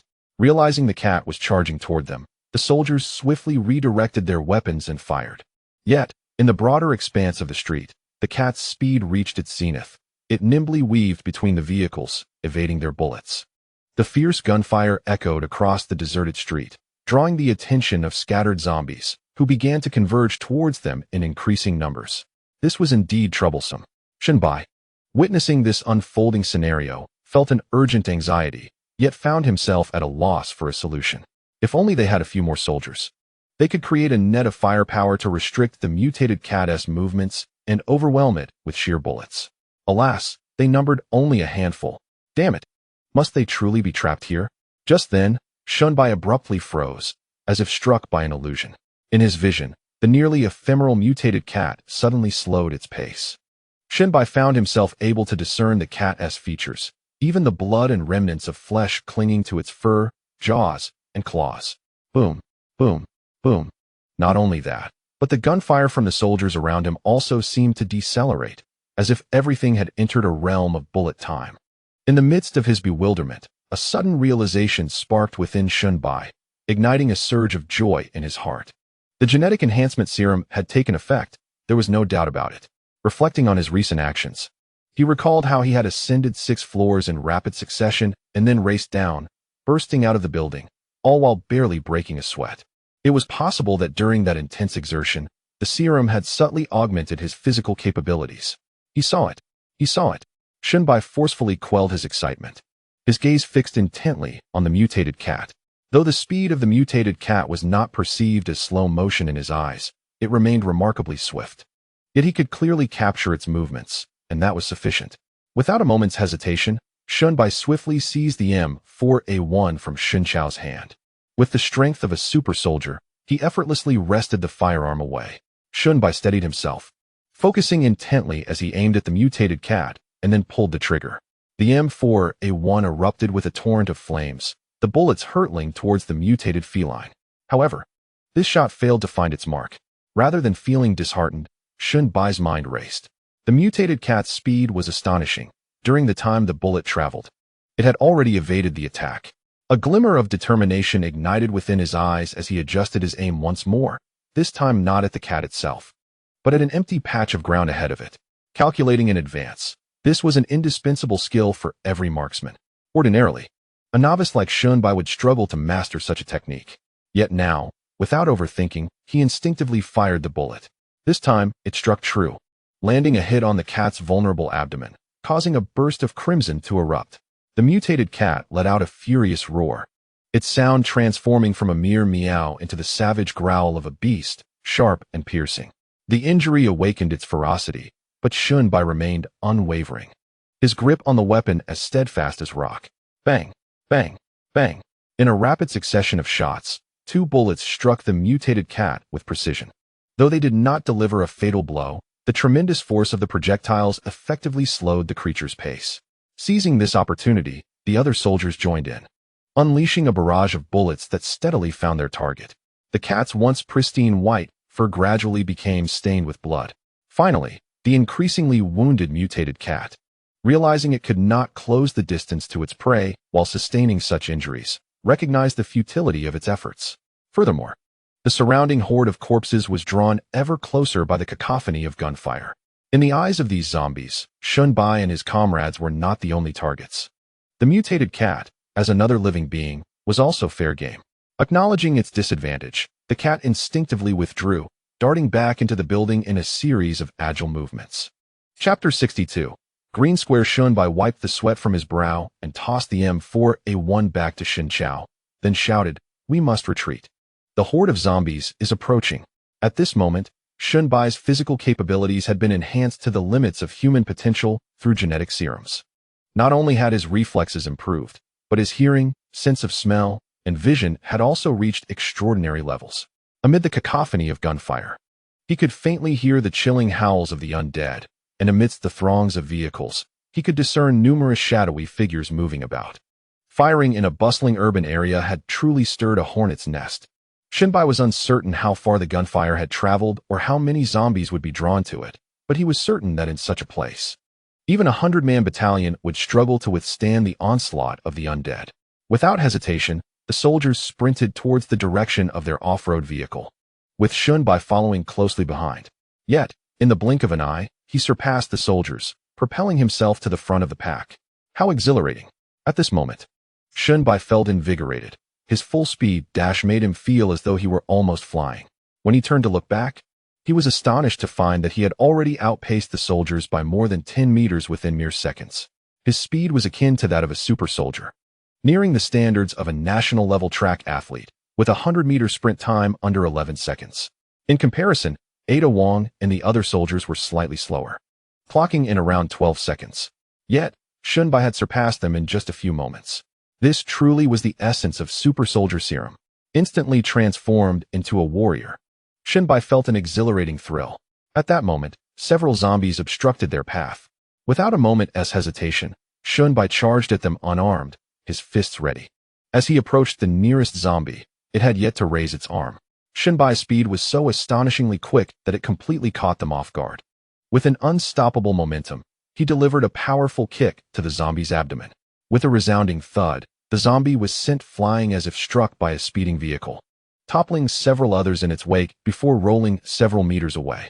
Stopping momentarily, Shunbai dispatched the remaining zombies with a flurry of punches. Just as Ada Wong and the soldiers reached him, "Continue moving," Shunbai commanded, his pace instantly picking up again. They had previously experienced a mad dash of 1,000 meters, during which Shunbai had not yet injected the genetic serum and had run at a slower speed, requiring the soldiers to wait for him. Now, however, it was Shunbai who intentionally slowed his pace. Thanks to this, the main force moved significantly faster this time, with many zombies unable to approach before being left far behind. They sprinted forward, swiftly covering the distance of over 1,000 meters. Everyone hastily boarded the vehicle, which roared to life and distanced itself from the tumultuous surroundings. Inside the cabin, even the soldiers, endowed with formidable physical prowess, were gasping for breath, beads of sweat glistening on their brows. Despite being warriors extracted from the system, their fundamental structure remained human. A 1,000-meter sprint, especially while encumbered with gear, was a formidable challenge, even for them. Ada Wong was no exception. Sitting beside Shunbai, her chest rose and fell rhythmically, her perspiration rendering her an alluring sight. However, at that moment, Shunbai was devoid of any inclination to appreciate this captivating view. His focus was solely upon himself. Among all, Shunbai exuded the most composure. Although he had perspired somewhat, it was merely a trifling matter. Remarkably, even after such intense exertion, his heartbeat remained unperturbed. It is noteworthy that Shunbai had not only engaged in long-distance running, but had also single-handedly dispatched several zombies. The enhancement gene serum was indeed extraordinarily potent. The true value of this supply crate was evident. Whether it was the base, Ada Wong, or other combat units, they were ultimately mere externalities. They could augment Shunbai's strength, yet they could not rectify the inherent inadequacy of his power. However, the gene serum transformed all that.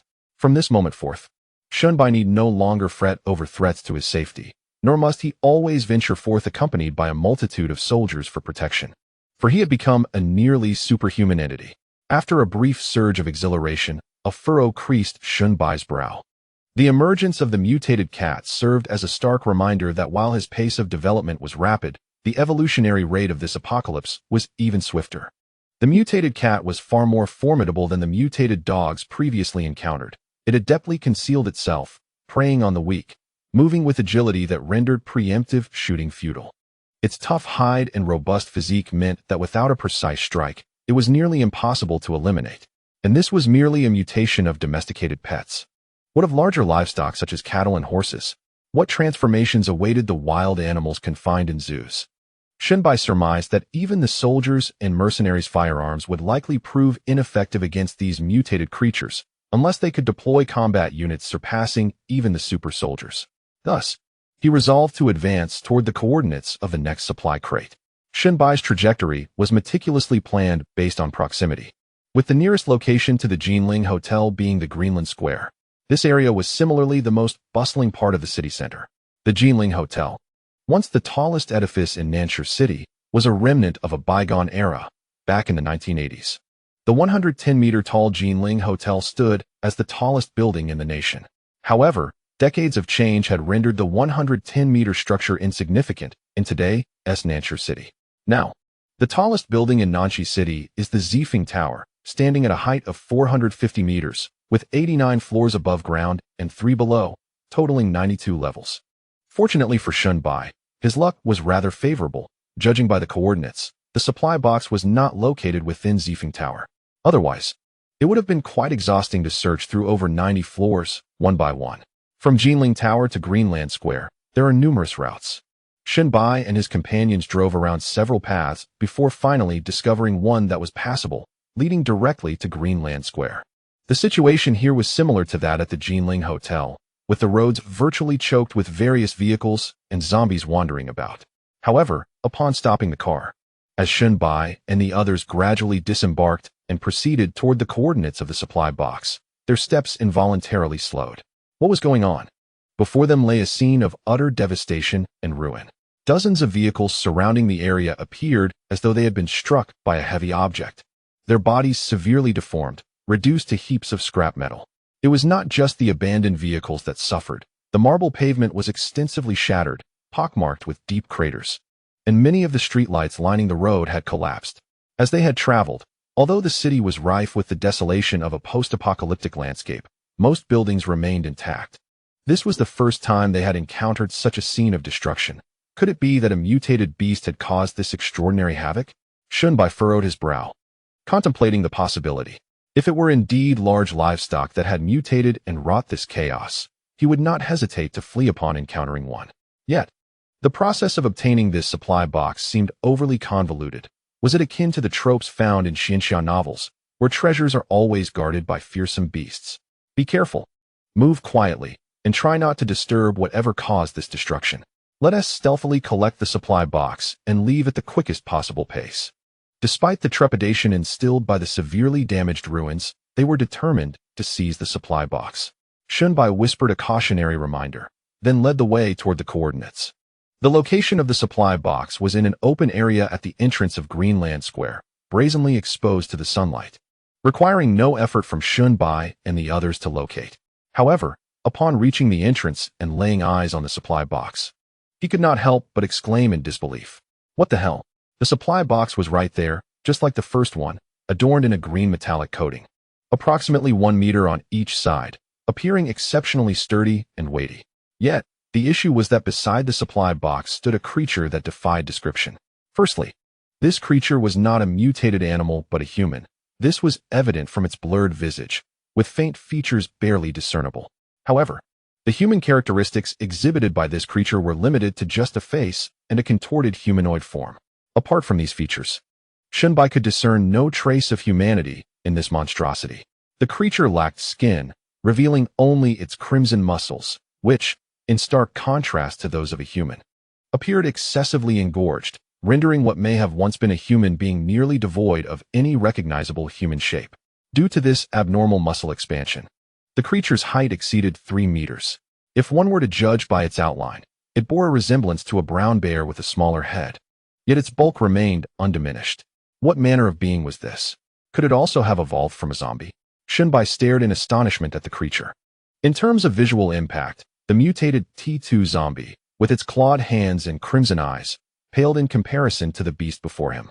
And it was evident that the destructive capacity of this creature existed on an entirely different plane.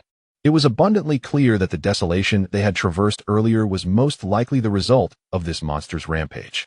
As Bai and his companions laid eyes on the creature, it too became aware of their presence. With a furious roar, it began to lumber towards them, its steps resonating with a heavy thud that sent vibrations through the ground. Why were there so many monsters roaming the streets? Bai cursed inwardly. Yet he wasted no time in issuing commands. Aim for its head. With its body swollen with muscle, the only feature that retained a human-like quality was its head, which remained proportionate in size. Thus, it appeared to be a potential weak point. The soldiers simultaneously trained their weapons on the creature's cranium. However, the beast seemed to sense the impending danger, raising an arm to shield itself. The sound of gunfire erupted once more in the bustling city. Bullets struck the creature's muscular arm as though they were piercing cotton, merely eliciting a few droplets of blood. Bai could see that the bullets only lodged themselves in the surface of its flesh, making little more impact than a minor abrasion would on such a colossal beast. Why are none of these monsters afraid of bullets? Bai cursed silently, feeling utterly powerless. The creature's arms were so robust that they effortlessly protected its head, and even as the soldiers continued to fire, it advanced steadily towards them.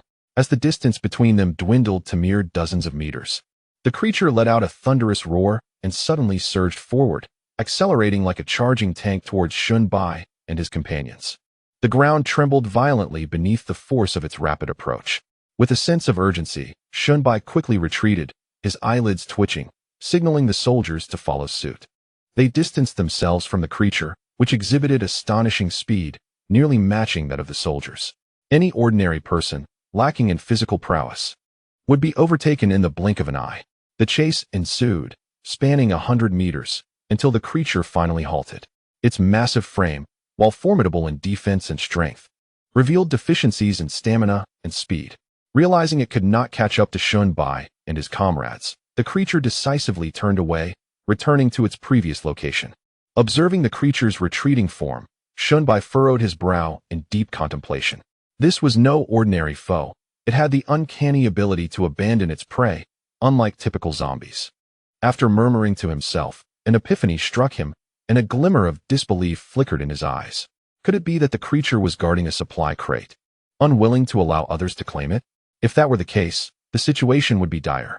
Given the current firepower at Shunbai and his soldiers' disposal, they could not inflict significant damage on the creature. If it remained vigilant at the supply crate, recovering it would be impossible. The earlier gunfire had attracted the attention of numerous ordinary zombies, who began to converge on Shunbai and his team, now enhanced to the status of a near superhuman. Shunbai assisted the soldiers in dispatching the scattered zombies, and they once again approached the coordinates of the creature and the supply crate. He intended to make another attempt. This time, Shunbai divided the soldiers into two groups, one led by Ada Wong and the other under his own command. The two teams advanced from different directions, with Ada Wong's group firing first to draw the creature's attention.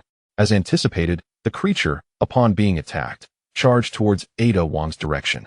Now's our chance, Shunbai thought, his eyes lighting up as he led his group of soldiers towards the supply crate.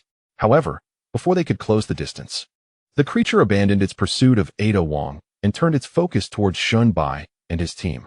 Damn it, he cursed, as the creature surged forward with remarkable speed, rivaling that of the soldiers, completing a 100-meter dash in approximately 12 seconds. Reluctantly, Shunbai had to withdraw once again. In the following attempts, Shunbai tried various strategies to distract the creature, yet none proved successful. As dusk approached, he had no choice but to lead his soldiers in retreat. Before nightfall, they discovered a building and cleared out the scattered zombies within, subsequently making it their temporary refuge. Gnawing on dry compressed biscuits, Shunbai's brow remained furrowed. For now, he would refer to that creature as T3, as a zombie. Its level of evolution and threat clearly surpassed that of T2. After some contemplation, Shunbai turned to Ada Wong and inquired about the necessary firepower required to eliminate the T3 zombie. Chapter 64, Survivor Base. Ada Wong shook her head, stating that based on the defensive capabilities demonstrated during their previous encounter, it would be exceedingly difficult to inflict effective damage unless they were within 100 meters. However, if they could close the distance, the 127mm rounds should suffice to destroy its musculature. 100 meters, you say? Shunbai shook his head. Setting aside the issue of shooting distance, there were simply no conditions to deploy the artillery at present, as it was impossible to establish a firing position in a city teeming with zombies. After much deliberation, Shunbai let out a resigned sigh. Forget it. We'll temporarily abandon this supply crate and move on to the next coordinate tomorrow. Though reluctant, he recognized the necessity of this decision. Prolonging the situation was not a viable strategy. It would be more prudent to conserve time and retrieve the other supply crates first. If any of those contained valuable items, Shunbai would swiftly return to confront the T3 zombie. To his astonishment, the zombies had evolved at an alarming rate. With a heavy heart, he reflected on the day's considerable gains, recovering the first supply crate and injecting himself with a genetic enhancement serum that significantly boosted his physical capabilities, transforming him into a veritable superhuman. Yet, witnessing the ferocity of the mutated cats and T3 zombies weighed heavily on his spirit. In the face of such evolved beings, even with the system at his disposal, he felt a sense of struggle. What of the other ordinary survivors? The zombie apocalypse had already rendered their existence precarious, and these highly evolved monsters were invulnerable to conventional weaponry, rendering them seemingly insurmountable foes. Shunbai was not one to lament the plight of other survivors. Rather, he pondered the impending reality of a world overrun by monstrosities. Even if he could survive through the system, what future awaited him in such a world? As night fell, Shunbai shook his head, choosing to dismiss these thoughts and lay down to rest. After a day filled with activity, He required ample rest to prepare for the challenges that lay ahead. The following morning, Shunbai and his companions rose early. After a light meal, they set off towards the third coordinate, the municipal area. Unlike the Jinling Hotel and Greenland Square, the municipal area, while situated in the city center, was far less congested with foot traffic and dense buildings. This area served as the administrative and commercial center, surrounded by 3 expansive parks. Though typically bustling during holidays, the outbreak had occurred on a weekday, resulting in a sparse crowd. Moreover, the streets had traffic regulations in place, ensuring smooth transit with little congestion. Shunbai and his team's 2 off-road vehicles reached the municipal area with relative ease. As Shunbai approached the municipal area, he beheld a lengthy expanse of barbed wire and towering watchtowers erected along the streets. The municipality had not succumbed to the zombie apocalypse. Survivors still inhabited this place. Shunbai refrained from recklessly advancing, opting instead to halt his vehicle at a distance. He entered an abandoned building, dispatching the zombies within, and then ascended to a vantage point to observe the scene below in detail. As he had anticipated, peering through the barbed wire revealed sentinels and patrolling figures clad in green military uniforms, wielding standard-issue automatic rifles. Indeed, they were soldiers. Previously, Shunbai and his troops had often been mistaken for military personnel, yet now they found themselves face-to-face with the genuine article. Judging by the size of the patrols and the extensive coverage of the barbed wire, it was evident that the opposing force was substantial. Shunbai could surmise the rationale behind this formidable presence. The municipal area of Nanchi City, being the heart of the city, was undoubtedly under the protection of a well-trained military contingent. Moreover, it was reasonable to assume that emergency protocols were in place. Although the outbreak of the virus had been abrupt, some had managed to respond in time. During the initial stages of the outbreak, zombies were not as swift as they were now, nor did they possess the terrifying T2, T3, or mutated beasts. With firearms, it would have been relatively easy to eradicate the zombies. However, this meant that Shunbai's endeavor to secure supply crates encountered significant obstacles. A violent incursion was out of the question. Merely considering the scale of this defensive position indicated that there were at least 100 personnel, if not more, all well-equipped and professionally trained soldiers. Even with his own 100-man brigade, he could not guarantee a successful assault, let alone with a mere 11 individuals at his side. Negotiating peacefully was equally unrealistic. Setting aside other concerns, the act of retrieving a military green crate unmistakably containing military supplies from their municipal base would be utterly incomprehensible. It was hardly plausible to explain to them that it was an airdropped supply crate generated by a system which they would find useless, and that he merely required it for himself. The first question would be insurmountable. How could an airdropped supply crate end up inside a building? Could their aircraft possibly drop supplies into a house? If this confounded others, it bewildered him as well. To his dismay, what had begun as a relatively smooth acquisition of the first supply crate soon led to complications with the subsequent 2. At a loss for effective strategies, Shunbai chose to remain with his soldiers in the abandoned building, observing the situation at the municipal base. As the day wore on, a chill settled deeper within him. He had indeed underestimated the strength of the municipal base. Throughout the morning, various military trucks entered and exited the base, with the number of personnel exceeding 200. Given this situation, it would not be surprising if the number of survivors at the municipal base reached into the thousands. By afternoon, these military trucks began to return in succession, and Shunbai noticed that the number of individuals aboard had increased significantly. However, these additional people appeared disheveled, resembling refugees. Could it be that the troops were still searching for survivors in the city? This seemed highly plausible. Shunbai then recalled the unusually smooth journey to the municipal base. Upon reflection, it was likely that the military personnel had cleared the vehicles obstructing the surrounding streets for easier access. In this apocalyptic world, if anyone was likely to actively rescue survivors, it would undoubtedly be the soldiers of Huagua. With this thought, a plan swiftly materialized in Shunbai's mind. Since the municipal base was accepting survivors, if he and his companions disguised themselves as fleeing survivors, they should be able to easily integrate into the group.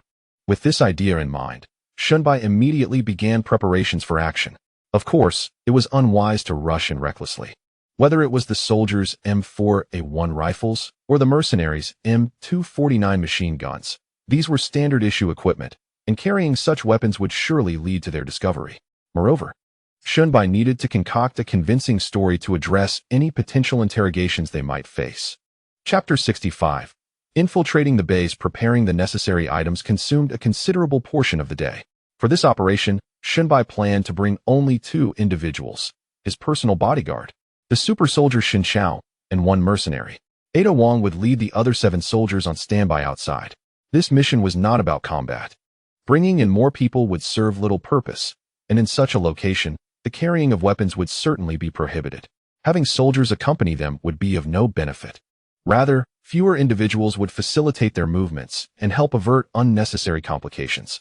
The combat capability of the 7 soldiers, coupled with the strategic prowess and fighting skills of Ada Wong, ensured that even amidst the hordes of corpses in the city, they could navigate safely if they exercised caution. Once adequately prepared, Shunbai, accompanied by Lin Xiao and the mercenary, made their way toward the municipal base. On the desolate street, 3 figures suddenly emerged, and in the blink of an eye, they were spotted by the patrolling soldiers. With enhanced vision, Shunbai clearly observed the sentry in the watchtower signaling downward, prompting several soldiers to converge at the wire fence in their direction. Simultaneously, a loudspeaker crackled to life. The 3 individuals ahead halted immediately upon hearing the announcement. Raising their hands in compliance with the directive, any deviation from our instructions will result in being treated as infected zombies and shot on sight. Please take this seriously. Upon hearing this, Shunbai promptly stopped and raised his hands, mimicking the actions of Lin Xiao and the mercenary beside him. Upon witnessing Shunbai and his companions obediently raise their hands, the soldiers in the distance visibly relaxed. The primary distinction between zombies and humans lies in intelligence. Those monsters do not heed commands to lift their hands. This singular action significantly alleviated their wariness. Excellent. Now you may approach, but proceed with caution, no running. To the north of the barbed wire lies a checkpoint for survivors to enter. You must reach there to undergo inspection, ensuring no signs of infection are present before you are granted entry. Shunbai had already observed the location of the entrance, yet he deliberately chose this side, primarily because it was a main thoroughfare. As an innocent survivor seeking refuge, appearing in this location seemed most reasonable. Following the directions from the loudspeaker, the 3 of them proceeded northward to a gate of iron bars. Beside the gate, outside the barbed wire, stood a military tent. As they drew near, Shunbai noticed the inscription on the tent.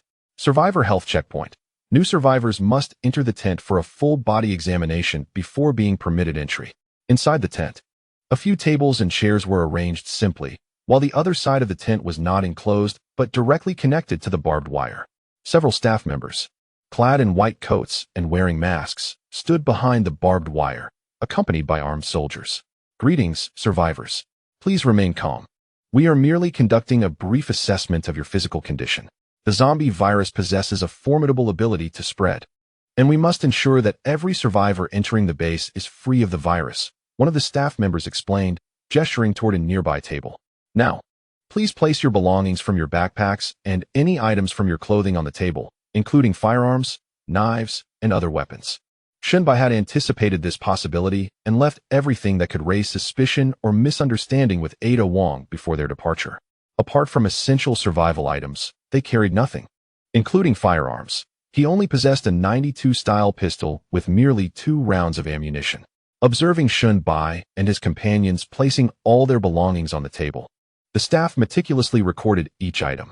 Subsequently, they continued, "Now, please remove your clothing.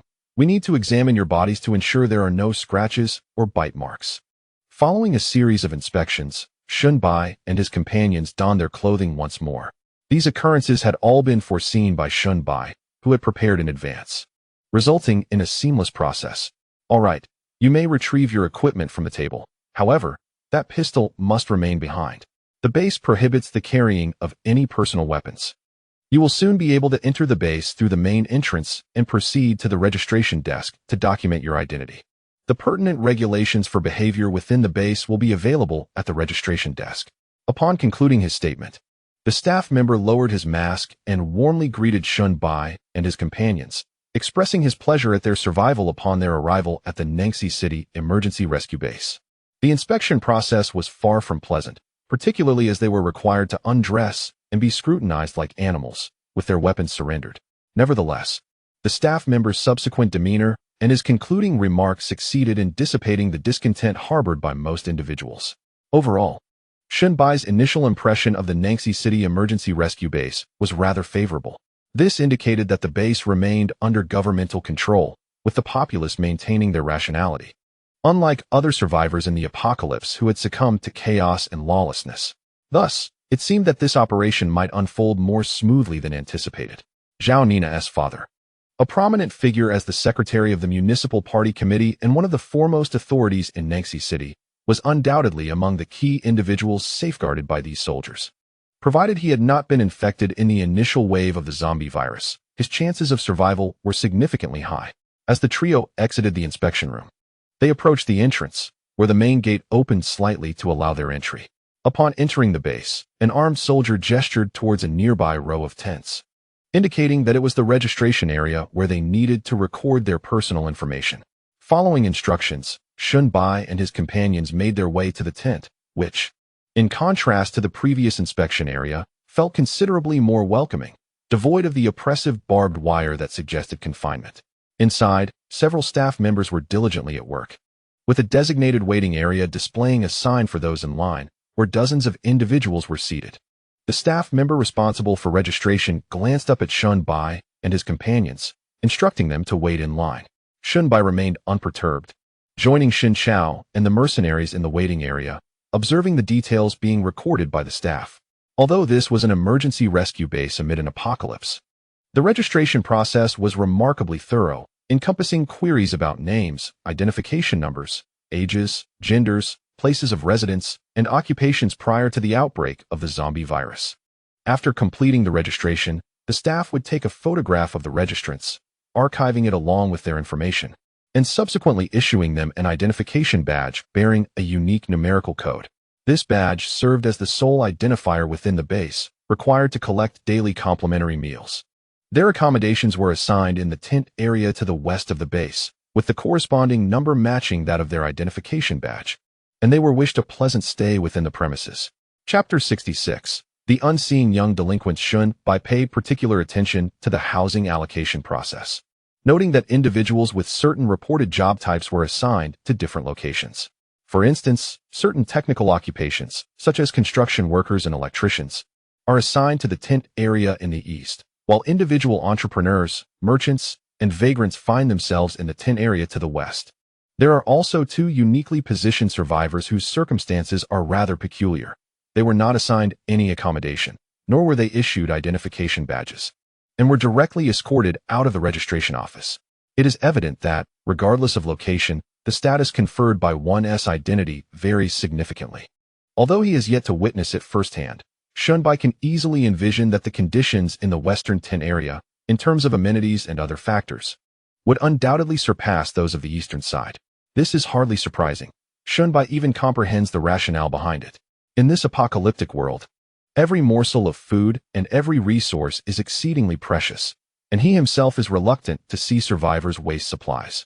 The emergency rescue base in Nangxi City cannot possibly treat everyone equally. Those with certain skills and value are bound to receive preferential treatment. After waiting for over an hour, the survivors ahead of Shunbai and his companions completed their registration, and it was finally their turn. Shunbai felt no apprehension regarding the registration of Lin Xiao and the mercenary. The names and identification numbers he had concocted were fabricated. Yet in the absence of any network, Shunbai harbored little faith that a municipal office would possess an offline database of all citizens' IDs. Regarding their identities, having observed that individuals with different statuses were allocated to distinct areas, Shunbai refrained from letting Lin Xiao and the mercenary claim any lofty professions. Lin Xiao reported himself as a laid-off worker, while the mercenary identified as an individual entrepreneur. As for Shunbai, he did not resort to deception regarding his identity. His name, age, identification number, and even his profession were all genuine. However, the authenticity of Shunbai's information merely signified an unremarkable existence. A university student yet to graduate, albeit from a prestigious institution, he had never engaged in societal endeavors and remained an uninformed youth. Unsurprisingly, Shunbai, Lin Xiao, and the mercenary were all allocated to the western tent area. During this process, a minor incident occurred. Lin Xiao, being a soldier with an imposing height of nearly 6 feet 3 inches and a robust physique, attracted the attention of the staff member responsible for his registration, who inquired further, "Have you ever considered enlisting? The benefits are quite favorable here, and with your physique, you might want to think about it." Without a moment's hesitation, Lin Xiao declined, as Lin Bai's personal bodyguard, despite Lin Bai's current superiority in strength. He remained steadfast in his duties and could not stray from Lin Bai to pursue other endeavors. "Very well, should you change your mind, feel free to return and enlist," the staff member replied, noting Lin Xiao's disinterest and proceeding without further ado. Soon, 3 sequential identification badges were issued to Lin Bai and his companions. As the staff mechanically recited the same phrases they had uttered countless times before, moving on to assess the next batch of survivors. Holding his identification badge, Lin Bai exited the registration room and thoughtfully addressed Lin Xiao and the mercenary, suggesting that they should first check their accommodations as night was fast approaching. They had been assigned to the tent area located in the western part of the emergency relief base, which sprawled impressively over an expanse far greater than that of Lin Bai's own base, encompassing nearly 10,000 square meters centered around the municipal building. However, despite the vast area, the sheer number of people rendered the space exceedingly crowded.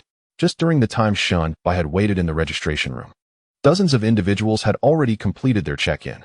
Judging by the frequency of trucks entering and exiting in the morning, it was likely that the base accommodated nearly 100 new arrivals daily. This dense population contributed to an atmosphere of significant congestion within the base. After walking a short distance, Lin Bai spotted a neat row of small tents in the distance. Indeed, these were diminutive tents, akin to those typically used for outdoor excursions. Standing no taller than 1 meter, barely sufficient for a single occupant to lie down, while 2 would find themselves quite cramped. Such rudimentary accommodations left Lin Bai somewhat speechless. Yet he came to terms with the situation. The tent area was bustling with activity, filled with many individuals, survivors who had been rescued. Had it not been for the base's reception, they might have endured starvation like those few survivors at the Jinling Hotel, perpetually at risk of being devoured by zombies or hunted by mutated beasts. Though the conditions here were indeed harsh, they provided a fundamental guarantee of safety, alleviating immediate concerns for the time being. Following their assigned identification numbers, Lin Bai and his companions located their respective tents, which were conveniently situated adjacent to one another since they had registered together. However, en route to their tents, Lin Bai noticed that several individuals seated inside the tents were fixating their gazes upon them, specifically on the backpacks they carried. The unmasked greed reflected in their eyes caused Lin Bai's brow to furrow in response. Nevertheless, he felt no apprehension. These individuals appeared gaunt and emaciated, posing no threat, as Lin Xiao could easily handle them without any need for Lin Bai's intervention. As anticipated, before Lin Bai and his companions could settle in, a few individuals could no longer contain their curiosity and approached them. "Hey, newcomers, you look clean and well-groomed. Where do you hail from?" The leader of the group, slightly shorter than Lin Xiao, but lacking his imposing stature, sported a rugged beard that lent him a somewhat fierce air. He chose to address Lin Bai directly, perceiving him as the most unassuming and youthful among the trio, seemingly the easiest target to intimidate. However, this individual had misjudged his prey.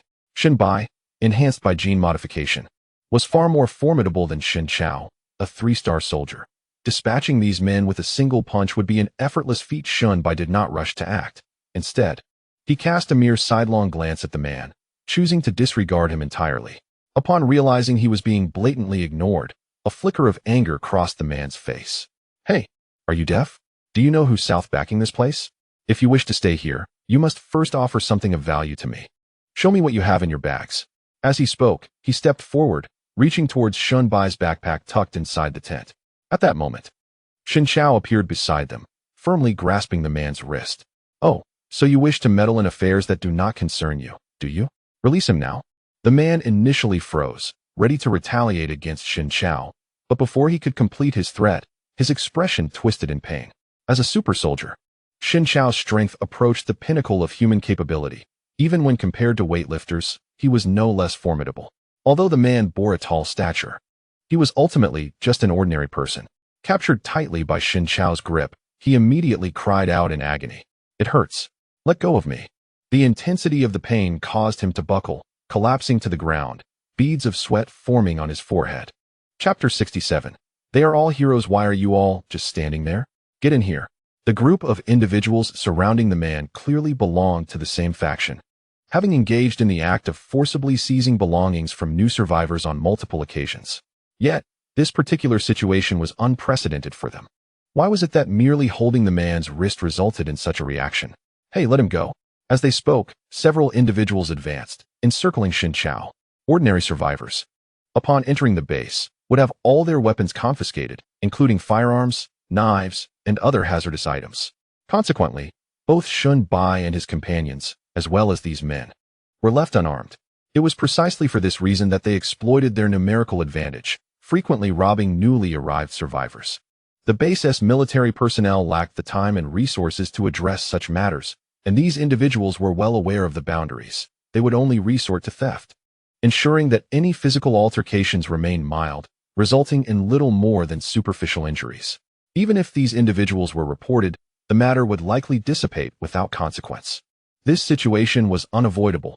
The greater the number of survivors rescued, the less control there was to maintain order.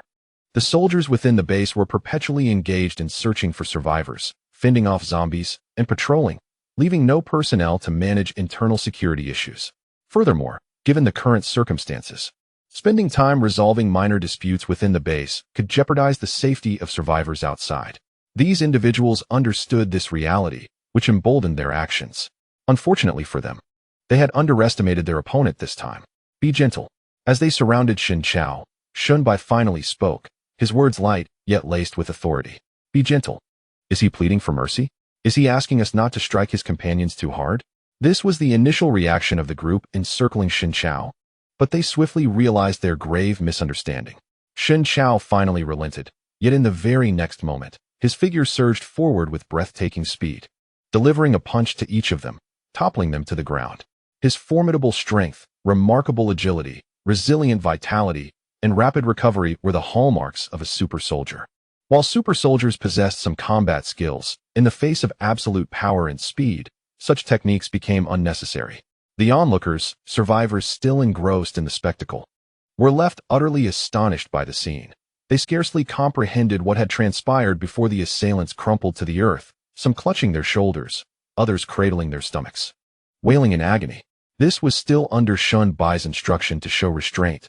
Otherwise, with Lin Xiao's might, it would have been effortless to enact a scenario reminiscent of 3 punches to take down Zheng Guanxi. The man surnamed Zhang stood speechless, taken aback by the unfolding events. He stared blankly at his fallen companions and then at Lin Xiao, who stood erect like a war god, realizing they had indeed encountered a formidable opponent. However, under ordinary circumstances, capable individuals would not be found in the tent area of the West District. They ought to have enlisted directly or gone to the East District. You are surnamed Zhang, correct? Shun Bai's voice interrupted his thoughts. Turning towards the sound, he saw Shun Bai squatting before him, observing him with an unperturbed gaze. Do I still need to show you reverence? No, it's unnecessary. The man surnamed Zhang quickly shook his head, hastening to declare, it was our oversight. We shall leave immediately. As he spoke, he scrambled to his feet, eager to flee. Wait, Shun Bai called out, and at that moment, Lin Xiao's large hand rested upon his shoulder, rendering him unable to escape. Brothers, I was wrong. I will never dare again. Please spare me. Seeing the tide turn against him, the man hastily begged for mercy, completely shedding his earlier arrogance. In truth, this group was merely a band of insignificant ruffians, accustomed to bullying the weak and shying away from the strong due to their numbers. Nevertheless, Shun Bai had a purpose for needing him. He produced a sausage from his backpack, waving it tantalizingly before Zhang's eyes, which widened with longing. Although the base provided free food, the sheer number of inhabitants made it impossible to ensure everyone was sufficiently fed. There was only one meal at noon, and due to food shortages, many survivors often went hungry. Even a meager piece of stale cornbread could make their mouths water, let alone the enticing aroma of a sausage. I have a few questions to ask you. If your answers please me, this will be yours. Zhang swallowed hard, nodding vigorously like a chick pecking at grain under the envious gazes of those surrounding him. Certainly, my good brother, I am well acquainted with this area. Feel free to ask any questions you may have. Follow me. Shun Bai rose and strode toward the distant corner of the tent area. As a newcomer, he indeed had numerous inquiries, and although these individuals were far from admirable, they were evidently seasoned veterans who had been here for quite some time, possessing a wealth of knowledge. The man named Zhang, whose full name was Zhang Zhun, was indeed one of the first survivors rescued after the establishment of the emergency rescue base in Nanchi City. He had almost witnessed the continuous expansion and growth of the base firsthand. Strictly speaking, this emergency rescue base was formally established the day after the outbreak of the virus. At the onset of the outbreak, the entire municipal building had descended into chaos. Fortunately, as one of the key cities in the nation, Nanchi had emergency contingency plans in place.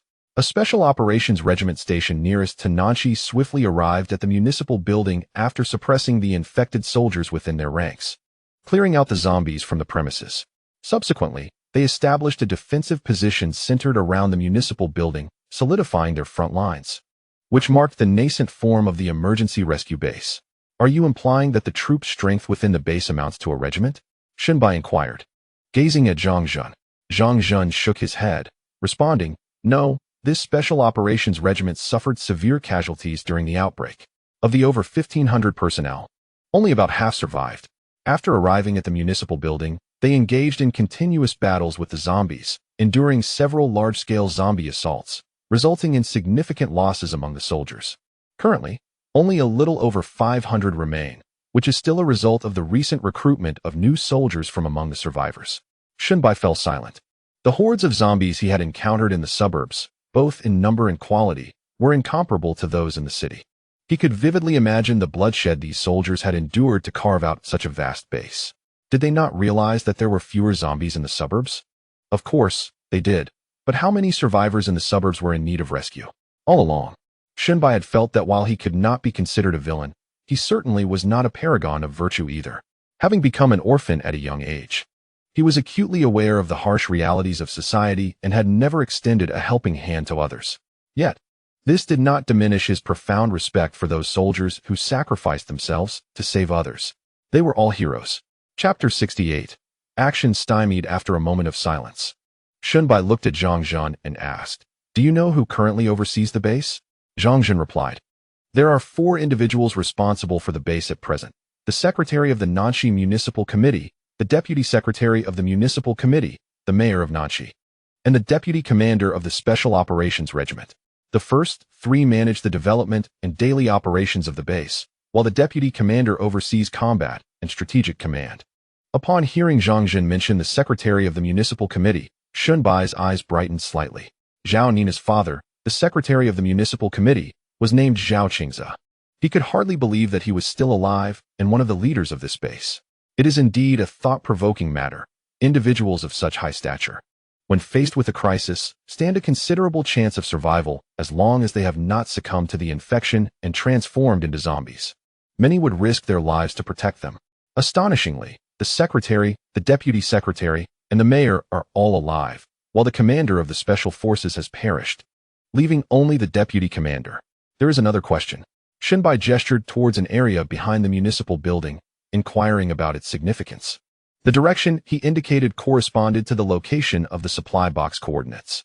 Zhang Zhun followed Shenbai's gesture and replied, That area is the military district, where the soldiers are resting and all military supplies and equipment are stored. It is a restricted zone, and ordinary survivors are forbidden from approaching. The military district? Shenbai furrowed his brow involuntarily. This represented the worst-case scenario. His original plan was to stealthily infiltrate the base to retrieve the supply box without alarming anyone, gather information about Zhao Na's father, and, if possible, discreetly inform them that Zhao Na was still alive before silently departing. However, it was unfortunate that the supply box was located within the military district, undoubtedly categorized alongside military necessities and other equipment. Although Shenbai had undergone the genetic enhancement and significantly increased his strength, he was not so arrogant as to believe he could silently infiltrate a military camp to steal something. Moreover, he was unwilling to oppose such a respected unit, which presented a considerable dilemma. Observing Shenbai's frown, Zhang Zhun mistakenly assumed his words had displeased Shenbai and cautiously remained silent. Shenbai casually tossed a sausage to him, saying lightly, It's fine now. You may leave. All right. Thank you, big brother. Zhang Zhun quickly caught the sausage, nodding and bowing before turning to leave in a hurry. Shenbai returned to the tent area, where the group of ruffians who had been with Zhang Zhun had already vanished. The sky was gradually darkening, and many areas of the base were illuminated. Most of Nachi City had experienced power outages, and the municipal side was no exception. However, there are countless methods to obtain electricity, the simplest being diesel generators. A governmental establishment like the municipal building would undoubtedly have high-capacity generators as a precaution, so the presence of light was hardly surprising. Seated in the tent area, he could see the lights in the municipal building from a distance. Zhao and Ina's father, Zhao Qingze, was inside. Tomorrow, he would see if he could find a way to make contact with Zhao and Ina's father. As the secretary, he might be able to provide assistance. The night passed without incident. The following morning, when Xunbai awoke, most people in the tent area were still sound asleep. It was not that they were unwilling to rise early. Rather, their empty stomachs compelled them to endure the torment of hunger. It was better to sleep until dawn and directly until lunchtime, when they could use their identification badges to collect a free lunch to quell their hunger. Although the portions were small, they would not starve. Some survivors, unable to sleep from hunger, arose to find Xunbai and his companions already well prepared, their eyes reflecting envy. The news of Lin Xiao having taught a lesson to a group of ruffians had spread throughout the tent area, and it was well known that these three individuals were not to be trifled with. However, what circulated even more widely was the incident in which Xunbai had given Zhang Jin a sausage. Evidently, Xunbai and his companions were not lacking in provisions. Although the base would confiscate firearms, knives, and other weapons during inspections, items such as food, cash, and jewelry remained the property of the survivors. Yet, how many among the rescued could carry sufficient supplies? The prowess of Xunbai and his group, however, instilled a sense of intimidation. If even Zhang Jin's gang dared not provoke them, what hope did the others have? As Xunbai and his companions exited the tent area and approached the municipal building, they were intercepted by patrolling soldiers before they could draw near. Greetings, ordinary survivors are prohibited from entering here. If you are special personnel, please present your identification for inspection. Upon hearing this, Xunbai realized that gaining entry to the municipal building would not be a simple matter. He pondered briefly before responding, "Comrade, I have a matter to discuss with the party secretary. I know the whereabouts of his daughter. Might you make an exception?" The patrolling soldier regarded Xunbai with a peculiar gaze, shaking his head as he replied, "I'm sorry, but the troops have orders. My task is to guard this area and prevent unauthorized individuals from entering the municipal building. Other matters are not my concern." In truth, since the establishment of the base, countless survivors had attempted to infiltrate the municipal building, employing a myriad of justifications. To illustrate, even the illustrious party secretary had been approached by distant relatives, cousins, old friends, former classmates, and even immediate family members, all of whom, upon careful verification, turned out to be fabrications. Thus, no matter what these survivors claimed, their words would not be believed. Recognizing the soldier's resolute demeanor, devoid of any room for negotiation, Xunbai ceased further dialogue and retreated. He then took a moment to observe the military district located behind the municipal building. This area was similarly fortified, perhaps even more so than the municipal building, making infiltration nearly impossible. Moreover, even if one were to gain entry, the likelihood of exposure due to attire and identification was significantly high. Indeed, the situation was proving to be far less straightforward than anticipated. Subsequently, with no other options, Xunbai meandered through the sections of the base accessible to ordinary survivors to gather information. Currently, the western and eastern sides of the base were designated as tent areas, with the main gate situated to the south. The municipal building lay slightly north of the center, while the military district occupied the northernmost part. In addition to these areas, the base also housed a medical assistance zone, providing care for ill survivors, and a trading market where survivors could exchange their possessions for food or other resources from the base authorities. Moreover, the area with the greatest congregation of individuals is undoubtedly the dining zone. Outside the kitchen, a vast makeshift encampment has been erected, where numerous tables and benches are arranged in an orderly fashion.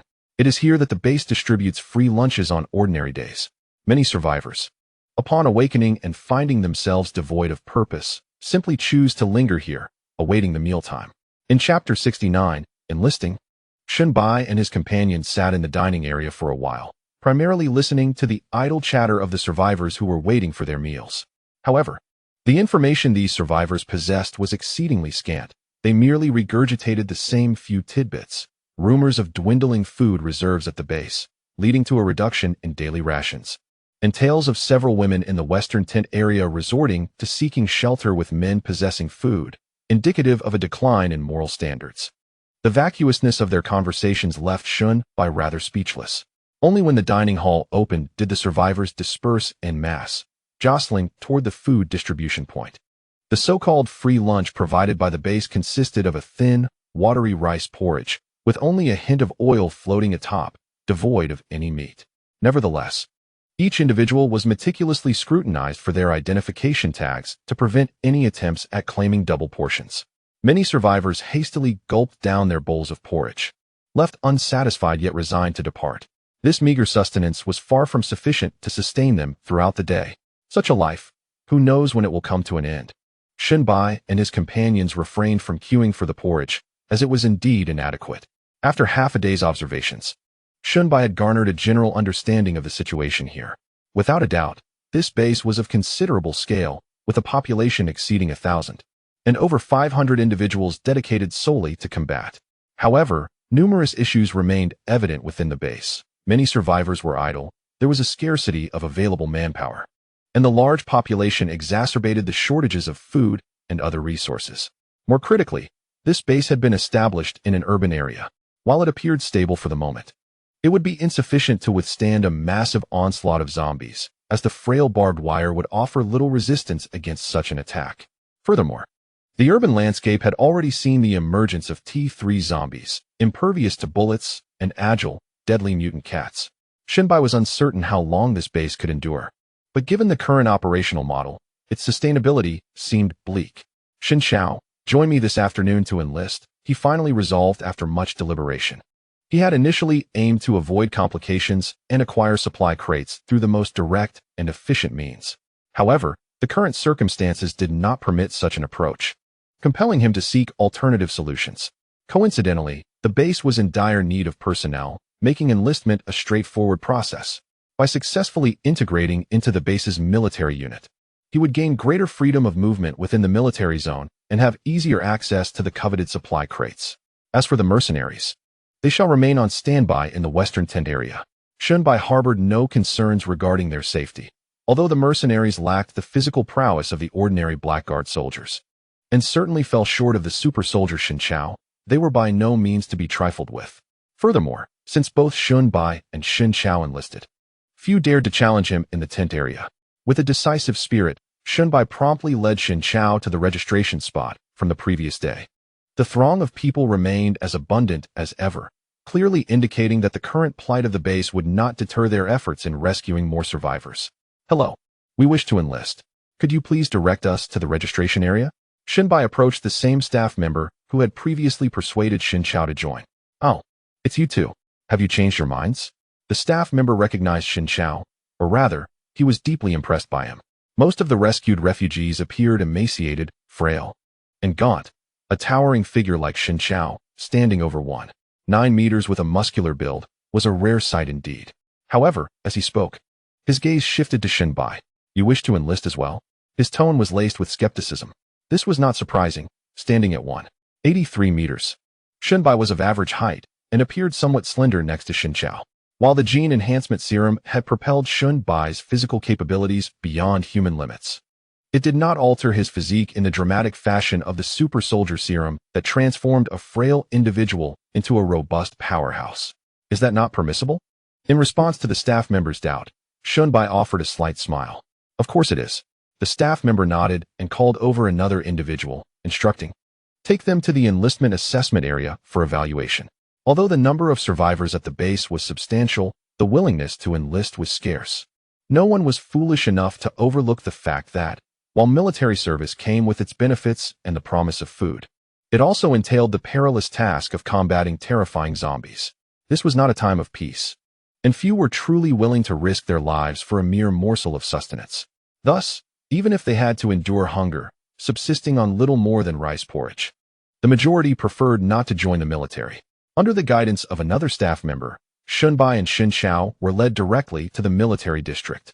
This time, with someone to escort them, they faced no hindrances and entered the military area with ease, eventually arriving at an open space. This area had been specially designated as a training ground, featuring various sandbags, barbed wire, and obstacles, resembling the training facilities depicted in television and film. At that moment, dozens of soldiers clad in camouflage uniforms were engaged in running drills, while a man in military attire stood upright at the edge of the field, observing the soldiers as they trained. The group of young men hastened their pace. Had they lingered like you, they would have long been caught by the zombies, leaving naught but bone fragments behind. What the hell are you doing over there? How could you even drop your weapon on the ground? The man's voice boomed as he continuously reprimanded the soldiers training on the playground. Clearly, these soldiers were fresh recruits undergoing their initial training. A staff member approached the man, gesturing towards Shun Bai and Lin Xiao, and informed him that these two were to enlist in the military. Upon hearing this, the instructor turned his gaze, his eyes immediately lighting up as he beheld Lin Xiao's tall and robust physique, standing at attention with impeccable posture, admiration gleaming in his eyes. Damn it, finally. After all this time, a recruit who catches my eye. With that, he waved his hand dismissively, not even glancing at the staff member. All right, let them stay. You can attend to your duties. Subsequently, he rose to his feet and circled Shun Bai and Lin Xiao, surprisingly donning a hint of a smile. Big guy, what is your name? Lin Xiao, came the response, maintaining the high-pitched, resonant tone typical of a recruit, akin to a soldier at inspection, which only endeared him further to the instructor. Very good, you exhibit great spirit. The instructor nodded in satisfaction and inquired, have you served in the military before? Shun Bai had already prepared for this question and had advised Lin Xiao accordingly, so Lin Xiao shook his head. No, but I greatly admire instructors and have studied numerous related materials. I am very eager to become an instructor myself. Upon hearing that Lin Xiao had not served, the instructor felt a tinge of disappointment but was immediately intrigued. Oh, you've studied quite a bit. What materials have you covered? Chapter 70. Take it easy, unarmed combat. Bayonet fighting, firearms shooting. Lin Xiao succinctly listed these three areas, causing a subtle shift in the instructor's expression. Such topics are not typically accessible to the ordinary person. Especially firearms training. Under the stringent gun control laws in China, many civilians may never have even seen a firearm in their lifetime. Yet, Lin Xiao's demeanor suggested he was not merely boasting. Consequently, the instructor pointed towards several firearms arranged at a distant shooting range. You've practiced shooting? Well then, let us see your marksmanship. Lin Xiao walked directly to the table at the shooting range, where various firearms were displayed. Handguns, submachine guns, automatic rifles, and bolt-action rifles. Without a moment's hesitation, he selected a Type 95 automatic rifle. Those soldiers extracted from the system could wield all types of firearms. They were most accustomed to and skilled with automatic rifles. After swiftly checking the weapon's condition and ammunition, Lin Xiao pulled the bolt and delivered several precise shots at the distant target. Bang, bang, bang, bang, bang. The instructor's mouth fell agape in astonishment. How could this be possible? Although he had prepared himself psychologically to some extent, Lin Xiao's performance exceeded all expectations. His shots struck the bullseye with unwavering precision. Not only that, his entire shooting motion flowed seamlessly, devoid of any sluggishness, and even the preparatory aiming phase was non-existent. After training recruits for decades, he could hardly compare even the most elite soldiers in his regiment to this. This was no mere hobbyist. He was unmistakably a soldier. How long have you been practicing your marksmanship? The instructor inquired, unable to restrain his curiosity. However, he quickly shook his head, dismissing the question as unimportant. Forget the duration. If you claim to be proficient in combat, let us see you demonstrate that. With that, he removed his jacket and eagerly approached Lin Xiao. At this moment, Shun Bai finally spoke up. Take it easy, don't hurt anyone. Lin Xiao's words momentarily stunned the instructor, who momentarily believed he was being addressed directly, and a smile crept across his face. Of course, I am the Sonda champion of the unit. More than half of the soldiers here have trained under me. I know my limits. It would be a shame to injure such a promising talent. Shun Bai was taken aback, surprised that the instructor would engage in conversation with him. As his remark had been directed at Lin Xiao, the quality of the Huaguo instructors was undoubtedly commendable, but this was a matter of comparison. Before him stood a super soldier reminiscent of a video game character. Although super soldiers were often mere cannon fodder in games, this was the stark reality. At this moment, Shun Bai felt a twinge of concern that Lin Xiao might strike too hard and injure the instructor. In the distance, several recruits, having been alerted by the gunfire, finally took notice of the unfolding scene. They watched, transfixed, as the fearsome instructor prepared to engage a robust-looking man. "Hey, who do you think will win?" one asked.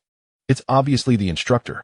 You know he is famous for his Sonda skills in the unit, nicknamed the Deadly Scissors. Countless have suffered under his hand. Don't be fooled by the size of that big guy. He won't stand a chance against the instructor," someone confidently asserted.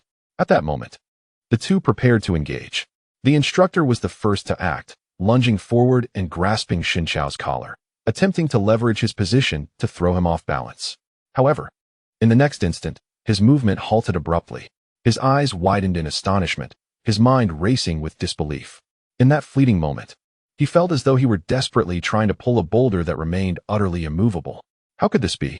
Before the shock in his heart could dissipate, an overwhelming force surged forth, causing the instructor to lose his balance in an instant. He was yanked off his feet and slammed into the ground with tremendous force. Silence enveloped the scene, an eerie stillness prevailed. Everyone gazed in astonishment at the instructor sprawled on the ground, utterly baffled by how he had been brought down. What left them even more astounded was Lin Xiao's calm and composed demeanor. Coughing painfully from the heavy impact, the instructor struggled to rise. "Well done, quite impressive," he conceded generously, though a flicker of profound shock crossed his eyes. As the one directly involved, none could appreciate Lin Xiao's formidable strength more than he. At the moment he was thrown to the ground, he distinctly felt Lin Xiao's power tempered, allowing him to better absorb the fall. Otherwise, he surely would have suffered a concussion from such a blow. It was then he comprehended the meaning behind Shinbai's caution to take it easy, not to injure anyone. It appeared that it was not merely a comment directed at him. Though their encounter had been brief, the instructor had come to recognize Lin Xiao's prowess. He was a natural-born soldier, fit to join the ranks without any basic training, potentially becoming a key asset to the military. Very well, he mused. Though his pride had taken a hit from being so thoroughly bested, he could not suppress a smile. Since the outbreak of the zombie virus, their unit had suffered severe combat losses, and recruitment efforts had been lackluster. Given the current extraordinary circumstances, training time and conditions were woefully inadequate. These limitations meant that despite ongoing recruitment drives, the results had been minimal. Talents like Lin Xiao were indeed invaluable to them. "Lin Xiao, is it? Remarkable. It's the first time in years that a rookie has bested me so thoroughly. This is something you can boast about for a long time." With that, the instructor clapped Lin Xiao firmly on the shoulder before finally shifting his gaze to Shinbai. "So, you two know each other?" Shinbai nodded. "What is your name?" the instructor inquired. "Shinbai," he replied, his tone devoid of flourish, starkly contrasting Lin Xiao's vibrant presence. The instructor furrowed his brow slightly. Shinbai's demeanor was quite ordinary, much like the other newcomers he had encountered recently. However, with the remarkable Lin Xiao before him, the sight of such an unremarkable Shinbai elicited a tinge of disappointment. "You both share the surname Shen. Are you brothers?" Upon Shinbai's shake of the head, the instructor lost interest. "New recruits will undergo a week of special training. Go now, join those individuals, follow their lead in whatever they do." With that, the instructor turned his gaze back to Lin Xiao, seemingly about to say something. "Doesn't he need to train like those others?" Shinbai queried, pointing at Lin Xiao. Chapter 71. Deployment of troops. The instructor raised his eyebrows and remarked to Shinbai, "Did you not observe? His displayed qualities surpass those of an ordinary soldier. The purpose of new recruit training is to prepare novices who have never even seen a firearm to avoid being paralyzed by fear in the presence of zombies. There is no need for him to practice further." "Oh," Shinbai nodded. "If that is the case, then I too shall forego any practice." "What do you mean by that?" The instructor furrowed his brow, narrowing his eyes at Shinbai. Without responding, Shinbai strode towards the nearby shooting range, decisively grasped a bolt-action rifle, and swiftly cycled the bolt. Click, bang, click, bang. The rhythm of the bolt action synchronized perfectly with the sound of gunfire, each target on the range being struck in succession. Shinbai's shooting skills were merely average. He had only practiced for a couple of days. However, the enhancement from the genetic reinforcement serum had significantly elevated his physical prowess. Supported by superhuman reflexes and dynamic vision, he had become an impeccable marksman. "How?" Shinbai set the rifle down and inquired of the instructor. At that moment, the instructor's mouth fell open in disbelief once more. Shinbai's display of skill astonished him even more than Lin Xiao's. After all, Lin Xiao appeared to be a competent soldier, while Shinbai seemed entirely ordinary. Yet now, Shinbai's shooting prowess had surpassed even Lin Xiao's, leaving the instructor feeling inadequate. The primary distinction between a bolt-action rifle and an automatic rifle lies in the need to cycle the bolt after each shot to eject the cartridge. This action disrupts the established shooting stance, necessitating a readjustment for aiming, which consumes considerable time to ensure accuracy. However, Shunbai had executed this process with scarcely a pause, immediately firing after cycling the bolt. The instructor deemed this feat beyond his own capabilities, especially considering Shunbai's impeccable accuracy. "Where did you learn to shoot like that?" the instructor asked, flabbergasted. "Self-taught," Shunbai replied nonchalantly, nearly causing the instructor to stumble in shock. Such a dismissal was hardly believable. He challenged. "Demonstrate it for me right here." In times of peace, joining the military required rigorous scrutiny, with thorough investigations into one's family background and personal history. Yet in this apocalyptic era, even the instructors lacked the time and resources to delve into an individual's past. What mattered now was not a person's history, but their combat capabilities and how much pressure they could alleviate when facing hordes of the undead. Individuals like Shunbai and Lin Xiao, both exceptional marksmen, were undoubtedly treasured assets within the military. "So, instructor, do you still require a demonstration of my skills?" Shunbai continued to inquire. Hearing the coach's words, he chuckled and shook his head, deciding it was futile. "Your worth lies not in this. With your remarkable marksmanship, you are undoubtedly qualified. If you are unwilling to participate in basic training, then you need not do so." The instructor was unaware that this decision spared him from considerable physical hardship. Despite appearing slender and frail compared to Lin Xiao, should a confrontation arise, even 5 or 6 Shin Chaos would not stand a chance against Shunbai. In agility, strength, and reflex speed, Shunbai, having been injected with enhanced genetic serum, far surpassed even the elite soldiers of the third rank. Upon hearing the instructor's remarks, several new recruits in the distance gazed at Shunbai and Lin Xiao with expressions of envy. The rigors of basic training were immense. Nearly every day they were left utterly exhausted and sore. To their astonishment, these two newcomers were exempt from training. However, their envy was in vain, for the shooting prowess exhibited by Shunbai and Lin Xiao eclipsed that of many seasoned veterans, while the new recruits struggled even to hit a target, rendering any comparison futile. "Hey you lot, why have you stopped? Get moving, don't you dare halt." The instructor bellowed at the few new recruits who had paused to watch, startling them into action before turning his attention back to Shunbai and Lin Xiao. "You two, follow me." With that, the instructor led Shunbai and Lin Xiao away from the training ground and deeper into the military district. The area was lined with neatly arranged tents, starkly different from the camping tents they had previously occupied. These military tents were vast, each spanning over 30 square meters. If furnished with double-decker military beds, a single tent could accommodate an entire squad of approximately 10 soldiers. At this moment, very few soldiers were present in the camp, as most units were out on missions, some engaged in rescue or search operations, while others patrolled the surrounding base. Only a handful of soldiers were resting after a night of duty. Upon seeing the instructor approach with the two newcomers, many soldiers' eyes lit up with anticipation, eagerly moving closer.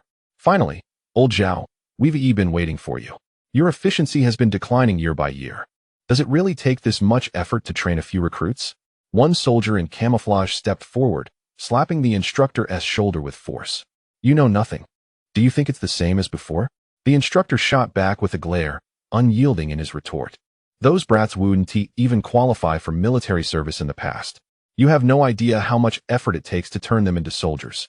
I can expedite the process, but do you have the courage to handle it? What if they panic at the sight of zombies and fumble their weapons, accidentally shooting their own?" All right. I know it's not easy for you," the soldier chuckled, his gaze shifting towards Shunbai and Lin Xiao, or more specifically, to Lin Xiao. The two individuals are newly enlisted soldiers, yet both possess a robust foundational skill set, making them promising candidates who do not require basic training. Thus, I brought them along. Just as one was about to speak, the other interjected, declaring, "Old Zhao, I want this big guy. He perfectly fits our need for someone capable of carrying ammunition boxes."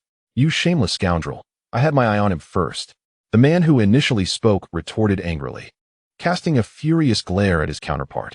"What do you mean you saw him first? It's as if no one else has eyes.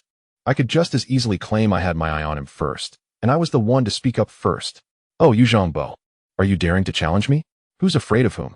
Today, I shall show you who the strongest fighter in the second company, first platoon truly is. The two men bickered fiercely over Lin Xiao, completely disregarding the third individual. Shunbai began to understand that, in the eyes of these soldiers, possessing a formidable physique seemed to hold greater importance than anything else. This was evident in both the earlier instructor and the two soldiers before him. Enough. You two stop arguing. Neither of you will have these recruits. They are both assigned to the first platoon of the second company, the instructor impatiently interrupted. To Shunbai's surprise, upon hearing the name of the second company, the squabbling men fell silent. All right, old Zhao. But do not forget me next time you find promising recruits. Our first company, second platoon has suffered significant losses recently and is barely holding on. Chapter 72. The location of the supply box. As the two men dispersed, the instructor continued to lead Shunbai and the other recruit into the military camp.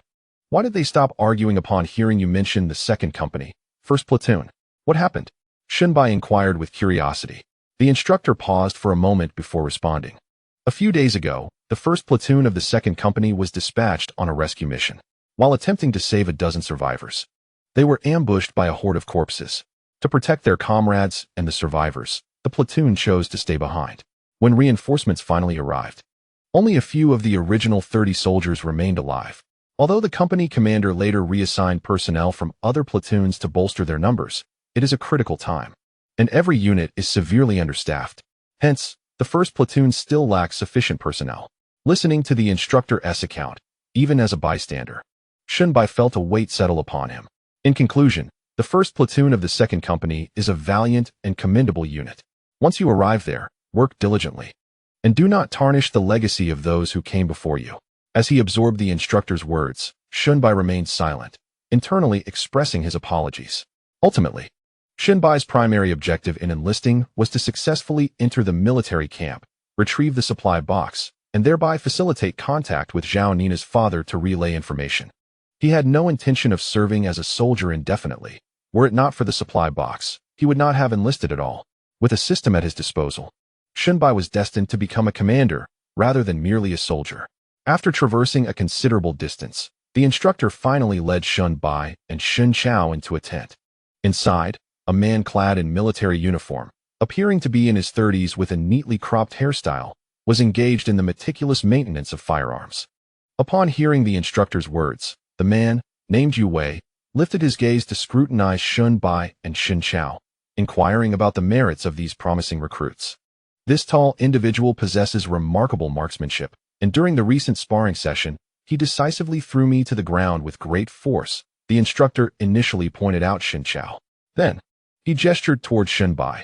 This one is even more impressive. In terms of shooting skills, few in the entire regiment can rival him. I believe he possesses the aptitude to excel as a sniper. No, not just potential. With his skills, he is more than capable of fulfilling the role of a sniper. The instructor's high praise left Yu Wei somewhat astonished.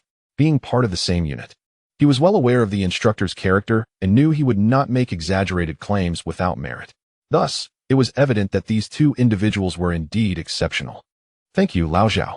It's a trivial matter. You may take them under your wing and guide them through the registration process, said the instructor before departing. Leaving Yu Wei with Shunbai and Lin Xiao in the tent. Come, let me take you to register and collect your military supplies and firearms, Yu Wei remarked, eyeing the two before standing up. What are your names? Shunbai, replied one. Lin Xiao, said the other. Nodding in acknowledgement, Yu Wei continued, from now on, you will be soldiers in our 2nd Battalion, 1st Company, 1st Platoon. I am Yu Wei, your platoon leader. You may refer to me as Platoon Leader Yu. Given the current extraordinary circumstances, you are being enlisted without any prior training, but this does not grant you the liberty to act without organization or discipline. I will assign someone to guide you through the military's rules and regulations, and violations will incur penalties. As he spoke, Yu Wei led Shunbai and Lin Xiao out of the tent, heading towards the supply depot. As they walked, Shunbai listened intently, his gaze flickering with realization. He discerned that the direction in which Yu Wei was guiding them corresponded precisely to the location of the supply crates. The supply depot is the department responsible for managing military equipment, where various firearms, uniforms, and gear are stored for centralized oversight, accessible only during mission execution. Clearly, the military regarded the supply crates as essential supplies, stored within the confines of the depot. While collecting uniforms and other equipment, Shunbai took particular note of the depot's security, discovering to his surprise that the guard presence was minimal, aside from the soldiers responsible for managing the inventory. There were even no sentries on watch. Upon reflection, it is indeed a peculiar time. The base is currently facing a shortage of personnel, with the majority dispatched to execute missions outside. This is inherently a military camp, making it difficult for outsiders to gain entry. Thus, even with a slightly weakened defensive force, significant issues are unlikely to arise. This situation does, however, afford Shunbai some convenience, as he could potentially infiltrate the area to pilfer a supply crate if necessary. Nevertheless, this option is rather desperate, for the crates are exceedingly large, rendering it nearly impossible to remove them under the watchful eyes of many. Shunbai also contemplated the possibility of discreetly entering to open a crate. Yet the risk of uncovering something peculiar that might incite chaos within the base is a troubling thought. After all, it is improbable that the supply crates contain genetic agents this time. Ideally, Shunbai wishes to retrieve the crates without alarming the troops. Harboring such thoughts, even when he arrived at the logistics office, mere steps away from the supply crates, Shunbai refrained from any actions, simply adhering to protocol by collecting his gear before following Yue back. Given the recent events, our squad has been assigned night duty for some time. Unfortunately for you, I specifically requested an external mission yesterday, which has already received approval from both the company commander and the battalion commander, Yue remarked, casting a glance at Shunbai and Shindong. In essence, you two have just enlisted and are already set to embark on a mission with us today. Yue's words took Shunbai by surprise. He had previously heard from the instructor that Yue's platoon had suffered significant casualties while protecting comrades and survivors, and they had only recently begun to regain their strength. It appears that the situation at the base is far more dire than Shunbai had anticipated, necessitating the large-scale deployment of teams. Is it a lack of food? This seems inevitable, as the area surrounding the municipal center is hardly a commercial hub, lacking in markets or supermarkets, while the base, housing thousands, requires daily sustenance. In truth, Shunbai had no desire to participate in external missions. His objectives for enlisting were twofold: to infiltrate the military district and gather intelligence on the supply crates, and to leverage this identity to facilitate easier contact with Zhao Nina's father. If he were constantly dispatched outside, it would be a misalignment of priorities. However, as newcomers, they had little choice but to comply with Yue's arrangements. Upon returning to the tent, Shunbai and Shindong donned their military uniforms. Yue scrutinized them, nodding in satisfaction. Indeed, after changing into the uniforms, you both do resemble soldiers. He then called out, "Old Zhang, come here." A figure emerged from a nearby tent, standing approximately 175 meters tall. Though clad in military attire, he bore a cheerful demeanor, radiating warmth, in stark contrast to the previous instructor and Yue. "What's the matter, platoon leader?" Old Zhang inquired. Yue gestured towards Shunbai and Shindong, replying, "These two are new recruits. They'll be assigned to your squad. We have a mission this afternoon, so please take good care of them." Chapter 73. First participation in military operations. All right. Old Zhang chuckled, nodding at Shunbai and Shindong. "Follow me." This Old Zhang, whose full name is Zhang Zheng, is one of the 3 squad leaders in the 1st platoon and one of the few surviving warriors within the unit. He shared with Shunbai and Shindong most of the regulations that must be observed in the army, in addition to imparting considerable experience on how to cope with zombies encountered outside. In truth, though, this advice was somewhat moot, being fresh survivors. They had undoubtedly encountered their fair share of zombies and likely understood that theoretical knowledge pales in comparison to first-hand experience in combat. Shaking his head, Old Zhang instructed Shunbai and Shindong, "You two will stay close to us this time. Just observe and learn for now." Shunbai nodded, acknowledging, "Understood." Squad leader Zhang. While he said this, the reality was that, when it came to confronting zombies, few in the entire base possessed more experience than Shunbai and Shindong. Time flew by as Zhang Jing briefed Shunbai and Shindong, then introduced them to the other soldiers in the squad. After a collective lunch at the military canteen, it was time to head out on their mission. It is worth noting that while the canteen's food could only be described as average, it was far more substantial compared to the free lunches provided to survivors outside. After all, these soldiers were preparing to battle zombies, and one cannot fight on an empty stomach. Our task today is to search for supplies at the Hualien supermarket on Tuanjie Road. According to the operational plan, An advanced team will divert the zombies surrounding the supermarket, and a sweep team will handle any remaining zombies. Our mission is to enter the supermarket and procure as much food as possible. After concluding the operational meeting, Squad Leader Zhang returned to relay the orders to the soldiers. We must avoid engaging the zombies whenever possible and minimize gunfire, as the noise may attract more zombies. At this moment, Zhang Jing adopted a rare seriousness, shedding his previously jovial demeanor. Most of the individuals present had recently joined our second platoon and had heard tales of our previous exploits. I hope our platoon continues to be known as the bravest and most valiant, and I wish for everyone to return safely. Do you understand? Understood. The soldiers replied in unison, their voices resounding. Very well, let us depart. Shunbai was acutely aware that this operation was a large-scale military undertaking, involving not just their second platoon. In fact, the Huayan supermarket was a sizable establishment located in a bustling area, surrounded by numerous residential complexes. With a high density of zombies, capturing such a large supermarket would be a daunting task even for a company of nearly 100 men. In reality, this operation saw nearly the entire second platoon mobilized, with even a company from the first platoon participating.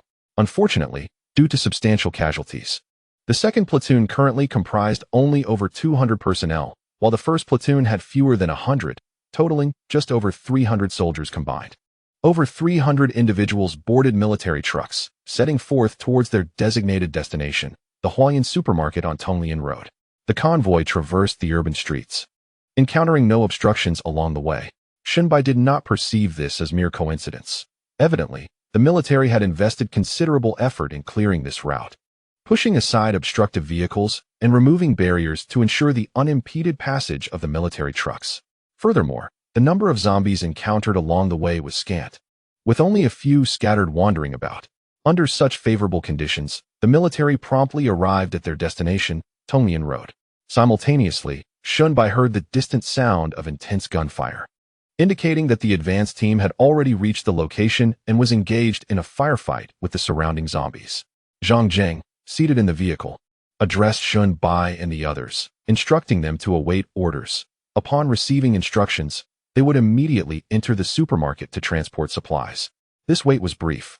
As soon shouts rang out from outside. All soldiers of the second company, Line 2, enter the supermarket to transport supplies. Hearing this command, Zhang Jing abruptly stood up, urging everyone to prepare for action. Those who wish to survive, rally your spirits and move out. At the command, all soldiers disembarked from the trucks in succession. The streets were littered with the corpses of zombies, silently attesting to the fierce battles that had transpired earlier. Soldiers descending from the trucks surged toward the supermarket, with Shunbai and his companions following closely behind. The advance team had already eliminated or lured away the majority of zombies within the supermarket. However, a significant number still lingered.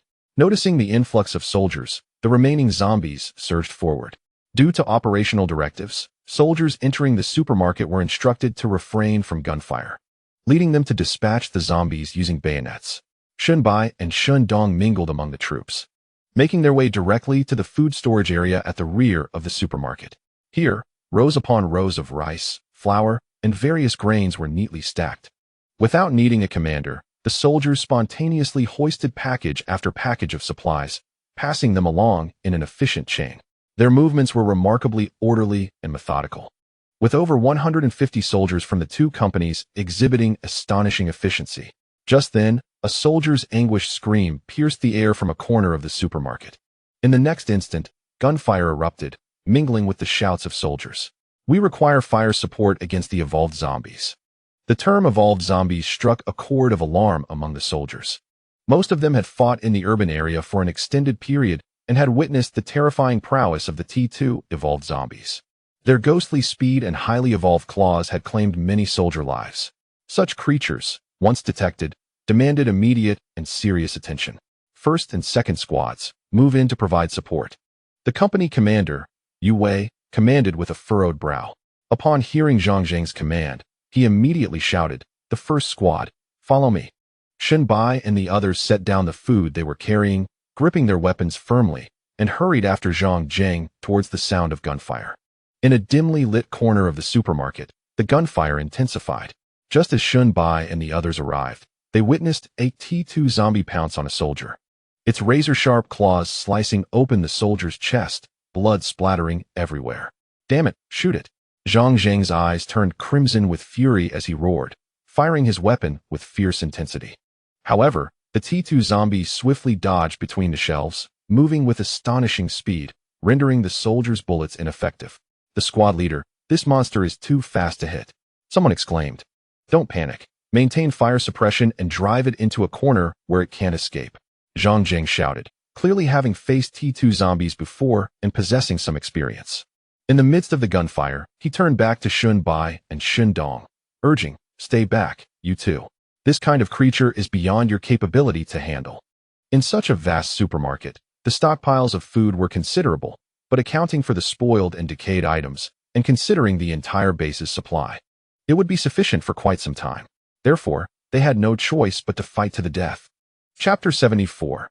An unsuccessful mission. Xun Bai observed the frantic gunfire from the group, bullets flying as if they were worthless, yet failing to hit the T2 zombie, leaving him rather speechless.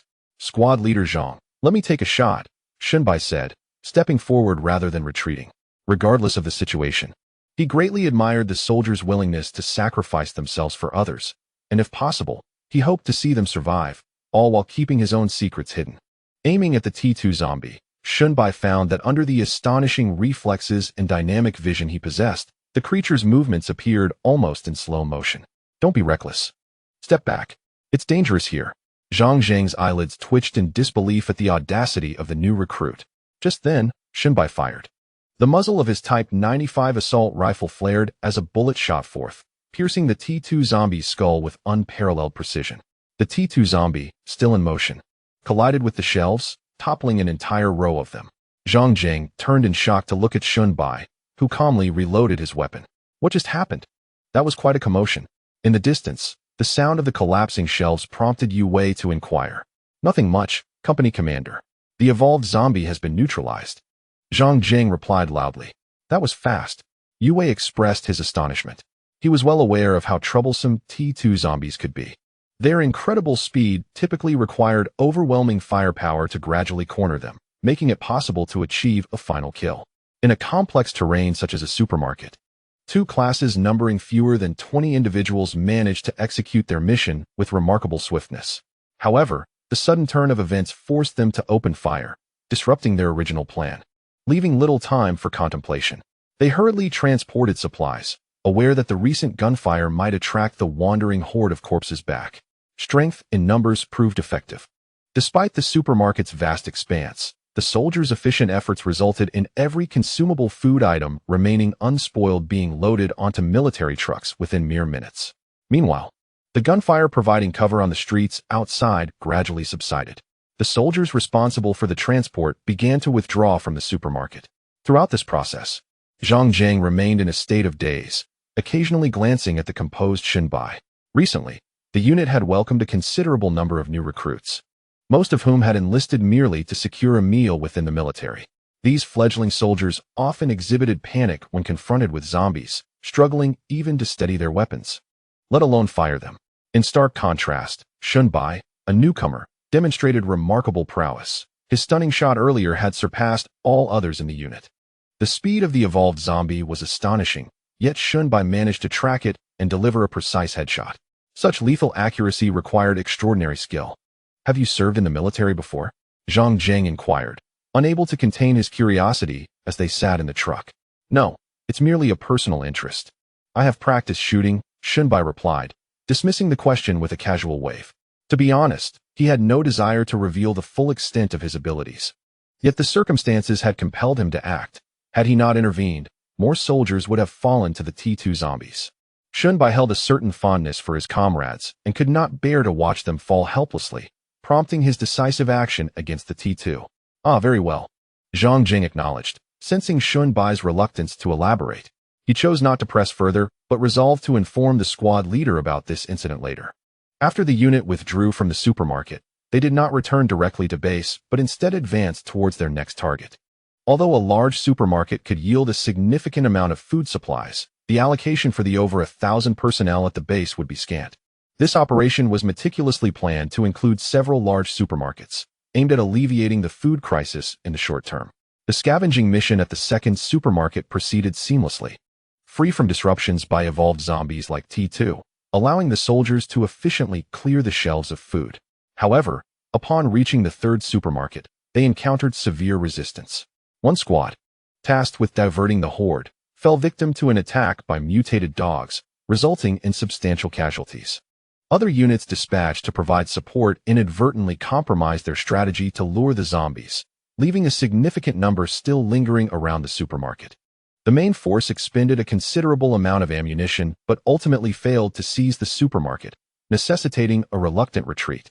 Upon receiving the order, all troops were instructed to cancel their upcoming operations and return to base for recuperation. At the announcement of this command, a collective sigh of relief escaped the lips of the soldiers, mingled with a tinge of regret. Although they had successfully captured the first two large supermarkets, the third one had inflicted grievous losses upon them, depleting substantial ammunition and costing many valiant comrades their lives. It was indeed a pity. As they were so close to success, Zhang Jiang wore an expression of deep frustration. Had they managed to seize the third supermarket, it would have significantly alleviated the food crisis at the base. However, what appeared to be a narrow miss was, in reality, a grave situation. Shun Bai, standing nearby, shook his head. We have lingered here for far too long. The gunfire will attract more hordes of the undead. In this city, these monsters seem endless. Prolonging our stay will only result in greater losses. Hearing this, Zhang Jing fell into contemplative silence, yet he regarded Shun Bai with newfound admiration. With his precise marksmanship, agile reflexes, and calm demeanor, this recruit was undeniably talented. As the troops made their way back, trucks laden with various provisions rolled along. Yet the soldiers bore no expressions of triumph. After all, these supplies had been procured at the cost of their comrades' lives. This operation had been meticulously planned by the higher-ups, with extensive preparations made in advance. However, the execution had been fraught with unexpected calamities, leading to casualties among the ranks. Squad leader Yue sat in a military off-road vehicle, pinching the bridge of his nose in frustration. He commanded 3 squads, totaling over 20 men. While Zhang Zheng's squad emerged unscathed, the second and third squads had suffered injuries from zombie bites. It is well known that once bitten by a zombie, transformation is imminent. And as of now, no remedy exists. Consequently, those infected soldiers chose to end their own lives with a gunshot.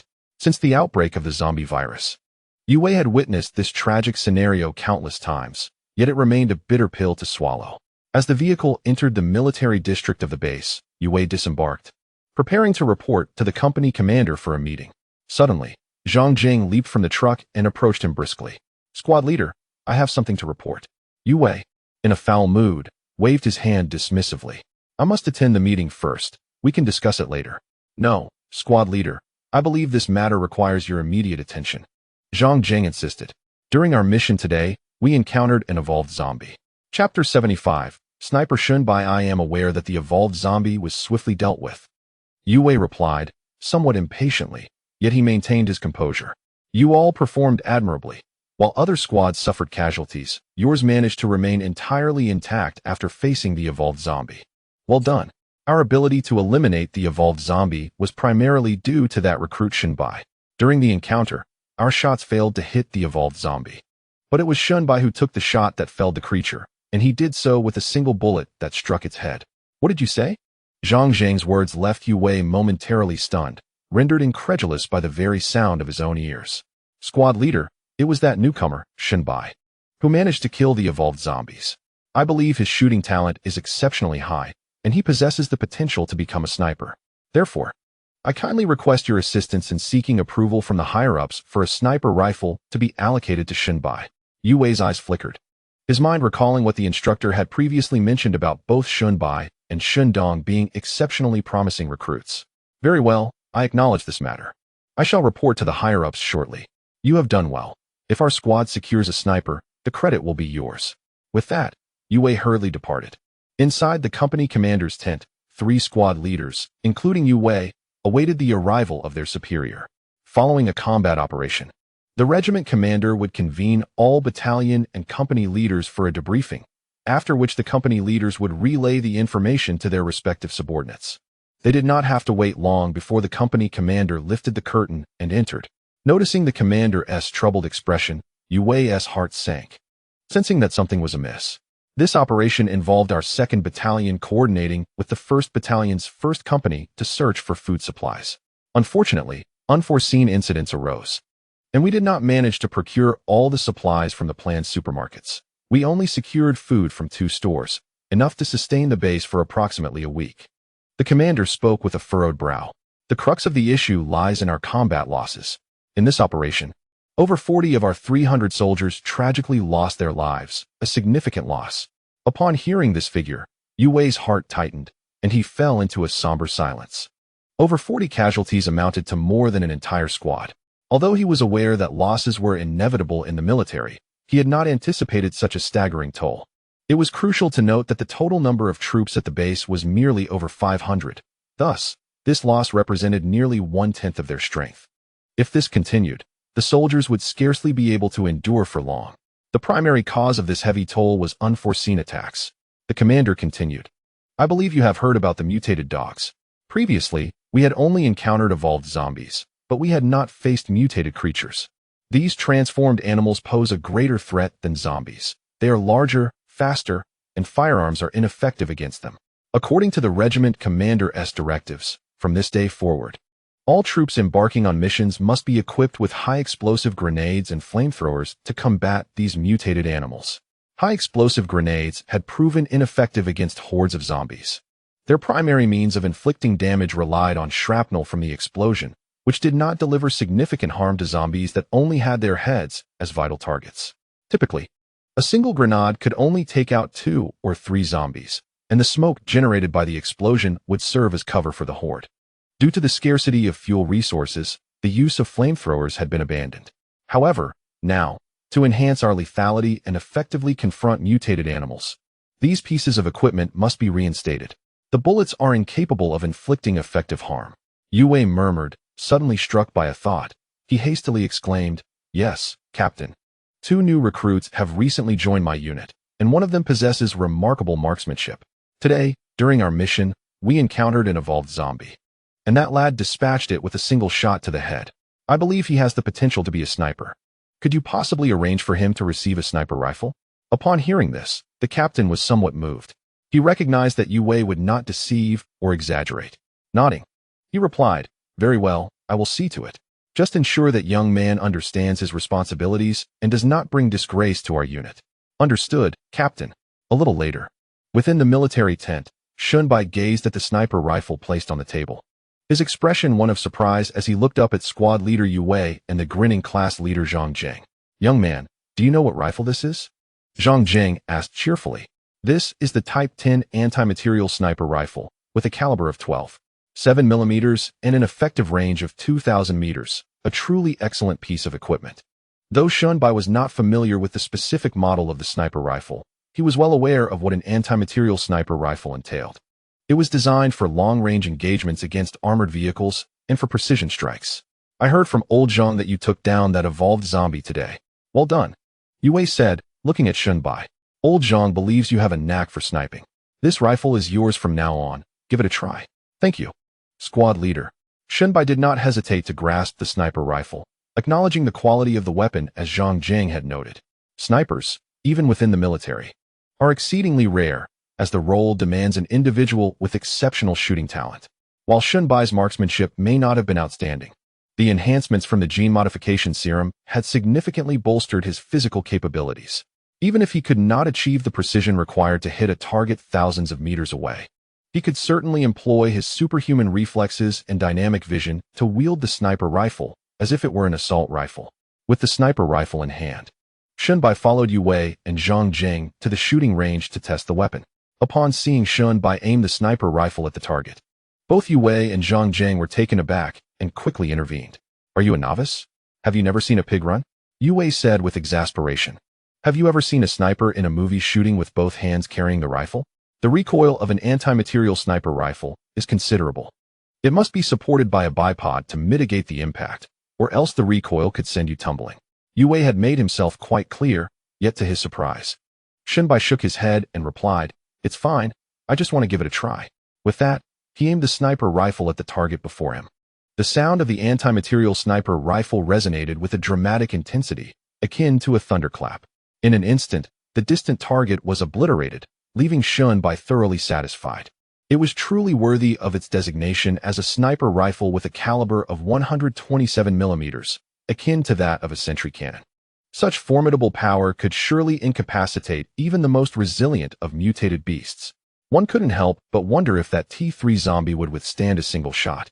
Beside Shunbai, Yu Wei and Zhang Jing stood in stunned silence, mouths agape as they gazed at him. At the moment of firing, they had anticipated witnessing Shunbai being toppled by the recoil of the sniper rifle. However, when the shot rang out, Shunbai's body merely swayed slightly. Even less than what one might expect from an ordinary soldier firing a Type 95 rifle. How could this be? Was the sniper rifle a counterfeit? The recoil was astonishingly low, yet the thunderous sound and the shattered target unequivocally attested to the rifle's power. This weapon is exceptional. Thank you, squad leader. Thank you. Team leader, Shunbai remarked calmly as he stowed away the sniper rifle. Yu Wei and Zhang Jing exchanged bewildered glances, momentarily perplexed by the situation. What was going on? Why did Shunbai seem less exhilarated than they were? Acquiring a sniper rifle was indeed a remarkable stroke of luck. Yet it was merely a trifle in the grand scheme of his objectives. Shunbai's primary aim in joining the military was not simply to acquire weapons. It was to secure supply crates and establish contact with Zhao Nina's father. At that moment, he had devised a preliminary plan. Stealthily extracting the supply crates from the base seemed nearly impossible, but with the cooperation of Zhao Nina's father, the situation would be fundamentally different. Although Zhao Nina's father was merely the city's secretary and lacked direct command over the military, he was nonetheless one of the 3 highest leaders of the base and could wield some influence. Thus, Shunbai needed to find a way to contact Zhao Nina's father as swiftly as possible. Despite having become a soldier, access to the municipal building was not easily granted. Shunbai had learned that, aside from special personnel and officers of squad leader rank or higher, no one else was permitted entry into the municipal building. Coincidentally, Yu Wei was a squad leader, possessing the privilege to enter and exit the building freely. At that moment, Yu Wei and Zhang Jing continued to regard Shunbai with expressions of incredulity, akin to that of observing a peculiar creature. "You young man, you certainly have hidden depths," Yu Wei remarked in admiration just as Shunbai approached him with a serious demeanor. "Squad leader, I have a favor to ask of you." Although his request was somewhat abrupt, Shunbai was eager to get to the point. "What is it?" Yu Wei inquired. Having learned from Zhang Jing about Shunbai's decisive action in eliminating the evolved zombie and safeguarding the lives of the soldiers, he held a favorable opinion of him. Shunbai deliberated for a moment before speaking. The head of the base, Zhao Qingze, the party secretary of Nanxi City, has an only daughter named Zhao Nina, who is my classmate. She is still alive and escaped with me during the viral outbreak. The reason I am here is to help her find her family and inform them of Zhao Nina's safety. Unfortunately, the municipal building is heavily guarded, preventing my entry, and I cannot meet Secretary Zhao at all. Yu Wei was astonished upon hearing this.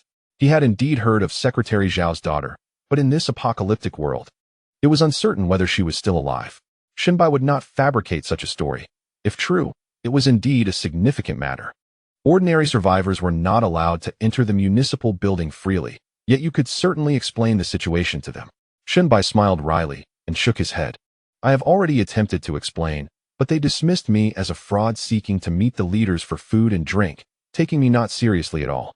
Yu Wei was momentarily speechless. Upon reflection, he realized the truth of it. The number of survivors in the base was overwhelming, and many struggled to find enough food, attempting various bizarre excuses to gain access to the leaders in hopes of resolving their plight. In truth, if the food issue could be resolved, who would wish to let the common people go hungry? I will convey this matter for you. You should return and await news. With that, Yu Wei departed. Meanwhile, Zhang Jing stared at Shunbai in astonishment, still processing what Shunbai had just revealed. You mentioned that you are Zhao Nina's classmate, which implies that prior to the outbreak, you were merely a student. Of course, brother Zhang. What do you think someone my age should be doing? Shunbai replied with a smile, countering the question. Yet your marksmanship. Zhang Jing was somewhat bewildered. Given Shunbai's proficiency, even seasoned soldiers with years of service could not compare. The revelation that Shunbai was merely an ordinary student just over a month ago was difficult for him to accept. It must be talent, Shunbai chuckled nonchalantly. You are impressive. After much contemplation, Zhang Jing finally managed to utter these words. Yu Wei was remarkably efficient. Or rather, Upon learning of his daughter's whereabouts from another, Zhao Qingze exhibited great urgency. Before long, Yu Wei returned, accompanied by a man in a black suit. This is Assistant Li. Secretary Zhao wishes to see you. Please follow him. Yu Wei patted Shun Bai on the shoulder, advising him to be cautious with his words inside the municipal building, but not to be overly fearful. Although there were many high-ranking officials, they were politicians while we are military. If anything arises, I will stand by you. Shun Bai smiled, finding Yu Wei's words reminiscent of someone from the military. Young Shin, is it? Come with me. Assistant Li assessed Shun Bai with a discerning gaze, concluding that, judging by his age, he indeed resembled a student, making it quite plausible that he was Zhao Nina's classmate. He led the way ahead, while Shun Bai followed closely behind.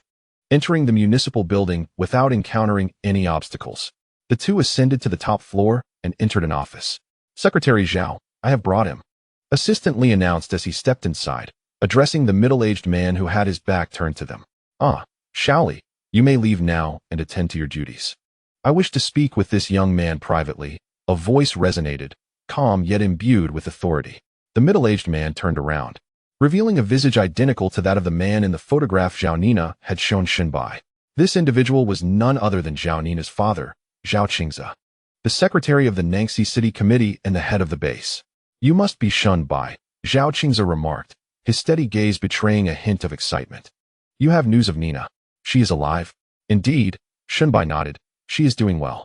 That is wonderful news. Zhao Qingze exclaimed, his elation evident. Where is she now? Why did she not accompany you to the base? We encountered each other by chance and managed to escape together. We chose to settle in a nearby village in the suburbs where the undead are fewer and the locals have ample food supplies, so we need not worry about sustenance. Shun Bai refrained from disclosing the specifics of his base, even in the presence of Zhao Nina's father, choosing to keep certain matters to himself. I see, Zhao Qingze nodded, though a slight frown creased his brow. He sensed the complexity of the situation. His immediate thought was to ensure his daughter's safe return to the base. According to Shun Bai, Zhao Nina was still in the suburbs, approximately 50 kilometers from the city hall. Considering the various hordes of the undead and potential unforeseen circumstances along the way, the journey was fraught with peril. He could hardly fathom how Shun Bai had made it from the suburbs to this point. With Zhao Qingze's authority, he could certainly dispatch a unit to retrieve his daughter. However, the current state of the base was far from ideal. The troops were already stretched thin, and the recent operation to gather food had resulted in the loss of over 40 men. Under these circumstances, how could he risk further casualties for his personal matters by sending a unit into the suburbs to rescue his daughter? Additionally, I have a request that requires your assistance. Secretary Zhao, if you are willing to oblige, I could invest some effort into bringing Zhao Nina back myself. You intend to go back and retrieve Nina? Do you understand how perilous that journey will be? Zhao Qingze inquired, his brow slightly furrowed. If I can arrive here, I can certainly return. Shun Bai replied with a faint smile, his unwavering confidence unmistakable to Zhao Qingze. After a moment of contemplation, Zhao Qingze finally spoke again. What is the assistance you require? If possible, retrieving Zhao Nina without deploying the base's troops would be ideal. However, Zhao Qingze would not agree to any terms without first understanding the feasibility of Shun Bai's proposal. I have come here for two reasons: to assist Zhao Nina in locating her family, and to retrieve a box that rightfully belongs to me, said Shun Bai. Upon my arrival, I discovered that my belongings had been classified as military supplies and stored in the military supply depot, rendering it impossible for me to reclaim them. Therefore, I sought the help of Secretary Zhao to retrieve my possessions. There are items belonging to you in the military supply depot, Zhao Qingze remarked, his brow furrowing. How will you prove that they are indeed yours? The municipal party secretary is not an emperor, and even ancient emperors could not act with impunity. In the military context, even Zhao Qingze, as one of the base's commanders, lacked the authority to act arbitrarily. Should Shun Bai be dishonest, and those items truly belong to the military, his involvement could potentially lead to unnecessary conflicts. This does not require proof, as my box can only be opened by me. To you, it is merely a useless hunk of iron stored in the military supply depot. This matter can be clarified with the depot manager, Shun Bai replied, shaking his head. The quality of the system's output is unparalleled. The durability of the supply box is extraordinary, impervious even to industrial cutting tools. Then why did it end up in our base's military supply depot? Zhao Qingze inquired further. When the apocalypse first erupted, it was chaotic, and it is possible someone simply took it by mistake. Shinbai shrugged.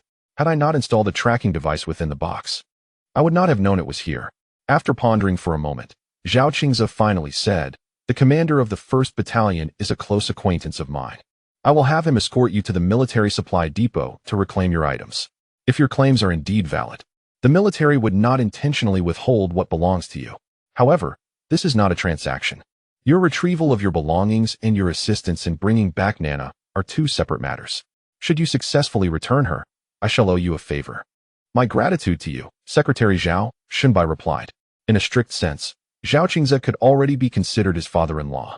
However, Shinbai did not intend to disclose his relationship with Zhao Nina just yet. He would allow her to decide once she met with Zhao Qingze. Upon arriving at the municipal base and witnessing its vast scale, as well as the fact that Zhao Nina's father still held a prominent position, Shinbai realized that soon Zhao Nina would face two choices: to remain by Shinbai's side or to follow her father.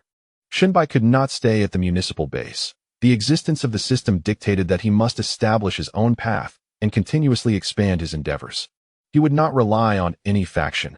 All of this was merely a process to recover the supply box. For Zhao Nina, this choice would undoubtedly be challenging. If Shinbai were in her position, he would choose his family over a romantic partner, for while feelings may change, familial bonds remain steadfast. Perhaps there are exceptions, but in most cases, parents will go to great lengths to protect their children. In the municipal base, Zhao Nina, the daughter of the city committee secretary, led a life devoid of troubles and sorrows, certainly not more burdensome than following Shinbai. Shinbai would not interfere with Zhao Nina's choices. How she decided was entirely up to her. Thus, there was no pressing need to disclose her identity to avoid complications later on. Zhao Qingze had assistantly venture out again, soon returning with a general clad in military attire. "Secretary Zhao, you summoned me?" the general inquired, glancing at Shinbai, who was similarly dressed but in a rookie uniform. "Commander Jiang, I have a matter to entrust to you," Zhao Qingze stated plainly, without unnecessary pleasantries, succinctly relaying the situation to Commander Jiang. Commander Jiang furrowed his brow. Indeed, during the outbreak of the apocalypse, the troops' withdrawal was hasty, and mistakes were inevitable. However, this issue needs to be confirmed with the supply officer. If there are no complications, I will consult with the regiment commander, and we should be able to return this supply box to the young comrade. Zhao Qingze nodded and turned to Shinbai. "Are you reassured now?" Shinbai nodded. He had always held a favorable impression of the troops stationed at the base and had no doubts about their character. After all, they were a group of honorable soldiers who willingly risked their lives to rescue ordinary survivors. As long as it could be proven that the supply box was of no use to them, returning it would pose no issue. Of course, this outcome was a result of the connections stemming from the city committee secretary and the present commander. Without such ties, a mere rookie soldier like him would not even have the right to speak, let alone raise the matter. "I came with my partner to meet Secretary Zhao. I had no choice but to join the army. However, leaving the base to pick up Zhao Nina will require some arrangements." Shinbai pondered and brought up this concern. Military service was not child's play. One could not come and go at will. If Shinbai and Lin Xiao left the unit without authorization, they could very well be deemed deserters. If they never returned, it would not matter, as the vastness of this post-apocalyptic world would render them untraceable. Yet, if they wished to return, numerous complications could arise, given that their appearances and ranks were recorded in the information database, easily accessible for verification. "This matter will also require your assistance, Commander Jiang," Zhao Qingze remarked. Commander Jiang waved his hand dismissively. "It's a trivial matter. Just tell me your and your partner's names along with your unit number, and I will ensure you can leave. However, Secretary Zhao, considering it concerns the safety of your precious daughter, I believe it prudent to send a squad of soldiers along."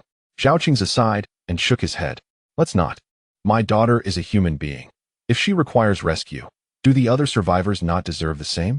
If I make this exception, word will spread, and the city's credibility will be irrevocably damaged, throwing the entire base into chaos." Zhao Qingze spoke the truth, and Commander Jiang was well aware of it. Within the municipal building, numerous dignitaries gathered. Once, Zhao Qingze, the paramount leader, wielded his authority to dispatch troops for the rescue of his daughter.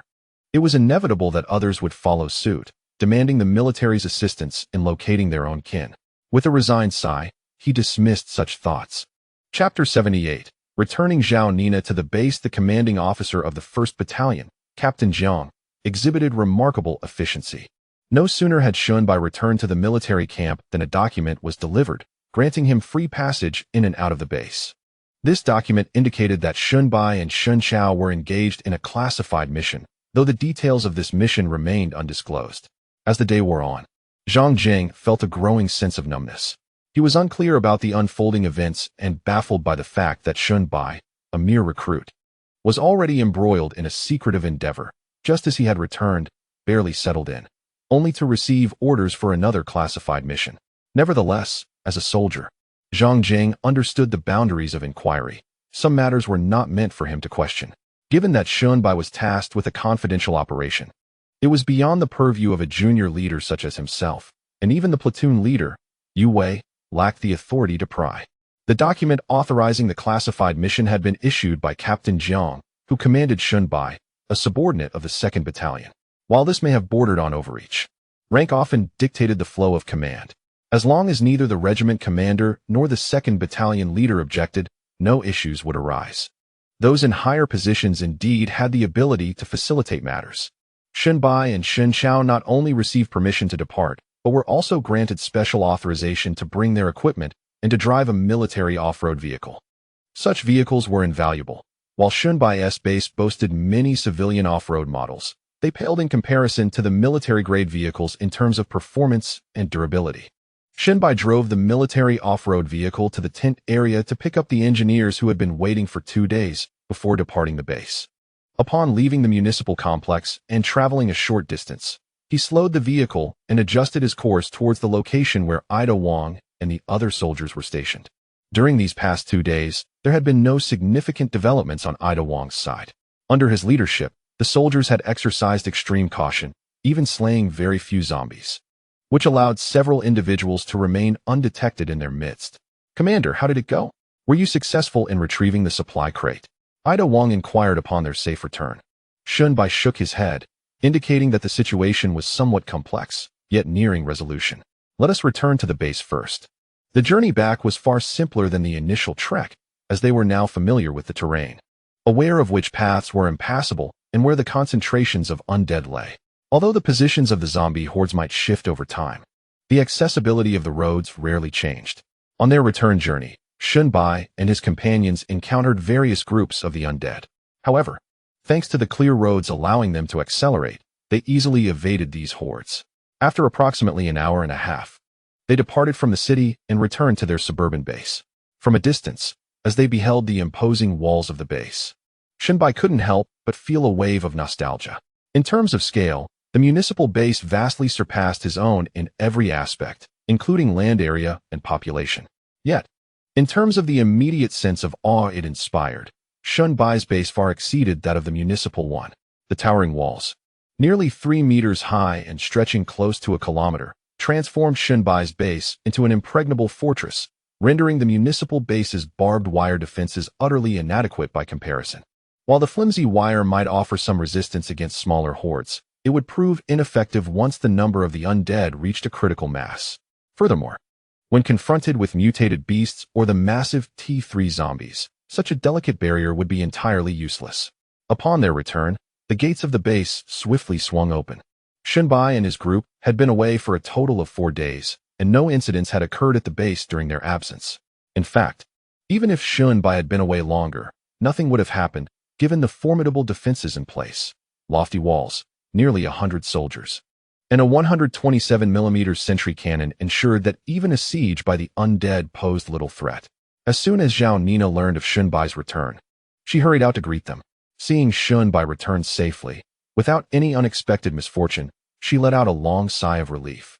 Clearly having worried about his safety during his absence, her bright eyes scanned the soldiers behind him, searching for a familiar figure, and when she found none, a hint of disappointment flickered in her gaze. However, her expression quickly brightened again. "Shunbai, it's truly wonderful that you've returned safely," she exclaimed, not waiting for him to respond. "Promise me you won't engage in such dangerous endeavors again." "While you were gone, I was filled with anxiety every day and couldn't even sleep well at night, fearing that something might happen to you in the city. The expanse of Nangxi City is vast. Searching for someone is akin to finding a needle in a haystack.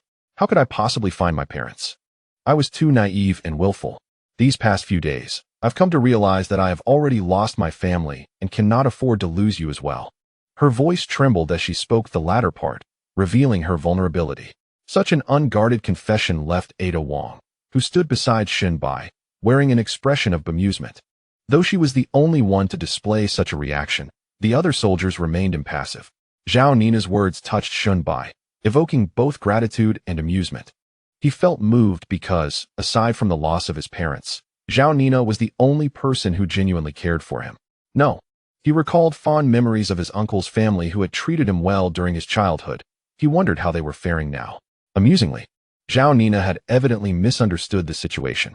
Upon seeing her return without her father, she assumed that she had yet to uncover his whereabouts. All right, I understand. Xinbai stepped forward, disregarding the scrutinizing gazes of the soldiers, and enveloped Zhao Nina in his arms, whispering gently, "Do not worry, I shall be fine. And I have good news to share with you. Please let go of me. There are so many people here." Zhao Nina's cheeks flushed as she hastily pushed Xinbai away. However, the latter part of his statement left her momentarily stunned. "Good news? Yes, I have found your father." Xinbai nodded. "Speaking truthfully, I discovered a large base with thousands of people at the municipal center. Your father is there and is one of the principal leaders. I have made contact with him, and he is aware that you are safe. My purpose in returning is to reunite you with him." Listening to Xinbai's words, Zhao Nina stood in a daze, tears as large as beans cascading down her cheeks as she covered her mouth and began to sob quietly. "He is alive. My father is still alive. How wonderful." Although Zhao Nina had previously spoken with a sense of resolution, seemingly accepting the tragic fate of her family, it was, in essence, merely a facade. Having lost both parents at a young age, Xinbai was acutely aware of the anguish that accompanies such loss. It is impossible to simply let go. In this harsh apocalypse, Zhao Nina was undeniably fortunate. Chapter 79, A Father and Daughter Reunited. By the way, Xinbai, did you inform my father about our current relationship? As they sat in the SUV heading toward the city, Zhao Nina suddenly pondered this question, unable to restrain her curiosity. Xinbai shook his head, replying, "I did not mention that. I merely informed him of your situation." "Oh," Zhao Nina nodded, turning her gaze toward the landscapes outside the window, descending into silence. Zhao Nina was an astute young woman, and merely from the snippets of information she gleaned from Xinbai, she quickly began to contemplate the implications. Initially, she had hoped that if Xinbai could indeed locate her family, they might all return to the base together. However, the reality was slightly different. Her father was now a leader at the municipal base, overseeing thousands of survivors, a scale far larger than Xinbai's own base. Moreover, she recognized that Xinbai harbored many secrets and possessed his own influence, making it improbable for him to integrate into the municipal base.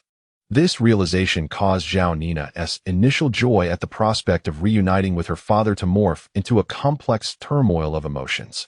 Observing Zhao Nina's expression, Xinbai remained silent. Their time spent together had fostered a fondness for the beautiful and intelligent girl, yet he understood that he must not interfere with her choices. He would not impose his will to keep her by his side, for that would not constitute true affection, but rather mere possessiveness. Xinbai does not consider himself a virtuous man, yet he possesses his own principles and steadfastness. As long as Zhao Nina finds joy, he can accept any choice she makes. On their third journey along the same path, progress was notably smoother, taking just a little over an hour. As the military off-road vehicle returned to the municipal base, the sky had not yet succumbed to darkness. With Captain Zhang's endorsement, Xinbai and his companions faced no obstacles entering the municipal building, proceeding directly to the office of Zhao Qingze. Zhao Nina, unable to contain her eagerness, burst through the door. Upon seeing the familiar figure, her voice faltered with emotion. "Dad," she exclaimed, her tone tinged with tears, causing Zhao Qingze to shudder slightly. He turned to the doorway, where Zhao Nina had already rushed forward, enveloping him in a tight embrace. "Nina, you are safe.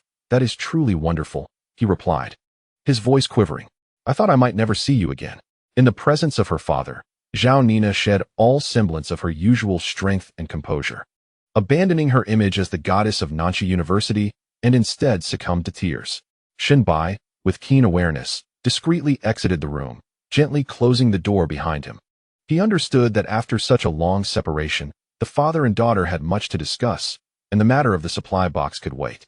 Unlike the previous visit, this time Xinbai brought along most of the soldiers, leaving only a dozen or so at the base to support the sentry and artillery defense. Under the leadership of Ida Wong, these soldiers continued to remain hidden within the nearby buildings of the municipal base, poised for action. The reason for bringing so many soldiers this time was primarily due to Shunbai's intention to attempt to eliminate the T3 zombie after retrieving the supply box, thereby reclaiming another supply cache. Furthermore, the location of the last supply box at the Nanchi railway station would likely require a significant number of personnel, as it was one of the most densely populated areas, undoubtedly teeming with zombies. With determination to recover all remaining supply boxes, preparations for the base's upgrade were set to begin. After approximately 10 minutes, the door opened, revealing Zhao Nina, her eyes slightly red and swollen. She offered Shunbai an apologetic smile. "Come in. My father has something to discuss with you." As Zhao Nina re-entered the office, Shunbai observed that not only her, but even Zhao Qing's eyes were tinged with redness, indicating he too had shed tears. Shunbai was taken aback to see someone like Zhao Qingze, a long-standing figure of authority who rarely displayed emotion, was capable of such vulnerability. Clearly, the bond between father and daughter ran deep, and the city secretary was indeed a man of feeling. "Xiao Shun, I truly must thank you," Zhao Qingze expressed gratefully. "Nina has shared everything with me. Without you, she would not have survived, as you rescued her from the clutches of the zombies. I will expedite the matters we discussed, rest assured," Zhao Qingze assured him, stepping forward to pat Shunbai on the shoulder. "Regarding your relationship with Nana, I harbor no objections. It is evident that you are a capable man, worthy of trust." Shunbai paused momentarily, instinctively turning his gaze towards Zhao Nina. Upon noticing Shunbai's attention, Zhao Nina's cheeks flushed slightly, indicating that she had indeed informed her father about their romantic involvement. At this point, Shunbai found himself perplexed about Zhao Nina's thoughts. "Well, you must be weary after your journey. I have arranged for Assistant Li to secure a room for you. It would be wise to rest thoroughly," Zhao Qingze remarked, glancing at his watch. Although he wished to spend more time with his daughter, a high-level meeting awaited him at the base, compelling him to depart. In a hurried manner, Su Qingze exited, while Assistant Li escorted Shunbai and Zhao Nina down 2 floors via the elevator. This level, primarily designated for office use, had been repurposed into living quarters following the viral outbreak, as evidenced by the design of the rooms. "Please rest here," Assistant Li suggested, then added, "By the way, there is a gathering on the 5th floor this evening, attended by some of the younger members of the base. If you are interested, you may join them for some leisure." With that, he withdrew from the room. Zhao Nina surveyed the accommodations, nodding in approval. "It's quite nice," she remarked. Shunbai shook his head in response, thinking that nice was an understatement. Compared to the ordinary shelters of other survivors, this place could be likened to paradise. Although the room lacked decoration and still bore remnants of office supplies, it was furnished with a luxurious bed, a sofa, and a coffee table, complete with a teapot and tea set. While soldiers resided in military tents and hard camp beds, ordinary survivors fared even worse, confined to a tiny tent and a sleeping bag. Assistant Li had mentioned a gathering that evening, filled with young people. Reflecting on how external survivors were reduced to consuming a meager bowl of watery porridge daily, while individuals within the municipal building attended social events out of boredom, Shunbai couldn't help but smirk at the stark contrast. Such was the disparity of social classes, he mused, shaking his head to dismiss the matter. The nature of the municipal base held no relevance to him. His primary concern lay in understanding Zhao Nina's true feelings. Chapter 80. This is my boyfriend. Have you informed your father of our relationship? Shunbai inquired, gazing at Zhao Nina. Indeed, why wouldn't I? Zhao Nina replied with a smile as she perched on the edge of the bed. You saw for yourself, my father is not the type to be narrow-minded. As long as I am happy, he respects my choices. Shunbai furrowed his brow. Are you not aware that I shall not remain here? It is only a matter of time before I depart. Zhao Nina nodded in acknowledgement. Indeed, that is precisely why I must clarify our relationship with my father. Only in doing so will I comprehend the true nature of my feelings when you choose to leave. Shunbai, I am still uncertain about how to proceed. Please grant me some time to contemplate this matter thoroughly, he replied, gazing deeply into Zhao Nina's eyes before eventually nodding. Very well. Both were astute individuals, and they tacitly chose not to pursue the topic further. Are you planning to attend the gathering? Shunbai inquired, recalling what Assistant Li had mentioned. Perhaps it is best to forego it. Zhao Nina shook her head. I need not even ponder it, as I know precisely what kind of gathering it will be. Prior to the apocalypse, I attended countless such events and have long since grown weary of them. They are dreadfully mundane. Is that so? Shunbai chuckled softly. I find myself rather intrigued by what they deem a gathering. What? Zhao Nina exclaimed, her eyes widening in astonishment as she turned to Shunbai. Through their time together, she had developed a profound understanding of his character. He was not one to seek out social frivolities. You may not be aware, but within this space, there are numerous survivors, most of whom reside in makeshift tents outside, subsisting on little more than a bowl of watery kanji each day, Shunbai remarked, moving to the window and gesturing towards the distant tent area.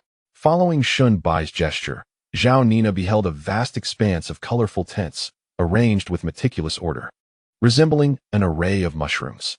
Thus, my curiosity is further piqued regarding what the so-called gathering at the municipal building entails. Shunbai's smile bore a hint of irony. Although he had previously stated that this matter did not concern him, he still wished to witness whether the reality aligned with his assumptions. Very well. I shall inform Uncle Li shortly. Zhao Nina nodded, her brow slightly furrowing once more. Shunbai, my father is not that kind of person. You must understand that individuals in positions of power often find themselves constrained in their actions. Though he is the secretary of the municipal committee and the city's foremost authority, there are matters beyond his control. I am well aware, Shunbai replied, shaking his head with a smile. Rest assured, I am not some crusader for justice. I merely seek to partake in the festivities. The gathering was situated on the 5th floor of the municipal building. Upon descending to the 5th level, Shunbai and Zhao Nina discovered that it was already bustling with attendees. This space, originally designed as a staff cafeteria, was expansive, adorned with numerous round tables intended for banquets. The lighting in the hall was dimmed, accompanied by the soothing strains of elegant music, as impeccably dressed men and women mingled in groups, reminiscent of the upper echelons of society portrayed in films. Shunbai narrowed his eyes slightly, having undergone genetic enhancement. His vision surpassed that of the average person. In an instant, he discerned the platters of fruit adorning each table. The fruits displayed above are merely canned goods, lacking freshness. However, these were valiantly transported back from the supermarket by the soldiers of the Morning Brigade. Although he had mentally prepared himself to some extent, he was still taken aback that within less than half a day, the food the soldiers had fought to retrieve had already graced this opulent dining table. As Shunbai and Zhao Nina entered, they immediately drew the attention of numerous onlookers, with the focus primarily on Zhao Nina. In truth, Zhao Nina had not adorned herself elaborately today. A mere touch of light makeup complemented her simple black dress. Yet even so, the beauty of the campus belle from Nanxia University remained unparalleled. The elegant black dress accentuated her graceful figure, with her fair arms and calves appearing as translucent as jade. Most striking was her exquisitely crafted visage, rendered nearly perfect by the subtle makeup. Who is she? I've never seen such a stunning beauty in the building before. Could she possibly be a rare gem discovered from the tent area? Murmured voices filled the air, their tones hushed and indistinct. Nevertheless, Shunbai possessed extraordinary hearing, and certain comments reached his ears, causing his brow to furrow. The notion of selecting women as one would goods was particularly distasteful to him. Such occurrences were all too common in the apocalypse, often depicted in various novels where many women, in exchange for a morsel of food, would barter their own bodies. While this was regrettably commonplace, encountering it in proximity to Shunbai still elicited a sense of revulsion. Isn't that Zhao Nina? At that moment, an excited voice rang out, and a young man emerged from the crowd, hastily approaching Zhao Nina with a look of elation. Zhao Nina, when did you arrive at the base? Lin Xiao, is this your friend? Several individuals followed the young man, inquiring. Of course, you may not have met her. This is Zhao Nina, the daughter of Secretary Zhao, the exuberant young man, referred to as Lin Xiao, proclaimed. Nina, I am truly overjoyed to see that you are alive. Nina? Shunbai's brow tightened. This affectionate address was one he had only heard from Zhao Qingze. Ah, so it is the esteemed daughter of Secretary Zhao. I have long heard tales of her beauty, and it certainly lives up to its reputation. The surrounding crowd suddenly seemed to understand. As one of the base's administrators, Zhao Qingze held a significant position. Thus Zhao Nina naturally garnered their attention, prompting a wave of admiration. Come, Nina, let us sit over there where it is quieter. I yearn to hear all about how you arrived at the base. You know, I have been quite worried about you, Lin Xiao said, stepping forward to take Zhao Nina's hand, guiding her inward.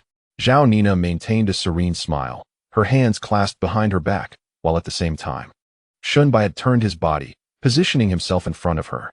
Blocked by Shunbai, Lin Xiao's expression darkened momentarily, finally shifting his gaze to Shunbai.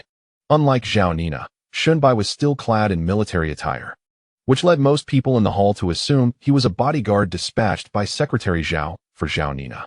Nina, is this bodyguard arranged by Uncle Zhao? He seems rather lacking in discernment. Do you really think I would harm the daughter of Secretary Zhao? Chapter 81.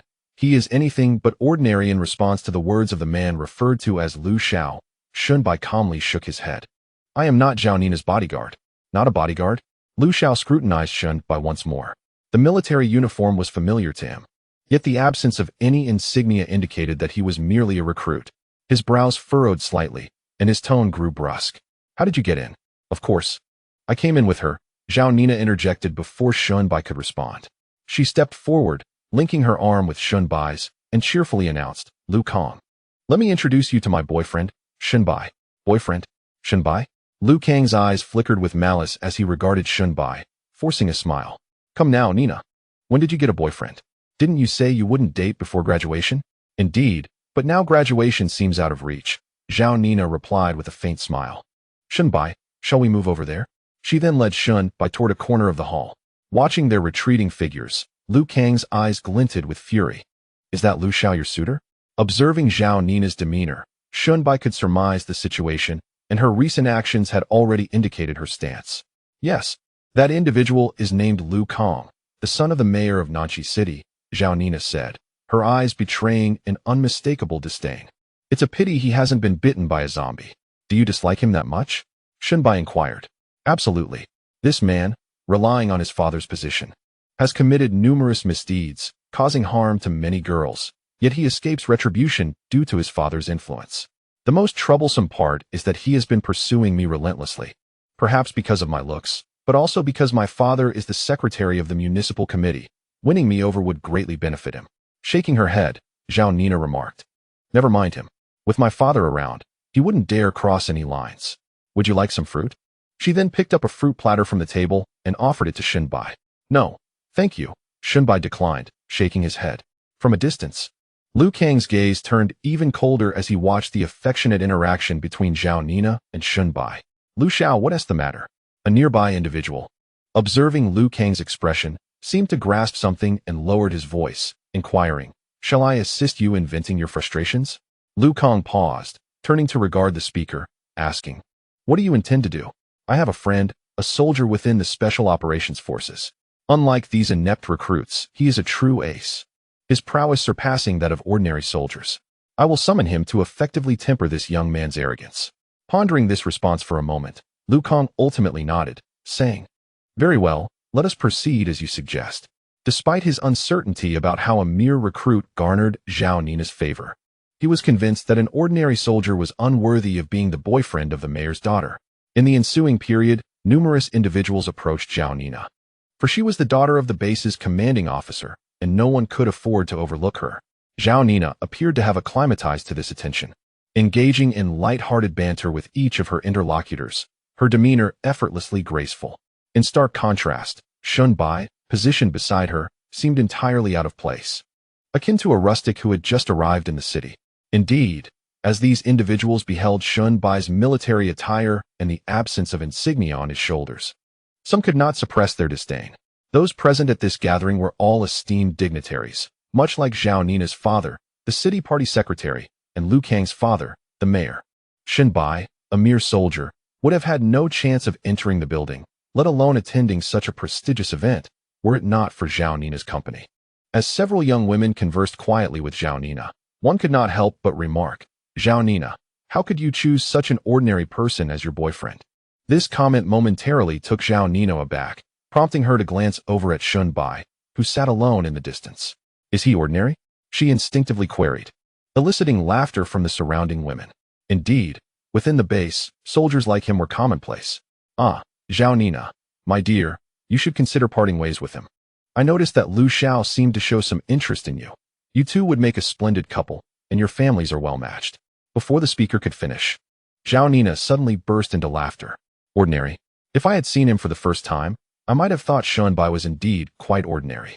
However, if anyone were to assert that he is merely an average individual now, I would question their sanity. Can an ordinary person command an army of over 100 valiant warriors, armed and battle-ready? Can a common individual establish a fortress-like base within a month of the apocalypse's onset? Despite the municipal base's considerable size, its defensive capabilities pale in comparison to Shunbai's stronghold, which was constructed in a mere day. To this day, Zhao Nina remains puzzled as to how such an extraordinary feat was accomplished. How could such a person be deemed ordinary? And how could he possibly win the heart of Zhao Nina? Shaking her head, Zhao Nina smiled and remarked, "You consider him ordinary simply because you do not truly know him. He is far more extraordinary than he appears." Her words left the other women exchanging puzzled glances, unable to grasp her meaning. At that moment, the door to the hall swung open, and a tall man clad in military attire strode in, his gaze sweeping the room until it settled on Shunbai, who was similarly dressed.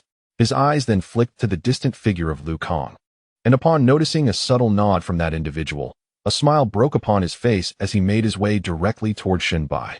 Meanwhile, as Zhao Nina conversed with others, Shunbai picked up a fruit platter and began indulging in canned fruit, although he had ample provisions in his own base. The thought of the soldiers who risked their lives to bring back food for these seemingly useless individuals filled him with an urge to consume every last can of fruit on the table. Just as he was savoring his snack, a shadow loomed over him, blocking the light. He looked up to find the tall man in military garb standing before him. "Are you Shunbai?" the man inquired. Shunbai raised an eyebrow, regarding the soldier before him.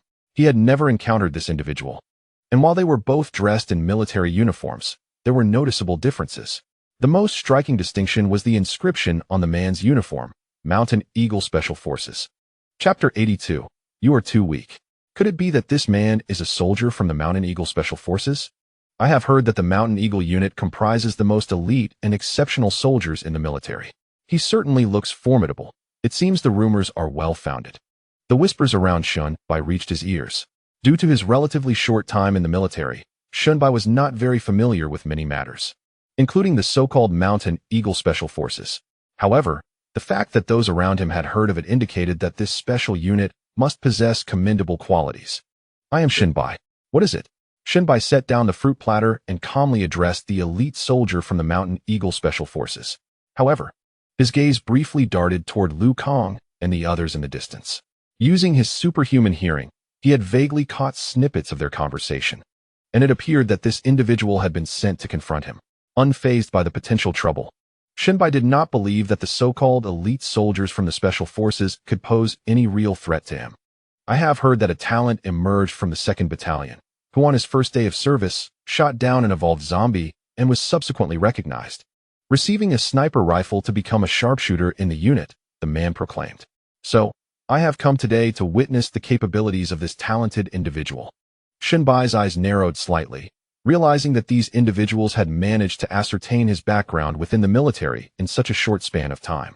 It was likely due to their investigation that they felt emboldened to provoke him, knowing he lacked any substantial connections. Unfortunately for them, they had miscalculated their choice of target. Shunbai was more than willing to impart a lesson. Upon hearing the man's words, the expressions of many in the hall shifted subtly as they regarded Shunbai.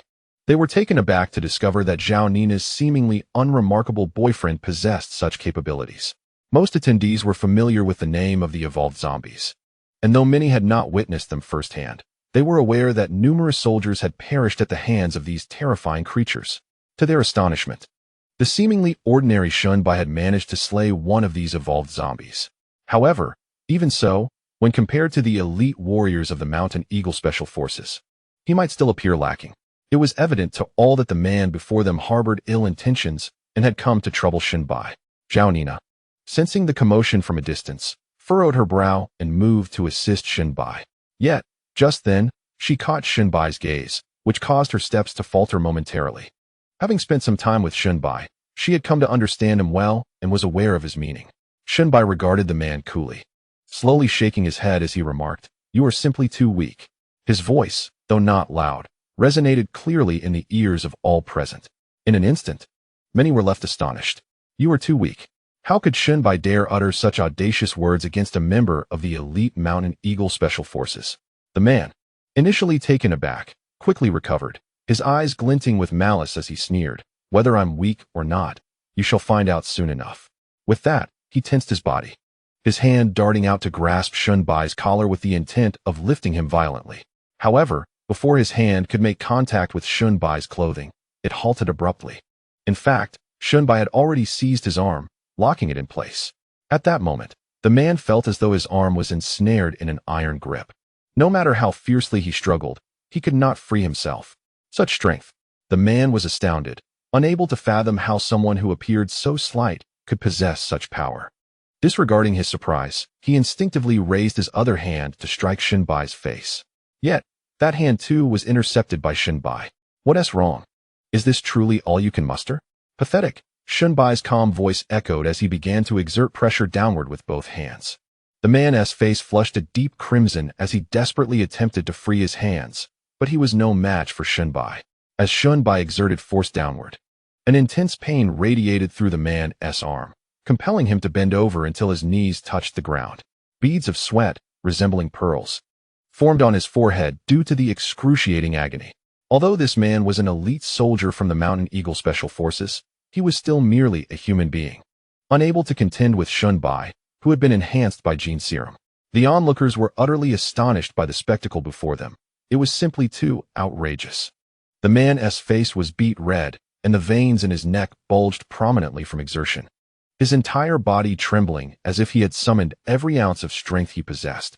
In contrast, Shunbai maintained an unchanging expression, exuding an effortless calmness. Even if there were a disparity in their strength, such an exaggerated display seemed implausible. Could it be that this man was merely a pawn employed by Shunbai to flaunt his prowess? Liu Kang and the others were acutely aware of the truth behind this. Hey Shunbai, what do you think you're doing? How dare you act so violently here? Let him go? A bystander, sensing the escalating situation, bellowed in alarm. To their astonishment, upon hearing this, Shunbai actually released his grip. The man experienced a sudden decrease in pressure. While he sighed in relief, an overwhelming sense of humiliation flooded his heart. He had just knelt before Shunbai, an utter disgrace. With a roar, the furious man sprang to his feet, launching a powerful punch aimed squarely at Shunbai's face. The attack was sudden and astonishingly swift, leaving many unable to react. Even Zhao Nina gasped instinctively. However, in the next instant, the man was sent flying backwards, crashing into a table and landing heavily on the ground. What had just transpired? No one had witnessed the events clearly. They only perceived a fleeting blur before the assailant was propelled away. All eyes turned to Shunbai, everyone aware that he was responsible, yet clueless as to what exactly he had done. Comrade, please refrain from making unfounded accusations, Shunbai remarked, wagging his finger. I did not initiate the confrontation. He attacked first. My actions can only be deemed self-defense. Disappointed, he shook his head and sighed. Alas, he is far too weak. How could this be possible? A member of the Mountain Eagle Special Forces, known for their prowess, exhibited no resistance before Shunbai. The onlookers were left in shock, particularly Liu Kang and the others, who had come merely to observe the commotion. In truth, Shunbai had only delivered a single kick to the man, but given his current strength and speed, it was far beyond what an ordinary person could withstand. That solitary kick rendered the man unconscious, and even without targeting vital areas, it was likely that he would spend a considerable time recuperating in a hospital. Bored, Shunbai shook his head and remarked to Zhao Nina, let us depart. He came here primarily to witness and validate his conjectures. Now that he has seen everything he intended to, and it aligns closely with his expectations, there is no longer any reason for him to stay. Zhao Nina nodded in agreement, and the two departed the banquet hall under the complex gazes of the crowd. For a moment, no one dared to impede their exit. What a joke it would be to obstruct them. Even the elite soldiers of the Mountain Eagle Special Forces were no match for Shunbai, let alone others. Chapter 83. Unruly Disruption. Lin Xiao. Liu Kang said with a sullen expression, hesitatingly addressing someone behind him. Let us take him to the medical department first. After a brief pause, Liu Kang pointed at the man still unconscious on the ground. Also, inform the captain of the Mountain Eagle Special Forces. I refuse to believe this brat can continue to act so arrogantly. As Zhao Nina entered the elevator with Shunbai, she pondered for a moment before expressing her concerns. Shunbai, this isn't your territory. Liu Kang's father holds a status in the base that rivals my father's. It's best not to provoke him too much. Shunbai nodded in acknowledgement. I understand. However, Knowing and acting upon that knowledge were two different matters. If the other party foolishly persisted in creating trouble, he would not be to blame. After today's experiences, Xunbai's fondness for the municipal base had diminished considerably. Indeed, there were many respectable soldiers here. But darkness lurked beneath the surface of light. The lavish banquet, in Xunbai's eyes, was the epitome of that darkness. The offspring of the elite reveled ostentatiously in the fruits of the soldiers' sacrifices, enjoying the spoils without any cost. Moreover, from their gazes, Xunbai discerned a complete lack of respect for the soldiers. Even upon learning that Zhao Nina's boyfriend was merely a regular recruit, disdain was evident in their expressions. If this were his domain, he would have promptly expelled these worthless individuals, as their presence was nothing but a waste of resources. However, this was not his territory. Though the municipal base was established as an emergency rescue center after the apocalypse, the intricate web of relationships and power dynamics within it was deeply entrenched, with a long chain of vested interests. Xunbai had no interest in delving into these sordid affairs and intended to leave as soon as he managed to secure the supply crate. It was as simple as that. Zhao Nina's father was engaged in some meeting that stretched into the early hours of the morning.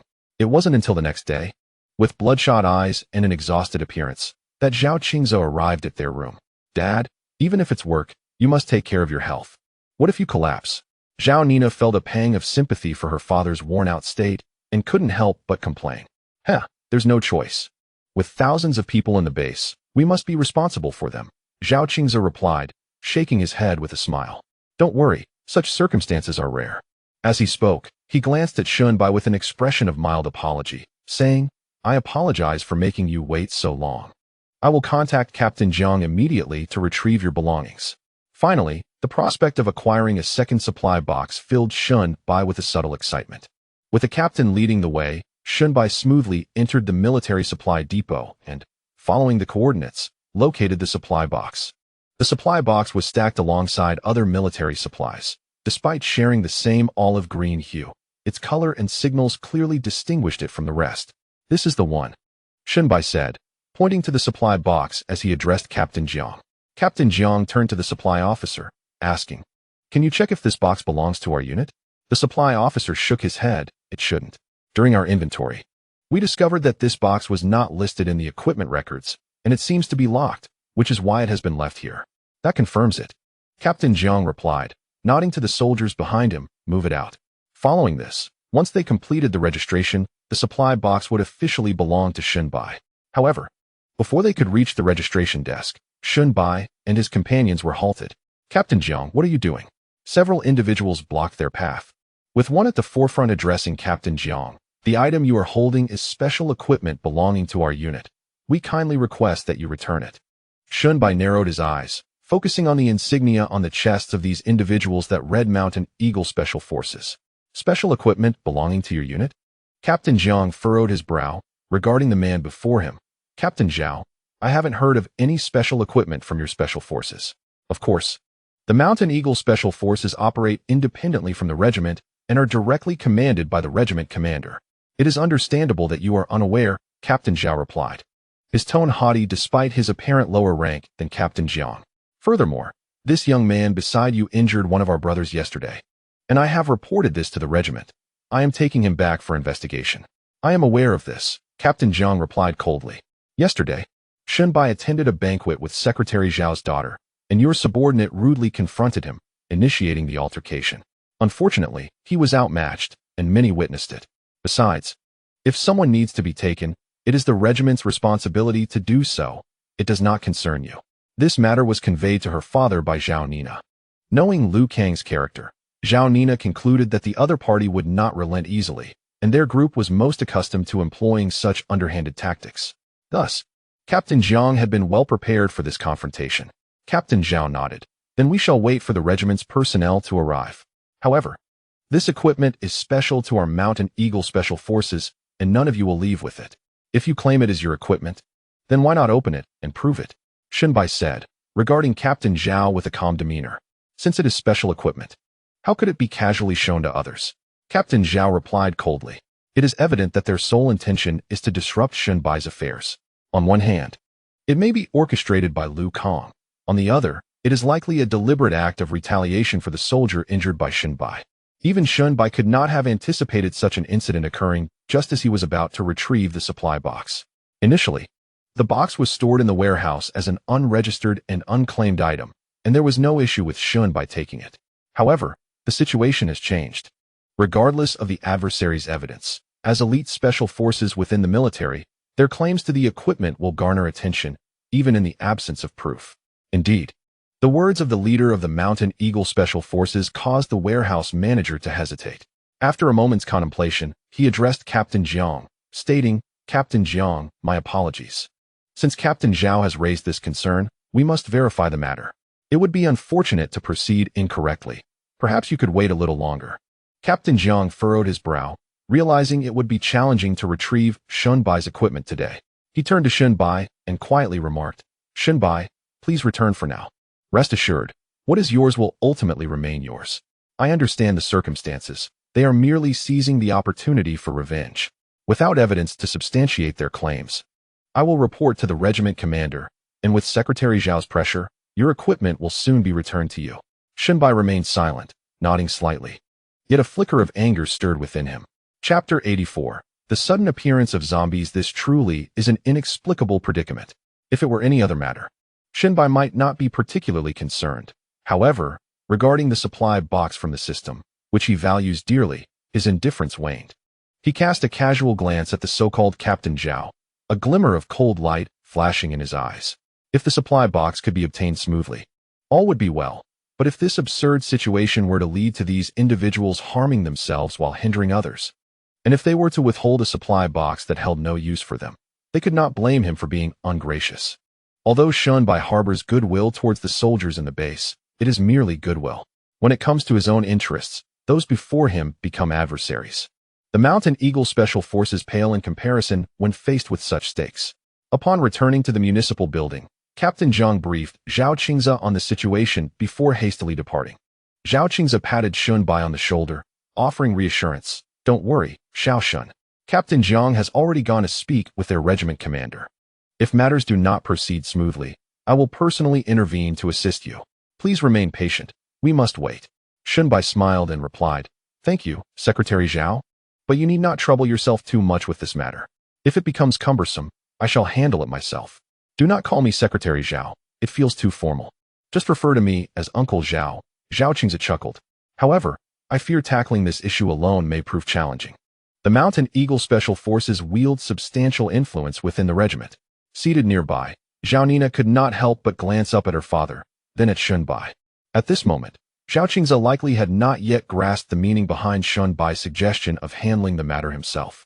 Should Shunbai truly take it upon himself to resolve the issue, it would spell the end for the Eagle Special Forces. The fact that Shunbai commanded a 100-man unit remained a secret that Zhao Nina, after much contemplation, chose not to disclose to her father. On one hand, this was Shunbai's confidential matter. She could distinctly sense his reluctance to let others know about his command. On the other hand, revealing this information would bear little benefit. If her father deemed Shunbai's background unworthy and opposed their union, Zhao Nina might inadvertently use this as leverage, thus increasing Shunbai's standing in her father's eyes. However, her father was remarkably open-minded, caring little for social status, and only wishing for her happiness. In such circumstances, disclosing this information could potentially backfire, inciting a conflict between Shunbai and the base's forces. After a prolonged wait in the building, Major Jiang finally returned. Yet his hands were empty and his expression was grim. "Major Jiang, how did it go?" Noticing his demeanor, Zhao Qingze's heart sank, prompting him to inquire urgently. "This matter is rather troublesome," Major Jiang replied, shaking his head with a sigh. "I just spoke with the regiment commander, and coincidentally, Captain Zhao was present as well. He firmly asserted that the crate was special equipment requested by their Special Operations Unit before the apocalypse erupted. Unfortunately, the outbreak occurred just as it arrived, and it was never recorded in the storage logs. The current regiment commander was merely an acting commander, not particularly versed in many details regarding the unit before the outbreak, leaving the situation somewhat stagnant. Furthermore, he reported the incident from yesterday where Shunbai injured their team member, calling for an investigation and punishment against Shunbai. How outrageous! Zhao Qingze erupted in anger upon hearing this. In such dire times, they still cling to bureaucratic nonsense. "Rest assured, Xiao Shun, with me here, No one dares to lay a finger on you. Suddenly, a shrill alarm echoed throughout the entire building, its sound jarring.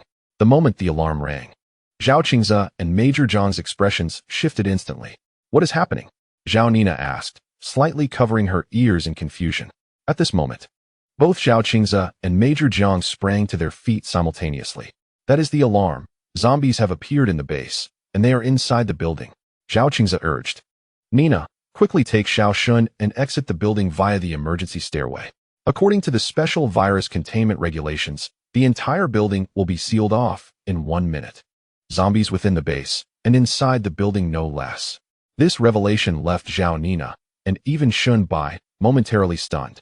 Despite the feeble defensive measures surrounding the municipal base, consisting merely of a thin wire fence, the sheer number of patrolling troops ensured that the undead could not silently infiltrate the building. Observing the grave expressions of Zhao Qingze and Captain Jiang, it was evident that this was no jest. The group hastily exited the room, only to find the entire floor in disarray.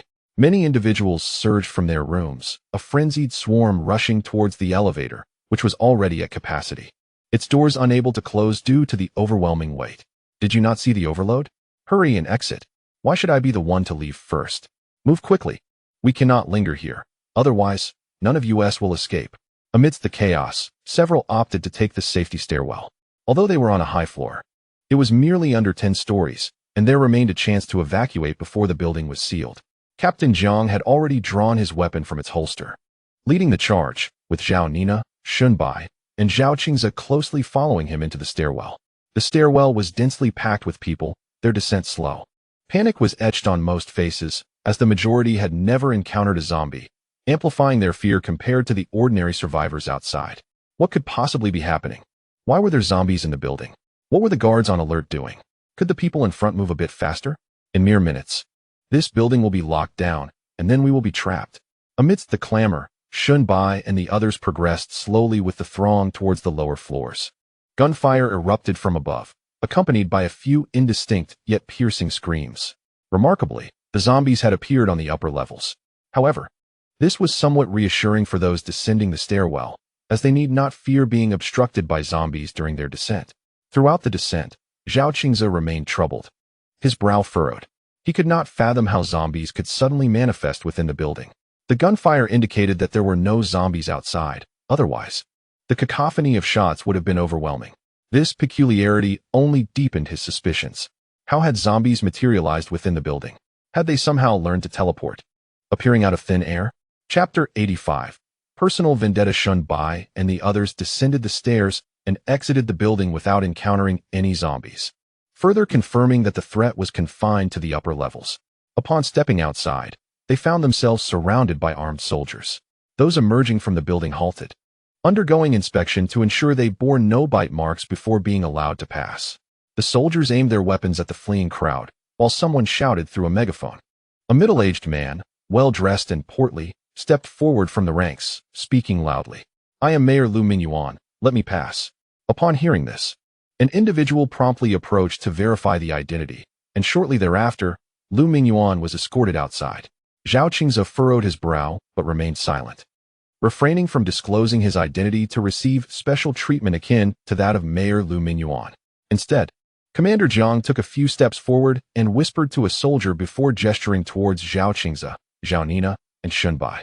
The soldier nodded, and Commander Jiang approached, softly stating, Secretary Zhao, we should also depart.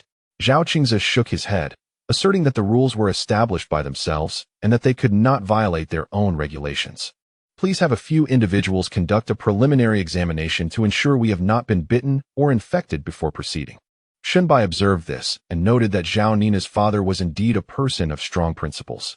Despite having the mayor as a model leader, he remained steadfast in his convictions, a clear distinction between them. Nevertheless, as a senior leader of the base, some privileges were inevitable, while others remained in line for examination. Commander Jiang had already arranged for Zhao Qingze, Shun Bai, and the others to undergo a separate check. What is the situation? How many zombies are in the building? How did they enter? And how many people have not evacuated? What are the casualties? After the examination, as they exited the quarantine area, Zhao Qingze hurriedly inquired. Commander Jiang shook his head, explaining that the incident was sudden and these details could only be clarified once the building was completely sealed off. Zhao Qingze frowned deeply, his gaze fixed on the building. Soon, the structure was cordoned off. Even those emerging from within were not permitted to leave the premises. The number of soldiers gathered around increased, and Shunbai spotted several soldiers from his former unit, as well as members of the Mountain Eagle Special Forces, with whom he had some past grievances. Zhao Qingze and Commander Jiang departed, presumably to convene an emergency operational meeting. The individuals who had escaped from the building were temporarily housed in tent areas and dining facilities. Shunbai and Zhao Nina found a table in the dining area and sat down. Barely had they settled when Shunbai's eyes narrowed slightly. Not far from them sat several individuals from Lu Kang's group, their faces pale as if they had experienced significant fright. Strangely, Lu Kang was absent from their midst. Could it be that he was still inside the building? This certainly seemed like poetic justice, Shunbai mused, shaking his head slightly. He had intended to settle the score with him, but it appeared unnecessary now. Meanwhile, in the operational meeting, several high-ranking officials were embroiled in a heated argument. There are still many survivors in the building that must be rescued, Mayor Lu Mingyuan asserted, leaning on the table with a resolute tone. According to the available intelligence, the first zombie discovered on the floors was an evolved zombie, which has already transformed a majority of the individuals on the upper levels into zombies. Recklessly deploying troops would only result in catastrophic losses, analyzed one officer. What does it matter? Can we merely stand by and watch those still alive in the building perish without offering assistance? Lu Mingyuan exclaimed, his voice laced with fury. The assembled individuals were acutely aware that Lu Mingyuan's urgent plea for the military to commence a rescue operation stemmed from the fact that his son remained trapped within the building. However, the reality he articulated was indisputable. It was not just Lu Mingyuan's son within those walls, and they could not turn a blind eye to their plight. Captain Zhao. A voice broke through the tension, drawing the attention of the crowd. It was Chong Ning, the acting commander of the base forces. If your team were to enter the building to eliminate the zombies and rescue the survivors, how confident would you be? Captain Zhao of the Eagle Special Forces hesitated momentarily before shaking his head. Commander, the threat posed by evolved zombies is immense. In our encounters, we typically maintain a safe distance, employing firepower to suppress their movements before ultimately resorting to high-explosive grenades to inflict fatal damage. Within the confines of the building, where the positioning of the evolved zombies remains unknown, the risks of a reckless approach are exceedingly high. A heavy silence enveloped the room in response to Zhao's words. As the most elite unit within the Corps, if even the captain of the Eagle Special Forces expressed such concerns, it was evident that other units would fare no better. However, after a moment of contemplation, Captain Zhao spoke again. I have heard that there is a new recruit in the 2nd Battalion, exceptionally skilled, who single-handedly dispatched an evolved zombie with a single shot during yesterday's operation. I wonder if he could be our best chance. Zhao Qingze furrowed his brow, and Captain Zhang's eyelids flickered as he turned his gaze toward Captain Zhao. This individual had the audacity to mention Shunbai at such a critical moment, clearly seeking to settle a personal vendetta. What audacity! The 2nd Battalion harbored such a talent? The commander regarded the 2nd Battalion's captain with surprise. Yet, the captain appeared utterly bewildered. He had not heard of Shunbai's exploits. The new recruit is named Shunbai and is part of the 1st Company, 1st Platoon of the 2nd Battalion, Captain Zhao elaborated. At this meeting, all officers were present, including Shunbai's squad leader, Yu Wei. As Captain Zhao continued, all eyes fell upon Yu Wei, leaving him momentarily stunned. He had not anticipated that the individual in question was Shunbai, and more crucially, Shunbai had not reported for duty in 2 days. Having received prior notice from Secretary Zhao and Captain Jiang, he had not pressed the matter further. You platoon leader, do you have such a talent under your command?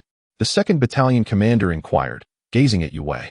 Coughing slightly, Zhao Qingze finally interjected. The young man named Shunbai has a rather intricate situation. He is friends with my daughter and just returned her from outside yesterday.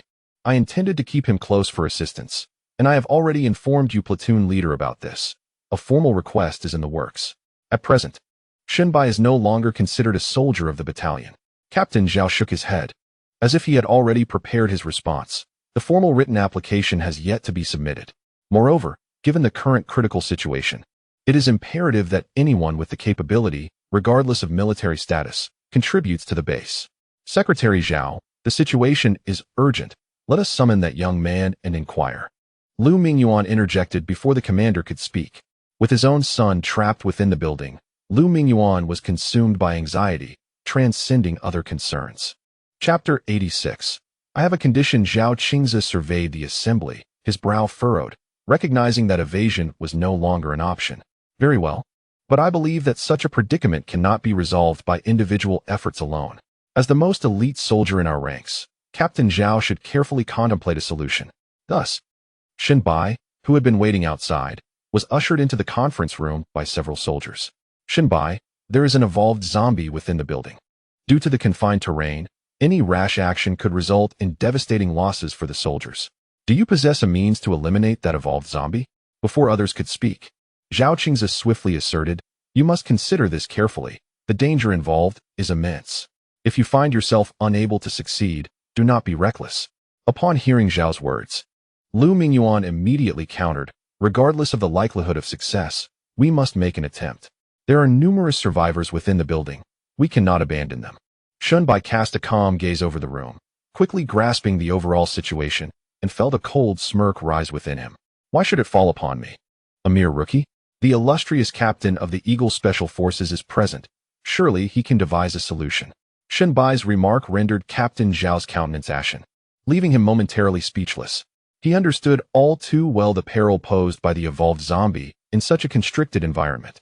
Even if they were fortunate enough to eliminate the creature, his special forces would undoubtedly suffer grievous losses. The atmosphere grew tense and stagnant.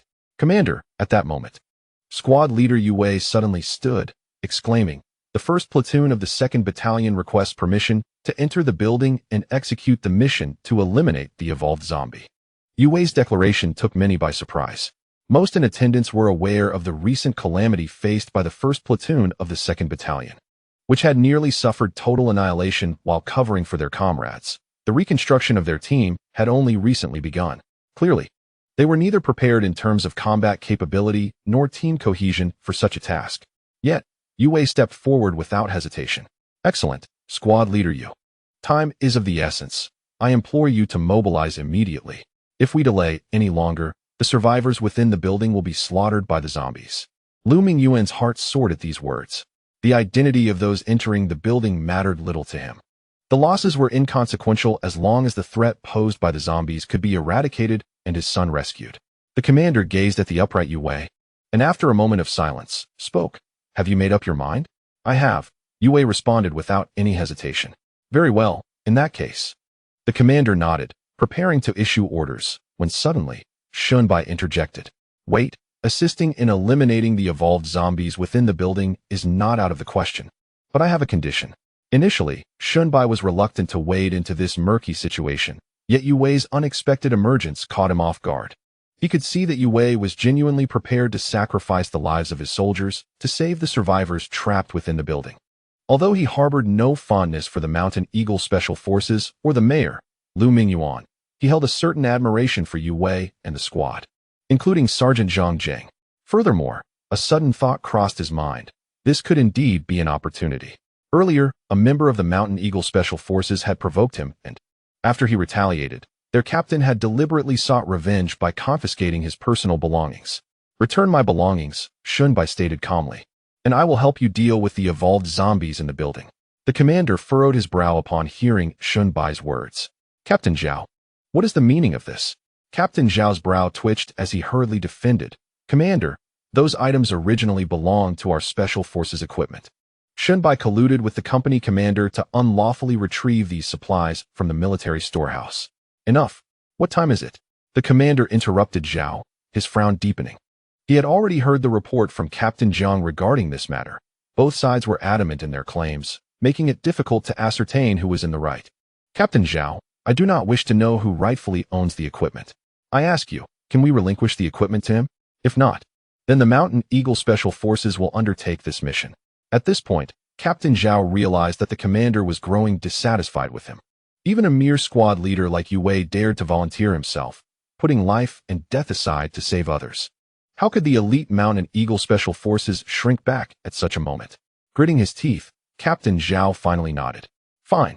If Shen Bai can indeed handle the evolved zombies in the building, allowing him access to our special forces equipment is acceptable. Excellent. The commander turned away from Captain Zhao and addressed Shen Bai. What equipment do you require, and how many personnel do you need for support? Speak freely. I will do my utmost to accommodate your requests. I need nothing, Shunbai replied with a composed expression. Just tell me how many people are infected in the building and the floors where the evolved zombies might be present. Humph, arrogant, Captain Zhao scoffed disdainfully from the side. This fellow, does he truly intend to venture into the building alone to eradicate the zombies? Setting aside the evolved zombie. The number of zombies that have mutated due to infection during this period is certainly not insignificant. Yet, perhaps it is for the best. He would relish the thought of Shunbai perishing within the confines of that building due to his own hubris. Meanwhile, Zhao Qingze looked on with deep concern for Shunbai, sighing inwardly. Young Shun, you are being exceedingly reckless. This is Shunbai's decision, and due to his status, Zhao Qingze felt it inappropriate to voice too many objections. However, as Zhao Nina's father, he was unwilling to witness Shunbai walk towards his own demise. Regardless of how exceptional Shunbai may seem in their eyes, he is but a solitary individual. How could he possibly contend with the ferocious evolved zombies? Should any misfortune befall Shunbai, how would he explain it to Zhao Nina? Yue Wei approached as well, speaking softly to Shunbai, urging him not to be overconfident. As this was beyond his solitary capability, Shunbai responded with a slight smile, his demeanor calm. Fear not, squad leader Yue. I would not make such a statement without assurance. Furthermore, I do not intend to enter alone. I will be bringing my friends along. Your friends? Yue Wei was taken aback. Shunbai, having recently arrived, had no acquaintances within the base. The only friend he could possibly refer to was Lin Xiao, with whom he had enlisted. Upon arriving at the base, Shunbai had brought nearly all the soldiers, most of whom remained stationed outside. But a few accompanied him into the base. Initially, Shunbai intended for them to assist in transporting supply crates, but unexpectedly, their presence would prove invaluable. There were 4 soldiers who entered the base alongside Shunbai. Upon entering the building with Zhao Nina, they stood by in the tent area, having already vacated the tent district to reach the perimeter of the blockade, awaiting Shunbai's command. It was fortunate that Zhao Qingze had procured a task certificate from Captain Jiang, allowing Shunbai and his team to return without hindrance. Bypassing the usual inspections faced by ordinary survivors, with their gear packed within their backpacks. The number of infected and mutated zombies within the building was considerable, but with the 4 soldiers plus Shunbai, they were sufficiently equipped. Shunbai exchanged a few hushed words with Captain Jiang, who regarded him with surprise before turning away. Before long, he returned with the 4 robust and unidentified soldiers. The others were puzzled, unaware of why Captain Jiang had brought in these imposing figures. At that moment, Shunbai spoke up. There are numerous zombies within the building, including an evolved one. Prepare for battle. In response to Shunbai's words, the 4 soldiers, under the watchful eyes of all, unfastened their backpacks and swiftly assembled the disassembled M4A1 rifles contained within. Who were they, and how could they bring weapons into the base? Everyone was utterly astonished. The base enforced a stringent gun ban, prohibiting any survivor from carrying firearms within its confines. Yet these 4 individuals brazenly brandished M4A1 rifles, moving freely about the premises. What were the personnel responsible for security doing? However, this was not the moment to dwell on such questions. Zhao Qingze regarded the 4 soldiers. Lost in thought, it became clear why Shunbai could traverse the city with Nana, safely arriving at the base from the outskirts. He had such reliable companions. How curious that Nana had never mentioned this to me. Indeed, a girl of her caliber should not be left unattended. Ready to depart, Shunbai, wielding the Type 10 sniper rifle issued by the previous unit, led the way, followed closely by the 4 soldiers, who resembled mighty guardians. Without a hint of hesitation, the group crossed the barricade and entered the building under the watchful eyes of the base's soldiers. Unlike when Shunbai and his team had evacuated the building earlier, the interior was now eerily vacant, silence enveloping the space. Shunbai understood that this was merely the first floor. Those who could reach this point had already evacuated the premises. He guided the 4 soldiers directly to the elevator. The municipal building's power supply was still operational, and all 4 elevators were functional. As Shunbai pressed the button for one of the elevators, the doors opened to reveal a horde of grotesque zombies surging forth, lunging at Shunbai and his companions. Fortunately, these recently infected zombies possessed little combat prowess. The soldiers effortlessly dispatched them with their bayonets, eliminating one after another with ease. Once the elevator was cleared of the undead, the 5 of them ascended to the top floor. The number of zombies within the building was hardly more than 100. Even factoring in the T2 evolved zombie, they posed no significant threat. Shunbai had no intention of lingering with them. The first zombie had seemingly been located on the top floor, so he planned to commence their extermination from there, aiming to eradicate every last one. Why is there no commotion? Outside the building, onlookers gazed at the eerily silent structure, their hearts heavy with unease. Logically, dealing with zombies would necessitate gunfire. Yet it had been several minutes since Shunbai and his team entered the building without a single shot being fired. Could it be that those individuals had been devoured by the evolved zombies? Some whispered. Just moments ago, they had strutted confidently into the building. It would be quite the jest if they perished without even firing a shot. Meanwhile, Zhao Qingze had reunited with his daughter, Zhao Nina. He observed her, noticing no trace of anxiety or concern on her face. "Nana, are you not worried for Shunbai's safety?" He couldn't help but ask. Upon hearing this, Zhao Nina chuckled softly and replied, "Father, rest assured, Shunbai is far more formidable than you can imagine. The zombies within this building pose no real threat to his safety." Just then, a sudden barrage of gunfire erupted from within the building. They reached the top floor already? How could they ascend so swiftly? Did they take the elevator directly? Such audacity. Do they not fear being surrounded and ambushed by zombies? Inside the building, soldiers unleashed a torrent of fire, swiftly and efficiently eliminating the zombies. Upon reaching the top floor, Shunbai and his companions were immediately confronted by a substantial horde of the undead. However, this so-called horde amounted to merely dozens, which were quickly dispatched under the soldiers' concentrated fire. According to intelligence, this floor was where the first T2 zombie was initially discovered. To this day, no one comprehends the sudden emergence of a T2 zombie within the building. Yet, gazing upon the nearly blood-stained corridor, Shunbai could vividly imagine the nightmarish carnage that must have unfolded following the T2 zombie's unexpected appearance. Shunbai did not hasten to continue purging the zombies down the staircase. The T2 zombie had yet to manifest, and numerous tightly shut doors remained, hinting at the potential presence of survivors. Under his command, the soldiers began to knock on the locked doors, calling out, "Is anyone inside? We are here to provide assistance. If you can hear us, please open the door." Zombies do not speak. Thus, language serves as the most effective bridge for human communication. Regrettably, the majority of the closed doors yielded no response, indicating that they were likely empty, devoid even of zombies. As the soldiers systematically inspected each room, they finally received a reply when they reached the last door in the corridor. "Wait, I'm opening the door now." A panicked voice echoed from behind the door, followed by a clattering sound, as the survivor hurriedly moved obstacles away from the entrance. Soon, the door swung open, and a young man rushed out. Upon seeing the young man, Shunbai was momentarily taken aback. The youth quickly exclaimed, "Comrades, I am Lu Kong, the son of the base commander, Mayor Lu Mingyuan of Nanchi City. Please ensure my safety." Shunbai pondered whether this was a case of fate intertwining. Had it not been for Lu Kong's jealousy over his relationship with Zhao Nina, leading him to summon members of the Eagle Special Forces to confront him, Shunbai would have long since departed the base with the supply box. After uttering a couple of sentences, Lu Kong sensed something amiss. His gaze trailed back to the soldiers, eventually landing on Shunbai standing behind them. Shunbai gazed at Lu Kong with an expression of disbelief, utterly astonished that, following such a grave incident within the building, the military would dispatch Shunbai himself. Ignoring Lu Kong, Shunbai inquired coolly, "Are you alone? Are there any other survivors?" "No, just me. Please take me out of here," Lu Kong replied, retreating 2 steps, his eyes betraying a flicker of panic as he stuttered. Lu Kang's unusual demeanor caused Shunbai to furrow his brow. The other's behavior was peculiar, even if he harbored animosity towards Shunbai. Such a display of alarm seemed unwarranted.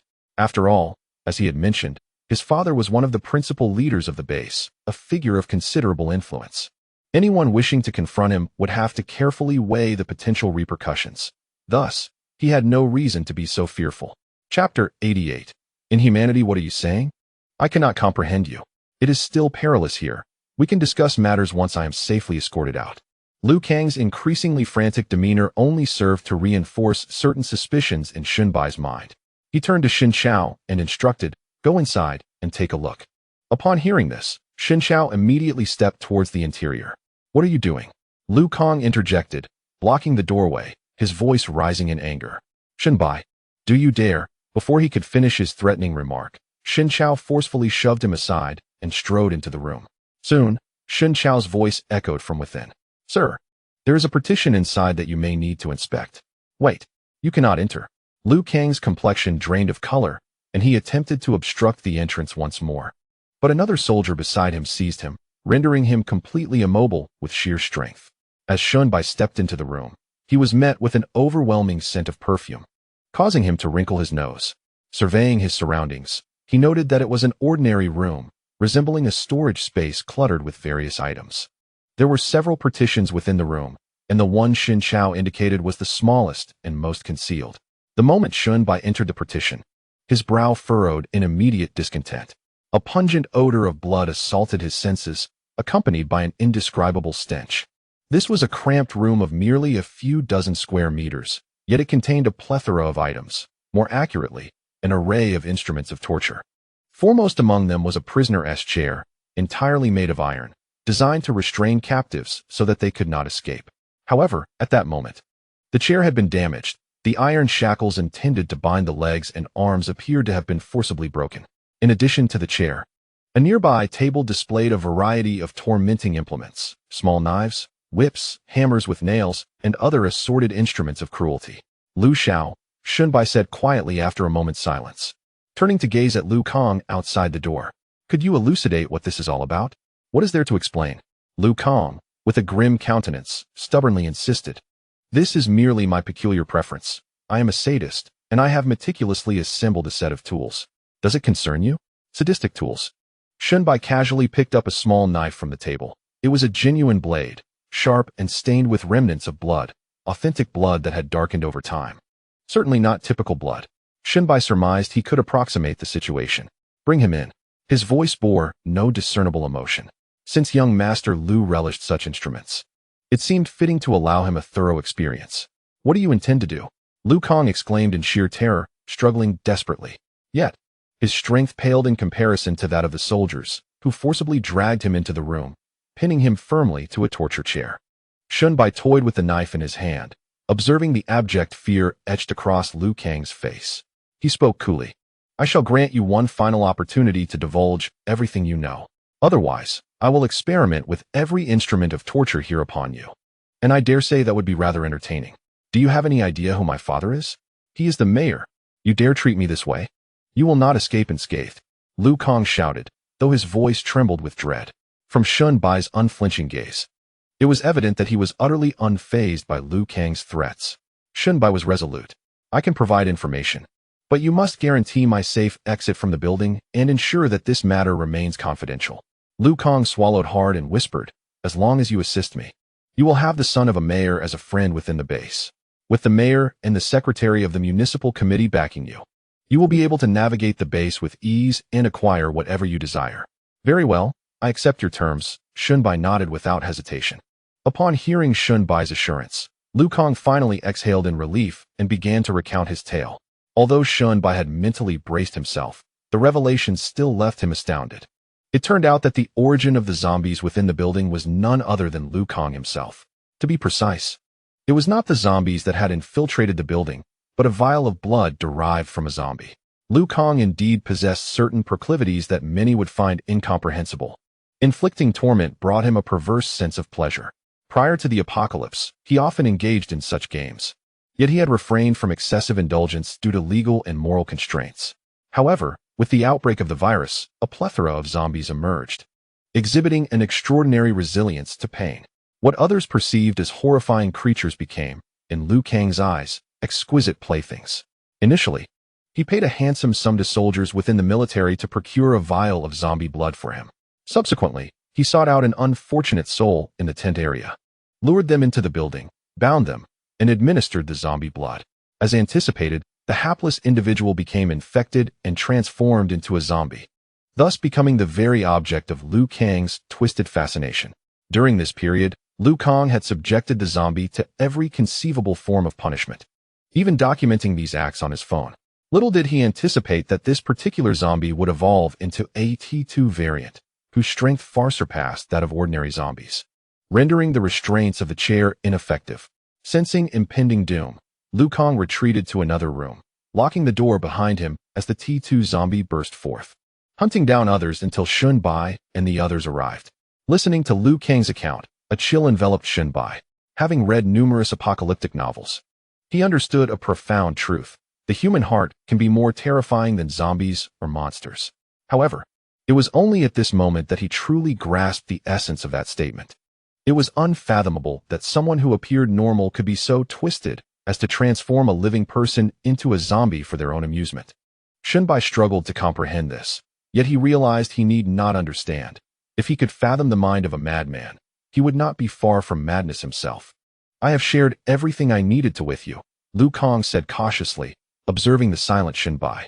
Now that you possess leverage over me, I assure you, I will not dare to harm you. Whatever you desire, I will do my utmost to fulfill. How does this proposition strike you? Gazing at the obsequious expression on Liu Kang's face, Shenbai pondered briefly before responding. Where's the phone you used to record the torture of the zombie? Right here. Liu Kang promptly retrieved a sleek, new smartphone from his pocket and handed it to Shenbai. You may keep this as evidence to ensure your peace of mind. I have no intention of resorting to deceit. All I seek is your assistance in leaving this place.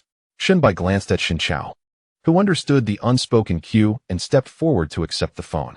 The thought of taking anything from such a despicable individual made Shenbai feel profoundly repulsed. After Lin Xiao received the phone, he unlocked it using the password provided by Liu Kang and indeed found the videos in the gallery. Let us proceed, Shenbai stated coolly to Liu Kang, having completed their exchange.